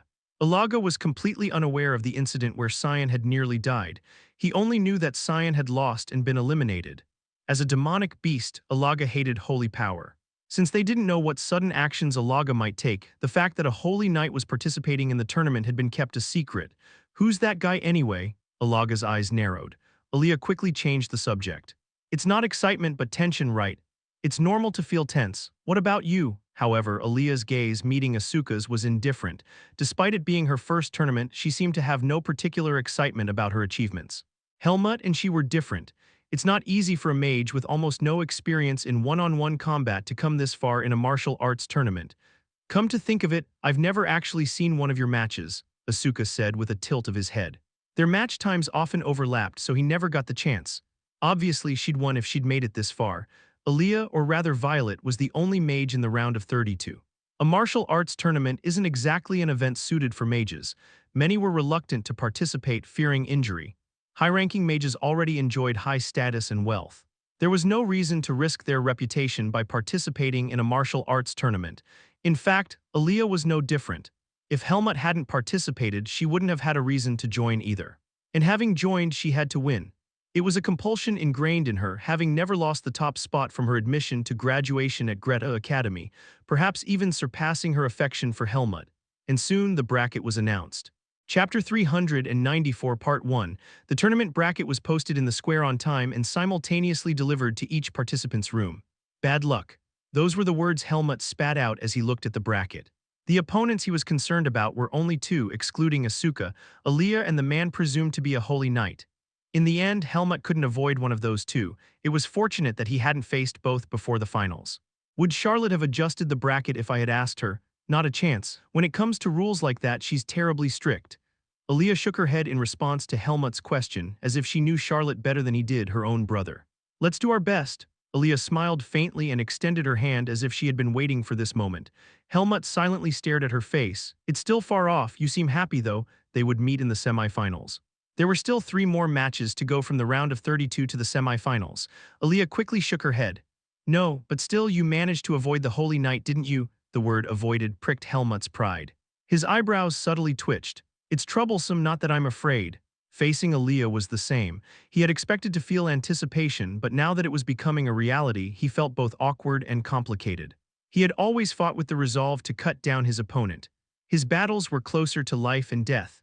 If an opponent survived, it was because the situation allowed it, or because Helmut had been lenient enough to refrain from delivering a lethal blow. But Aaliyah was an opponent he couldn't kill or cut down from the start. Aaliyah's composure wasn't just due to her confidence in her own skills, but also because she knew Helmut well. I'm at a disadvantage from the start. Even so, he didn't feel like he would lose. Helmut decided to adjust his mindset calmly. We still don't know how things will turn out. Aaliyah's gaze swept over the bracket. Her eyes then turned to Asuka, who was beside them. Asuka's expression was serious as he kept staring at the bracket. You'll meet him sooner than expected, huh? If Asuka won his match in the round of 32, he would face that man in the round of 16. It was earlier than anticipated. Helmut's gaze also turned to Asuka. He didn't know much about that guy's strength, but he knew that Asuka wasn't in a comfortable situation after making it to the main tournament. Judging by Asuka's own skill and the strength of that man, Asuka would need a lot of luck to approach victory. After a moment of thought, Helmut offered some advice. From now on, the matches won't overlap, so you'll be able to watch his match in the round of 32. Are you telling me to spy on him? I'm saying you should assess your enemy. If you think you can win without trouble, then you don't have to. If you're weaker, neglecting to analyze your opponent means you're not giving it your all. Asuka frowned and gritted his teeth. He didn't need to ask to know what Helmut meant. Alaga, who had hoped that Helmut, Aaliyah, and Asuka would all end up on the same side of the bracket before the finals, looked indifferent now that his wish hadn't come true. Anyway, it's a martial arts tournament that I'm not entering, right? It's just a bunch of mediocre people fighting. What's the point of spying or analyzing? Couldn't he have transformed into a human form like Agrel and participated in the tournament? Alaga belatedly realized this and felt regret. To do that, he would have needed an artifact with transformation magic, which would have to be inspected. But if it were Hike, she could have made an artifact that wouldn't be detected by those bumbling fools at the Mage Association. Unfortunately, Alaga's artifact didn't have the function to transform into a human. Well, give it your best, there's not much time left. From Alaga's perspective, humans were weak beings and demonic beasts were their predators. And Alaga was the king of those beasts. Because humans, fragile as they were, got rattled and fearful at the slightest thing, Alaga felt it was only proper for a stronger being like himself to show them some consideration. That was why he went along with Helmut's and the others' suggestion to hide his true identity and quietly observe. Truth be told, Alaga secretly wished something would happen. He had come all this way to the human world. Spending his days in dull peace wasn't what he wanted. He wanted incidents, chaos, and excitement, even if he had to fight all of humanity. Noticing Alaga's pent-up boredom, Helmut proposed a solution. If you're really bored, should I put you in the dogfighting arena? Maybe they'd let a big cat join if you asked nicely. In return for such kind consideration, Helmut's clothes ended up with 4 distinct claw marks slashed across them. Chapter 394, Part 2. A few days later, everyone smoothly advanced through the round of 32. Asuka faced the Holy Knight in the first match of the round of 16. Asuka had watched the Holy Knight's match in the round of 32, but if there was anything he gained from that, the Holy Knight had secured victory in the round of 32 with overwhelming strength. From that short battle, one thing was clear. It wasn't a fluke that he had nearly killed Cyan. The man was truly strong. Asuka had clearly seen the strength of the opponent he was about to face. Before the round of 16, Charlotte visited the waiting room. It wasn't a personal visit but an official one, under the pretext of checking on the participants' conditions. Meanwhile, the Crown Prince had apparently gone to see the Holy Knight, and Asuka wondered if his annoying cousin was actually helping for once. He's been sticking close to Charlotte while running the tournament, so maybe he's willing to give a little ground. If so, did that mean there had been progress in his relationship with Charlotte? Thinking that far, a crack formed in Asuka's calm demeanor. His focus was slipping just before the match. That jerk must be hoping I lose no matter what the Crown Prince did. It seemed like he had some ulterior motive, and it didn't sit well with Asuka. If you have something to say, make it quick, Asuka said bluntly. Was I interrupting? Not really. Asuka immediately backed down at that one remark. I hope she doesn't watch the match. No matter how strong his opponent was, he didn't think he would lose. He believed he would win no matter what. But regardless of that, the likely reality was, he didn't want to show that reality in front of Charlotte. Charlotte's calm expression wavered slightly. Senior Cyan was badly injured. Please be careful. Are you worried about me? His sharp nerves quickly settled. Asuka's expression became strange. Seeing this, Charlotte misunderstood, thinking Asuka was displeased with her words. I'm not looking down on you or underestimating you, it's just that the opponent is quite formidable. Charlotte trailed off. Asuka gave a disbelieving snort. Do you think I'll lose too? It wouldn't be right to say such things before the match. She didn't mean to be harsh, but her honesty came off as harsh. Asuka looked incredulous. What are you talking about? From the perspective of running the tournament, it's not right to be biased toward one side, but as a person, I can't help it. Charlotte had learned from Aaliyah that the golden-eyed man, whose identity was unknown but who had drawn attention with his outstanding skills, was from the temple. She was still investigating further, but there was no rule that someone from the temple couldn't participate in this tournament or that they couldn't win. Of course, the official purpose of this comprehensive martial arts tournament was to promote harmony between the Empire and Reynosa and to refresh the political climate. The temple had already caused problems in the Empire. It wouldn't be unreasonable to expel someone from the temple on some pretext, but Charlotte didn't do that. She always believed in doing what was right. If the temple came at them openly, she would meet them openly. She had faith that certain people would handle him. Charlotte hoped that one of Helmut, Aaliyah, or Asuka would defeat him. You're telling me in a roundabout way that you're cheering for me. Asuka, who was about to break into a grin, deliberately hardened his expression and turned away, coughing lightly. He then asked subtly, So will you be disappointed if I lose? Charlotte shook her head. Fighting your best but losing to a stronger opponent is nothing to be ashamed of. Her clear voice continued without hesitation. Nor is it something to be disappointed about, so please fight your best. The look in Charlotte's eyes was steady and unwavering. Her gaze resembled Helmut's in some ways, yet there was a warmth like polished pebbles under sunlight that was entirely her own. Asuka suddenly felt his throat constrict. After a brief pause, he managed to answer, Sure, of course. As he stepped onto the stage, a gust of wind swept past him. It was an unusually windy day. Asuka glared fiercely at his opponent. His eyes clearly showed that he wanted to rush in and beat him up rather than cross swords. The golden-eyed man noticed Asuka's demeanor. I sense hostility, do you know me? I do. Cyan, you probably remember him too. Since you're the one who nearly killed him by slashing his stomach. Asuka swallowed the rest of his words. The man tilted his head with the same expressionless face. Isn't Cyan your name? Asuka and Cyan had exchanged their participant names. My name is Asuka. A faint sneer flickered across the man's lips. Asuka, so you're one of his friends. Well, he survived, didn't he? He nearly died, but he lived. That should be enough. It was the sort of accident that could happen in a martial arts tournament. If Cyan had died, it wouldn't have necessarily been grounds to hold the man responsible. Logically speaking, Asuka knew that, but Asuka had lived his entire life guided by emotion. Was it truly an unavoidable accident? As if to confirm, Asuka examined the man's expression. But that cold, unchanging face betrayed no remorse. The Holy Knight felt no remorse for staining his sacred sword with blood. His god was a merciless god to enemies, not one who forbade bloodshed. Instead of answering the question, he spoke in an accusatory tone. I see no reason to defend a mage of all things. Magic is a vile force repeatedly abused for evil. Why take a mage's side? I'm not a huge fan of mages either, but I can't stand you for nearly killing my friend. His golden gaze fixed on Asuka. My name is Servant, that's the name I'm using in this tournament, Servant. A name that meant one who serves. He was the servant of his god, and his sword was the will of that god, thus righteous in his eyes. The man moved his hand to his waist.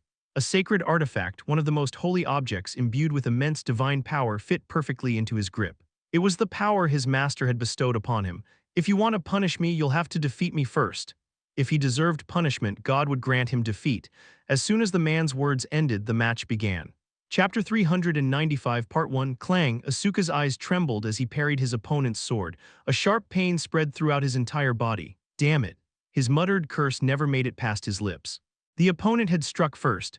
The sword that came flying at him carried an overwhelming force. It was a heavy, orthodox strike, yet one that couldn't be brushed aside with mere tricks, a level of swordsmanship of a highly skilled swordsman. Asuka instinctively blocked the incoming blade. Clang, clang, his senses were on edge. A single mistake would instantly lead to defeat.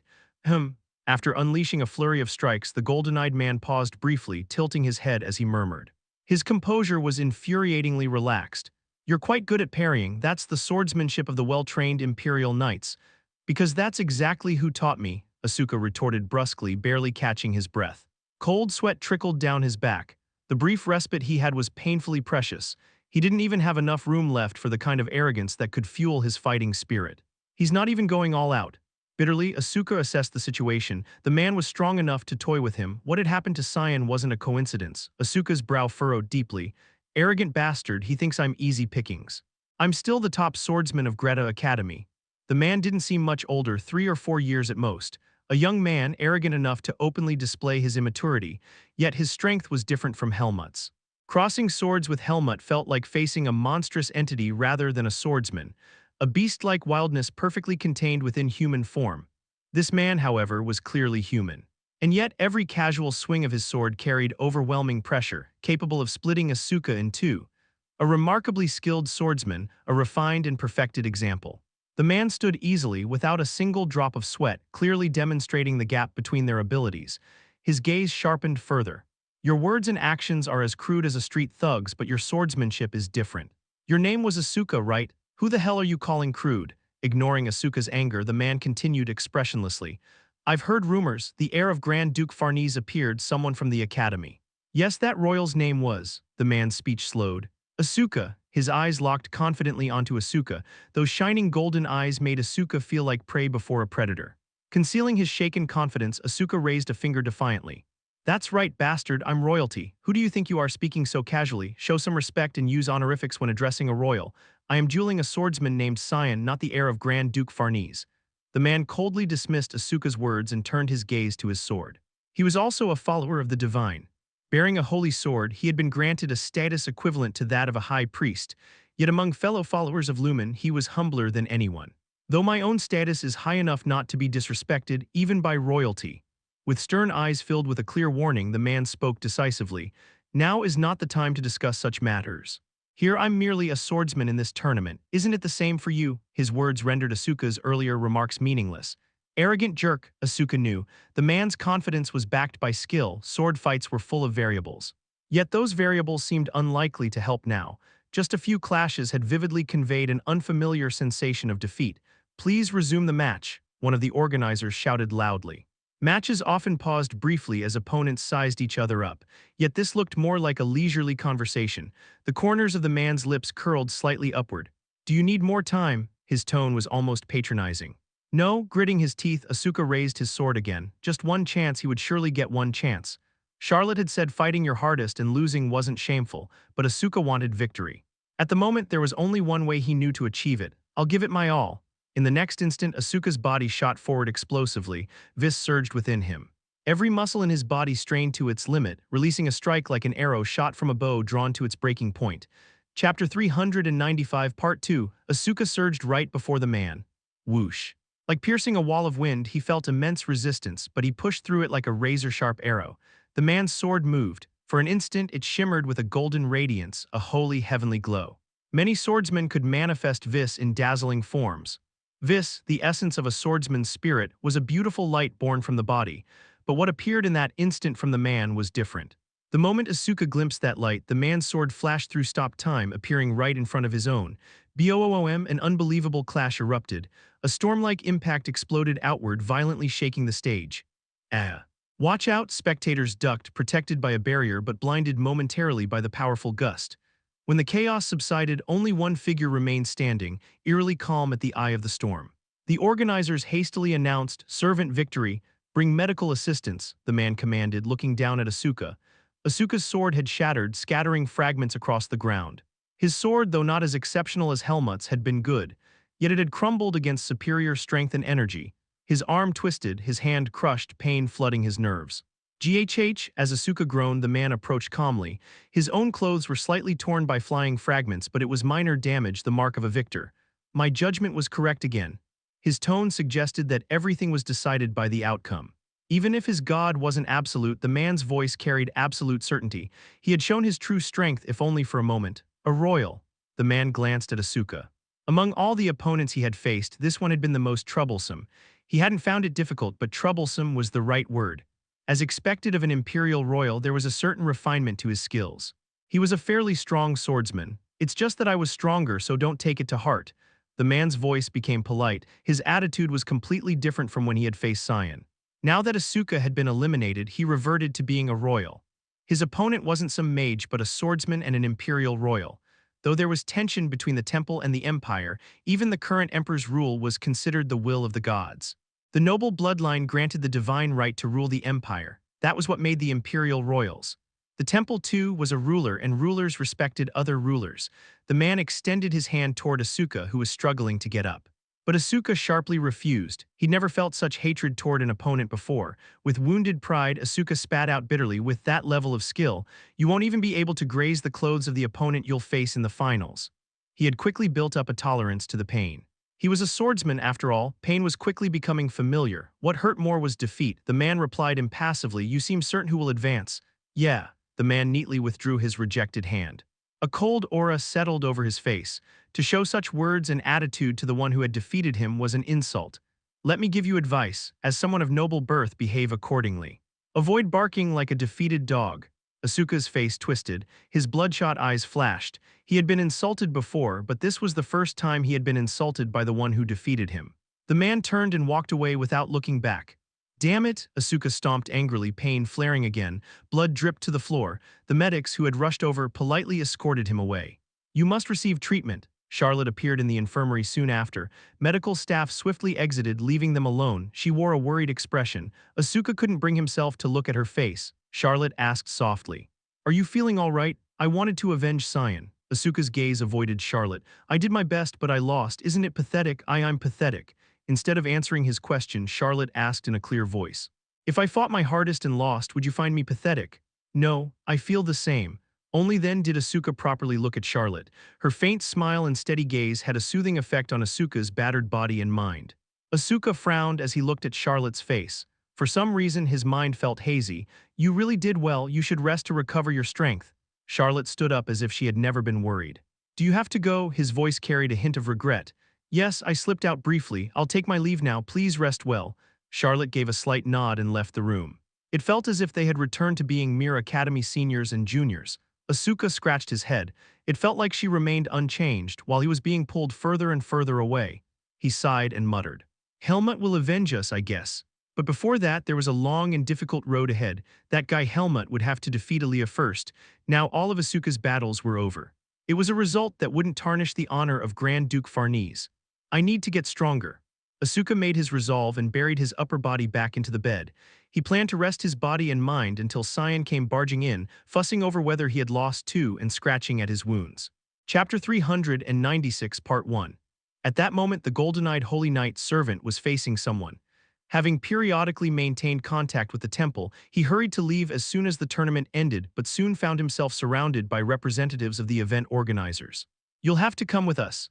Their tone left no room for refusal. This was practically enemy territory. He momentarily grew wary, but this summon was impossible to ignore, especially given who it came from.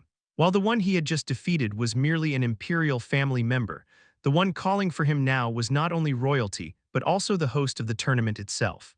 Even if they discovered my identity, would they dare raise their swords against the temple? Servant was confident.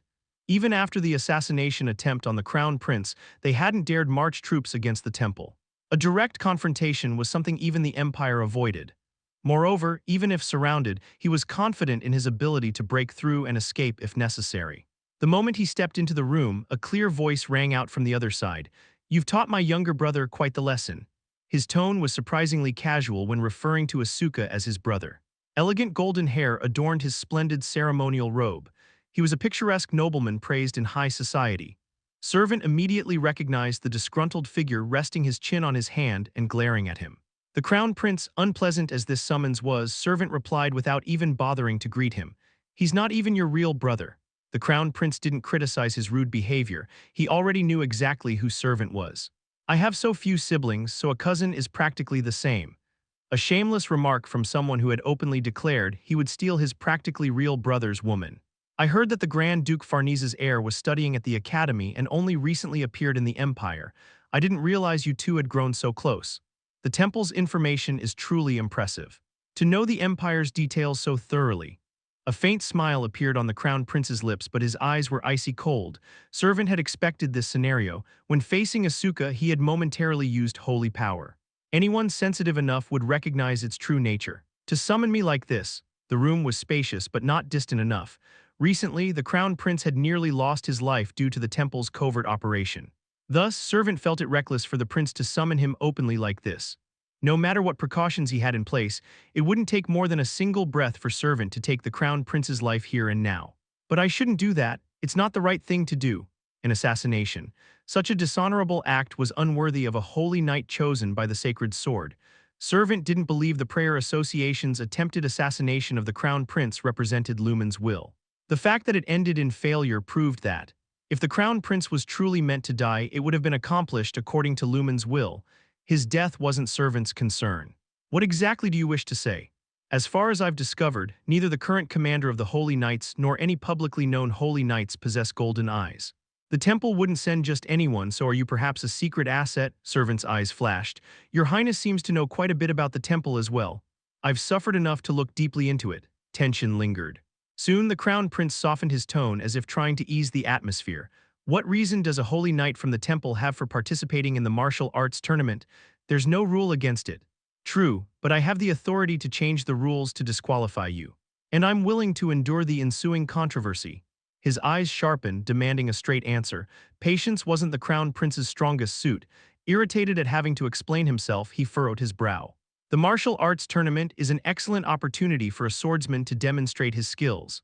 Servant's voice remained calm. "I have no other motive but to win this tournament. You expect me to believe that the temple sent a secret weapon with no other intentions. You must know the purpose behind this tournament. You must also remember why no temple priests are present here." At events like these, temple priests were usually requested for their healing magic, which was far superior to regular mages. Holy power was optimal for healing and recovery, yet the temple had been entirely excluded from this tournament. A holy knight secretly participating was understandably unpleasant for the organizers. Chapter 396, Part 2, Servant replied straightforwardly.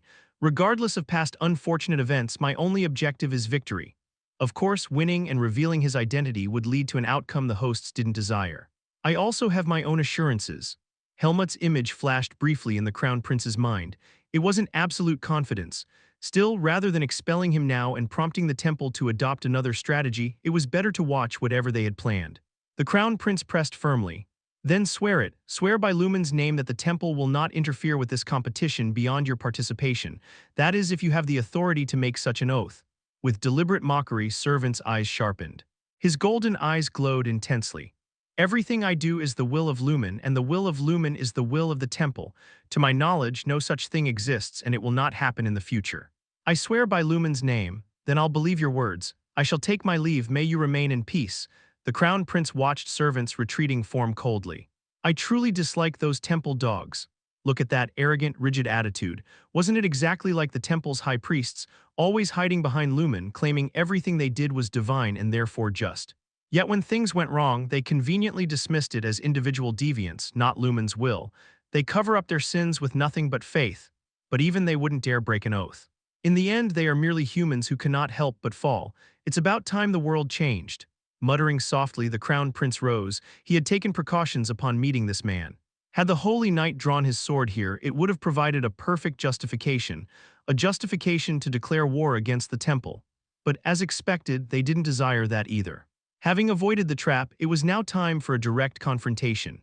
Meanwhile, the iron-masked participant, this competition's favored winner expected to crush the temple's representative, was embroiled in a fierce struggle. With a very angry white cat, Young, release me, how dare you, Alaga clawed frantically at Helmut's arm, nearly tearing through his clothing. Helmut grabbed Alaga by the scruff of the neck and pressed him down, whispering, "Calm down." Pure strength was barely enough, and if he used Vis, Alaga might instinctively sense the threat and break free, revealing his true form. If this had happened in their quarters, it would have been manageable, but unfortunately they were on the street, drawing unwanted attention. A group of women who had come to watch the tournament were whispering as they watched the commotion. "Oh my, look over there, a tournament contestant is tormenting a cat. How could he do that to such a small, cute cat? What did he do to make it hate him so much? I was keeping an eye on him because of his skills, but wearing a mask like that, maybe he's a criminal, maybe he's trying to eat it. I heard in some Eastern countries they eat cats for arthritis. Oh my, that poor thing, how scared it must be, shouldn't we help?" From the outside, Helmut, wearing a mask and black clothes, looked like a criminal straight out of Black Hawk. It was a misunderstanding waiting to happen.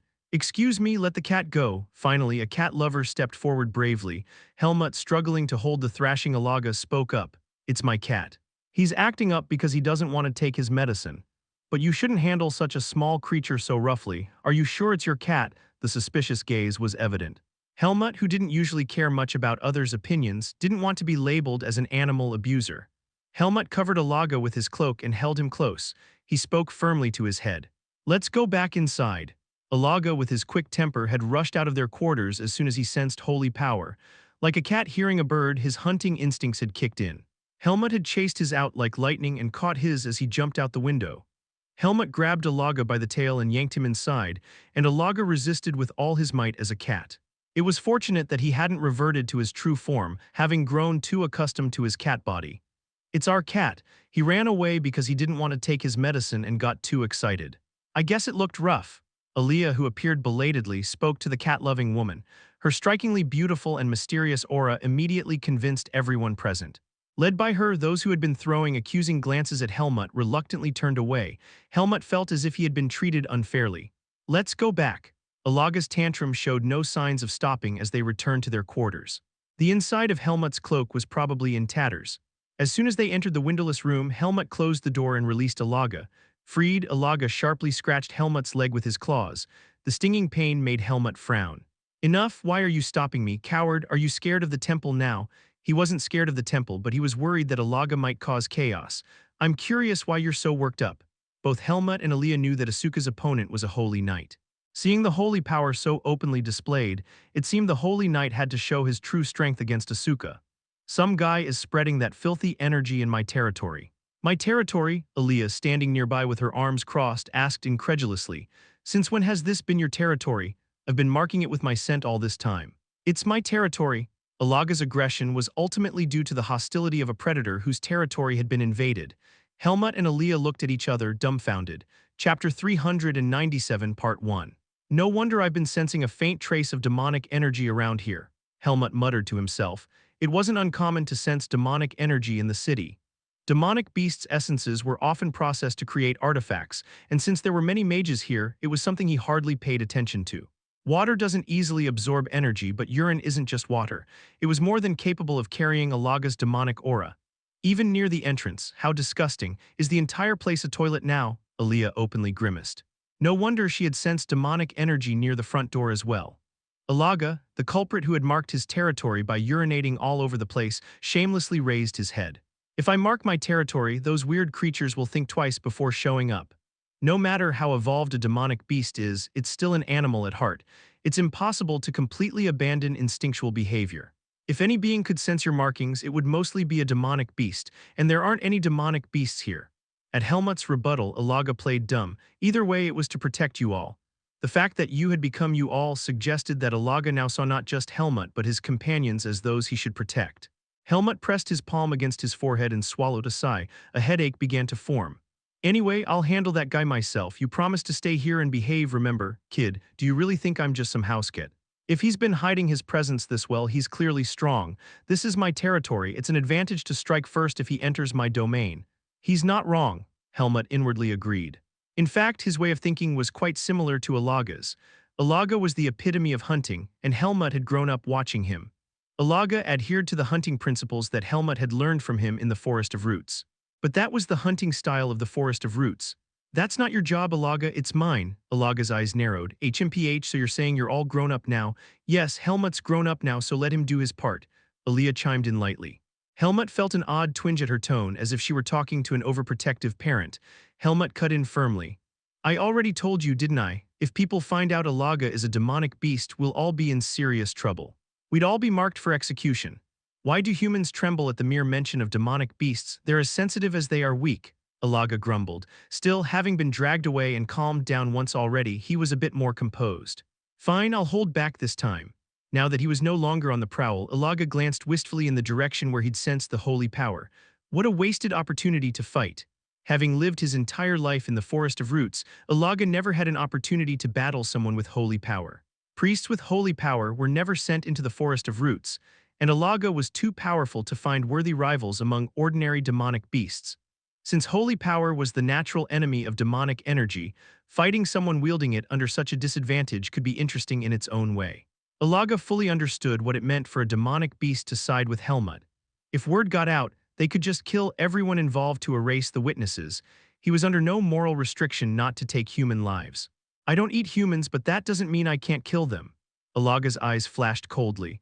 All his prior restraint was simply the mercy shown by a superior being, not any moral hesitation about taking human lives. A demonic beast has no notion of morality to begin with. If humans ever raised a blade against Helmut, Alaga wouldn't hesitate to pile up their corpses like a mountain. Still, he said he'd handle it himself. Alaga swished his tail across the floor in feigned indifference as he left the room. He was itching to do something, yet they kept telling him not to get involved. Perhaps he could entertain himself by hunting some rats around the mansion.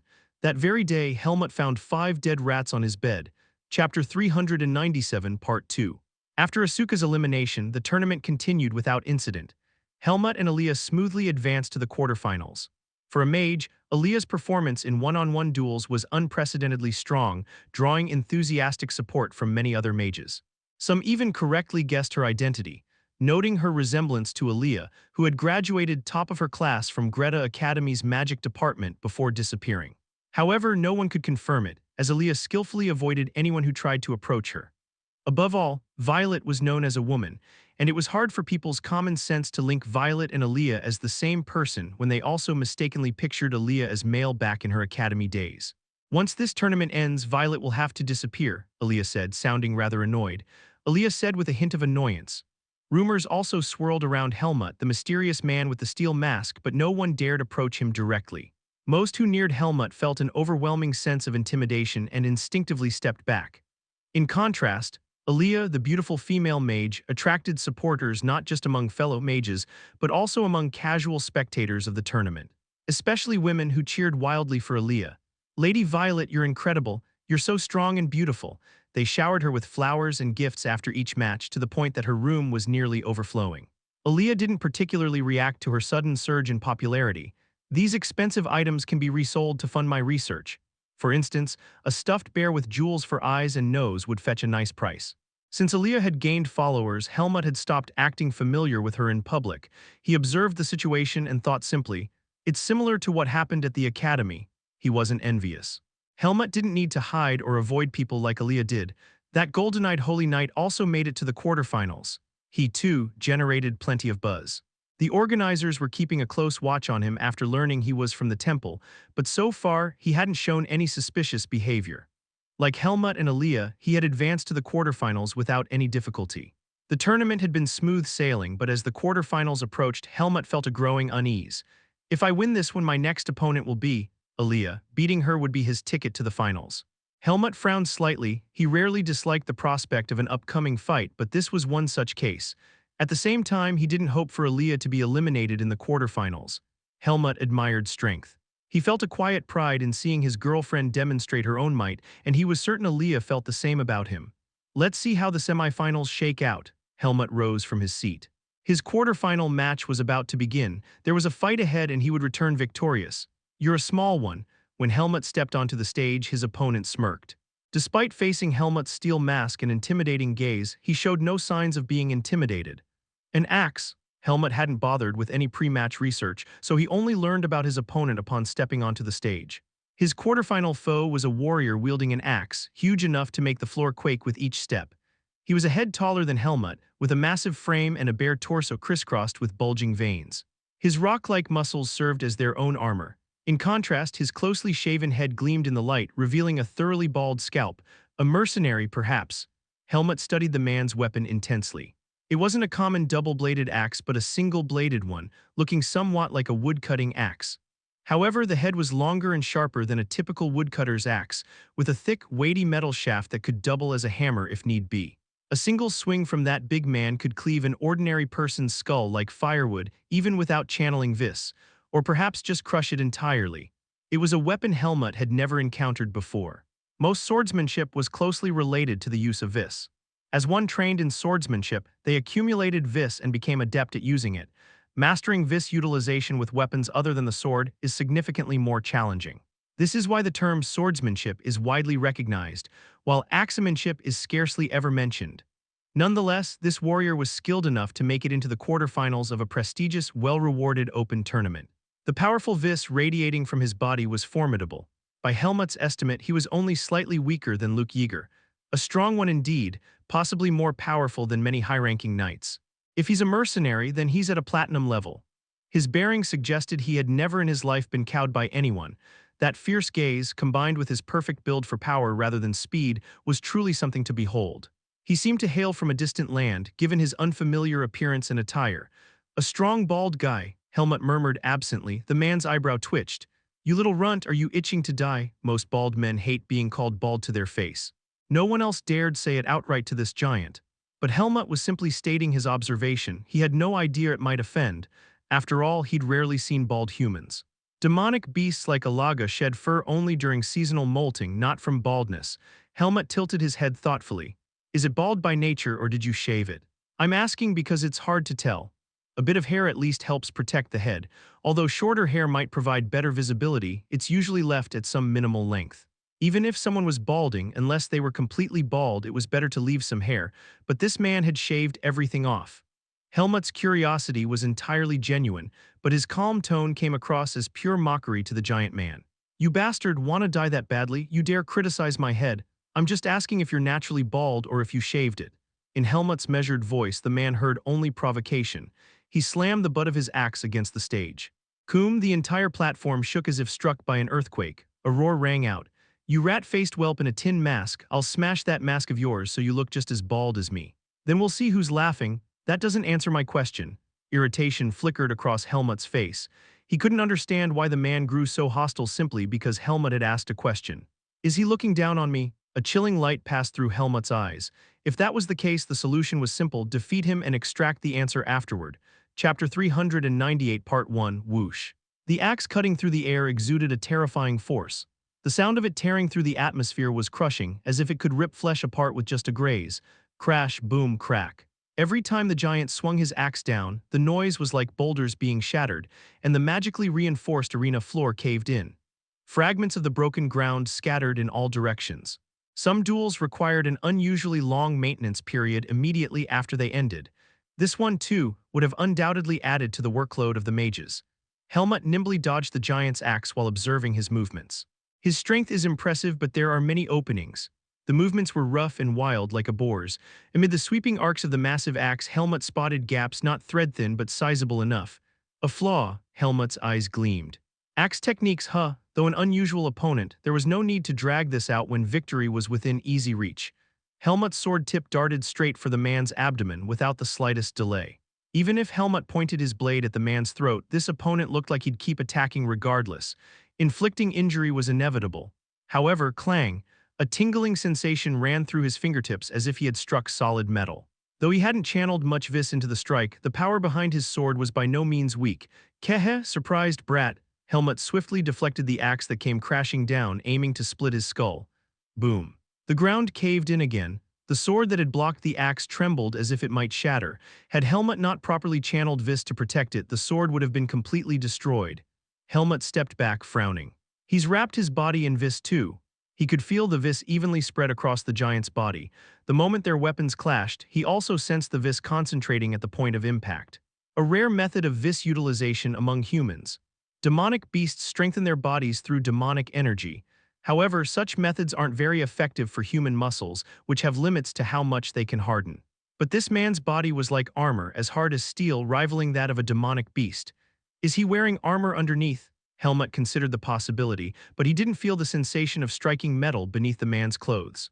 Through the torn fabric, he could see the man's skin, muscles so tough it was as if they had been reinforced with metal powder. Helmut dredged up a memory from his distant past at the academy.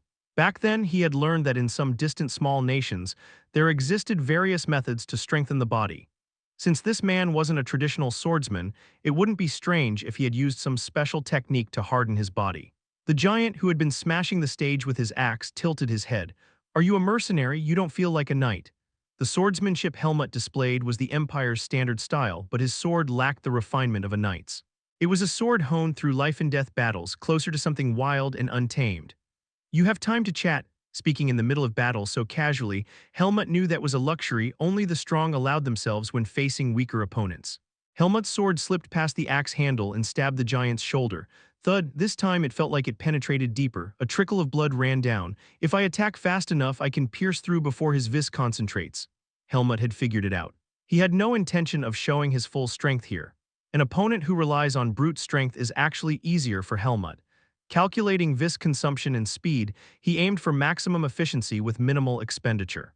Though this was the strongest opponent he had faced in the tournament so far, it wasn't too much trouble to maintain this level of control. Slash, thud, thud. The sound of the sword piercing flesh began to echo, distinct from the axe smashing the ground. Helmut's sword, now on the offensive, was relentless. If there was an opening, he exploited it without fail. But the vis imbued in his sword remained calm. It merely enveloped the blade, intensifying only at the moment of impact like a spark igniting. It was a terrifyingly precise use of vis. "Grrk, you little." No matter how large and tough the giant was, he couldn't remain unscathed after more than 10 holes were punched through his body. The wounds grew deeper as the fight progressed. Helmut's sword seemed to have learned a trick, piercing more sharply and inflicting deeper wounds. The giant's reaction speed gradually slowed. Finally, the giant, who had been swinging his axe recklessly, came to a stop. His eyes were bloodshot. Even if intentional killing wasn't allowed, he didn't care. If he got his hands on that elusive little rat of a swordsman, he intended to smash Helmut's head. He'd use his axe to cut off the mask and reveal the face beneath. His rage turned into a vicious killing intent. Helmut's attacks were as swift as a rat's and as annoying as a mosquito's. He nimbly dodged the giant's strikes and landed one-sided attacks. The vis in the giant's body swirled and gathered at his center. "You damn rat!" With a roar that sounded more like a beast's cry than a man's, the giant swung his axe horizontally. As it cut through the air, a half-moon-shaped wave of vis streaked out at waist height. It was fast. There seemed to be no way to dodge left or right. Chapter 398, Part 2, Helmut kicked off the ground and leaped. His eyes, in contrast to the giant's, remained calm. Shall I end it now? He had drained enough of the giant's strength. Now it was time to take the prey's life. Of course, he hadn't forgotten this was a tournament. The giant's body was sturdy and broad enough that ordinary wounds wouldn't kill him. "I'll make sure he surrenders." After expending such a torrent of vis, the giant would need a moment to recover, and in that gap lay Helmut's victory. Helmut, leaping forward as if flying, aimed to close the distance and plunge into the giant's body. But for a moment, Helmut was taken aback. The attack he thought was over had resumed. The detached axe blade, now a separate weapon, was flying toward him, its edge gleaming. There was no time to change direction midair to dodge. "I have to block it." Vis surged through Helmut's sword. The center of the blade met the center of the axe head with perfect precision. Crash! It was less like metal clashing and more like boulders colliding. Had there been even the slightest misalignment, the sword would have shattered into pieces against the solid metal. His arm went numb, the impact pushed his leg, which had just landed, backward. He threw his weapon. At that moment, Helmut felt the giant's strike aiming for his abdomen. Where the axe blade had flown, a sharp, spear-like tip now protruded. It seemed to be a hidden trump card, like a concealed dagger. The giant's strike, now freed from the heavy axe, was frighteningly fast. For a moment, Helmut almost failed to react. But that couldn't be. Helmut immediately dismissed the thought. He was only slightly surprised. It was an unexpected move from an otherwise predictable opponent. It was only polite to act a little surprised, wasn't it? Time to end this. His legs tensed. His upper body, which had leaned back as if losing balance, swung forward and his sword moved as if sliding through his hand. He could block again, but there was an easier way. Helmut naturally deflected the spear tip and closed the distance.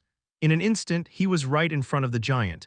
The bulging muscles seemed ready to push Helmut away from that threatening proximity. But the giant couldn't do anything.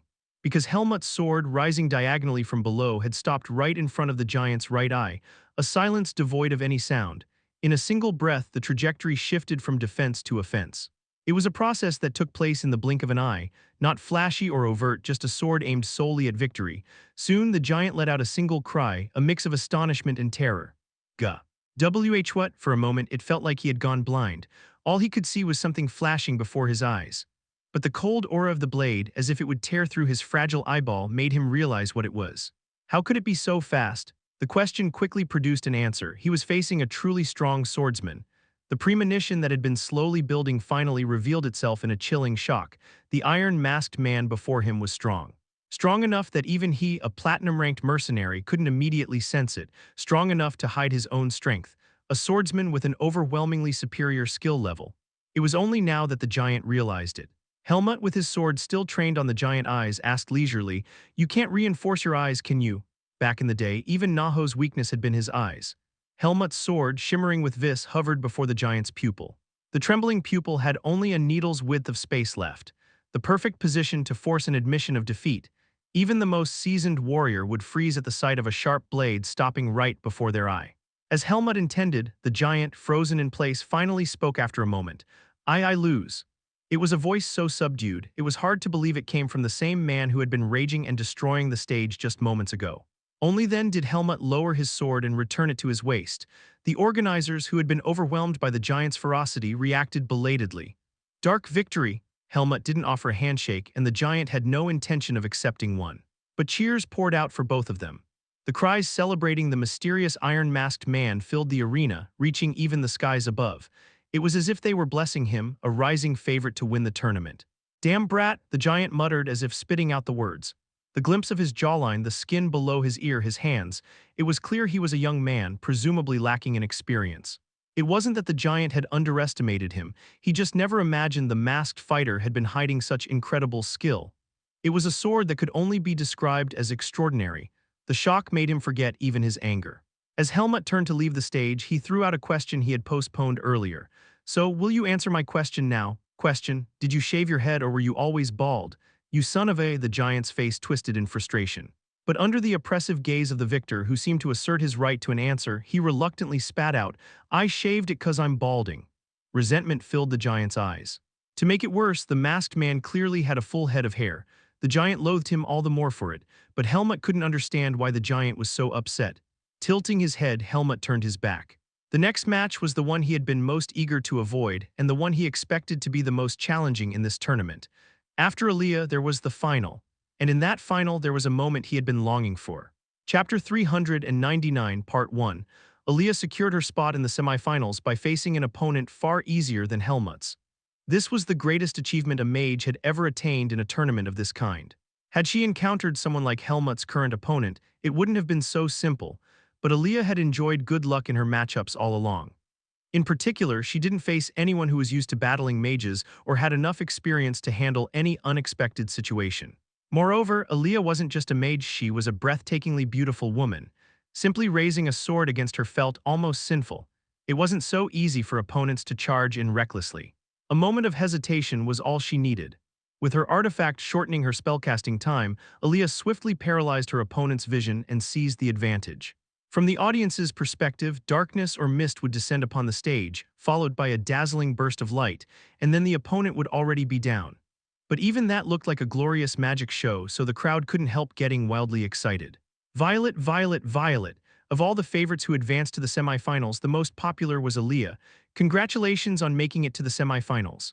Helmut delivered those words to Aaliyah when she returned to their lodging, though he didn't seem entirely pleased. Aaliyah smiled as though it were no big deal. Thank you, congratulations to you too. The brief silence that followed carried not warmth but an unspoken tension. Surprisingly, Aaliyah was the more relaxed of the two. Now the moment we've all been waiting for. Cyan's eyes gleamed. As if his bloodied collapse had never happened, he had recovered swiftly after a short period of rest, thanks to the top-tier healing mages assigned to the tournament. However, once the mage healers of the Mage Association who treated him discovered he was a rare all-attribute spirit mage, and that he was from Rodril, they caused quite a stir. After resting thoroughly, Cyan's cheeks had even regained a healthy plumpness, his face radiating energy with no trace of psychological trauma. As long as that bastard doesn't win, I don't care who takes it. In contrast, Asuka, still nursing a grudge, grumbled under his breath. Did you get an earful from your father after getting eliminated? Asuka had been summoned by Grand Duke Farnese immediately after his loss and hadn't returned for a while. Having used the tournament as an excuse to skip his air training, he'd likely been subjected to a crash course in suffering. Asuka snorted. An earful, please. If my father had competed, I doubt he'd have even made it past the preliminaries. The rewards for this tournament were so immense that even the qualifiers had been fiercely competitive. Grand Duke Farnese was every bit as skilled as any Imperial Knight, but it had been a long time since he'd had real combat experience. When did a Grand Duke ever need to wield a sword? Duty came first for him. Swordsmanship was secondary. Meanwhile, Asuka, who was in his prime, had skills that stood out even among the Imperial Knights. He didn't fall short in skill, he'd simply run into a formidable opponent and had the misfortune to lose. Well, for the record, I'm cheering for Aaliyah.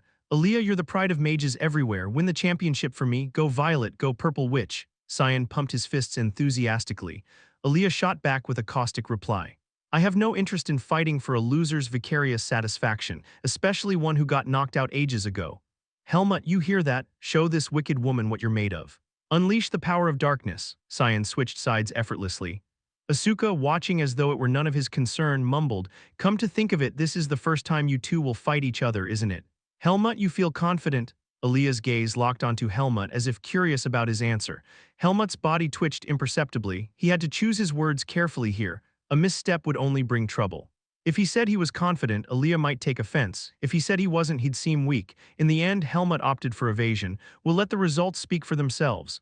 Asuka raised an eyebrow in disbelief. What's that? Are you just trying to smooth things over? You think you can fight properly on stage like this? I can see your future already. You're going to be under her thumb. Snap out of it now. Otherwise, you'll spend your whole life like that. Cyan shook his head mournfully. While Helmut responded with silence, Aaliyah glared at the two with sharp eyes, as if they were bad influences she needed to pry away from her boyfriend. Enough noise, all of you quiet down. Sometimes even among demonic beasts that pair up, the male ends up yielding to the female. Alaga, who had sidled up quietly, added with an air of understanding.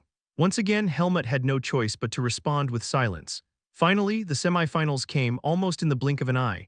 Chapter 399, Part 2. Word is the Grand Duke of Reynosa will arrive here by the end of today's match, probably to watch the finals.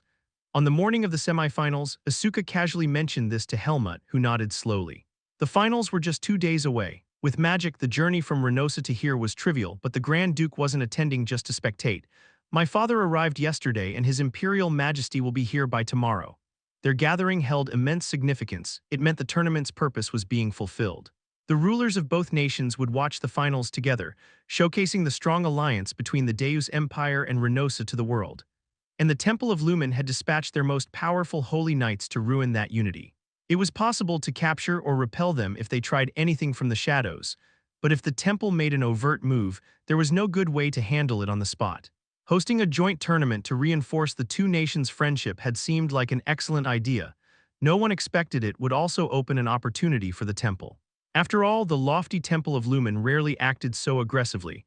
It was a sign of how deeply they felt the crisis of being driven out of the empire. But there was one thing even the temple hadn't foreseen: Helmut's existence. This tournament was also a chance the Grand Duke of Reynosa had set up for him. If he was as fair as Charlotte claimed, Helmut would obtain what he desired as the prize for victory. Whether it would be enough to satisfy him remained to be seen. even if things don't go as planned. A cold light flickered in Helmut's dark eyes. He had already decided he wouldn't fall defeated and slink away into obscurity. The path Darien hadn't taken, he would tread it without hesitation. A ruthless, brutal path of imposing his will through strength, even if the whole world pointed fingers, even if rivers of blood flowed and countless lives were crushed beneath his feet. Unlike Darien, Helmut now had something to protect. When have I ever hesitated to cut down my enemies? He had lived by his master's teachings because that was what the man had wanted. But Helmut's true nature was closer to that of a demonic beast. He wasn't so weak or soft as to falter just because his enemy was human. He had climbed to his master's level and cast off his shackles. He had already fallen to the very bottom. He had seen what lay in the deepest abyss and clawed his way back up again. Lumen's will, which sought to imprison all malice within the forest of roots, had failed to overpower Helmut's own resolve. Now nothing could stop him. Even if he had to raise his sword against the world itself, he would not halt. Asuka hesitated briefly before speaking again. Oh, and the Grand Duchess of Reynosa is likely coming too. Helmut couldn't help but react. An inexplicable throb echoed in his chest, a surge of something hot and turbulent. Mother, no, now she was just another enemy. A cold voice escaped him. What about Michael? Asuka answered in a tone that would have earned him a brutal etiquette lesson from Grand Duke Farnese. No clue. Since Charlotte's stuck cleaning up his mess, he'll probably come if he wants to handle it himself. Depends on his health, I guess. That cursed frail body of his was apparently still the same. It's time for me to go. Helmut rose from his seat. Asuka waved at him with a smirk. Yeah, it's your time to suffer. Good luck surviving. From a troublemaker's perspective, this was pure entertainment. How do you feel? Aaliyah was smiling, a bright, unshadowed grin, the kind she wore after successfully completing major magical research. Why was she making that expression now of all times, right before facing him in battle? This isn't fair. Helmut shot her a sullen glance before looking down at his sword. He had thought himself fully prepared, yet no matter how much he steeled his heart, the sight of her made it waver uncontrollably. Slash, press the blade to a vital point, force surrender. The simple process he had always followed now felt like an insurmountable ordeal. Facing a skilled mage would normally have been something Helmut found intriguing. But when the name was Aaliyah, that same experience turned into an ordeal. It was only when he stood here face to face with her that Helmut realized it again vividly. That his sword, which he believed could cut down anything, had one impossibility before it, and it was this woman. Helmut. Not great, he muttered bluntly. Aaliyah laughed out loud as if something about that amused her. You're honest. Good boys, why am I a boy? We're the same age. Helmut firmly corrected her. Aaliyah tilted her head slightly. Really? I was going to give you a reward for being a good boy. A reward. Is she talking about the championship prize? This was the semifinals after all. It might have meant she was planning to forfeit. Hope stirred in Helmut and he asked immediately. What is it? I'd like to make a proposal. Her voice was gentle. The match hadn't begun yet. Let's set some rules for the match, ones that we can both agree on and accept as fair. Helmut's gaze fixed sharply on her. He wasn't so heartless. The same dilemma he had faced, Aaliyah had too.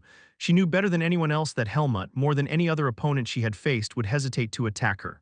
Even if a head-on duel was out of the question, there were certainly underhanded and shady methods by which Aaliyah could still defeat him. But setting those methods aside, she also didn't want to hurl destructive magic at him. Either way, we need a winner, so she had come up with this solution, a way to determine victory without either of them getting hurt. Aaliyah opened her mouth to speak.